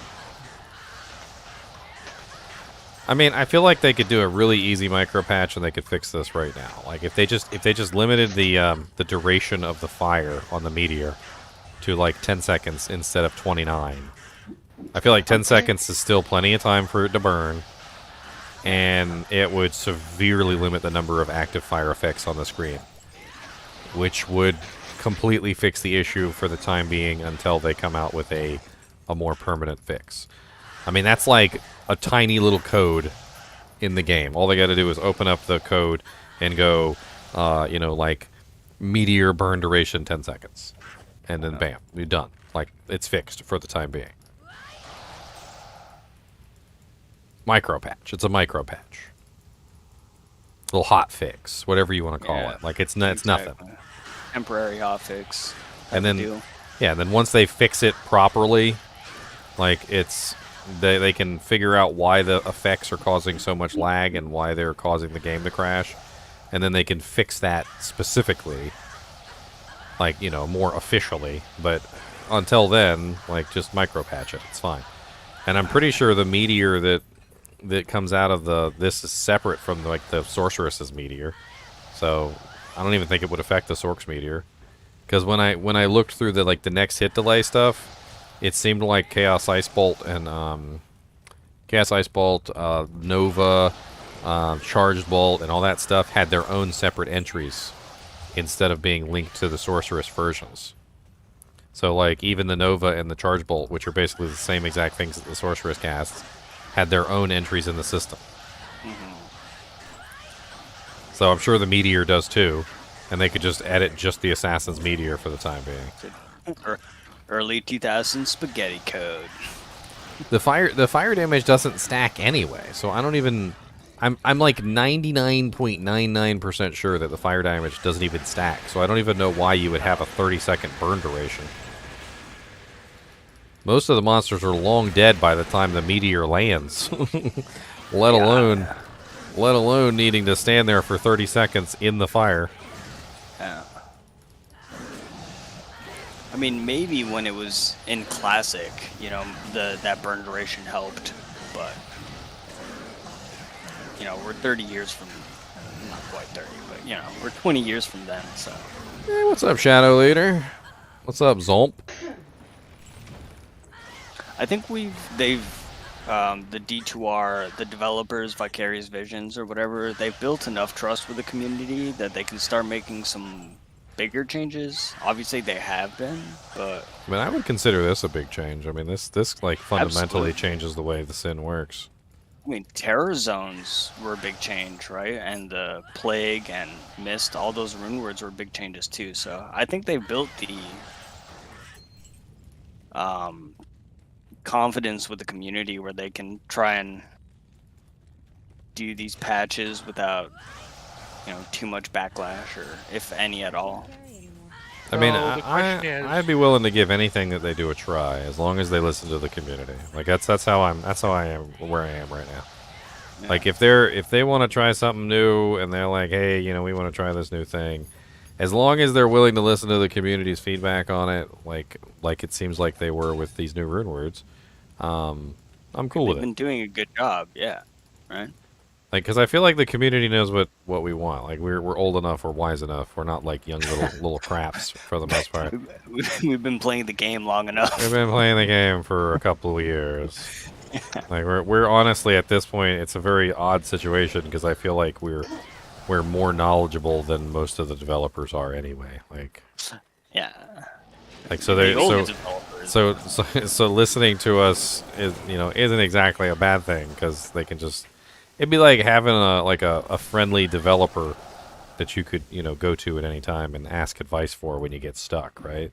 Like, because that's what we are. We're really old people who know like everything about the game, more so than probably even some of the people that are developing the game at this point. Yeah, or even the original developers. Speaking of big changes, what do you think it would take to make Arctic Blast functional? It needs to become not a missile attack. I think that's the biggest issue. I've just like played around with it ad nauseum, and I think the issue lies in the fact that it's a missile attack. It's not like an actual AoE effect. It's not a spell. It's not a spell. It's a missile attack. It functions as a missile attack. It has individual segments. The individual segments, each segment is a missile, and each segment can, you know, miss or hit the target, and so it just doesn't really apply its damage properly. It needs to be more like a piece of the Nova pie. I almost feel like it needs to be applied as a poison. Yeah. Like basically, like what it should be is it should be a damage over time effect, and the longer that you keep it on the target, the longer the duration of the damage over time effect would gain. So that even when you removed it from the target would still be taking the damage for whatever the duration is that you got it to. So like, because the thing is that like, if the missiles miss, it doesn't do damage, and each missile represents a fraction of the damage. So like, as you're hitting a target, it doesn't actually dish out the damage that it's supposed to. It doesn't apply its damage properly. And it seems like missile defense and other things can like cause it to not hit the target, which is really weird. Also, the missile, honestly, the missile speed needs to be increased by quite a bit too, because it's so slow. Good luck tracking a target that's moving.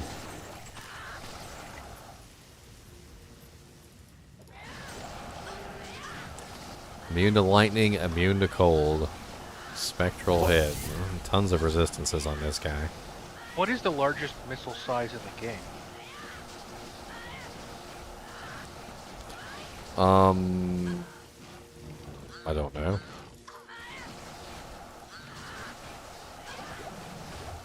Yeah, I mean, you're talking. You mean like exploding arrow type stuff, or? Well, I mean like it's a size 1 missile for Arctic Blast. So what would a size 10 missile be? Not sure. Something probably the size of a fireball or something like that. Right. So make it a size 10 missile and maybe it'll be a little bit better. At least not suck.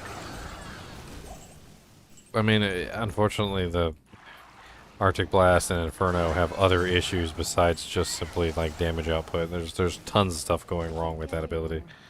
Yeah. Number one, you're stuck standing still on a character that really is a kiter. Like, I mean, could you imagine you have a character whose entire life is kiting things, and you're like, okay, now stand still. Yeah, and don't move. Can't be tanky enough. Like, even with like an Ashudas and all that, your damage output won't be enough. And like, you can barely kill one monster with it. Like, let alone, you know, a huge number of monsters that are coming at you in fast speed. Like, it needs to be wider. It needs to be like, just in general, it needs to be something more than what it is. Like, if you're a druid, you've got your summons to keep things still, and from attacking you. Well, yeah, and the sorceress has nothing. But the druid is probably the only one that even has a chance of making it work, because if he uses like Hurricane with it and some other abilities, like he can kind of like finagle it into some sort of like usable fashion. Yeah, but it's still in competition with like a Twister and Tornado, which are just way stronger. Well, Tornado has a next hit delay of frickin' 25 seconds or 25 frames, which is awful. That is terrible. I've actually been looking at that and wondering if Tornado really even does as much damage as a lot of people think. People are trying to get faster cast with the Hurricane Druids, and I don't even know if it's worth it. Now that I know that the next hit delay on Tornado and Twister are both 25 frames, it seems like building the next hit delay on those, or the cast rate on those skills is useless. I mean, granted, you can hit multiple targets, so if you're fighting a big pack, you know, you can fire in as many tornadoes as you want and hopefully hit everything at least once within one frame. But 25 frames is one full second. One second. It's a long time for a monster to be like invulnerable. And this also means that if you use Twister, which Twister also has a 25 frame delay, Twister will interfere with your tornado damage. So you're basically gimping yourself by using the stun.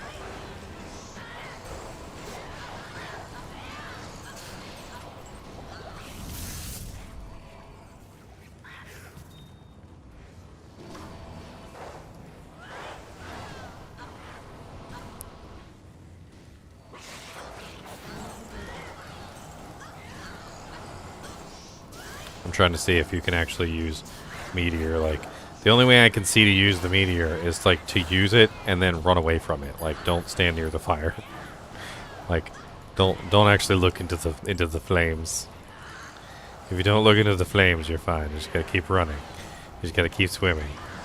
Just keep swimming. Don't look at the candles, or you'll light little candles of your own. That's right. Don't follow the candles.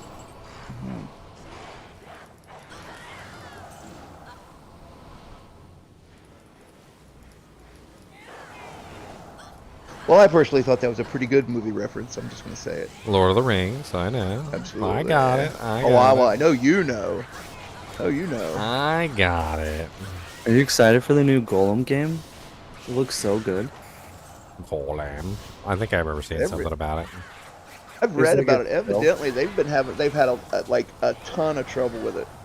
No. So I don't know. They've had a lot of delays, so hopefully all the delays mean that they'll have a decent game, you know, when it does release. Unless it's already released and I have no idea what I'm talking about, which is entirely possible. I mean, it seems like as long as you're not fighting a monster that lives, has an excessively large amount of HP or is immune to everything that you've got, and you have to spend like a long time killing them. It seems like for the most part, if you're playing normally and you're just running along and you're killing stuff, like the Meteor is okay, like in that regard. Like you can use it as like a regular ability that you're just running along spamming. But like, but as soon as you stop and you actually have to fight something of significant difficulty, that's where things go really wrong really fast. And this is why I said that they probably didn't have their playtester run it up against Uber Diablo.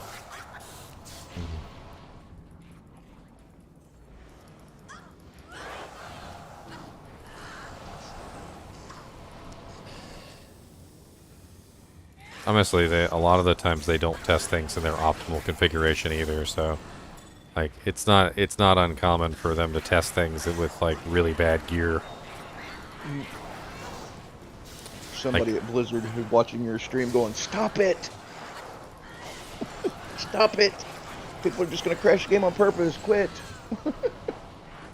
Is that a graphical artifact that was happening there? Did I break my GPU? I think I broke my GPU, guys.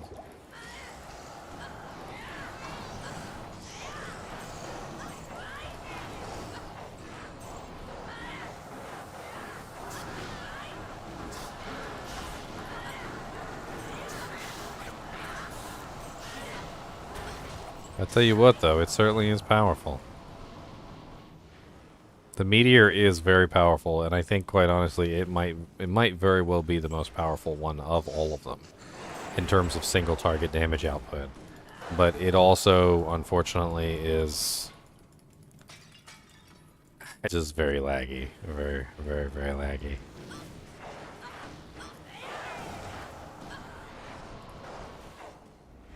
You could say it's broken in multiple ways. Switched it to Armageddon. I mean, Armageddon is a duration skill. It would last for a long time.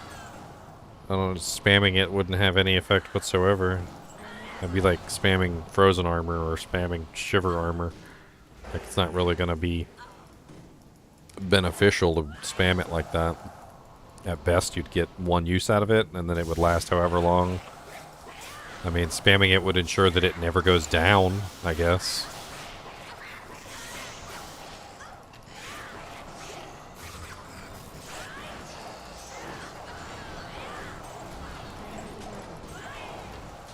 Yeah, you see that? You see that graphical artifacting that's happening there? There's like, it almost looks like pixelated squares.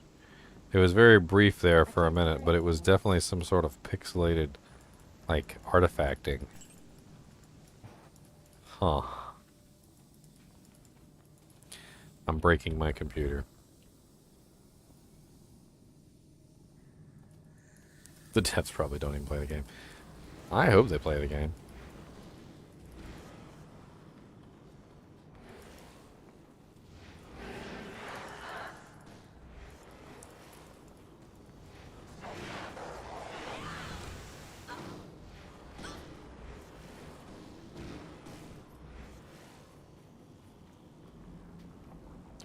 Damage output on Dragon Talon is pretty nice. Like, with full Tiger Strike, it's 6,149 to 9,510 with 8 kicks. I mean, that's some pretty serious damage output in basically 1 second. What is that as far as, like, physical damage? Like, let's very quickly run that on the calculator, shall we? So 6,149 plus 9,150 divided by 2 times 8. 61,196 damage per kick rotation. Not including crushing blow, not including open wounds, not including any elemental damage. 61,000, that's a lot. I feel like that's what we need to do right now, is we need to just, like, figure out how much damage we're dishing out single target, like, per cycle. I did make offline mosaics. They're in the item pack if you want to download the character. The test assassin character is in the item pack. If you just just copy her into your save directory, and you can just utilize her for your testing. I am starting Season 3 with a Sin Dibbity.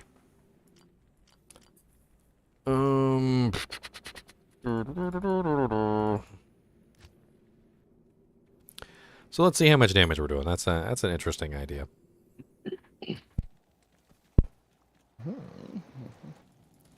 So with my current setup, I'm running the physical damage, which we already have. So we've got the physical damage of was it 61,000?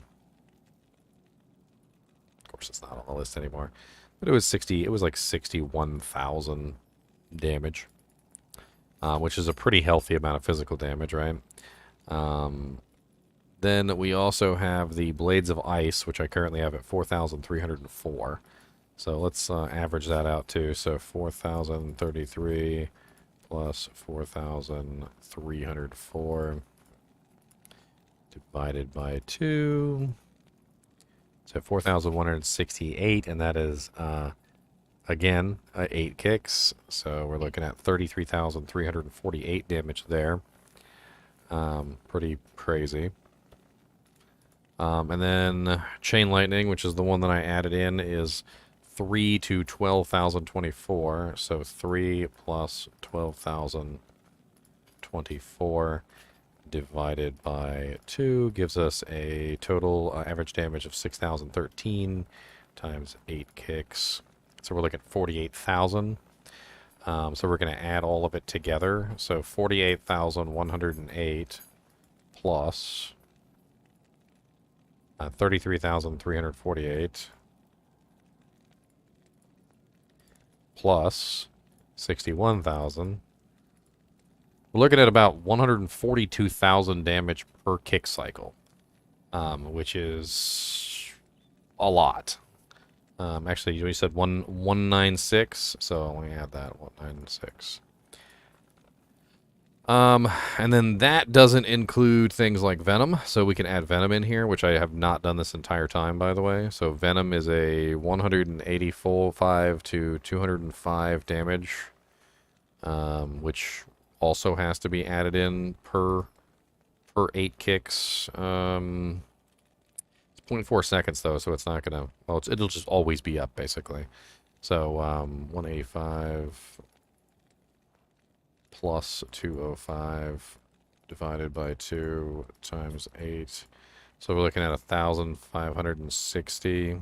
So 142,652. So about 144,000 damage. And then we can also, of course, add in the Crushing Blow, of course. We're also going to have whatever Crushing Blow we're running, whatever Open Wounds we're running. We don't need Deadly Strike. That cheated Griffin's Eye off my head.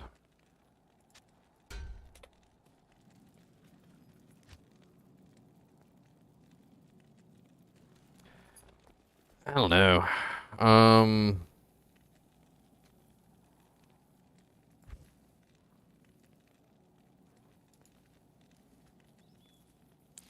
That damage output is kind of insane. I mean, 1 kick rotation seems to be 1 second. So that's our damage output, 144,000 damage per second. Which is not bad at all.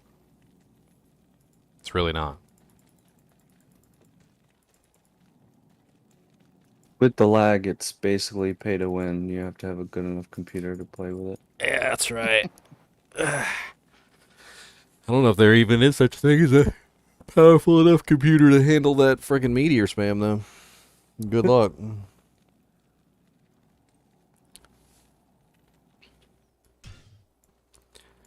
I mean, there's so many fun ways that you can build this, though, but I think we've really kind of narrowed it down to the optimal choices.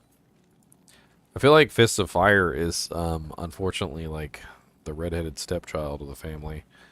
I mean, it does do decent fire damage if you build it, but at the same time, it also converts all your physical damage to fire damage, which in turn means that you can't steal any life, and so you end up with like, okay, I'm dying, I don't know why. And then you realize, okay, it's because Fist of Fire is converting all my damage.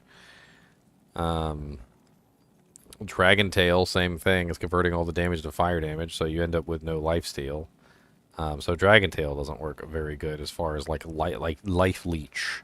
It's very good damage. We tested it out. It is very good damage, but we did run into issues where we were dying, and Dragon Tail just didn't really help us in those situations. Now, granted, anytime you're about to die, you could always swap back over Dragon Talon and use that for stealing life, which I guess works out nicely. Tiger Strike is a clear winner as well. Like I feel like Dragon Talon and Tiger Strike are just like the clear winners here. They do lots of damage. They're easy to use. They very clearly work very well, and you can stack them with any of the other abilities. So you can roll Tiger Strike with Phoenix. You can roll Tiger Strike with Blades of Ice. You can roll Tiger Strike with Claws of Thunder, or Fists of Fire. It literally works with all of them. It's like all of the builds pretty much will incorporate Tiger Strike in some way, shape, or form. It doesn't make any sense not to. Even if you're running Dragon Tail or if you're running Fists of Fire, you want that extra physical damage to help in the conversion process. So when you run Fists of Fire, it's going to convert your physical to elemental, but Tiger Strike is going to beef up that physical really high before it converts it. And same thing with Dragon Tail. Dragon Tail's converting your physical to elemental, and you beef it up with the Tiger Strike before you convert it. So even if you're running those, you're going to put points in a Tiger Strike. As a full elemental build, like even you don't really build the whole tree. You build specific ones, and you still end up with another charge slot because you get a total of 4 charge slots. You can throw in like a Tiger Strike, you can throw in Cobra Strike, you can get Phoenix, you can do the Chain Lightning, you can get the Blades of Ice. Like you can do a pretty nice combination of charges because you get 4 possible charges that you can build, and you might as well, right? Like you're just all you got to do is build them once, and you can just keep using them forever. Can you expand on that, please? How come it turns physical into fire damage? You talking about Fist of Fire? Fist of Fire and Dragon Tail have always converted physical to fire damage. That's what they do. At level 33, Fists of Fire will convert 100% of all physical damage to fire. It's just like Berserk. It is a 100% conversion at level 33 or higher for physical to fire. Dragon Tail is really weird because it actually does the physical calculation first and then converts to fire after it does the physical calculation. So it ends up rolling through your physical immunity and your fire immunity, both. So it ends up getting a huge reduction in damage because it has to go through both physical and fire immunities to reach the target, which is just terrible. It still does a pretty massive amount of damage, though. It's really weird in the way that it calculates that damage out.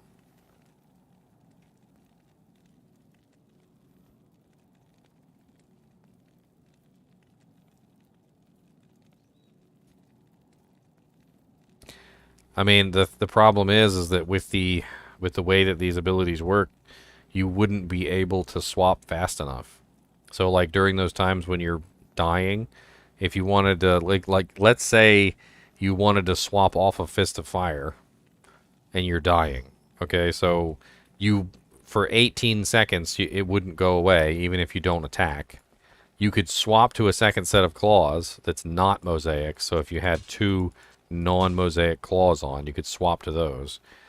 But you would still have to attack 3 times to burn Fists of Fire off because it's 3 charges. So you would have to attack once, twice, thrice before it would burn off completely. And then once you've attacked 3 times, then you could rebuild your Cobra Strike charge and go back to your Mosaics. But I'm not really sure that's going to work out in an emergency situation where you're trying to survive something because you're using your Mosaics, you're dying, so you swap to your other claw set, you attack 3 times with your other claw set, which none of those 3 attacks will leech life because your Fist of Fire is converting the damage. And then on the 4th attack, finally, you'll be able to leech some life. I don't know if that's going to save you. It's a pretty long process just to get a little tiny amount of life leech.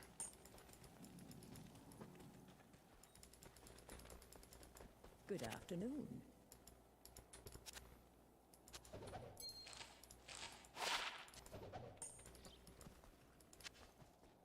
So the best build ends up being Tiger Strike 20, Blades of Ice 20, Phoenix Strike 20, running the, I guess, lightning for just some damage.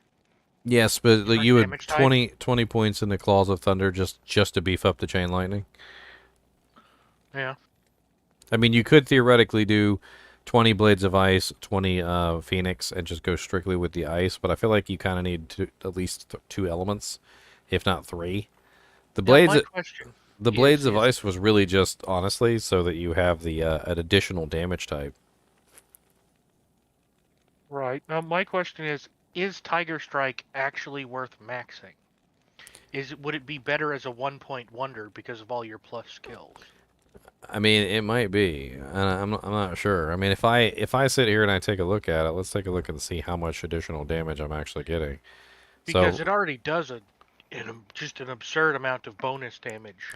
So at 3 charges, I'm at level 40 with 2,640%. So let's just write that down. 2,640%. All right. So let's reset. Of course, I'm on the wrong version of the game to reset. Hold on.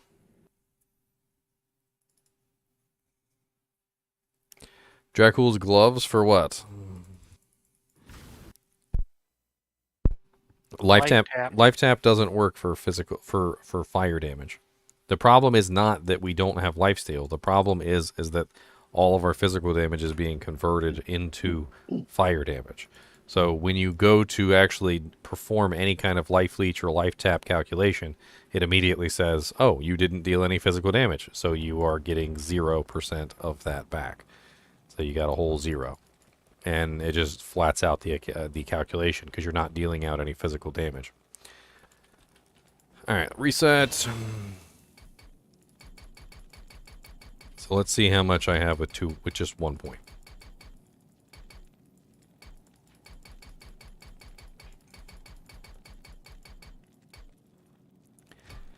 All right, so with 1 point in Tiger Strike, I'm sitting at level 21. Which is 1,560.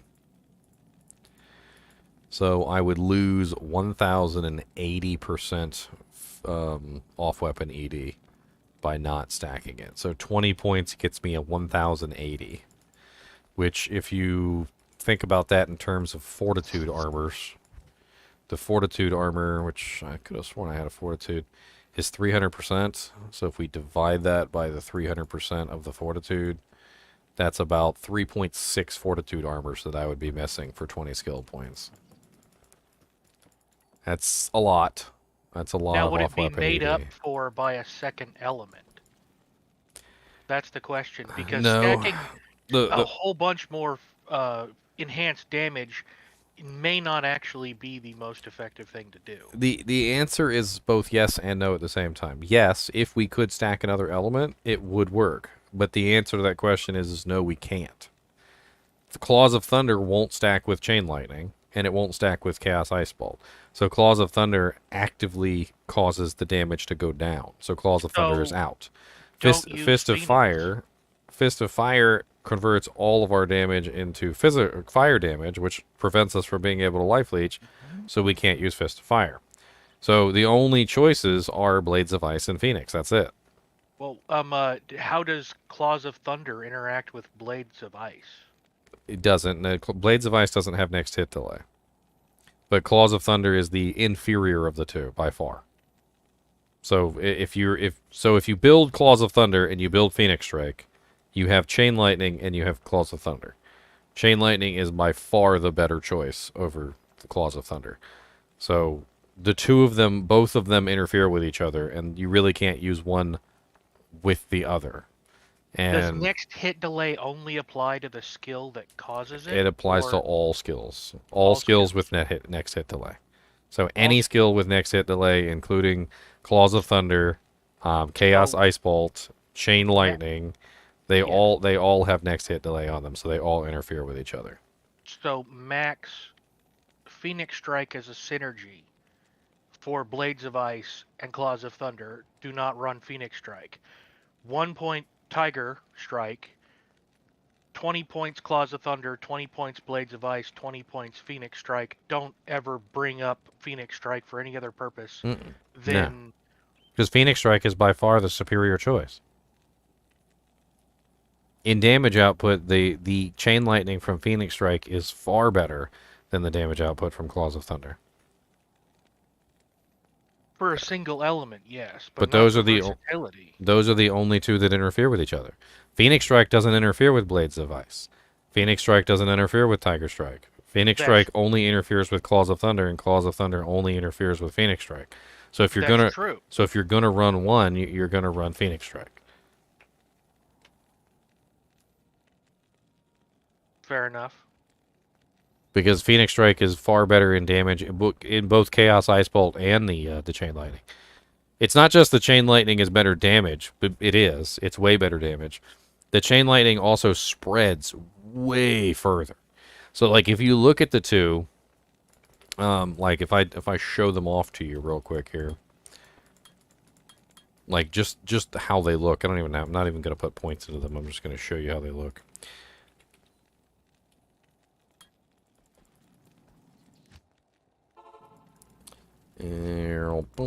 So this is Claws of Thunder. Claws of Thunder has a nice AoE radius.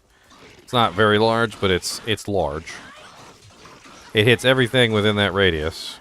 It does a pretty good job hitting everything in that radius. But as you can see, nothing's really dying very well. And the reason is because it doesn't just interfere with other skills, it also interferes with itself. None of the charged bolts are hitting anything because the Novas are locking everything into the next hit delay loop.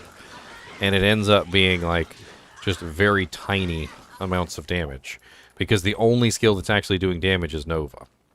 Now, if we take Chain Lightning, on the other hand, which is the Phoenix Strike ability, Chain Lightning is massive. It literally hits everything on the entire screen. And 1, 2. Like, it will literally hit everything on the screen for miles around. And of course, I'm going to die here. I should have put some Cobra Strike up. It also does way more damage. So when you build it, if you build both of them, which you're obviously going to, and I didn't even have the claws on, did I?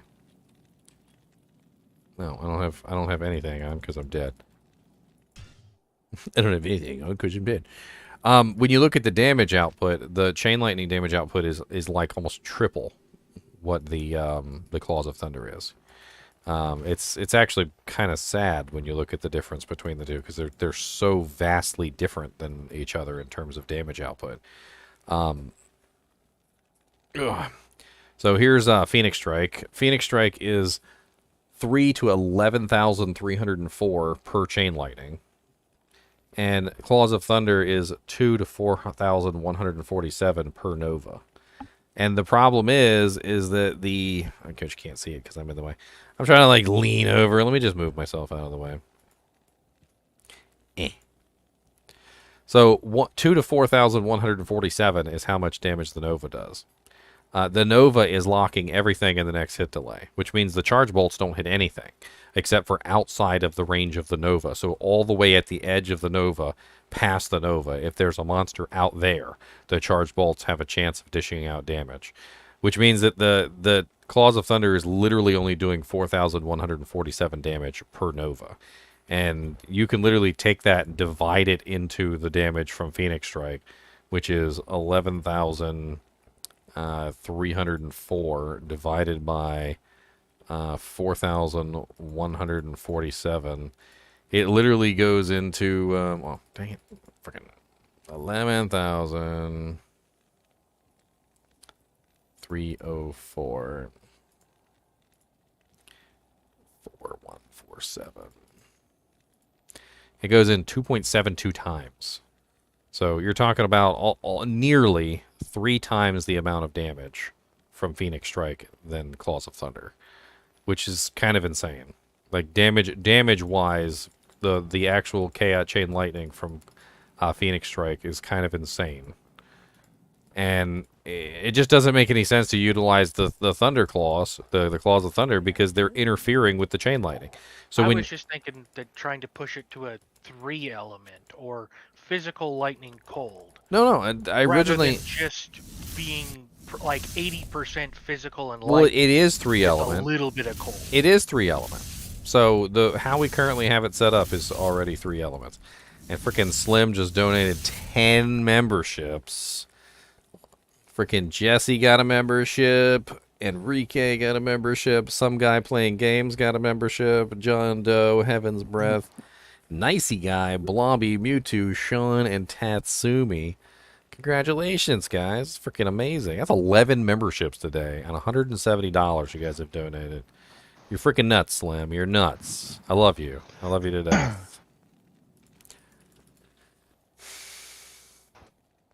No, it is actually 3 elements, though. Before I get completely lost on my track here. It's physical damage. So you've got physical damage from the Dragon Talon, and that is augmented by the Tiger Strike. So that's a massive amount of physical damage. We just went over that. It's 61,000 physical damage per kick. Then we have the cold Blades of Ice, which is the cold damage, which is a pretty high amount of cold damage when you add it all up. And then you have the Chain Lightning, which is a pretty high amount of Chain Lightning damage when you add it all up. So you are actually running 3 elements here. You're running cold, you're running lightning, and you're running physical. You're just not running fire. Fire is the only one that's not being run here. And honestly, I wouldn't run the Fists of Fire because it's not very good. Now, you could potentially utilize the Meteor, but as we have been, playing around with for the past couple hours, the Meteor is absolutely broken, and it just doesn't... nobody's computer's handling that. Nobody. Off topic, when they changed the negative res for traps, it doesn't work. When they changed the bonus damage to these skills, did that actually work? I don't know. Not sure how we could test that. I don't think that would it should show up on the screen at least when we use the ability. I think the easiest way would be, do you have a Nightwing's Veil floating around? Not entirely sure, to be honest. I mean, there's damage on each one of the claws, but... Yeah, but they also change the number of skills you have. So they with do. Nightwing's Veil, so you'd need a Nightwing's Veil and like a Shaco. Do I have a cold facet sitting in here? I do have a cold facet sitting in here.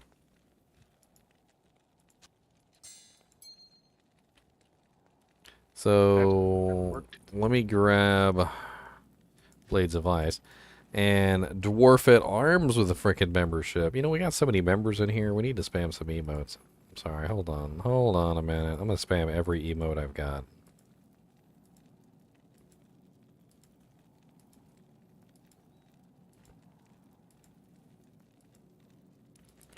Boom.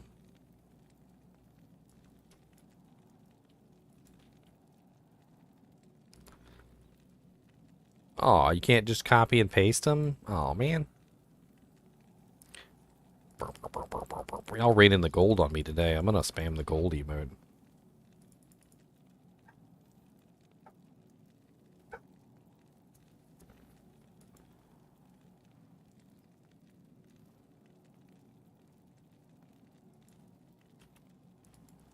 Boom.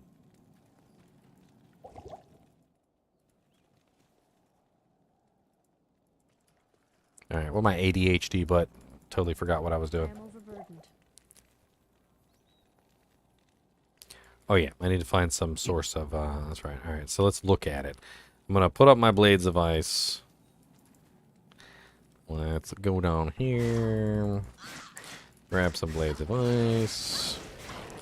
So we currently have, according to the screen anyway, we have 2,303. 2,389. So it does actually go up on the actual screen. So on the character panel, it does actually go up when you put the cold facet in.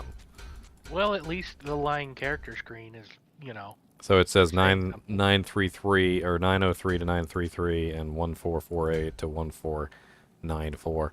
So a facet would potentially help. I don't know if it actually does help. I'm not really sure how the hell we could even test that, to be honest.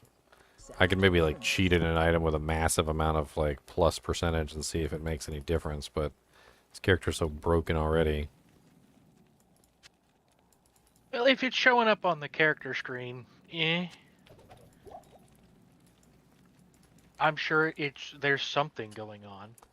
I'm trying to think, like, on top of my head, how I'm actually going to build this character.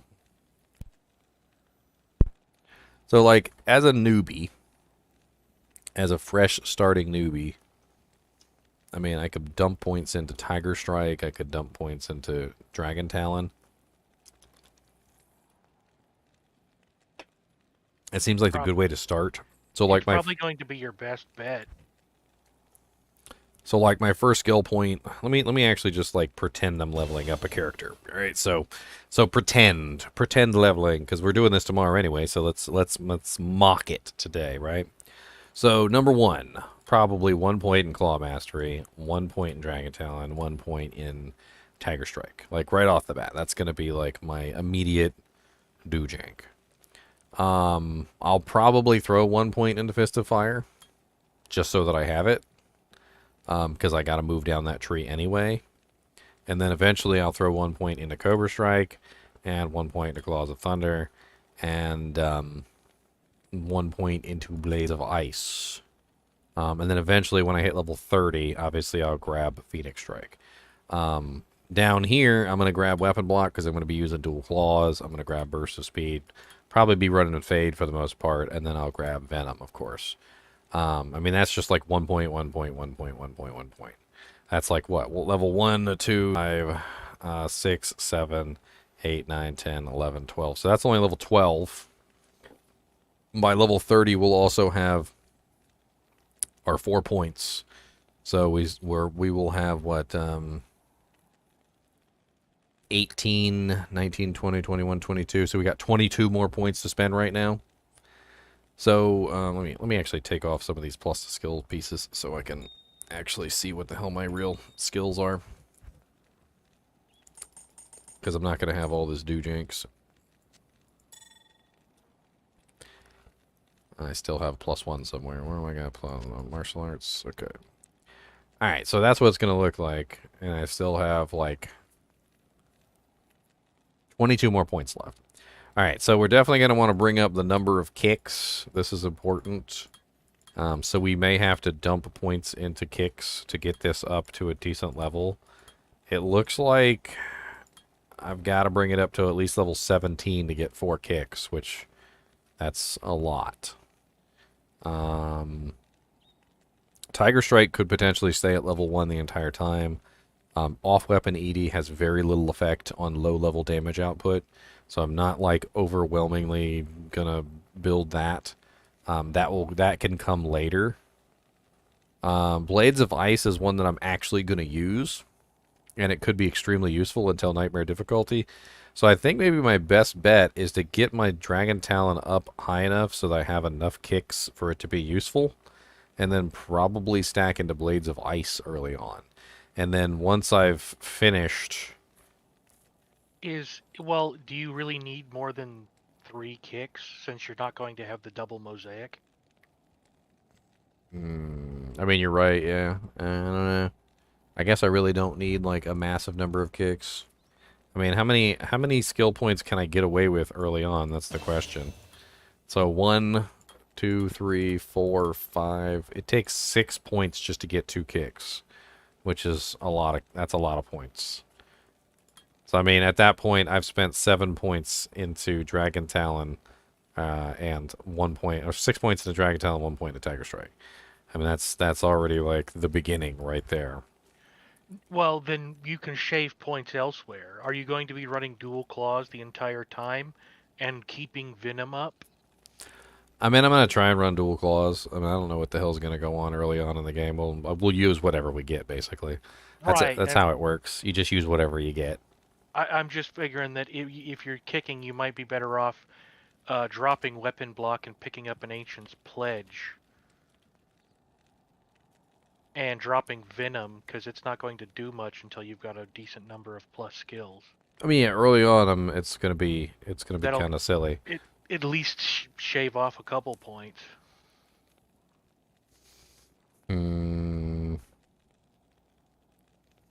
I always like to build my characters as the characters. By the way, I've never been one of the people who like just like builds something else and then makes it work later. Same. I mean, I definitely would have to grab Fade. That's 3 points right there. So we already got 6, 7, 8, 9, 10. That's what, level 11. So by level 11, which I can't even grab that at level 11. I think, what is that, level 18? So yeah, I wouldn't even be able to grab Fade until level 18. So I'd be using Burst of Speed for a while. Alright, moving down here to Phoenix Strike is going to cost me a lot of points. That's 1, 2, 3, 4, 5, 6, and then 12, 13, 14, 15, 16. It's a pretty hefty number of points. And then 17 for Weapon Block if I wanted to grab that. Which means I'm left with 18, 19, 20, 21, 22. By the time I hit level 30, I'm left with 5 points that I can spend in something else. Which I'm assuming at this point would probably be Phoenix Strike. So Phoenix Strike would be level 6 at this point, which isn't even really that impressive. I mean, it would probably deal damage, and it would probably kill things, but... I mean, I really kind of want the Dragon Talon like at 3 kicks, so I can burn the entire stack. Because 2 kicks sounds underwhelming. So how many skill points do I got to do to get 3 kicks? So 6, 7, 8, 9, 10, 11, 12. So I got to invest 12 points into Talon to get the 3 kicks early on. Here's my suggestion. Claw Mastery down to Fade, 1 point each. 12 in your Dragon Talon. 1 Tiger Strike, 1 Fist of Fire, 1 Cobra Strike. Basically 1 down to Blades of Ice. And just start pumping everything into Blades of Ice. If you're going to use it as a 1 point wonder, you might want to pump it into whatever, and you don't want to respec, then you're probably going to have to pump it into whatever you're going to use as a synergy for your Phoenix Strike. So you might end up having to go Claws of Thunder. I mean, Blades of Ice seems like the best choice. The only reason I'm thinking about Phoenix Strike is because it's good AoE damage, but without the mosaics, I can't really take full advantage of it. So I don't know.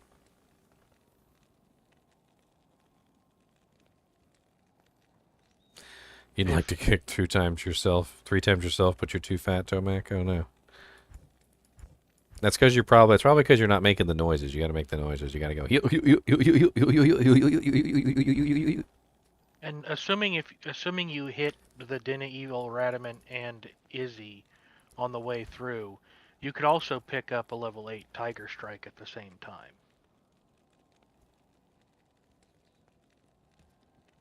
Well, the thing is that kick damage is so pathetically low early on. Like it really is so very bad. And it's not until I start getting better boots, the better boots I can get, the higher the kick damage can be. So, like, it's one of those strange things that is just like you don't really have a lot of physical damage, which is why I'm willing to avoid Tiger Strike until much later. And the elemental damage moves are probably going to be far better, like, just early in general. Game, definitely. Not in town. So then the question is, if you plan to go down to get Dragonflight regardless, why not avoid Dragon Talon and just use a 1 point wonder Dragon Claw for the early game? Once you've got your stacks, it's guaranteed to hit. It will be a little underwhelming because it's only 2 attacks every time, but it's also fewer points. Well, yeah, somebody was talking about that earlier with Dragon Claw. They said Dragon Claw is 2 hits. Like, it's guaranteed 2 hits. So, like, early on in the game, like, it's far less points than Dragon Talon because you get 2 hits, like, no matter what. So, using Dragon Claw might be the preferred way to do things until I eventually get access to maxing out Dragon Talon. And I don't really need to put points in Dragon Claw. I just put 1 point, which I'm always going to put 1 point into it because I'm going down to Dragonflight anyway. And it's just part of the build. So I could utilize Dragon Claw until much later.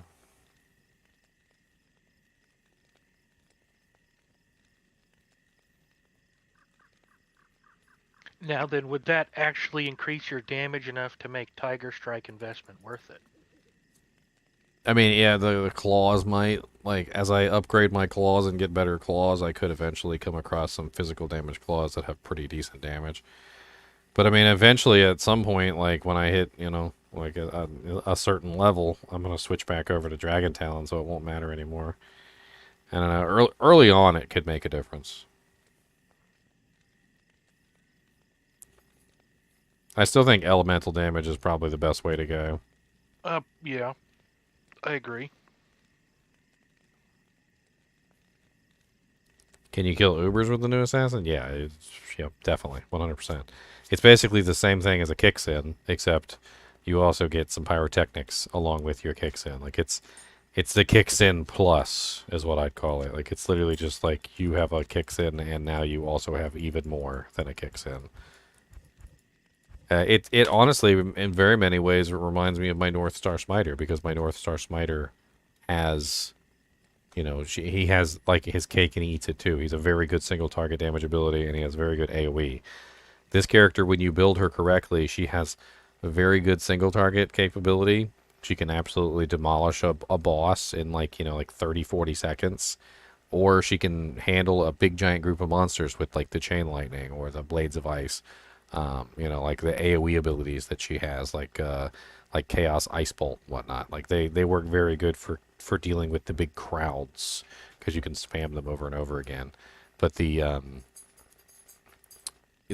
Chaos, like, I don't know, it's just a very good dual spec character that can do both things.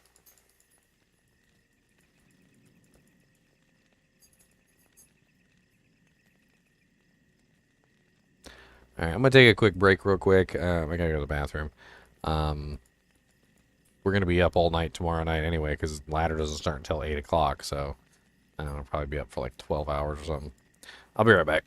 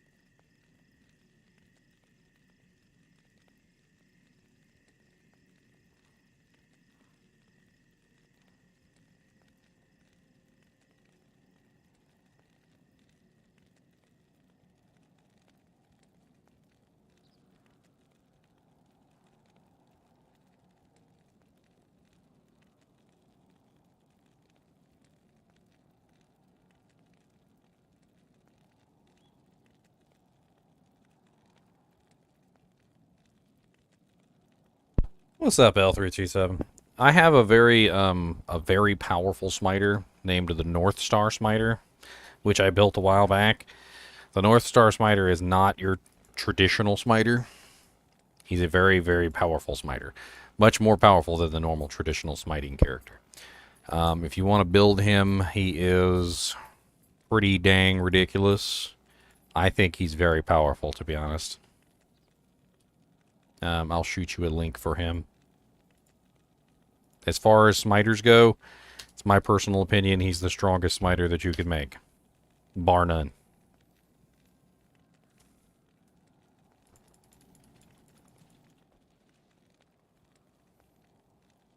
Bar none. Yeah, that's kind of the only reason I haven't hopped off yet.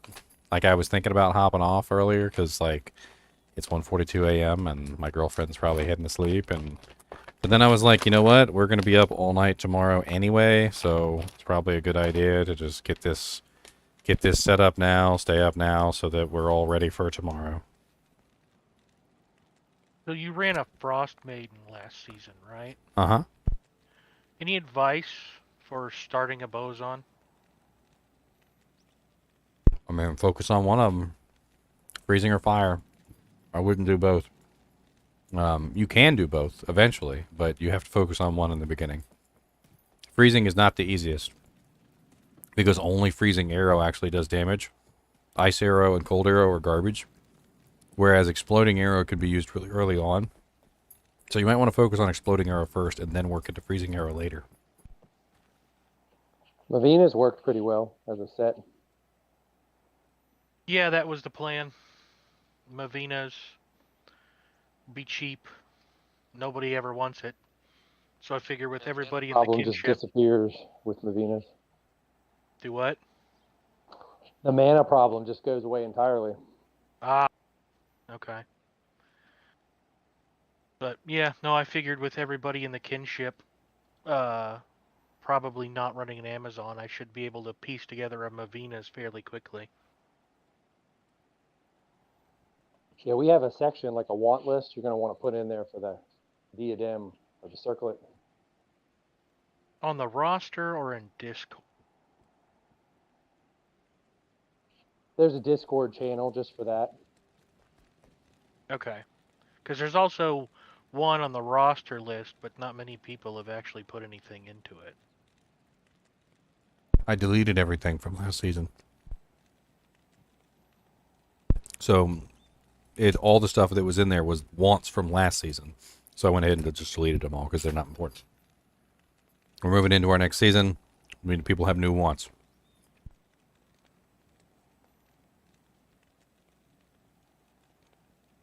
Took me like an hour and a half to delete all them freaking posts too.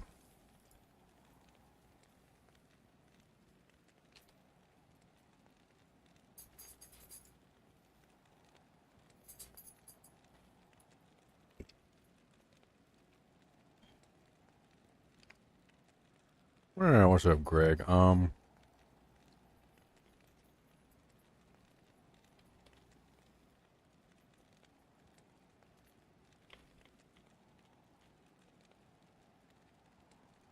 What'd you have, like 400 viewers earlier? Oh my god, a lot.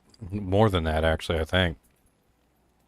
Frickin' Barricade TTV rated me with 326 viewers, and I think at that particular time I still had like 200 viewers from YouTube, along with whatever I was sitting at on YouTube, on Twitch already, and it ended up being a pretty high number. So there's another place that rates your viewers too? Yeah, I streamed to Twitch and YouTube at the same time. Oh, I saw both of those. I thought you were talking about a third set of numbers. Well, this was just the the rated numbers. Got 818 votes on the poll. That's a good metric. I didn't think of that one. Phoenix Strike is winning, but Tiger Strike is close behind.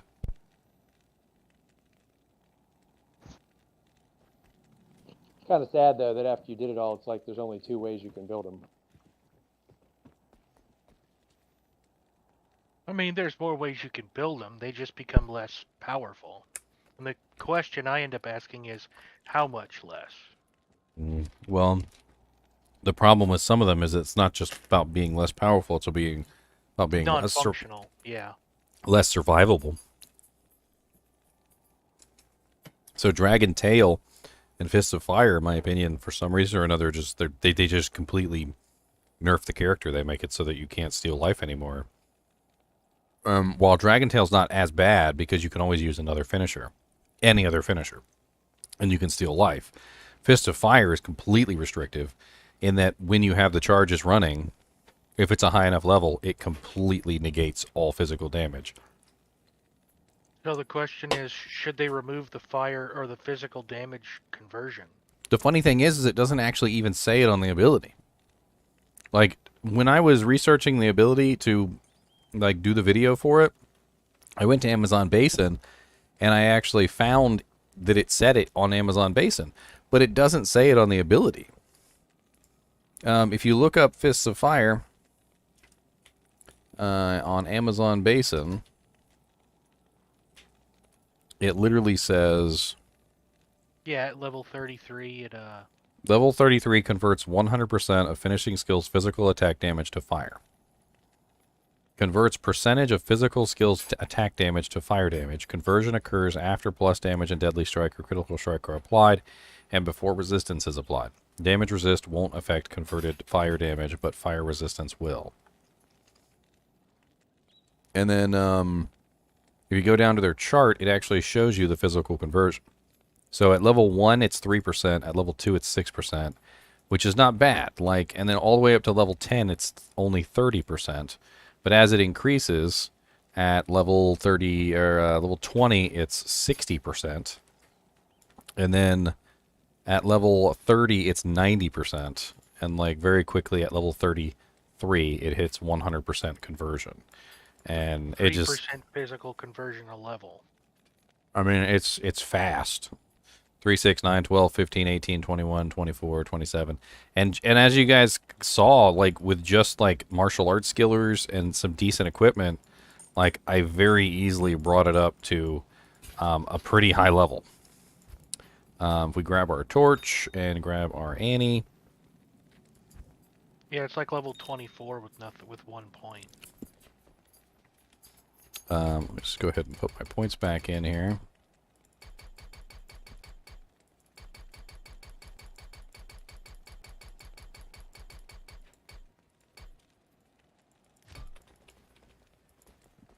Okay, and so we're looking at level 27 with 1 point.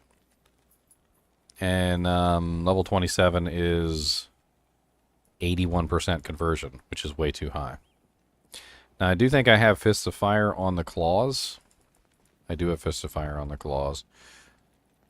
So if we take that away, that's 6 points, which brings us down to level 21, which is still 63% physical to fire conversion. But the problem is as we decrease the level of the skill, it becomes more and more less useful. Like now it's sitting at a total of 637 fire damage per attack, and it doesn't even really seem useful anymore. Throw in the 20 points into Phoenix Strike, we're looking at 1,798 damage, which is less than Blades of Ice by far. So remove the physical to fire conversion, and the skill becomes useful. Oh, look, Americans, hello. No, what's up, Morbius? I don't know, just saw you here, said hello, and then I'm gonna leave soon. Ah. I've been testing stuff all day long. We managed to crash the game like 3 or 4 times. How so? With Meteor spam. The old trick. What is it, like 2,000 or 4,000 little fire pools? I know that was an issue back then with spamming meteors and game crashing. Well, this is a lot. So if you're running 8 frame kicks, and you can do a kick every 3 frames, right? So you can actually multiply it out. The fire lasts for 29 seconds, is what we've been able to figure out.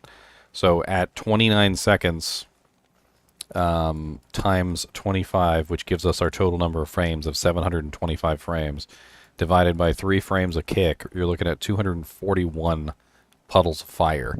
And we also figured out that the meteors consist of 18 missiles that sit on the ground. So 241 times 18, which means that there's 4,350 fire missiles sitting on the ground when you're using the ability. And the game, like, once you start to reach somewhere near that number, that 4,000 number, the whole game lags up, and it literally goes to 0 FPS, or it just crashes. Is it only for you or for everyone? Everyone who's looking at the screen. We also figured out that if you walk away from the fire, all of it stops. So as long as that fire is on the screen, there's an issue. If you move off the screen, you're suddenly good. I crashed the game multiple times with it too. None of the other abilities are a problem. Chaos Ice Bolt, Chain Lightning, Claws of Thunder, none of it. Fist of Fire, they all seem to be fine. Fist of Fire, actually, you know what? I can't even say that I have spammed Fist of Fire. Now that I think about it. It also has an average fire damage per second effect. I wonder if Fist of Fire would also cause the same problem. We could always... I bet it would, but it would take far longer. We can test it. Let's see if we can crash the game with Fist of Fire. Oh, you know what it is? I think I know why Fist of Fire probably won't crash the game. It doesn't last long enough. I think I remember this. It doesn't last anywhere near as long as Meteor. Let me test it real quick.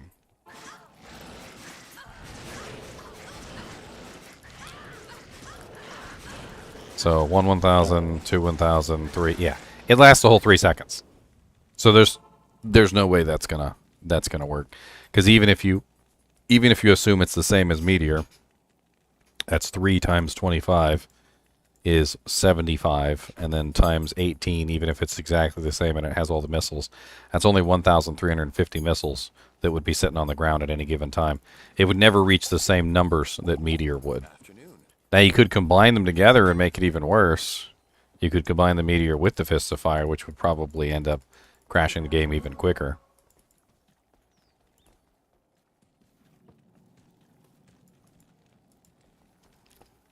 I also guarantee that it's not the same number of missiles. I mean, we can check. Break it. What was the rune word? Mosaic. I have a test character in my pack if you just want to download it. Not the name, but the runes. It's Malgul Am. They changed it to Am. So basically, you can get all of these just by running. Fairly easily, yeah. Fairly easily. If you're lucky enough, you can get a gold rune from the forge.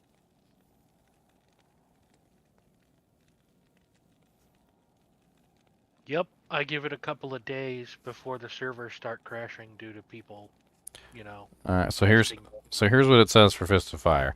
Upon the release of a third charge, a pyre containing static missiles apply a fire bit rate every frame is created within the radius. Displayed fire damage per second assumes that at least 2 of these missiles apply to the damaged target with a bit rate of 225/256. However, the number of missiles and their position seems random, so fewer or more missiles may apply damage. So it doesn't seem like the number is set like with Meteor. Meteor, it's 18. This one is apparently random, and the position of the missiles is also random. Which would also assume that if you're spamming it, it would probably cover the entire radius, because if it's random, you would eventually cover the entire radius of that area. So if I built the charges here and just spam these on something... Because you're fighting fire with fire. Let me get some Cobra Strike in here too, since I don't actually have it maxed out. So this season, I had less time to play the game, but I was actually trying to make a martial arts assassin.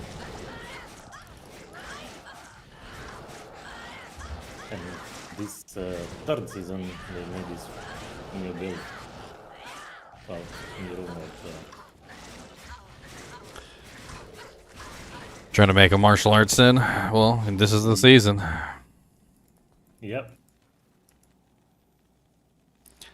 I found a freaking perfect superior mage plate earlier on single player. 3 socket, 15% enhanced, 301 defense. That's literally perfect. Hello. Look at all my pretty soldiers. But I see you do a lot of fire damage. Why don't you have like a fire thunder charm? So I was playing around with this build, and I've done it all day long. And basically, what I came across is the most optimal way to run this build is to run it as a kicker, like with a decent amount of crushing blow, so that you have at least like I'm running what 60% is what I'm running, and I got my 10% open wounds from the boots, which is really all I need. And then what you do is you basically just work in the other charges. So Tiger Strike is one of the main obvious ones that you can do. So 20 points in a Tiger Strike gets you a massive 2,640 at level 40 off weapon ED, which increases that physical damage very, very nicely. You go from a meager 1,332 damage per kick to like 9k. Let me see here. Come here. No, I didn't click on you. Well, now I'm at 12k, which is even higher. Of course, that's the fire damage added into, which is isn't really that much. It's only 1,798, so about 9k. You get about 9k physical damage per kick, and then that adds up to about 61,000 per rotation, which is really nice. Then you get your crushing blow in there, so you got really nice physical damage. And then you add in things like Chain Lightning from the Phoenix Strike, which seems to be the clear winner of the three. Even though Meteor is nice for single targets, Chain Lightning seems to do way more AoE damage just in general. Also doesn't crash the game, which is a bonus. Yes, it also doesn't crash the game, which is a bonus. Then you can add in other next skills that don't have next hit delay. So Claws of Thunder, unfortunately, has next hit delay, and it interferes with the Chain Lightning from Phoenix Strike, so you can't use it. Fist of Fire converts all your physical damage to fire damage, which prevents you from being able to leech, so you can't use it.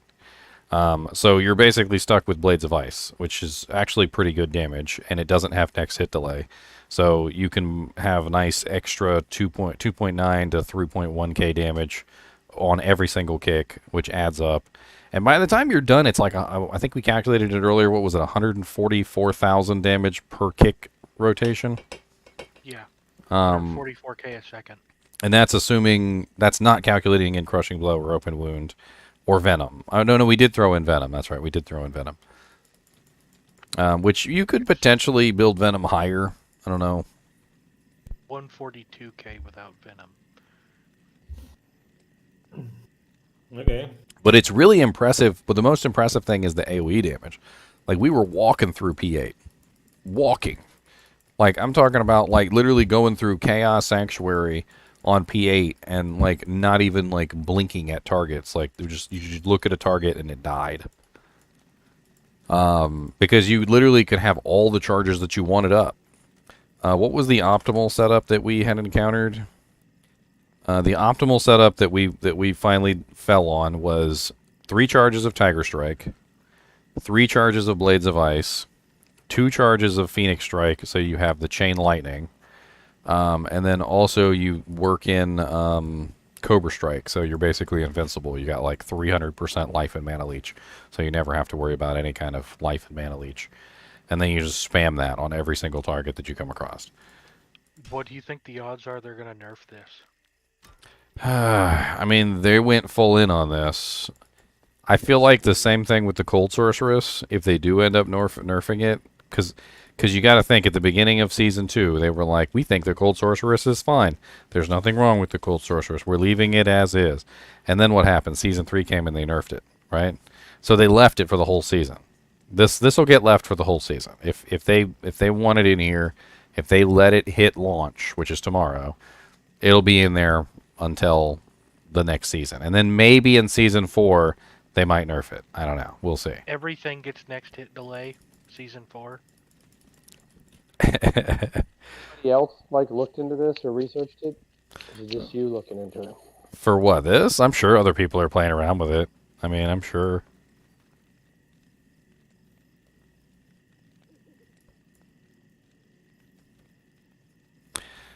Has it been 10 hours? It's 9. It's only 9.5 hours, Wicked Garden. Gosh.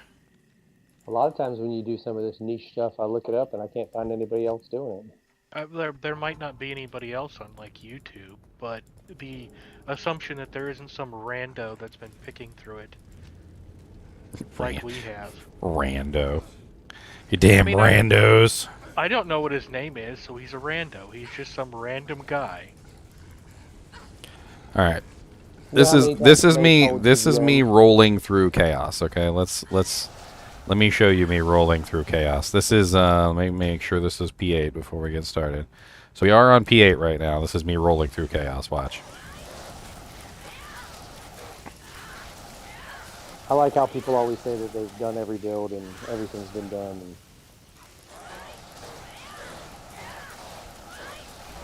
I mean, it's not so much that everything's been done, it's that everything that is effective has been found. Merc is empty, by the way. No infinity. This is no infinity.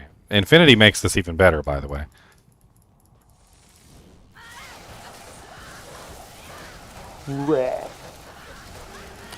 I only have the Lightning Sunder on, too. I could be using the Cold Sunder. Would definitely help. Cold Sunder and Infinity. I need to, that one's more like Tesla than your Tesla did. I don't have a point. Okay, I don't have a point, and I was wondering why I didn't have that. Give me a second. The Merc is naked. Yeah, I was naked. And my Merc's dead. Oh no. And then I could start teleporting now, so I could be teleporting around like this.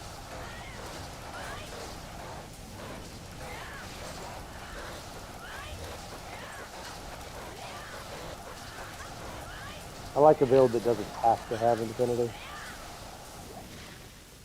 I stole his Infinity earlier. I like a build that doesn't require Infinity or Enigma. Or if it does, getting a decent gear for it is super cheap. So that way the most expensive thing I have to acquire is an Infinity. I'm sure somebody's watching Daniel's video and it's going to be like, alright, now I'm going to make a cookie cutter build on how to make this effect.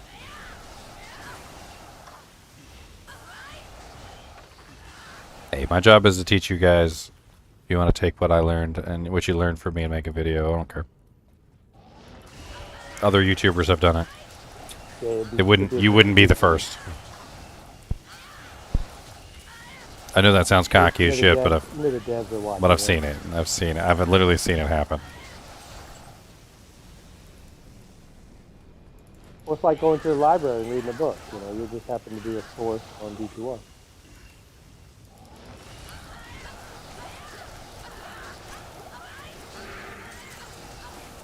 They should just credit you though, you know, because you told them. Wah, wah. I mean, most people won't credit. That's the thing.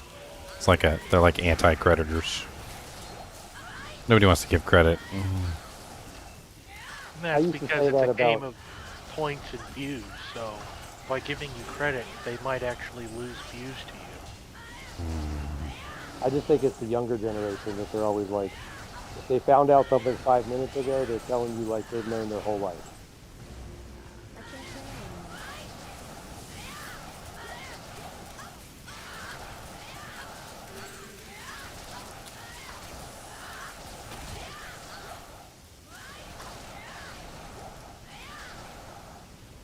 Still on P8?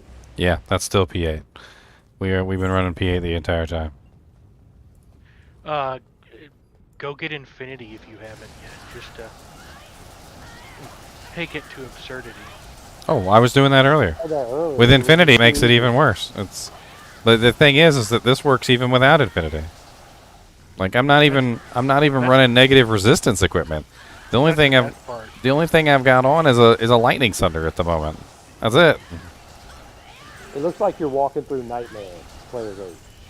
It does. It's like, it's not even like, it doesn't even seem like I'm playing hell difficulty.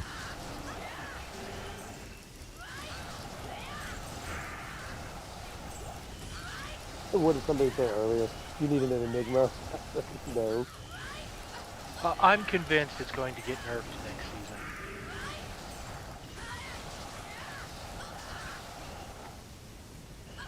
I think they'll take the claws back down to 25%.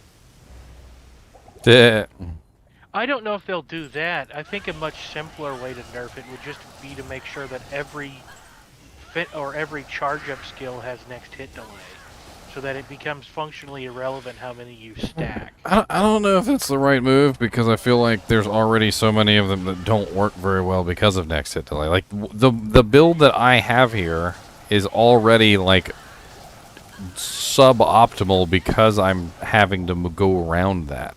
Like, if I could build it the way I want, if I could include Claws of Thunder, if I could include all those other things, it would be much more powerful. Like, next hit delay has already forced me into this build, which is unfortunate. Because I probably would not have built it this way. But if you didn't do the math and figure it out, you would just be like, oh, it looks pretty, but it's not doing anything. You wouldn't even know. Oh yeah, if you build it like the way that you would think, the traditional way that you would think you would build something like this, it would look very pretty. It would look very beautiful. But it would also do basically next to nothing.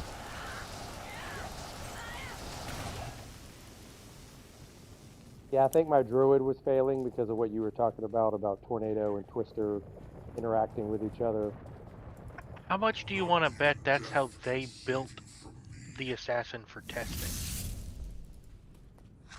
The way that you would expect to build it. 1, 2, 3. Oh, you mean you think they built it and it was broken, and so they thought it was okay?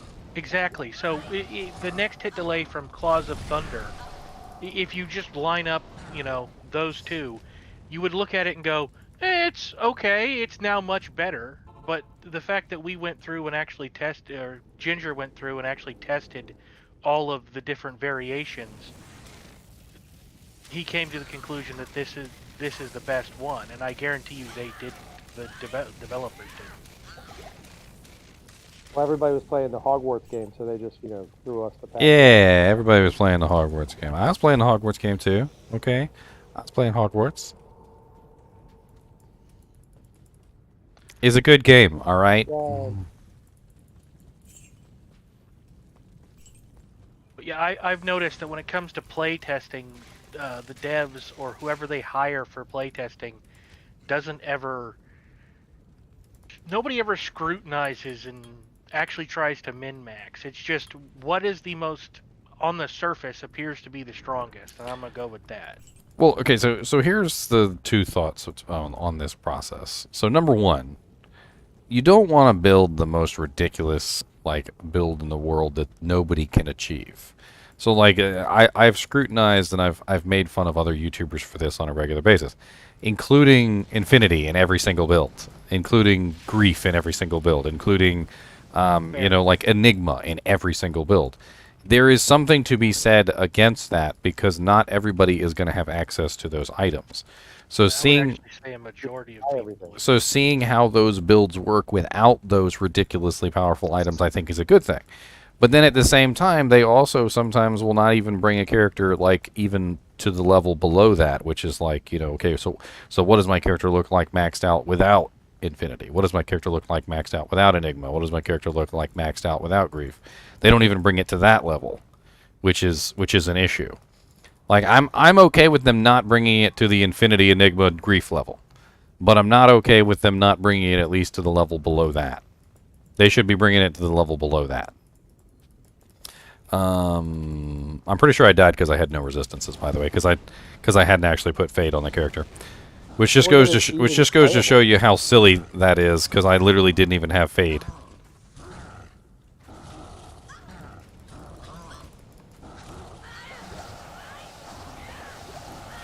Oh yeah, and why are you being so rude? Die.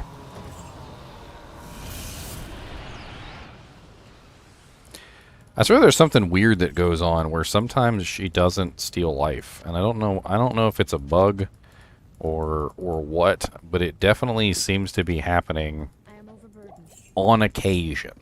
Like, there was one time where I was literally fighting a Lord Dacis, a Grand Visor of Chaos, which is like not even a hard monster, and all of a sudden my health started dropping and I wasn't getting any life back, and it just like I couldn't, no matter how much I kicked, it wasn't stealing anything. And the same thing happened there with Diablo. I wasn't stealing any life from him at all. It was really weird. Like, I should have been stealing life from him, but I wasn't. I even had max Cobra Strike charges, but it wasn't stealing any life from him, and my health was just draining. There seems to be something weird going on there. And you're so spoiled by this wonderful build that you're not even using potions half the time. No, and I didn't even have Fade up or anything. Like, I was completely and utterly, like, defenseless there. Just walking naked, like, just kicking people in the head. Who needs defense when I've pumped everything into offense? Alright, let's have some fun in Uber Tristram, shall we? I feel like that's a good place to go play around with this character. Let's go have some get your fun. girl and bring her there too. The fire Cheeto girl. I don't know if she can do it. She could barely kill Uber Diablo, but she did have some pretty nice damage output. You just gotta spam blindly. There's arrows everywhere. Accuracy by volume.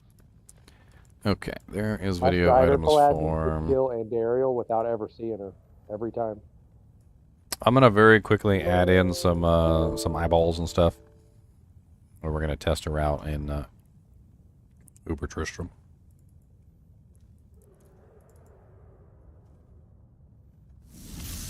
Well, she looks pretty badass, so there's that. Let's test her out in Uber Tristram. That's a good idea.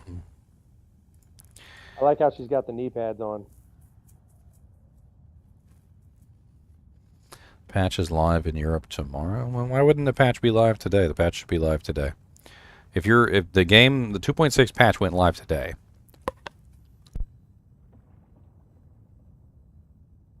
Maybe the time zone pushes it to tomorrow.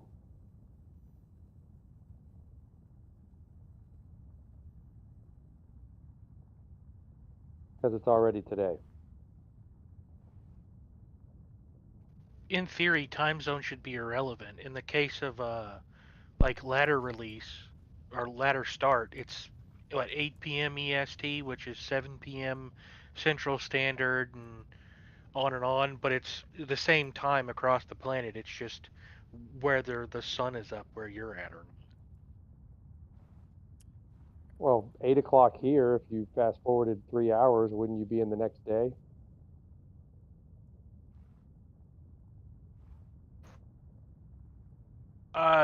Time is relative, I guess, is my point, is that we base time on the sun, not the... Everybody's technically living in the same moment on the planet. Oh, yeah, no, I get it. But, I mean, wouldn't their release be on the 17th and not on the 16th? Technically, yes. So maybe that's what they're talking about tomorrow. Well, they're regional, so they could theoretically have it set up by region. So the patch might not go live for the European region, but I mean, in that case, you could just log into the North American region, save your, log out, change to this European region, from the European region to the North American region, and then grab the patch. You probably wouldn't be able to log back into the European region until the next day, though. I'm logged to the Americas region right now. No patch for me. Can you connect online? You shouldn't be able to connect online if you're not patched. For the offline single-player patch. Oh yeah, that's right. No, it's online too. It's just they don't have the runewords and stuff activated for online because that would be silly. So the changes are currently in effect online right now for ladder. They did the same thing last season. So at the end of season 2, when they or season 1, when they added the terror zones were very briefly in ladder season 1. They just, it was only for like a couple days before the ladder season reset. So we have patch notes, but no rune words. Yeah, the new rune words won't be active until season 3 hits. They did that last season too. So when it's next season? Tomorrow at 8 o'clock. I think there's different times on that sheet for each region, but it's tomorrow 8 o'clock EST for me. If you check the patch notes, it did have different 8 times for o'clock each in the region. mornings. 8 o'clock p.m. EST.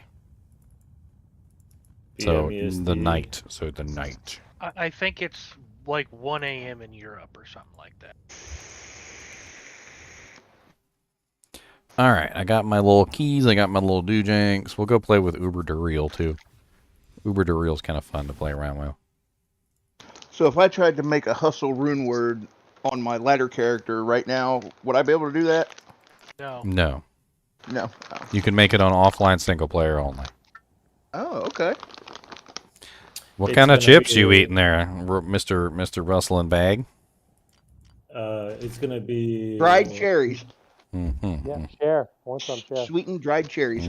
Boy over here got no crinkliest bag in existence of life. That jank be like crinkling forever. It's gonna I be. forgot to put my in the microphone up. morning It's a good thing you didn't hear me eating their spaghetti a minute ago. SpaghettiOs. in Europe, it's gonna be on 2 a.m. Yeah, Feder just posted it all. It says February 17th at 2 a.m. CET. Asia, February 17th at 10 a.m. Lord have KST. Death right there. They said the patch doesn't drop until tomorrow. Alright, let's see here. Let's grab our cake. We need to grab our Claws of Thunder. And then we end up with 1 point left, which we need weapon block. Let's go play with Uber Dereal. So, Let's go play with Uber Dereal. Let's are you go play using with the level Uber 99 Dereal. character? Yes. Do you have all the quests done on that character? Yeah, that's part of the whole thing. Like when you make a character in Hero Editor, you can batch complete all quests. Okay, so if you dump all your points in, do you have any left? If you get all your skills the way you want them, do you have any left? Otherwise, this means to maximize your capability, you have to be level 99. Well, yeah, I mean, definitely. Like, I think with this particular character, level 99 would help. That's for sure. Of course, hitting level 99 is a pain in the butt. That's my point. I think that's going to be another thing that might actually drag the build down. Is that Only a tiny bit. It's 1 point here or there. It's not going to be that big of a deal. It's too OP to be dragged down.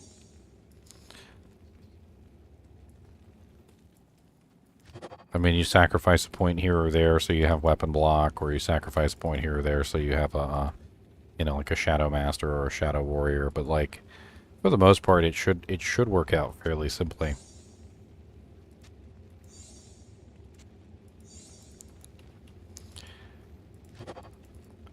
All right, we're gonna cast our Fade. We don't really need this while we're running Ubers.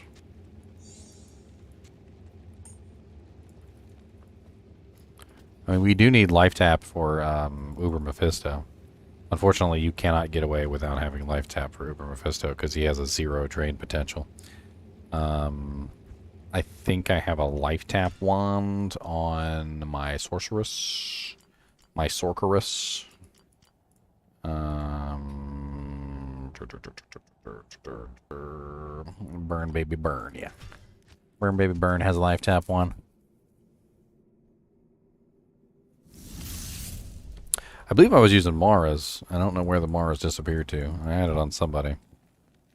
Need to give it back. I'll see if I can so many find it. characters, they're thieving from each other. They do steal from each other all the time. It's like siblings. It's like my brother. He used to always steal all my socks.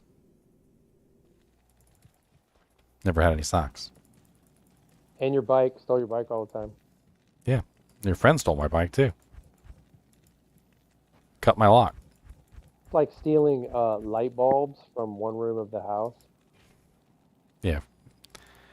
That's a tradition. You're like, nobody goes in the dining room. They don't need these light bulbs. Alright, so we have a Life Tap wand. which is what we need to successfully kill Uber Mephisto.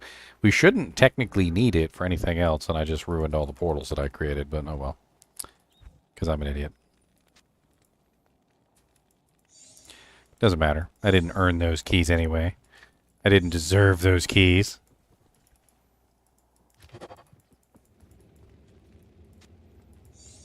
How come you're not using Dracos? Honestly, I don't need it. Like, the amount of lifesteal that you get from Cobra Strike is insane. The only reason I'm even using Life Tap is for Uber Mephisto, because you can't lifesteal from him. He has a drain potential of 0, and the only way around it is Life Tap. So I'm gonna use it for him, and that's pretty much it. Like, that's the goal. Use it for Uber Mephisto, and then don't worry about it for anybody else. Alright, let's see if we can have some fun with good old Duriel here. I don't know where he is, but I do need to build my charges first before I fight him. See if I can get, like, one monster. I don't need everything. Oh, hello.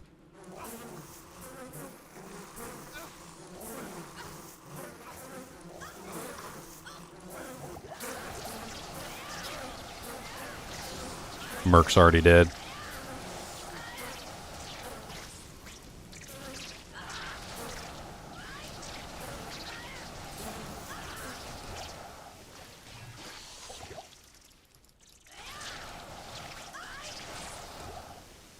Alright, where you at, Duriel?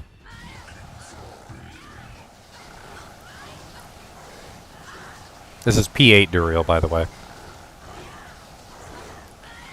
Can confirm, since this is single player. Really easy to confirm. P8.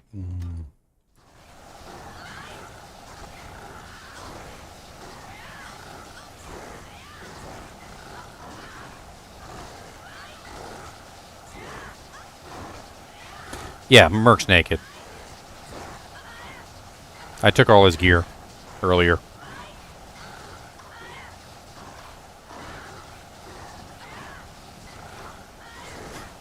I literally just showed off this Players 8. Somebody in chat literally just asked if it was Players 8. Players 8. It's Players 8, guys. It's Players 8. Players 11. Alright, so there's that one right there. Let's hop into one of these other ones. It don't matter. We still got charges. Can we reach another monster before we run out of charges? No, we can't.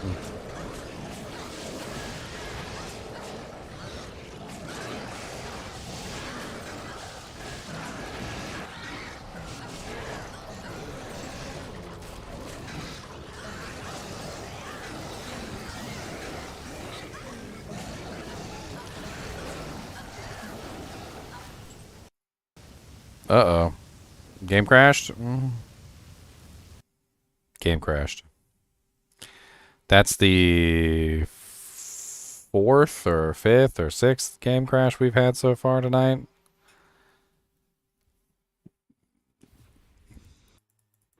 Well, we've come up with the name for the build. It's the Crash Sin. I mean, I guess let's just go straight to Uber Tristram since we've... It's probably because of the meteors, because remember I accidentally spammed some meteors in there and I didn't mean to. Like, you can't even accidentally spam the meteors. Like, it's like instant crash. Just even touching the meteors. There's like a % chance that you can just crash the game just by throwing meteors down. It does not like the meteors at all. And how can you avoid the meteors? Well, so what happened was I attacked twice with Phoenix Strike and I tried to use the effect to see what I had because I couldn't see my charges, which is an issue with the MA Sin. You can't see your charges. So I used the ability to see what I had, and it was meteors. And so then I attacked again to try and build Chain Lightning, and I got it, but it was too late. I had already spammed like 18 meteors on the ground.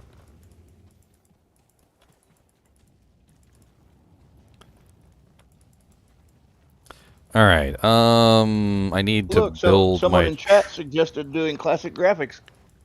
It doesn't work. No. It still crashes. Still Every crashes. time. I don't think it's graphics. I think the calculation is just fails.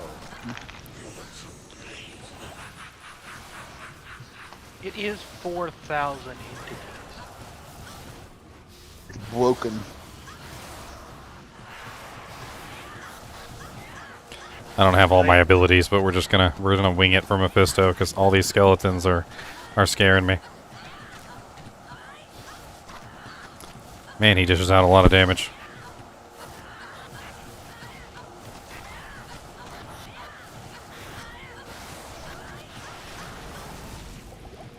I can't.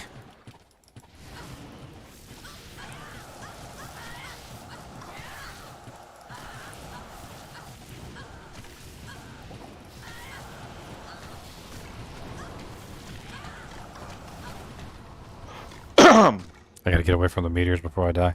Don't cough into the microphone.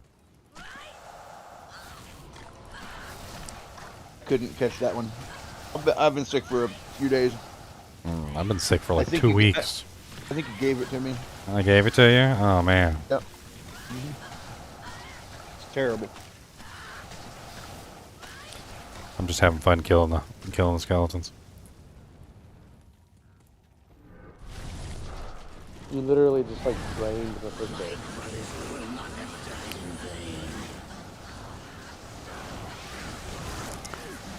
Uber Diablo and Uber Bale at the same time. Why not? Let's go.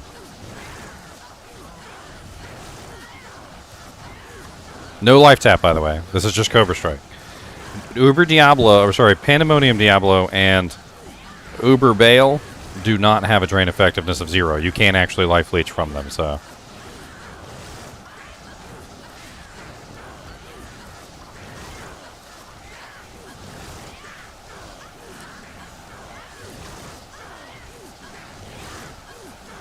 I don't have my ice attack running, do I?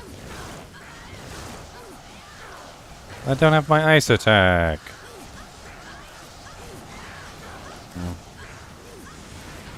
You're literally tanking both of them. There's no way.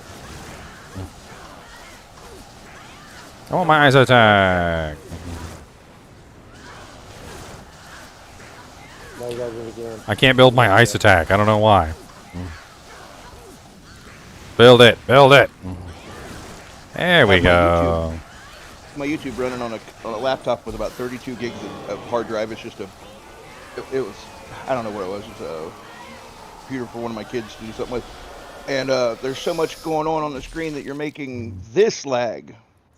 Yeah, make everything lag. Make your mom lag. It does. Yeah. No one is coming up with a new idea after 10 hours of testing. What new ideas? What are we ideating? You identified the build. What kind of idea do they have? After 10 hours of watching, you don't have any ideas? I mean, after 10 hours of testing, I know how I want to play the character. I know how I know how the character works. I understand what the best options are. Tell them, Charles, now is your chance. Yeah. Time to shine. A druid 1616. Impress us with your brilliance. Oh, I mean, this is pretty much it. This is the optimal build. I hate to say it. It's like it's already up. Like it's 20 points in the Tiger Strike. It's 20 points in the Dragon Talon. It's 20 points in the Claws of Thunder. 20 points in the Blades of Ice, and 20 points in the Phoenix Strike. And then whatever you have left, you grab your Dragon Flight, and then you throw your 1 point in Claw Mastery, 1 point in Weapon Block, 1 point in Burst of Speed, 1 point in Fade, 1 point in Venom, and then grab a Shadow Warrior or a Shadow Master if you want to. But like, that's the whole build right there. Like, you just run around with your amazing charges, and your charges do everything. This dual Leech Ring, it's not even really needed. Like because of Cobra Strike, because of the way that how freaking ridiculous Cobra Strike works, I could replace that with a Soj, easily. Like, just throw another plus to skill in there, or throw like a Bull Kathos on or something. Like, you don't even need the mana from the Soj. That's the other problem. So like, the mana from the Soj is absolutely useless. Maybe the life from the Bull Kathos would be a lot better. You do need Ravenfrost for the Cannot Be Frozen, but String of Ears is certainly nice with the 8% lifesteal, but you don't need that either because you got 7% lifesteal on each claw, and then I got 6% lifesteal from that as well, so I could switch to like Verdungos, or I don't know, some other belt that maybe could give me a little bit better tankiness. I think Verdungos probably is a good choice with this build. Not sure if Dungos, if I got a Dungos laying around. Upgraded Gore Riders is definitely part of the build. Finding yourself a really nice pair of +2 20% IAS, 10% Crushing Blow Sharkskin gloves is really important. You could do Chains of Honor, you could do Fortitude, you could do Duress, you could do, heck, you could do Treachery if you wanted to. Treachery would probably work pretty good with this build also, and be cheaper. I suspect Chains of Honor would probably be the best overall. I mean, the res and the plus skills, considering you do so much elemental damage. well, I mean, if you use Chains of Honor, the other thing is that you could potentially bring in, you know, like, you could bring in the Crack of the Heavens, you could bring in the Cold Rupture since you're doing cold damage, you could bring in the physical since you're doing physical break. Like, yeah, that would bring your skills down by +3, but you know, you're in this case, in this scenario, you could just make sure that you're breaking all the immunities of everything that you've got your hands on. Like, I could run this Ubers again. Let's run the Ubers again with the charms in my inventory just for fun. There's no reason to run Enigma when you have your own teleport, and I don't use Enigma anyway, but on this particular character, there's no reason I would ever touch Enigma, not with Dragonflight. Dragonflight allows me to do everything I want to do anyway. No, you have to use Enigma. But I don't want to. So the only problem with using that Lightning Thunder is it really does tank your lightning resistance, and I'm gonna have a lot harder time hitting those magic numbers. Put on the Sea Gods.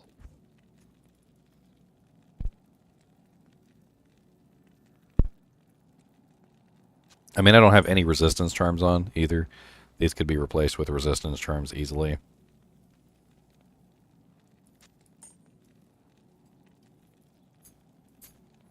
But Your it's still fade not works going though, to make right? up. It's still not going to make up the difference from Mephisto's conviction. No, it Although, won't. does it matter? You've got. Does it really matter? Once life tap is up. Mephisto just drained like pouring out water. It was just gone. Right.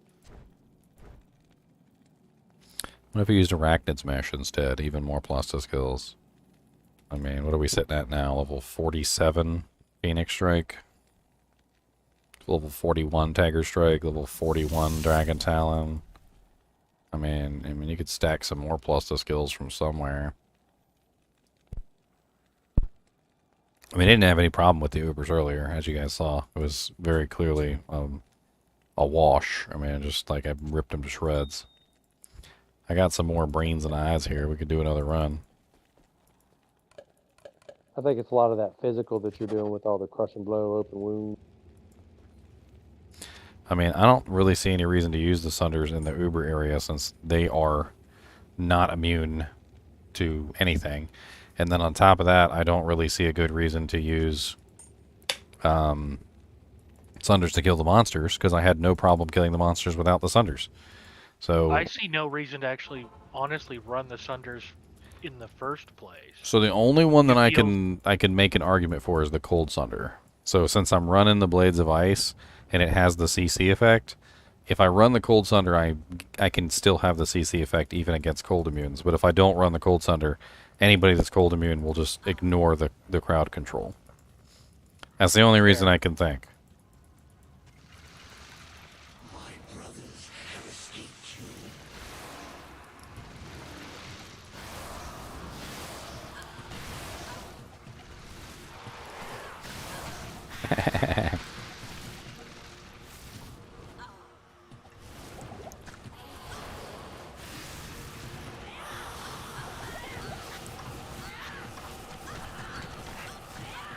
Honestly, with this one, I might as well just kill him and move on because he's a pain in the butt, and then focus on the rest later. Oh, he managed to kill me that time because I didn't get all my my charges up. Unfortunate.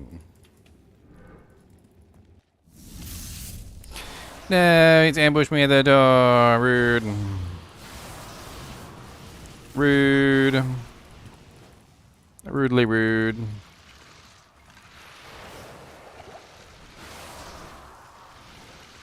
Let's see if I can get my charges up.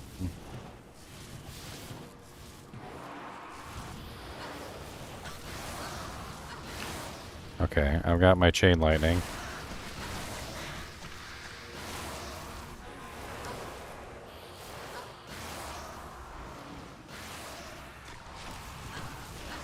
Let's try it now.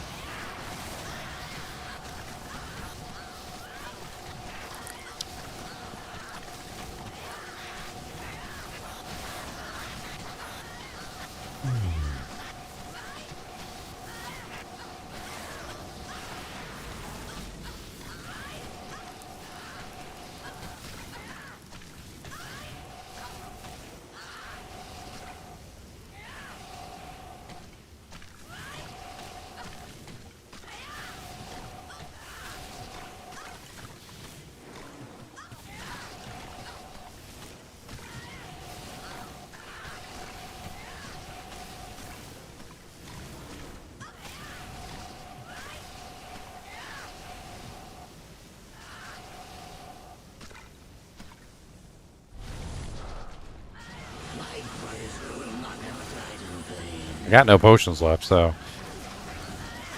if things get tight, I ain't doing nothing. I ain't killing nothing.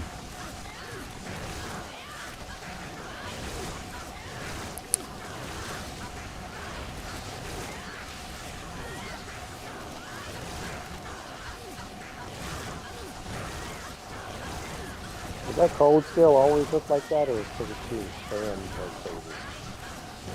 I mean, it pretty much always looks like that, I guess.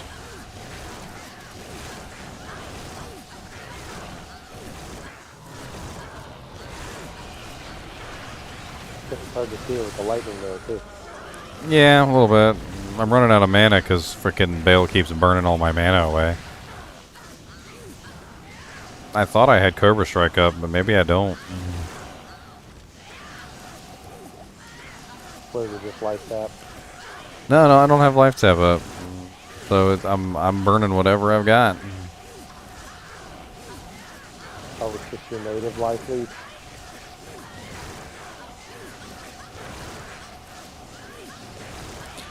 How do the other finishers compare, Leonarch? Dragon Claw was the only one that really kind of compared with Dragon Talon. I did feel like Dragon Claw was close enough to Dragon Talon that you could build it. It did not, however, beat Dragon Talon. Dragon Talon is just kind of insane. Dragon Talon is superior in many ways. Look, you also have lower repair costs. Not only did I kill Diablo and Bale, but do you see any minions around me? You see no minions, right? I demolished all the minions while they were summoning. Every single time they summoned a minion, the minion was dead within seconds. So by the time I killed both of them, fighting them together, none of the minions were left alive by the end of the battle. I literally, when Bale finally fell, no minions were left alive. That's freaking ridiculously impressive. Normally when I do it on a smiter or something like that, that doesn't happen. That never happens on a smiter. You always end up surrounded by monsters on the smiter by the time you're finished. Because you got no AoE attack, right? Not really, yeah. You don't really have much of an AoE attack now. Let's see what torch I got. Why not? Is that his intestines falling out the front of him? That's good. Yes, intestines. Those are good. Delicious intestines. Tasty. 2 players, 1? Sure. Okay, let's do a P1 Dujang. Let's have let's have Kane identify our Dujangs real quick. We got a Druid +3, 13, 18. What was with the Druid torches? I got a Druid last time too. Let's just see if you can kill Mephisto in 1 kick cycle. I mean, I think I'd be better off, like, if I could actually do it, is build my charges outside the arena and then go in. But I don't know if I could achieve that in the 18-second time limit. It'd be crazy if you had anybody at all helping you in P8. You might have to do it from a different red portal. I mean, I'm trying to think, like, if I make the red portal, like, right here or something, like, I could go in here, attack some monsters in there real quick, and then come out and then immediately go back in. And I might have enough time. I don't know. We'll see. Let me grab some potions first before I go in there. I do need mana potions apparently, because Bale loves to steal all my mana, and I don't know if that's part of the Cobra Strike glitch, like where it's not stealing properly, or what's going on. Last run you only had one thing of Cobra Strike, so. So no mana steal. I had the life steal, but not the mana steal. If you had mana steal, it might not have been high enough to compensate for the mana burn. Well, he had to be doing something, or he'd have no mana at all.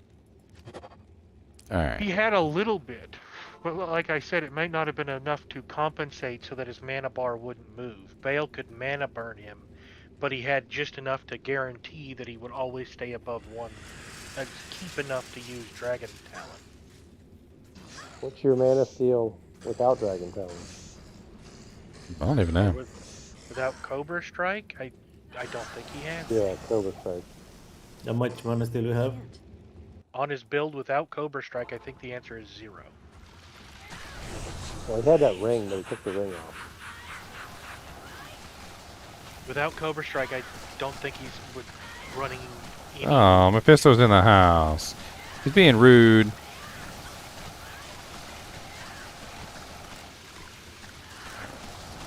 Holy crap, keep summoning skeletons around me in a circle forever, why don't you? It's like a skeleton wall. I've never seen anything like it before. He keeps summoning them around me, like, no matter how fast I kill them. It's just a giant skeleton wall. I couldn't get out. I had to kill my way out. That's insane. Maybe you glitched it because you're killing them too fast. I didn't, I cast Life Tap, but I didn't cast it on Mephisto. It hit Diablo instead of Mephisto somehow.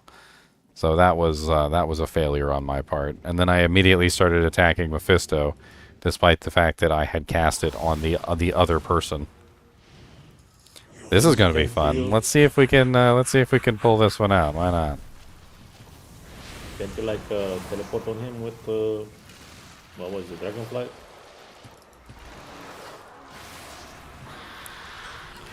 Let's just run kicks, no charges. Unfortunately, we might miss a lot like this.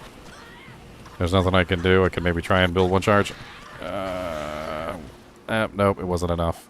And I didn't cast Fade because I'm an idiot. That would probably be why I died, because I didn't cast Fade. The build works if you push all the right buttons.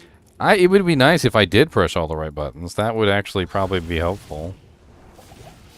So the main flaw is that it's complicated to pilot.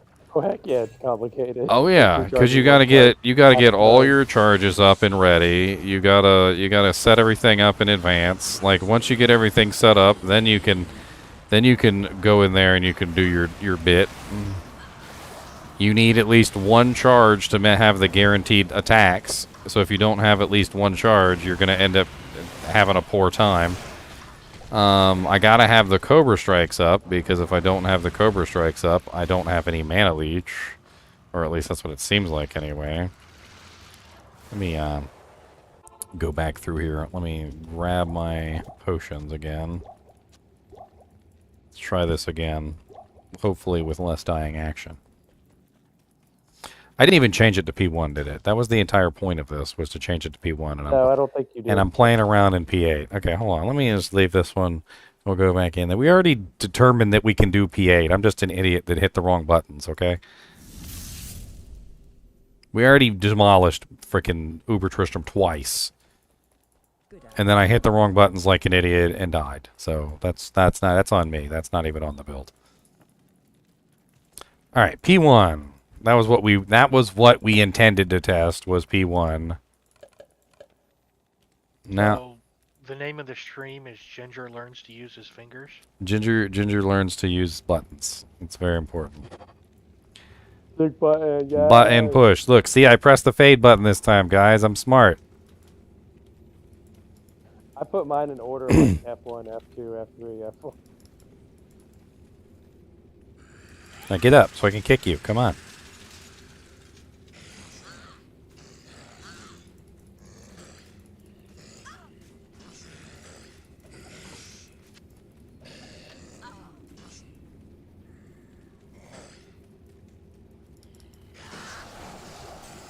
Okay, ready. Let's go.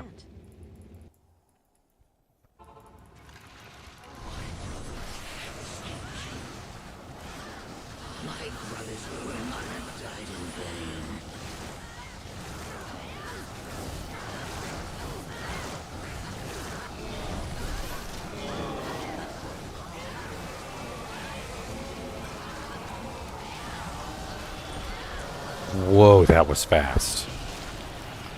I kind of wish I'd timed that. You know what? Through the magic of YouTube, we can time it.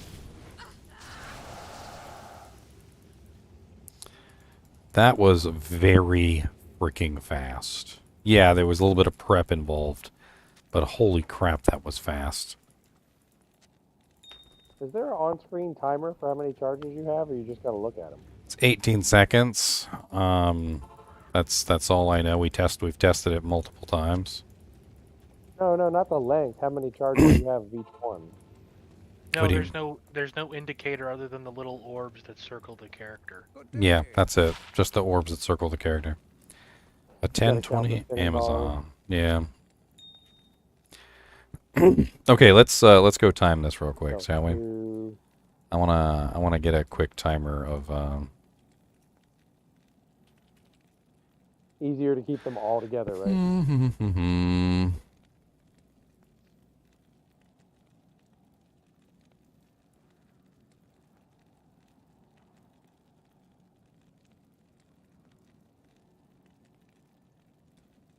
Alright, so we just loaded in. I think this is the one where we test it. So I'm just gonna time it, and I'm gonna see how long it took me from the moment that I entered Uber Tristram to the moment that I finished killing them all. I would argue from prep to death. I mean, prep didn't take very long either, but yeah, we could include prep. Why not?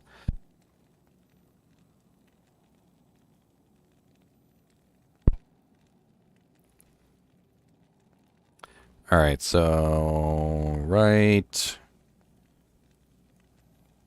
now. All right, so this is including prep.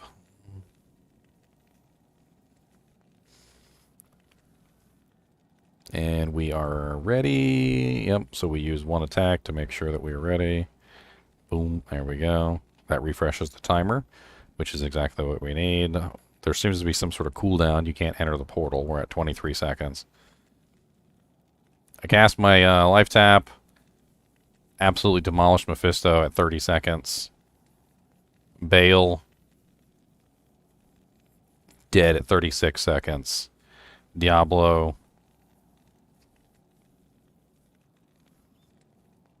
Dead at 44 seconds. So 44 seconds was how long it took me to do that.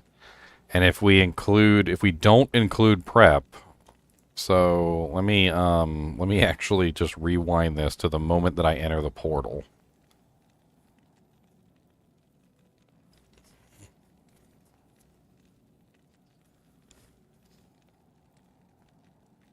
It's like 21 seconds.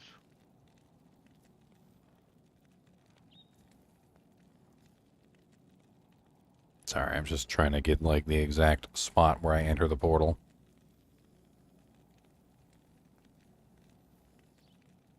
It took me longer, I think, to build the charges than it did to actually like kill them. All right, here we go. From the moment that I enter the portal, so start.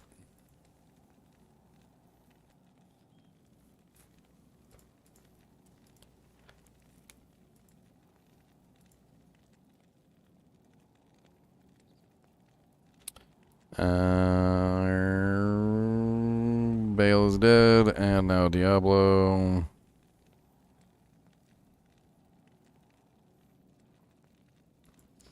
"18 seconds. Holy crap, 18 seconds. In fact, I think it was 17 seconds. That is kind of ridiculous. So what's the fastest? I don't know. You're gonna have to like have everybody in the kinship collect all the stuff, and then you'll see how many Ubers you can kill in 5 minutes.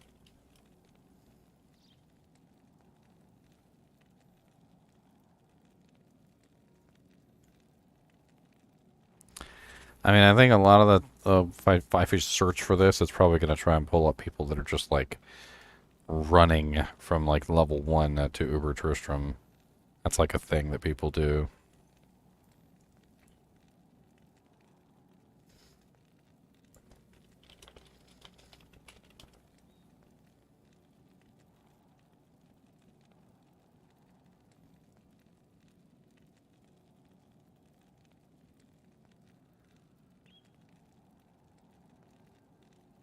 Yeah, I have no clue what to even search for to try and find that. But 18 seconds seems really freaking fast. I don't even think my North Star Smiter could do it in 18 seconds, and he's kind of insane. Somebody has a video with fastest Uber killer, and it's Assassin. Yeah, the Kicksin, which is basically what I have as a Kicksin. Yeah, Dobrunsky. I'm watching that video right now. Oh yeah, I'm not even optimized gear for like a Kicksin. Like I could build this more like a Kicksin, or I could build this more like a Mason. I mean, there's a couple different ways you can go. Like you could build more into the physical damage aspect of things, and it would definitely make things a little bit more powerful. Obviously, Tiger Strike, very very powerful. You could build more into Tiger Strike. Like you could get a +3 Tiger Strike pair of claws on both sides. That would be 6 more Tiger Strikes, which would be pretty impressive. Right now I got Fists of Fire on here, which isn't really helping me out. So Fists of Fire could be replaced with Tiger Strike. Dobrunsky's run for just the Diablo, Mephisto, and Bale was 20 seconds. Well, beat him by 2 seconds. In speedrunning, that's a lot. I mean, I felt like it could have been a little bit faster too if I had, I don't know, like, it was just like when I came in the portal, I kind of paused for a second and I didn't really quite go straight at it. And then I also threw up the life tap wand in advance, which, I don't know, maybe if I was using Dracools instead, I could have just relied on the life tap procs, focused on, Bale or Diablo first, and then went to Mephisto second. I didn't even really seem like I needed to kill Mephisto. But Mephisto went down so fast, it was like, I literally walked in the door, Mephisto popped up, and I was like, bop, bop, bop, and then, like, Mephisto was gone. It didn't even take more than, like, maybe, like, 2 kick sets. Without prep, it's extremely fast, but... Was this pay 1 now? Instead of 8? What did the other guy do it at 8? Yeah, we tested P1, that was what we were testing, because we wanted to see how ridiculous it would be in P1.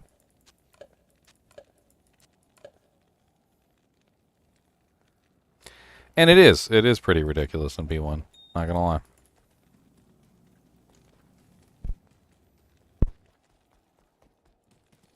Yes, warrior. And of course we got no mercenary, so I can go grab the infinity back and I could throw that on there. Probably would speed it up a little bit having the infinity in the mix.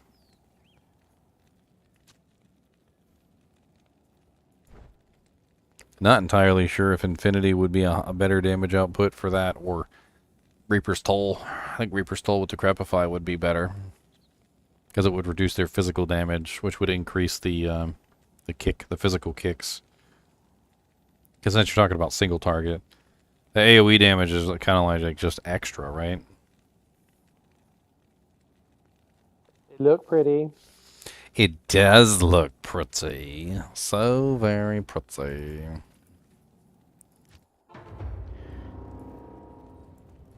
Now the next question is, how fast can you do all 6 of them? So, all 4 portals. Oh, I got no clue. I mean, I feel like it wouldn't be that difficult to just, like, teleport around and find the bosses.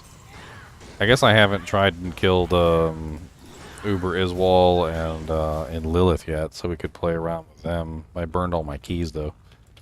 Had to grab more keys.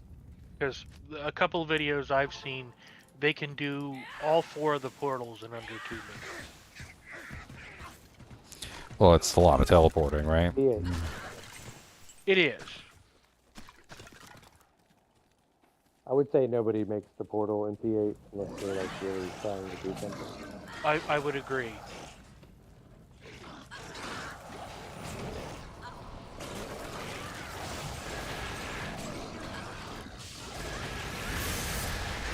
Okay, so I have to go. All right, See you Morbius. guys another time. See ya. Maybe I'll do a, you know, a day, 24 hours with you guys this weekend, if you're on or something. Yeah, I mean, we'll try to help you.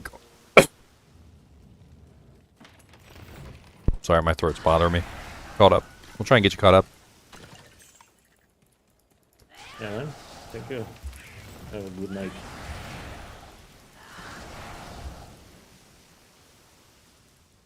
Of course, this is P1 I'm in right now, so I'm just like, just walking through this stuff.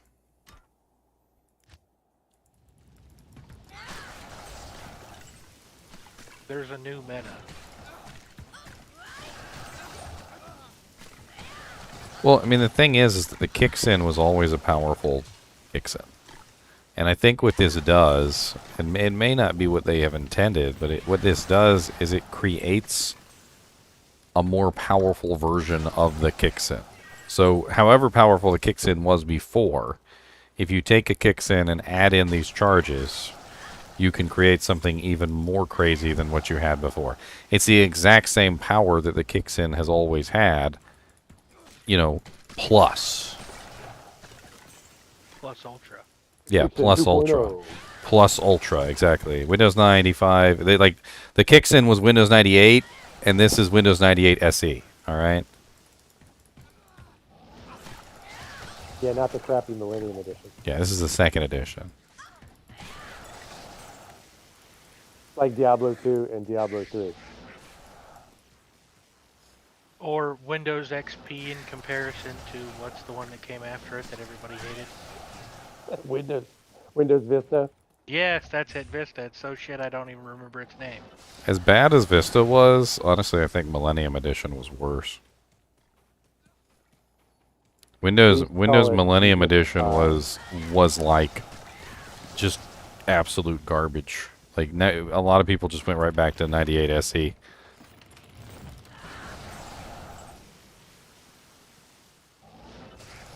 Oh, the Worldstone Chamber is on TZ. We should go play around in the Worldstone. That sounds like a good. We'll run a high level TZ, and we'll see how that rolls out. It's not going to be any different. I mean, the higher level monsters do hit a lot harder, and they dish out a lot more damage. I mean, I don't know. Got Gloams to worry about. Other concerns. I guess we'll see. Alright, there is the possibility that you walk around a corner and just get destroyed Just by Gloams. yeah, nuked. Just nuked in the face by Gloams. I could see it happening. I mean, everybody can see it happening because we still have nightmares about it. Yes. I gotta get to bed too.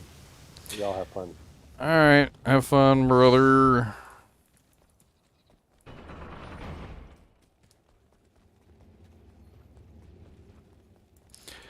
Worldstone.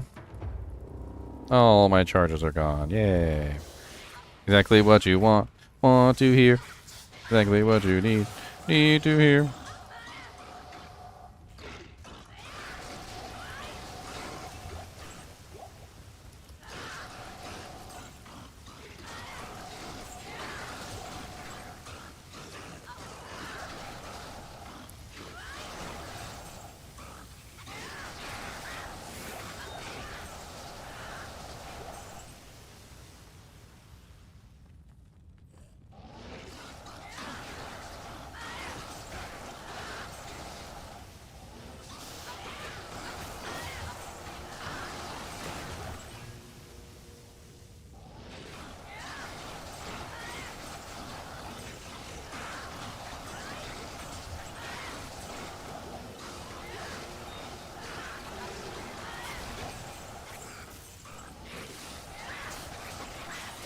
I'm using Dragonflight all the time. What are you talking about?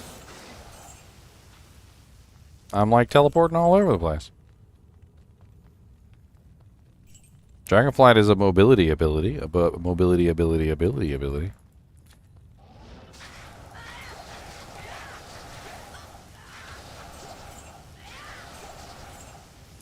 Hey.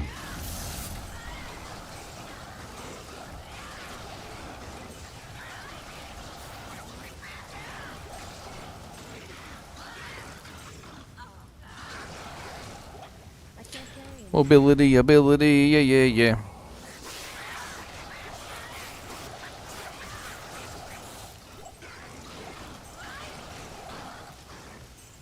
Oh no, dead end.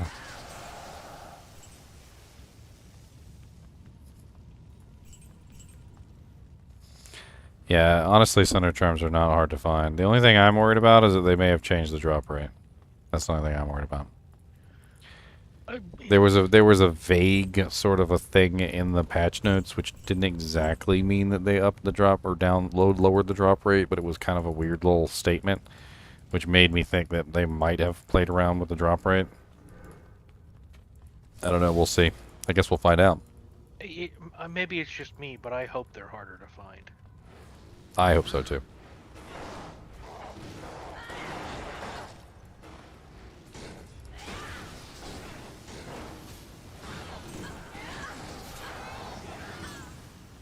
Takes a second to build up your charges, but once you've got everything running, it certainly doesn't take a lot to maintain it.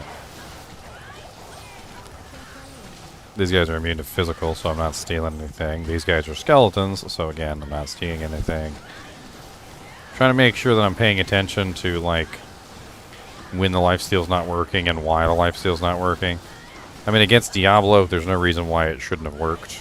But against these immune to physicals, it's obviously not going to work versus them. So I've got to be careful. Against the skeletons, it's not going to work. So I've got to be careful. Just like a bunch of bull crap going on there with like which monsters I've got my hands on. Well, it's very similar to the Odin in the sense that demons and undead he destroys, but beasts, it's a pain in the ass. Well, I mean, if I ran Drax, I mean, I'd have life tap and I wouldn't have to worry about it. You wouldn't even have to add in Cobra Strike, but I mean, it just seems like Cobra Strike is just there and you can use it, and it's really easy to use. And I just teleported directly into a stack of burning souls and just annihilated them. It was glorious. And you annihilated them with lightning, so now they don't know what it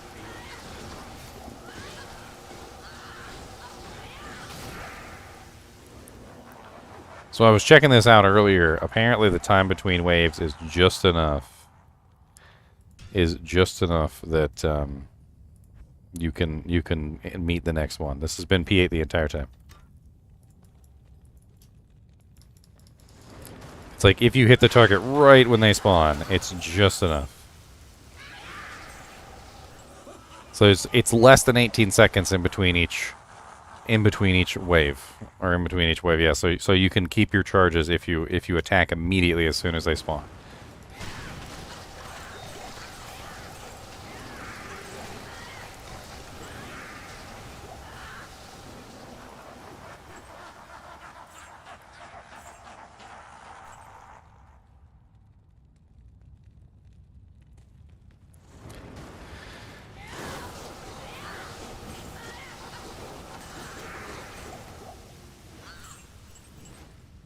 This is TZ Bale Waves, by the way. This is level 96 Bale Waves. Why was there only one Hydra head on the ground? Did you guys see that? P8 96. Which means 99. Oh, I just lost all my charges, so I'm going to have to back off. Looks like I didn't hit that last one quite right.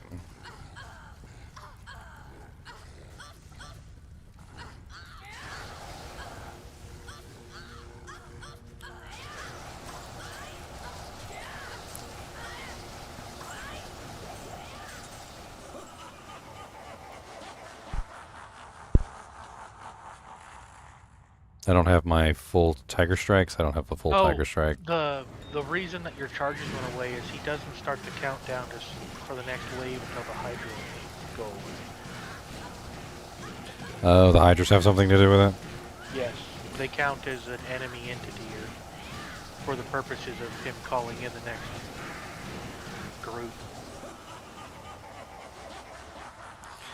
So I definitely can't make it in here, so I have to rebuild my charges on him as well, which is unfortunate. So by the time I get to him, all my charges have gone down usually. So I got to rebuild Tiger, rebuild Blades of Ice, rebuild Cobra. See if I can build 2 charges of Phoenix.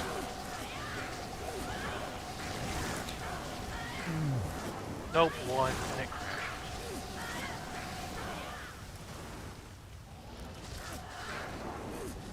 I can teleport too, Bale. Won't you sit your punk ass still?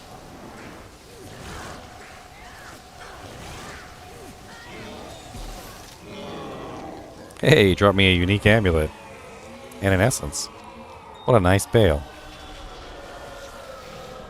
What a nice Bale.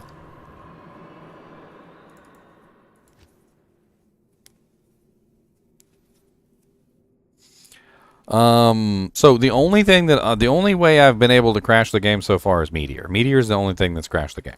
We've tested all the abilities, we've tested all the combinations, we've tested everything, and Meteor is the only one that seems to crash the game. Pretty badly too. Oh look, a Mahim Oak Curio. Thanks for that, Bale. I appreciate that. That is great. Oh yeah. I don't want that. You can have it back.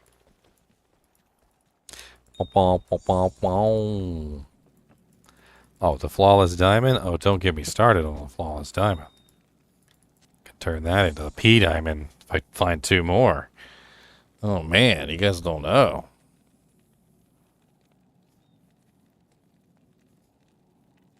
You guys don't know.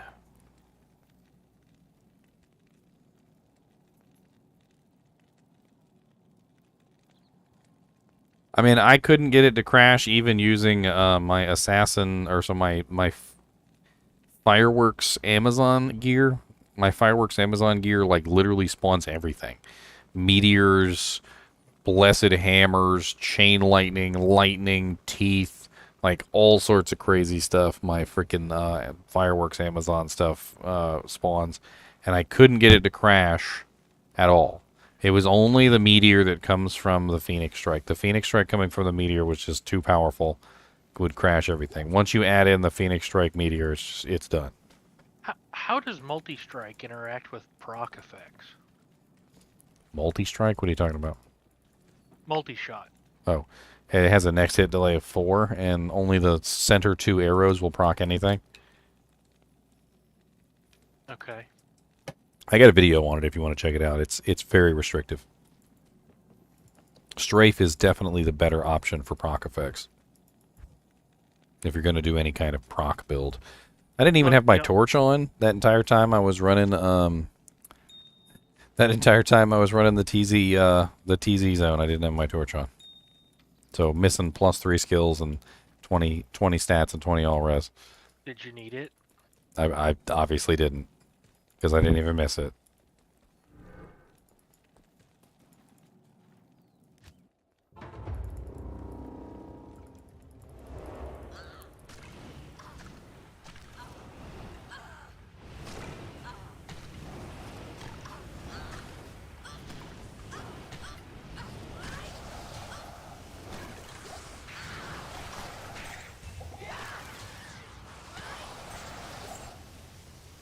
Die.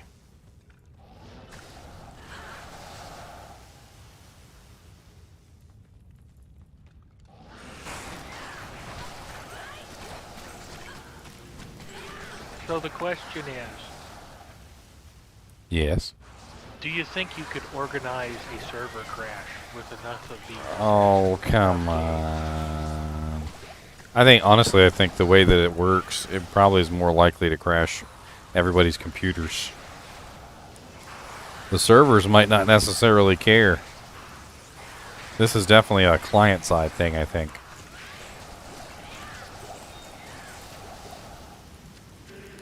That's my guess as a computer nerd. I'm pretty sure it's client-side. Probably right.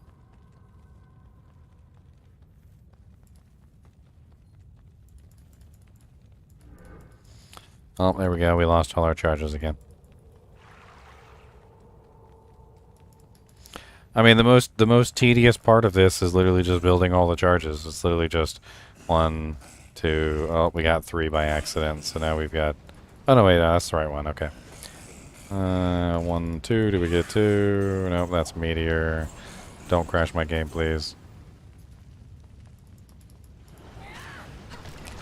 Still Meteor. There we go. Chain lightning.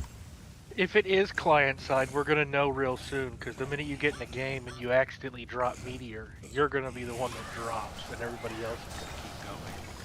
Well, not only do I think it's client-side, I think it's visual. So, like, only the people I think that are standing near you when the Meteor happens will have it occur. So, like, I think in general it's going to be you could potentially crash everyone who's looking at the screen at the time when you cast the meteors. So if you're killing Diablo, for instance, and everybody's focusing on Diablo, so everybody has Diablo on the screen, and you throw those meteors on Diablo, you're going to crash everybody who can see him. Suddenly I'm liking the idea that I'm playing an Amazon. That way I can just not be on screen and still hurt things. I feel like I need to sum up this 10-hour live stream in a video, like all my testing, but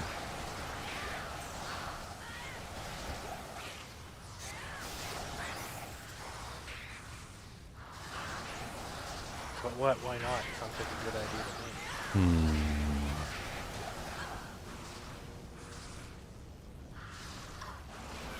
Just trying to think how to do it. How to show everything that we've tested. It's going to take a long time to explain it all. Everybody always has like quips, you know, like I'm a teacher, and everybody keeps raising their hand, you know, like, so I got to cover like everything that people would raise their hand for. Like, but why don't you use this skill, or why aren't you using this one? Like, wouldn't this one be the better option? Like, why that finisher and not this finisher? Like, I feel like I got a lot to cover with this particular doojank, and I don't know if I can cover it without, like, some prep work here. I mean, from what we put together or figured out, I imagine it would be Dragon Talon does the most damage. Dragon Claws an okay second if you would prefer to do that. Dragon Flight still for mobility. And Fist of Fire sucks because of damage conversion, therefore no Leech. Claws of Thunder sucks because next hit delay. They patched the Shockwave Blood, but let this happen. Wow. Yeah, he's got a point. I mean, there's no stun involved in this, though. It's very dangerous. I've died quite a lot today in the testing. Like, you don't get your junk set up right, you don't can't attack at a particular point, you die real fast. I've died quite a lot, like, and by accident. Not even on purpose.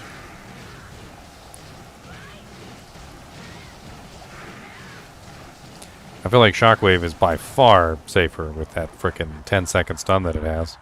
AoE 10-second stun, by the way. Like, let's be real.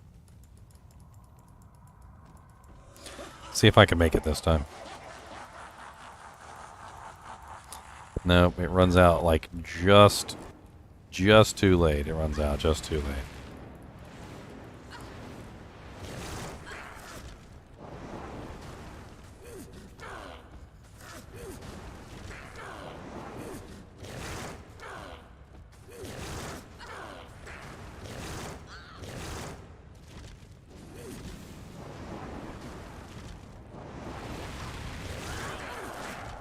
Burst of speed. No. Meteors. No, more meteors. I keep missing him. I can't hit him. I can't hit him to get the next charge of the Phoenix Strike. There we go. Game crashed. Game crashed. Oh my god, how many times the game crashed today?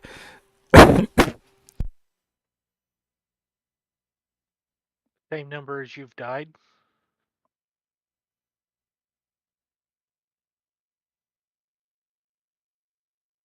Oh man, I don't know what to say about this other than like it's pushing the limits of the game too far. Like the meteors especially, but it's just pushing the limits of the game too far.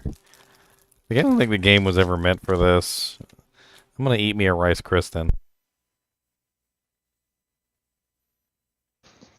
And you thought my bag was crunchy.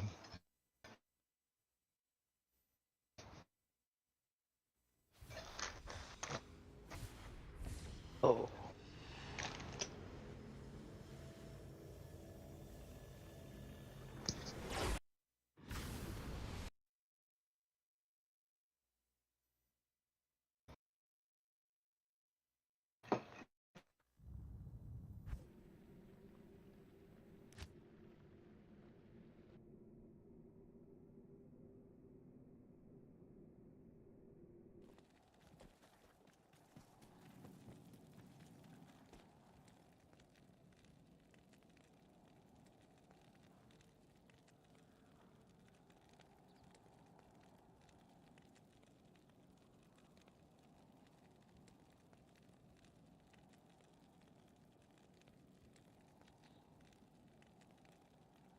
Okay, I feel better now that I had a Rice Kristen.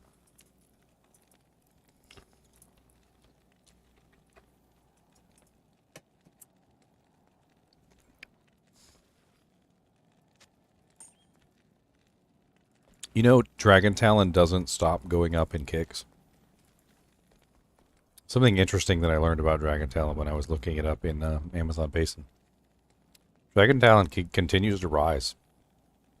It's very difficult to get it up, high enough. But it will continue to go up to 9 kicks, 10 kicks, 11 kicks. Like, if you could potentially get it to level 60, it would be 11 kicks. Which sounds insane. And, I kind of want to see it.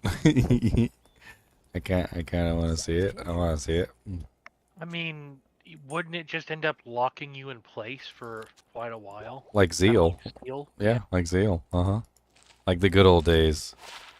Like the good old days.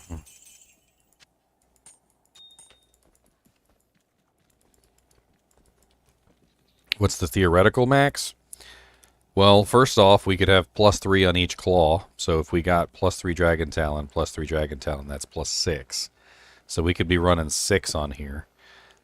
So we would be 42, 6, 7, so 48. We'd be at 48 easily if we had 3 on each claw. You've got Hero Editor, right? And level 48 would bring us to 9 kicks. That's actually interesting. What else could we potentially do to get that higher? Obviously, we could put on a +2 helmet or a +3 helmet. So that's 50, 51, 52, or sorry, 49, 50, 51. That still doesn't bring us to 10. We could be wearing a +3 amulet, so that would bring us to 52. Still doesn't bring us to 10. We could put on another +1 ring, which would bring us to 54, which still doesn't bring us to 10. I don't know if it's actually possible to hit that 54 number, actually. Like, I feel like that might be impossible. 2 from Treachery. Well, I'm wearing Chains of Honor, has 2, so I already have 2 there. Drop the cube from your inventory. How many more do you need? You can put 1 more if you drop the cube. Okay. So if I had put those in there right now, that brings me up to 44. So 45, 46, 47, 48, 49, 50, 51, 52, 53, 54. Yeah, 54. Yeah, you could potentially hit level 54, which is 10 kicks. If you really got it, if you had +3 on your mosaics, both mosaics, you ran a +3 helm, a +3 amulet,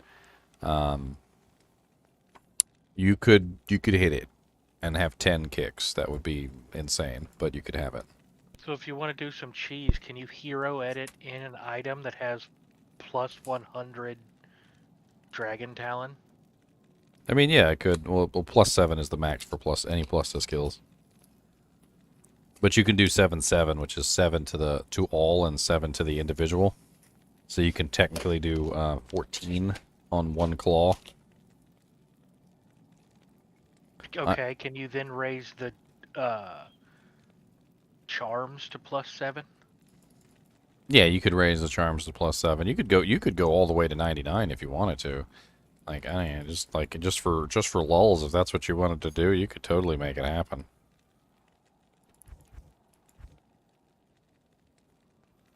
So are skills capped at 99, or can they go beyond that? I think they can go to 99, or they could go to 99. I haven't actually tested to see if they can go to 99 anymore. Back in the day, in like 1.09, 1.10, I did actually get skills legitimately to level 99, and they did work. But I don't know if you can even do that now. Legitimate is less the question here. It's more like, can I have a level No, I gotcha. like 130 Dragon Claw just for I'm going to kick the wall for 4 minutes straight on one click. Yep, pretty much. Like, I mean, we could edit in some like +7 charms and just throw them in our inventory and see what the hell happens. I mean, they're not really that difficult to make. You just grab any charm, doesn't really matter. And let me just grab this character right here. And how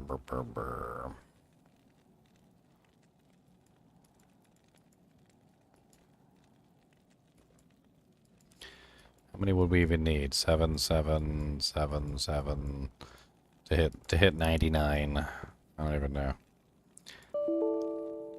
7 times 10 is 70, which would be more than enough. Oh my god, stop throwing a fit every single time I want to import something, and you have some memory or something. Your memory sucks.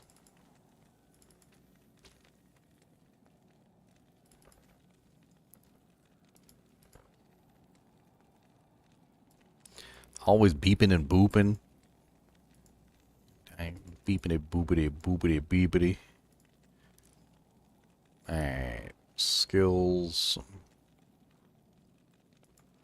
All skills. 7. Done. 1, 2, 3, 4, 5, 6, 7, 8, 9, 10. Which should be plenty. That should obviously get us well past 99. And then I'm gonna copy him in, and we'll have some fun with it. Just out of like extreme curiosity to see what it's like to have freaking a ridiculously silly character. Because why not? That's what we do. It's fun. That is kind of the fun of the, hero editors and stuff like that. They're great for testing and just seeing how far you can push something for absurdities purposes.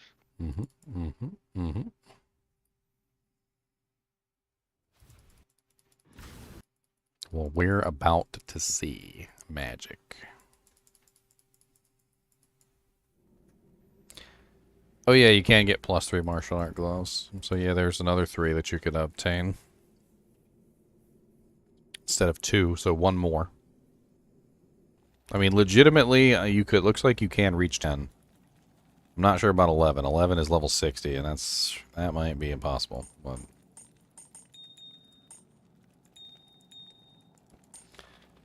how do you legitimately hit 99? I mean, I wouldn't say that it was legitimate, but there was a bug in the game at that particular point, so it wasn't a cheat, it was an exploit. Okay. So there was a known exploit at a specific point in the patch notes, or patches, that allowed you to reach level 99 legitimately. So no hero editor required, I guess is what I mean. It was a bug with the angelic set, and basically how it worked was you put on the amulet, which would give you a set bonus of +1 to skills, and for some reason or another, when you took off the amulet, it didn't take away the +1 to skills, and if you put the amulet back on, it gave you another +1 to skills, and so you basically just sat there, taking the amulet off, putting it on, take it off, put it on, take it off, put it on, take it off, put it on, take it off, put it on. You did that enough times, you ended up with 99 to all skills. It was a very fun bug. As soon as you left the game, it disappeared, though. So you had to redo it every single time you made a new game. It was a little tedious. You know, required 99 clicks of putting the amulet on and off, which was 99 times 2. So you ended up with some pretty ridiculous doojanks. All right, +7, +7, +7, +7, +7, +7, +7, +7. We have level 99 all skills. We got level 74. Level 99 Dragon Talon. There you go. 17 kicks. What? 17 kicks. Phoenix Strike is now 30,000 damage. And at 1 kick for 3 frames, you're looking at standing still for, what, 2 seconds? I don't know. Let's test it. Come here. He died before I managed to finish. And then I kicked the air after he was dead. That was beautiful. I just kept kicking the air after he was dead. I was like, let me kick the air for a little while. We're going to have to test this real quick. Hold on. Let's see. What's the percent boost on Tiger Strike? Oh, there it is. It's like 6,000%. 6,180. We've hit Diablo 3 levels of nonsense.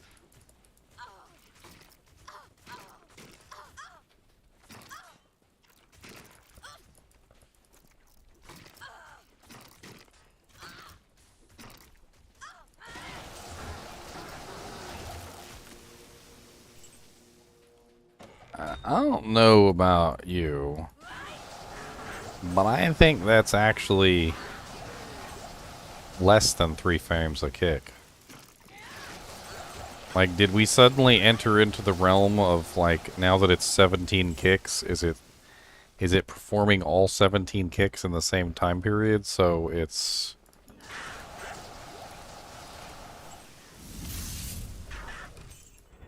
Let's throw burst of speed on there, too.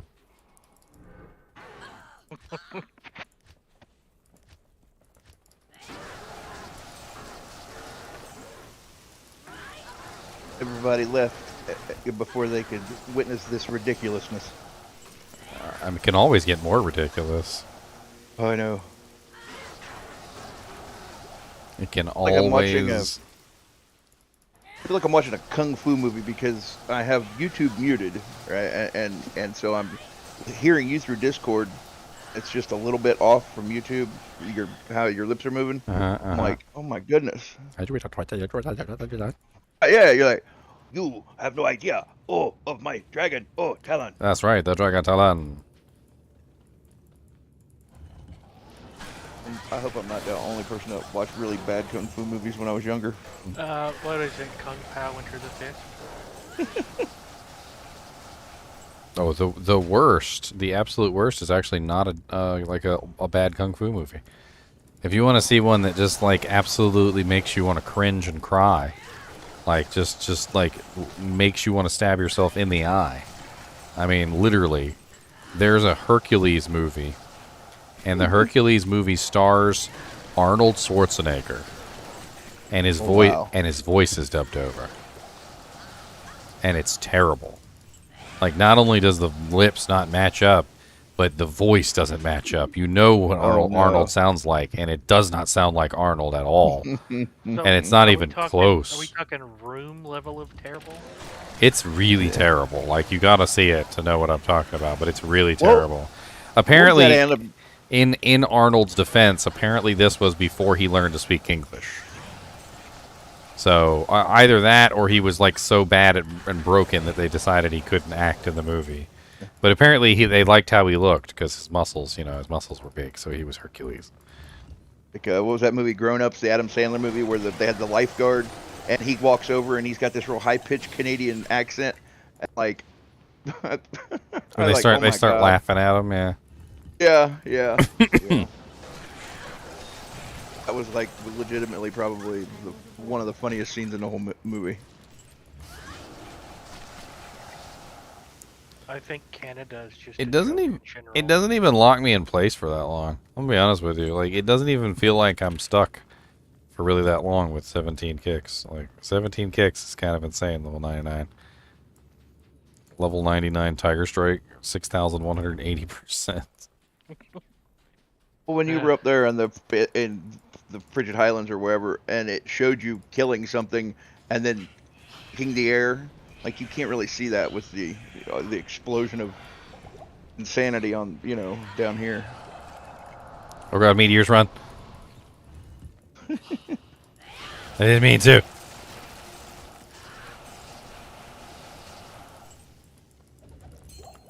It's literally that bad. You got to run away.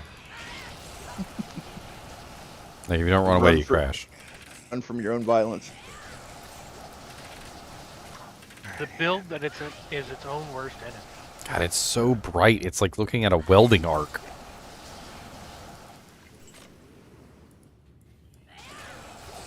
Staring at the sun. Well, there's something about the ice, which is blue, and the lightning, which is white, and the combination of both of them inside of that sphere that creates like a color of blue-white light, which is like even brighter than either one of them could somehow obtain on their own. And it's really freaking bright when you stare right there in the center of the two. Do you think you're going to have any retina left by the end of the season? No, my retinas will be gone forever. Don't tempt me. Get some retina transplants. Gotta go Cyberpunk 2077. Nah, we just gotta pump your eyeballs full of stem cells. Like that movie Minority Report with Tom Cruise, where he has to get the transplants because they identify everybody by their eyeballs. And they give you the eyeballs of a little Korean guy, like in the movie. What is the sheet damage? The sheet damage says 63,000 a kick. Oh. There's that. Times 17 kicks.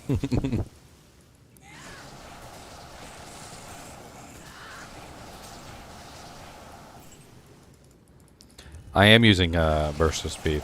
Been using burst of speed the entire time.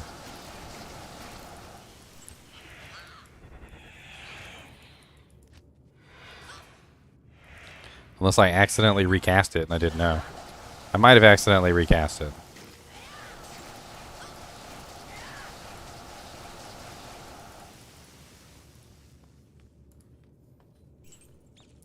Accidentally.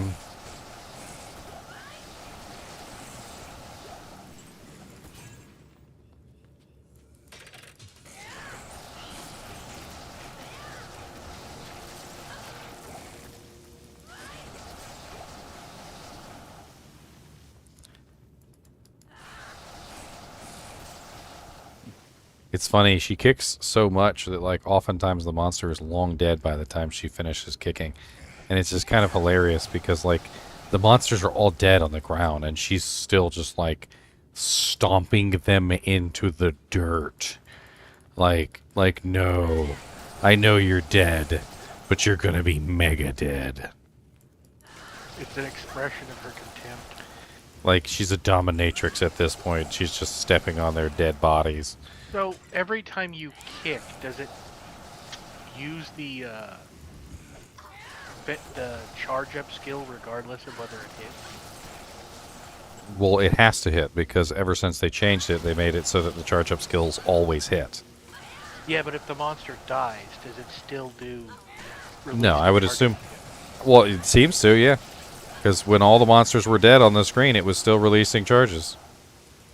I am overburdened. I guess, well, if it starts the kick cycle with a charge, it finishes it with a charge, whether or not you're still kicking a target or not, right? Yeah, so even if there's nothing there, it's still using the ability. Yeah. Which is kind of crazy.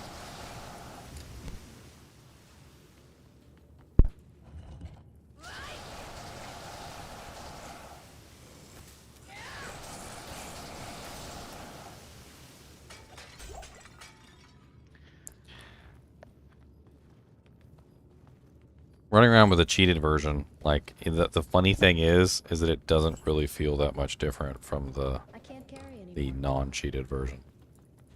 Like, the non-cheated version, I guess it's just because monster HP and various other things that, like, I guess are restricting factors. But, like, it doesn't really feel all that different from the regular version. Uh-oh, I accidentally did meteors again. Run away. You know that's going to happen a lot this season, right? Oh my god, I'm going to be crashing people like crazy. I'm going to accidentally drop meteors. They're going to be cussing at me.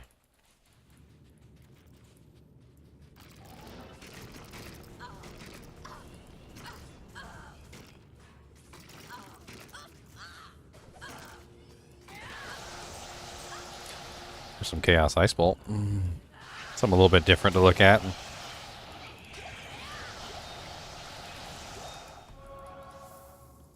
Chaos Ice Bolt is really pretty. It really is quite pretty, I'm not gonna lie. Both the Chain Lightning and the Chaos Ice Bolt have very pretty, like, arcs and patterns.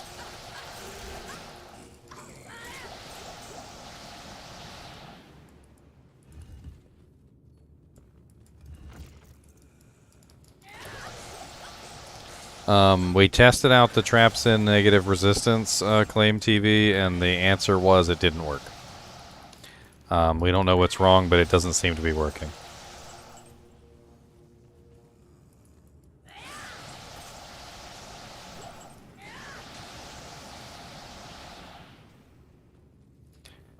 So many doojangs don't know what to do. So many doojang just for you.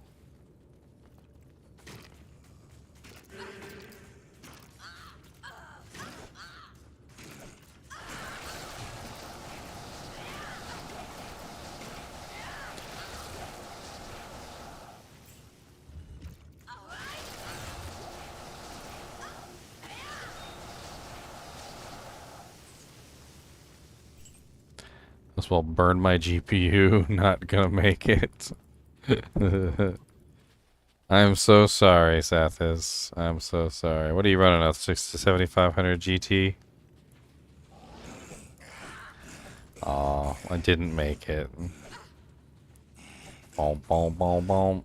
21k. Boom, boom, boom, boom, boom. 32k. Boom, boom, boom, boom, boom. Boom, boom. Oh god, meteors, no, run. Oh god, more meteors, run. Do you think it would be easier to pilot if you just went for all cold for the Chaos Ice Bolt? I mean, you could, but I think at that point you're restricting yourself to too few elements. Two is good. 2 elements is good, but 3 elements is better. So, like, having Fizz, Lightning, and Cold is better than just having Fizz and Cold. It's always been my experience that when you have 2 elements, you will always inevitably run into a single monster that is immune to both of those elements. But because there is a limit to the number of elements that monsters can be immune to, you will almost never find a monster that is immune to all 3 of the elements at the same time. With the exception of Uber Tristram. And even in Uber Tristram, it seems like physical is sort of separated from the others. So if physical is one of your 3, then usually you're okay. Because you end up with the ability to kill any of the elementally immune monsters with the physical, and any of the physical immune monsters with the elementals.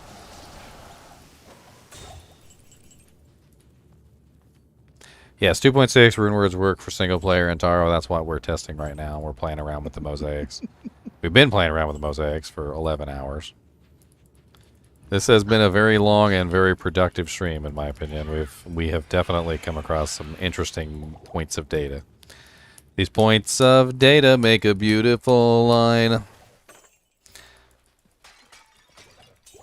More like an exponential damage curve.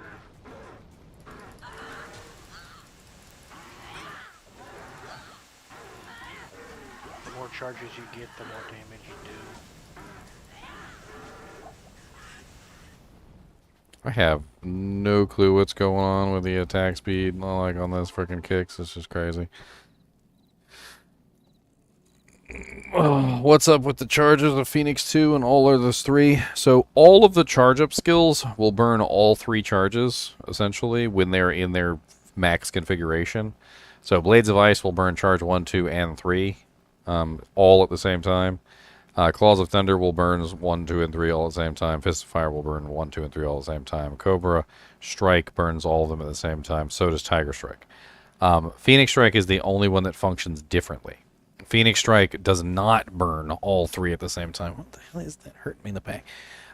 Phoenix Strike only burns the charge that it's on and nothing else.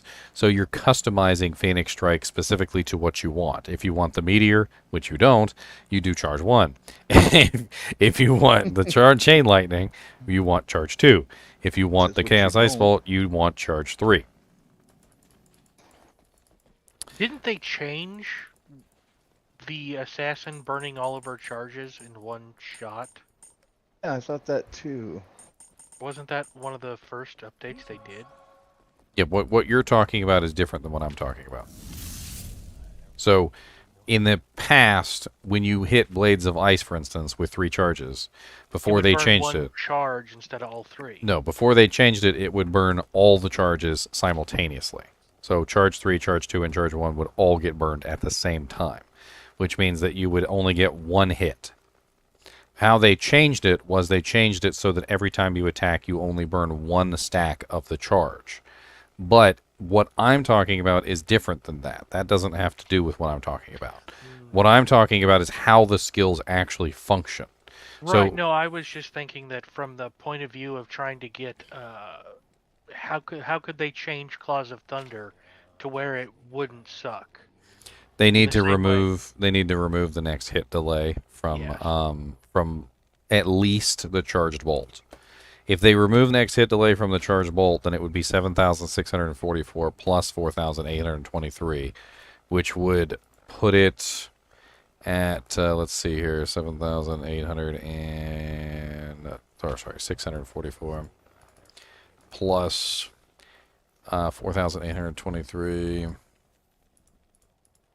So you'd be looking at 12,467, which would very ever so slightly put it basically in direct competition with Phoenix Strike at that point. So it would be close. And if you took the next hit delay off of Charge Bolt, it could potentially outdamage Phoenix Strike. The other interesting thing with that is that if you did have that, you could potentially combine Phoenix Strike and Claws of Thunder, and hope for the best, basically, between all of the different effects going on, that everything works out to a higher damage output.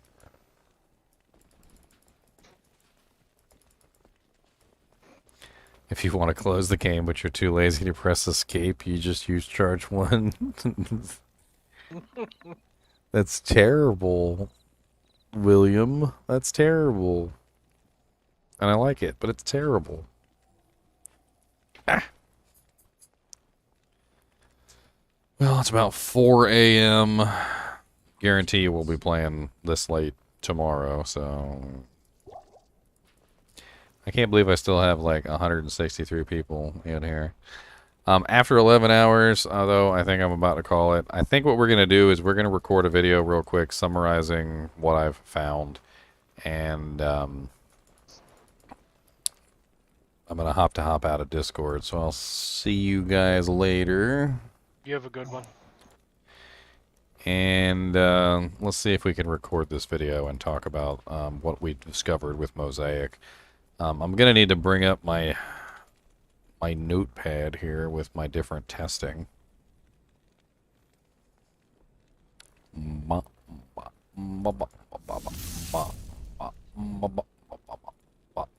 Is this the right one? It is the right one, and it's... Holy Jesus, this big. Calm it down, sir. Calm it down, Satan. Satan!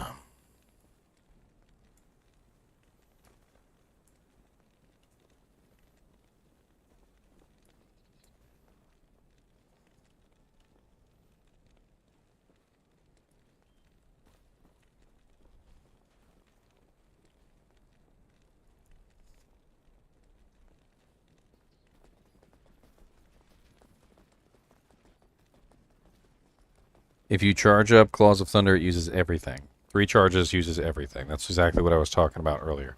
Claws of Thunder, Blades of Ice, Fists of Fire, Cobra Strike, and Tiger Strike use all of their charges at the same time. It's the way that it works. Tiger Strike actually shows you that it uses all of its charges at the same time. It's 960 plus 960 plus 960. So it's just 3 charges of 960. If you take 960 and you multiply it by 3, you'll see that it's exactly the same number. So 960 times 3 equals 2,880. 2,880 is what's written on the skill. So it's the same number. All of them use all their stacks. That's how it works. Except for Phoenix Strike. Phoenix Strike is the only one that does not use all of its stacks at the same time. It only uses the specific stack that it's on.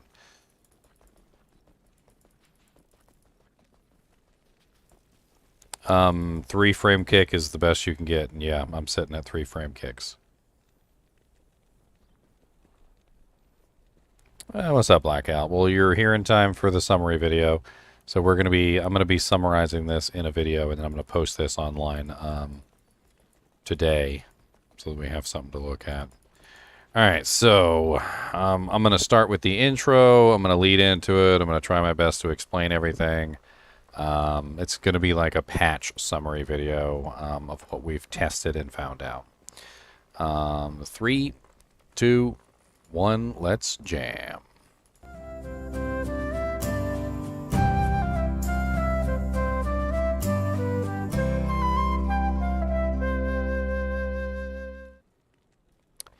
Hello guys and gals, and welcome. So I have been testing for 11 hours and 15 minutes with the 2.6 patch, which came out today. We did a lot of testing with the Mosaic Runeword. We did a lot of testing with the Enchant Sorceress. That was an interesting one. And we also did a lot of testing with the Trap Sin, and I'm here to give you my results. Number 1, let me lay on you the unfortunate news about the traps. We tested negative resistance on the traps, and unfortunately it did not seem like it currently works. Now granted, they have said that they wanted it to work, and it was in the patch notes that it was supposed to, so we have to assume that it is a bug that the traps are not being affected by negative resistance. I tested this using a massive amount of negative resistance, and I was unable to get any effect out of it. Hopefully they will patch this out soon, but it does look like, unfortunately, whatever they did to try and make the traps work with negative resistance is currently not working. Number 2, we did a significant amount of testing with the Mosaic Runeword, and I do feel like we need to pull up my notepad. So my notepad has just like insanely large numbers of data on it, and we're going to go over this together real quick. So the first thing that we did was we set up a baseline of damage output by using Uber Diablo at P8. Uber Diablo is the one you summon by selling Sojas. Dragon Talon baseline was 1 minute and 2 seconds with our build. We had a 60% crushing blow, 10% open wounds, and we were using Dragon Talon with a 8-kick Dragon Talon. We had a slow kick set up, and what this was is we were using Scissors Suwaya, or Scissors Quab, so that we could get a 4-frame kick. And the reason why we did this was because of the next hit delay on the abilities. We wanted to see which one could potentially be better. Whether increasing or decreasing the speed of the kicks would somehow inadvertently, increase the overall damage by decreasing the number of next hit delay reductions in damage. And unfortunately, it didn't seem like it worked very well, but I'm going to show you the testing in that anyway. We also did Dragon Claw baseline. Dragon Claw was actually pretty decent at 1 minute and 8 seconds. And then we ran a whole bunch of tests. We did Dragon Claw plus Tiger Strike, which was 46 seconds kill speed. We did Tiger Strike plus Cobra, which is just, the Cobra is basically just there to make sure that we don't die. We pretty much did Cobra on everything to make sure that we weren't dying. And that was 36 seconds. This one was Dragon Talon. I know I don't have it on there, but pretty much everything that doesn't actually say is Dragon Talon. Fists of Fire was also Dragon Talon. The problem that we had with Fists of Fire is that Fists of Fire converts physical damage into elemental damage, into fire damage, and we were dying. We couldn't leech. So Fists of Fire seems like a no-go because it's very difficult to utilize as a skill. Just like Berserk on a Barbarian. You can't leech with Berserk, and eventually you will die. It's also very difficult to remove if you need to in emergency. Because number one, it lasts for 18 seconds. You would have to swap to a different weapon set and attack. You would have to attack 3 times to remove it completely. And then you would have to swap back to your other weapon set and rebuild your charges, which takes a very long time and does not work very well in terms of emergency saving your life. Life Tap does not work with Fists of Fire because Life Tap requires physical damage, and Fists of Fire is entirely fire damage past level 33. So greater than level 33 is my... Okay, don't do that. So level 33 or higher is 100% conversion, which kind of makes it useless in terms of damage output and staying alive at the same time. Blades of Ice was absolutely excellent. I did love Blades of Ice. Very good crowd control, although it didn't really add a huge amount of damage, but that's just simply because it doesn't really have a huge amount of damage. It did seem like one of the outright winners in the category, though, for additional things to add to your attack sequence. We tried Phoenix Strike Meteor, which was completely untestable. And the reason why it was completely untestable was because, number one, it would lag out the game almost entirely until I reached 0 frames. We tried multiple different ways of making this work. We tried old graphics. I tried lowering the graphics settings almost entirely to just like the lowest possible settings that I could. I even tried removing certain effects from my equipment to limit the number of fire effects on the ground. Nothing would help. Either the game would crash or the game would go down to a completely unplayable level at 0 or 1 frames per second, and it would stay that way until the fire from the meteors is gone. We tested it multiple times, and what we came up with was the fire itself on the meteor lasts about 29 seconds, and during that time period, you can spawn 241 pretty much of those fires, which have 18 different little segments each, which is like 4,300 burning segments, which just lags out the game entirely, and there's nothing you can do about it. So either the game lags out entirely while you're using Meteor, or it just crashes. And I've crashed so many times because of Meteor. I think I'm up to like 7 or 8 times today. Phoenix Strike Chaos Ice Bolt was pretty decent at 59 seconds. Claws of Thunder was honestly kind of terrible at 54 seconds. For being a high damage ability like it is, and being outpaced by Blades of Ice, which was a much lower damage ability, in terms of like what you actually read on the character panel, Claws of Thunder actually did really terrible.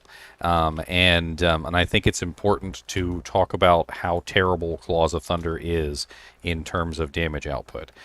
Claws of Thunder has a lot of next hit delay problems.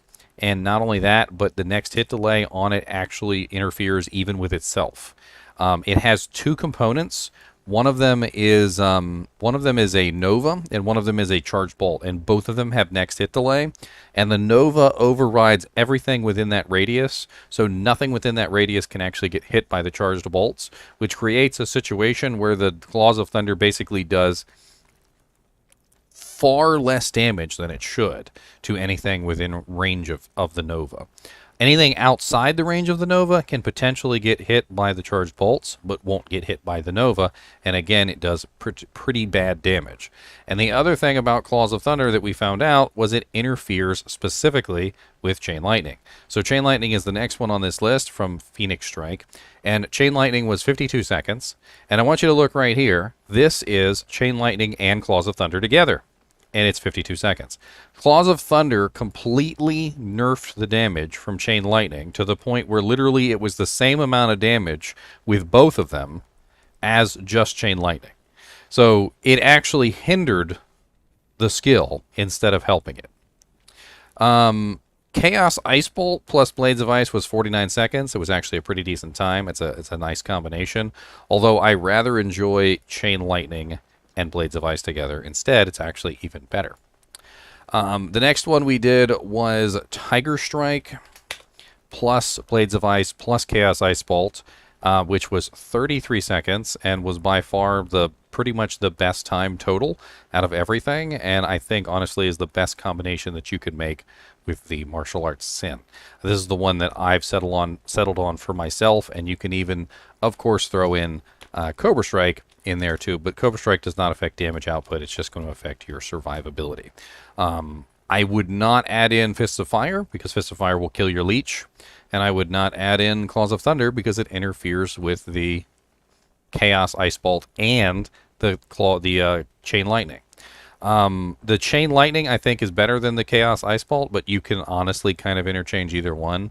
I think honestly though, in terms of like damage output, it's better to have 3 elements, as I was talking about earlier with some of my kinship mates.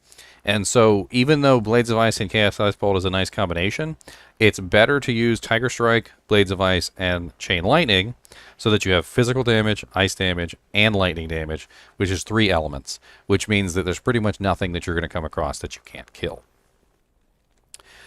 We also did Tiger Strikes plus Fists of Fire, which took 50 seconds and was again can't leech, which was a big issue. Tiger Strike plus Blades of Ice plus Chain Lightning was 32 seconds. As you can see here, I was talking earlier about how Chaos Ice Bolt is nice, but Chain Lightning is a little better. As you can see, Chain Lightning added into the same combination yields a 1 second increase or decrease in kill speed, which means that that one is even better than the Chaos Ice Bolt, and is, I think, honestly, like one of my favorites. Claws of Thunder plus 0% IAS Scissors Quab. So this is kind of like testing out the next hit delay problems. So what this is this is the slow kicks. Let me write slow kicks here. And this is of course a DT. So what we did here was we were trying to figure out whether the next hit delay could be gotten around by decreasing the speed of the kicks so that they were in line with the time it takes for the next hit delay, which is 4 frames. And we did manage to get 4 frames on the kicks, but in the process, what we found out is it slowed everything down because we couldn't apply our crushing blow. Our physical damage became lower. Our, just in general, our kicks became slower. And in the process, even though we did gain some damage from the abilities, we lost too much in the other categories. So our Claws of Thunder, our Chain Lightning, and our Chaos Ice Bolt, as you can see, is much slower with the slow kicks, or much lower damage than the slow kicks than their counterparts. So in Claws of Thunder's case, this is the minute 14 with the slow kicks, and as you can see up here, 54 seconds with the 3-frame kicks. And all of this is some very interesting testing data. I do have this in the description of the live stream, but I'll probably also have it in the description of the video that I'm doing right now. In general, when it comes to this character, we've had a lot of fun testing, and I really do think that the best combination to use, bar none so far, has been the the 4 combo, which is 2 Phoenix Strike, full Cobra Strike, full Tiger Strike, and full Blades of Ice. And once you have this, you use your Dragon Talon to absolutely demolish the targets. And we seem to have missed... There we go.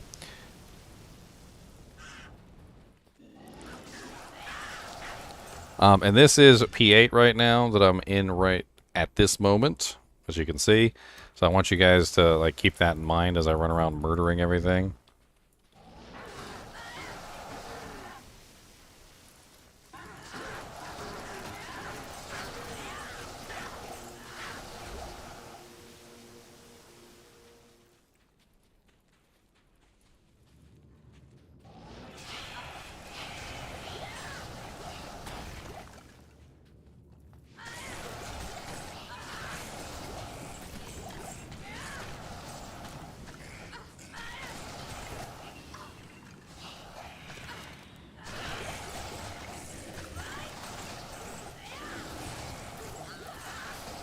I mean, as you can see, for players 8, it has a very impressive kill speed. You can teleport around. You can obviously murder just about anything with ease. And to further demonstrate this, or actually, you know what? Not demonstration. I'll just tell you. So we were able to do P1 Uber Tristram, all 3 bosses, in 18 seconds with this build. All 3 bosses, Uber Tristram, P1 in 18 seconds. We also absolutely demolished players 8 Uber Tristram and P8 Uber Diablo, and P1 Uber Diablo didn't even stand a chance. The build is kind of nuts, and it's not even like fully 100% optimized. What else do we go over here? Let's talk about the different finishers real quick. So I did test all the finishers, and I'm going to briefly tell you what I thought about all the finishers. Dragon Claw was on par with Dragon Talon. It wasn't quite as good, but I felt like it was good enough that if you want to use Dragon Talon instead of Dragon, or Dragon Claw instead of Dragon Talon, you can. It did, however, have some drawbacks. Number one is the claws have durability, so they were breaking. So I did have to repair the claws on a regular basis to keep that going. The build is a little bit different with Dragon Claw because you need more IAS to hit the higher breakpoints so that you can get the output that you need to match Dragon Talon. However, it did work, and although it wasn't as good as Dragon Talon, I did feel like it was on par, close enough that I would say that they're about equal. I did still, however, prefer Dragon Talon because of the way that it functioned. Dragon Tail was a little odd, and I felt like Dragon Tail had some issues when it came to Life Leech because of the way that it converts to fire damage. It did work, and I did feel like it was pretty powerful, although it was not as powerful as Dragon Talon or Dragon Claw. I did also kind of feel like there was a survivability issue there. I had a couple times where Dragon Tail kind of failed me in terms of survivability. Now, you could at any time switch back to Dragon Talon or Dragon Claw or whatever, you know, to Life Leech. So if you were having trouble with Dragon Tail to Life Leech properly, maybe you ran into a specific set of monsters which is immune to physical or whatever's going on, there are some issues with the way that Dragon Tail works because it has to go through physical immunity and fire immunity both before it reaches its total damage output. And there were a couple times where I died because it wasn't leeching enough life. And honestly, I'm not really even sure it leeches life at all, other than just like maybe I was leeching life in other forms. But it kills quickly enough that a lot of the times you don't need to leech life because everything's dead. Dragonflight is very good for maneuverability, and I mean, obviously getting in there and killing things is great. You're still going to probably be using Dragon Talon or Dragon Claw as your main abilities, but Dragonflight is going to be one of your mainstay mobilities. Just mobility abilities. And I think that's pretty much it when it comes to the finishers. just a brief overview of the actual charge ups. Tiger Strike is amazing, and I would definitely work that into whatever build that you choose for martial arts. Cobra Strike is a 1-point wonder. You don't need to put anything more than 1 point in it. Phoenix Strike is absolutely amazing, and you're probably going to put 20 points into it no matter what. Blades of Ice is an excellent add-on skill because it has no next hit delay. It works absolutely great as an ability. Claws of Thunder is terrible, and it interferes with Phoenix Strike, and Phoenix Strike is by far the superior version of the lightning damage skills, and quite honestly, you should avoid using Claws of Thunder unless they fix it. In fact, you're probably going to put 20 points into Claws of Thunder just to beef up the Chain Lightning on Phoenix Strike, and that's it. Fist of Fire does really nice damage, and it's a nice add-on, but it also prevents any leech of any type. So even if you use Cobra Strike and even if you have Life Tap, when Fists of Fire is activated, you can't leech anymore because all your physical damage is gone, and it's very difficult to remove. It's not like Berserk, where you can just simply use Berserk and then use Concentrate or whatever it is else that you want to use to get your life back. You can't just deactivate Fists of Fire. It takes time to deactivate it, and unfortunately it takes too much time, so you end up dying. When I made the Sin, I had originally built Death Sentry. I took the points out. It was useless. I was killing so fast and so quickly with the martial arts skills that having Death Sentry or even just casting it was a waste of my time. So instead of building Death Sentry, I took the points out of Death Sentry and I put them into Blades of Ice so that I had an additional damage type coming out of the kicks. Enchant Sorceress. So that was another thing that I tested with excessiveness. And I want to go over her real quick. I know the video is already 19 minutes, but we're going to talk about her just for a second. So in the patch notes, they came out with this little snippet. And the little snippet was, we have made it so that Enchant now applies the correct amount of Fire Mastery to ranged attacks. So apparently Fire Mastery was not applying to Enchant when used in a ranged form. Well, the Enchant Sorceress is very specifically a character that utilizes Enchant and the bow, the Demon Machine crossbow, with its fires, explosive arrows, and bolts to multiply out its fire damage. Well, before, this build was powerful. It wasn't like completely broken or anything, but it was powerful. Now that they have fixed it, it's kind of insane. We tested out quite a few different builds, and we ended up going with a max enchant build because we wanted to test and see how much further it could potentially go. So we will go ahead and cast our abilities here, and we're going to cast our ability on him. And when we switch over to our bow, you'll see we're dishing out 17,000 to 21,000 damage per explosive arrow, which is with 100% piercing from the Razor Tail Belt, which is 33%, and the bow, which is 66%. We have a multiplicative damage type, which actually expands its damage depending on how many monsters we hit and how close they are in proximity to each other, which looks a lot like this. As you can see, we're currently, again, in Players 8, and I'm going to come up here, and I'm going to absolutely demolish Eldritch. And I'm going to go down here, and I'm going to demolish freaking Shank, too.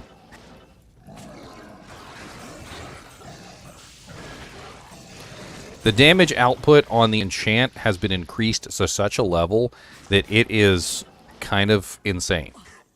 It's actually kind of crazy to think that it was always supposed to be this way, but there was a bug that we never knew about. And so we thought we were getting this damage. In our minds, maybe we worked it out that way. But the truth is we weren't actually getting the Fire Mastery bonus on the fire damage, which was being added to the explosions. And now we are, and it's doing a hell of a lot more damage than it ever was before.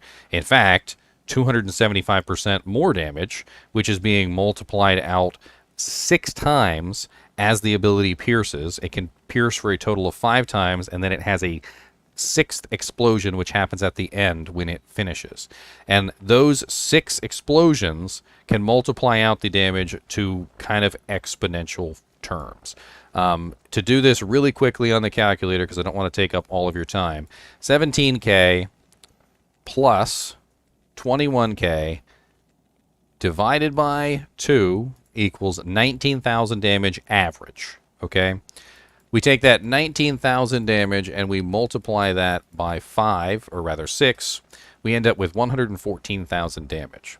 Let's say we're shooting a group of monsters that's nice and tightly packed, like the cows, and we manage to hit a pack of 30 cows. We pierce them 6 times, or hit them 6 times, and we hit 20 of those cows, okay? So we multiply this by 20.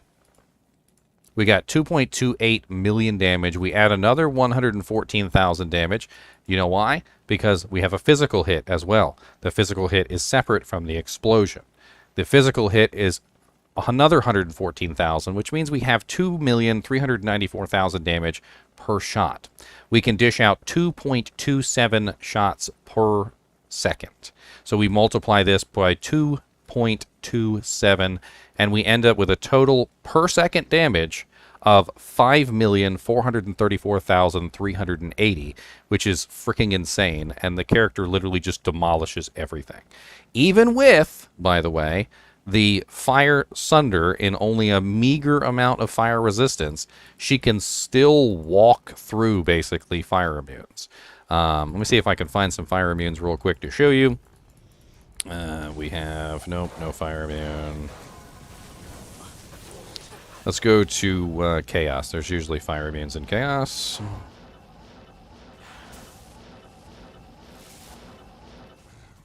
So here we have a pack of fire immunes.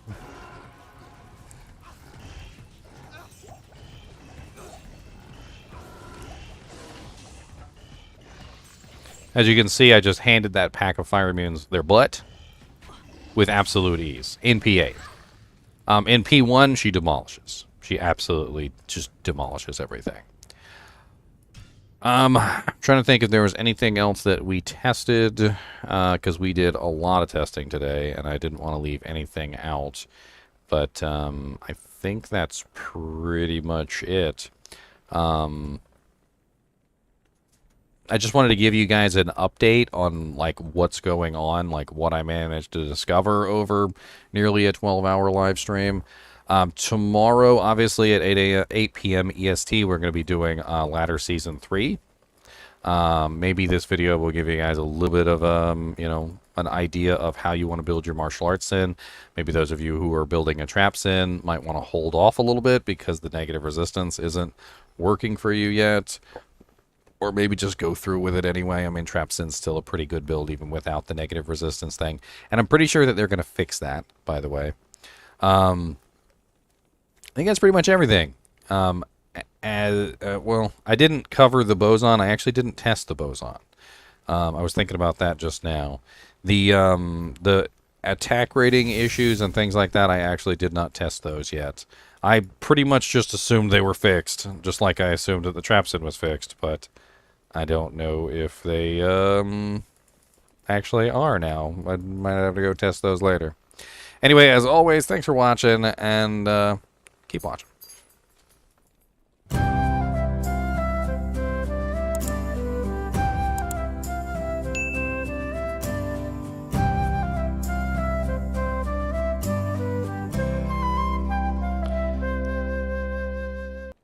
Alright, so that is the video that I'm going to be uploading. I have been streaming for 11 hours and 41 minutes, guys, so I think I'm going to call it a night. It has been an amazing stream. Like, it's one of my best streams ever. Like, the number of people, I think I've hit a new record for the number of people in stream at any given time. I think I was close to like 600 or 700. I don't even know.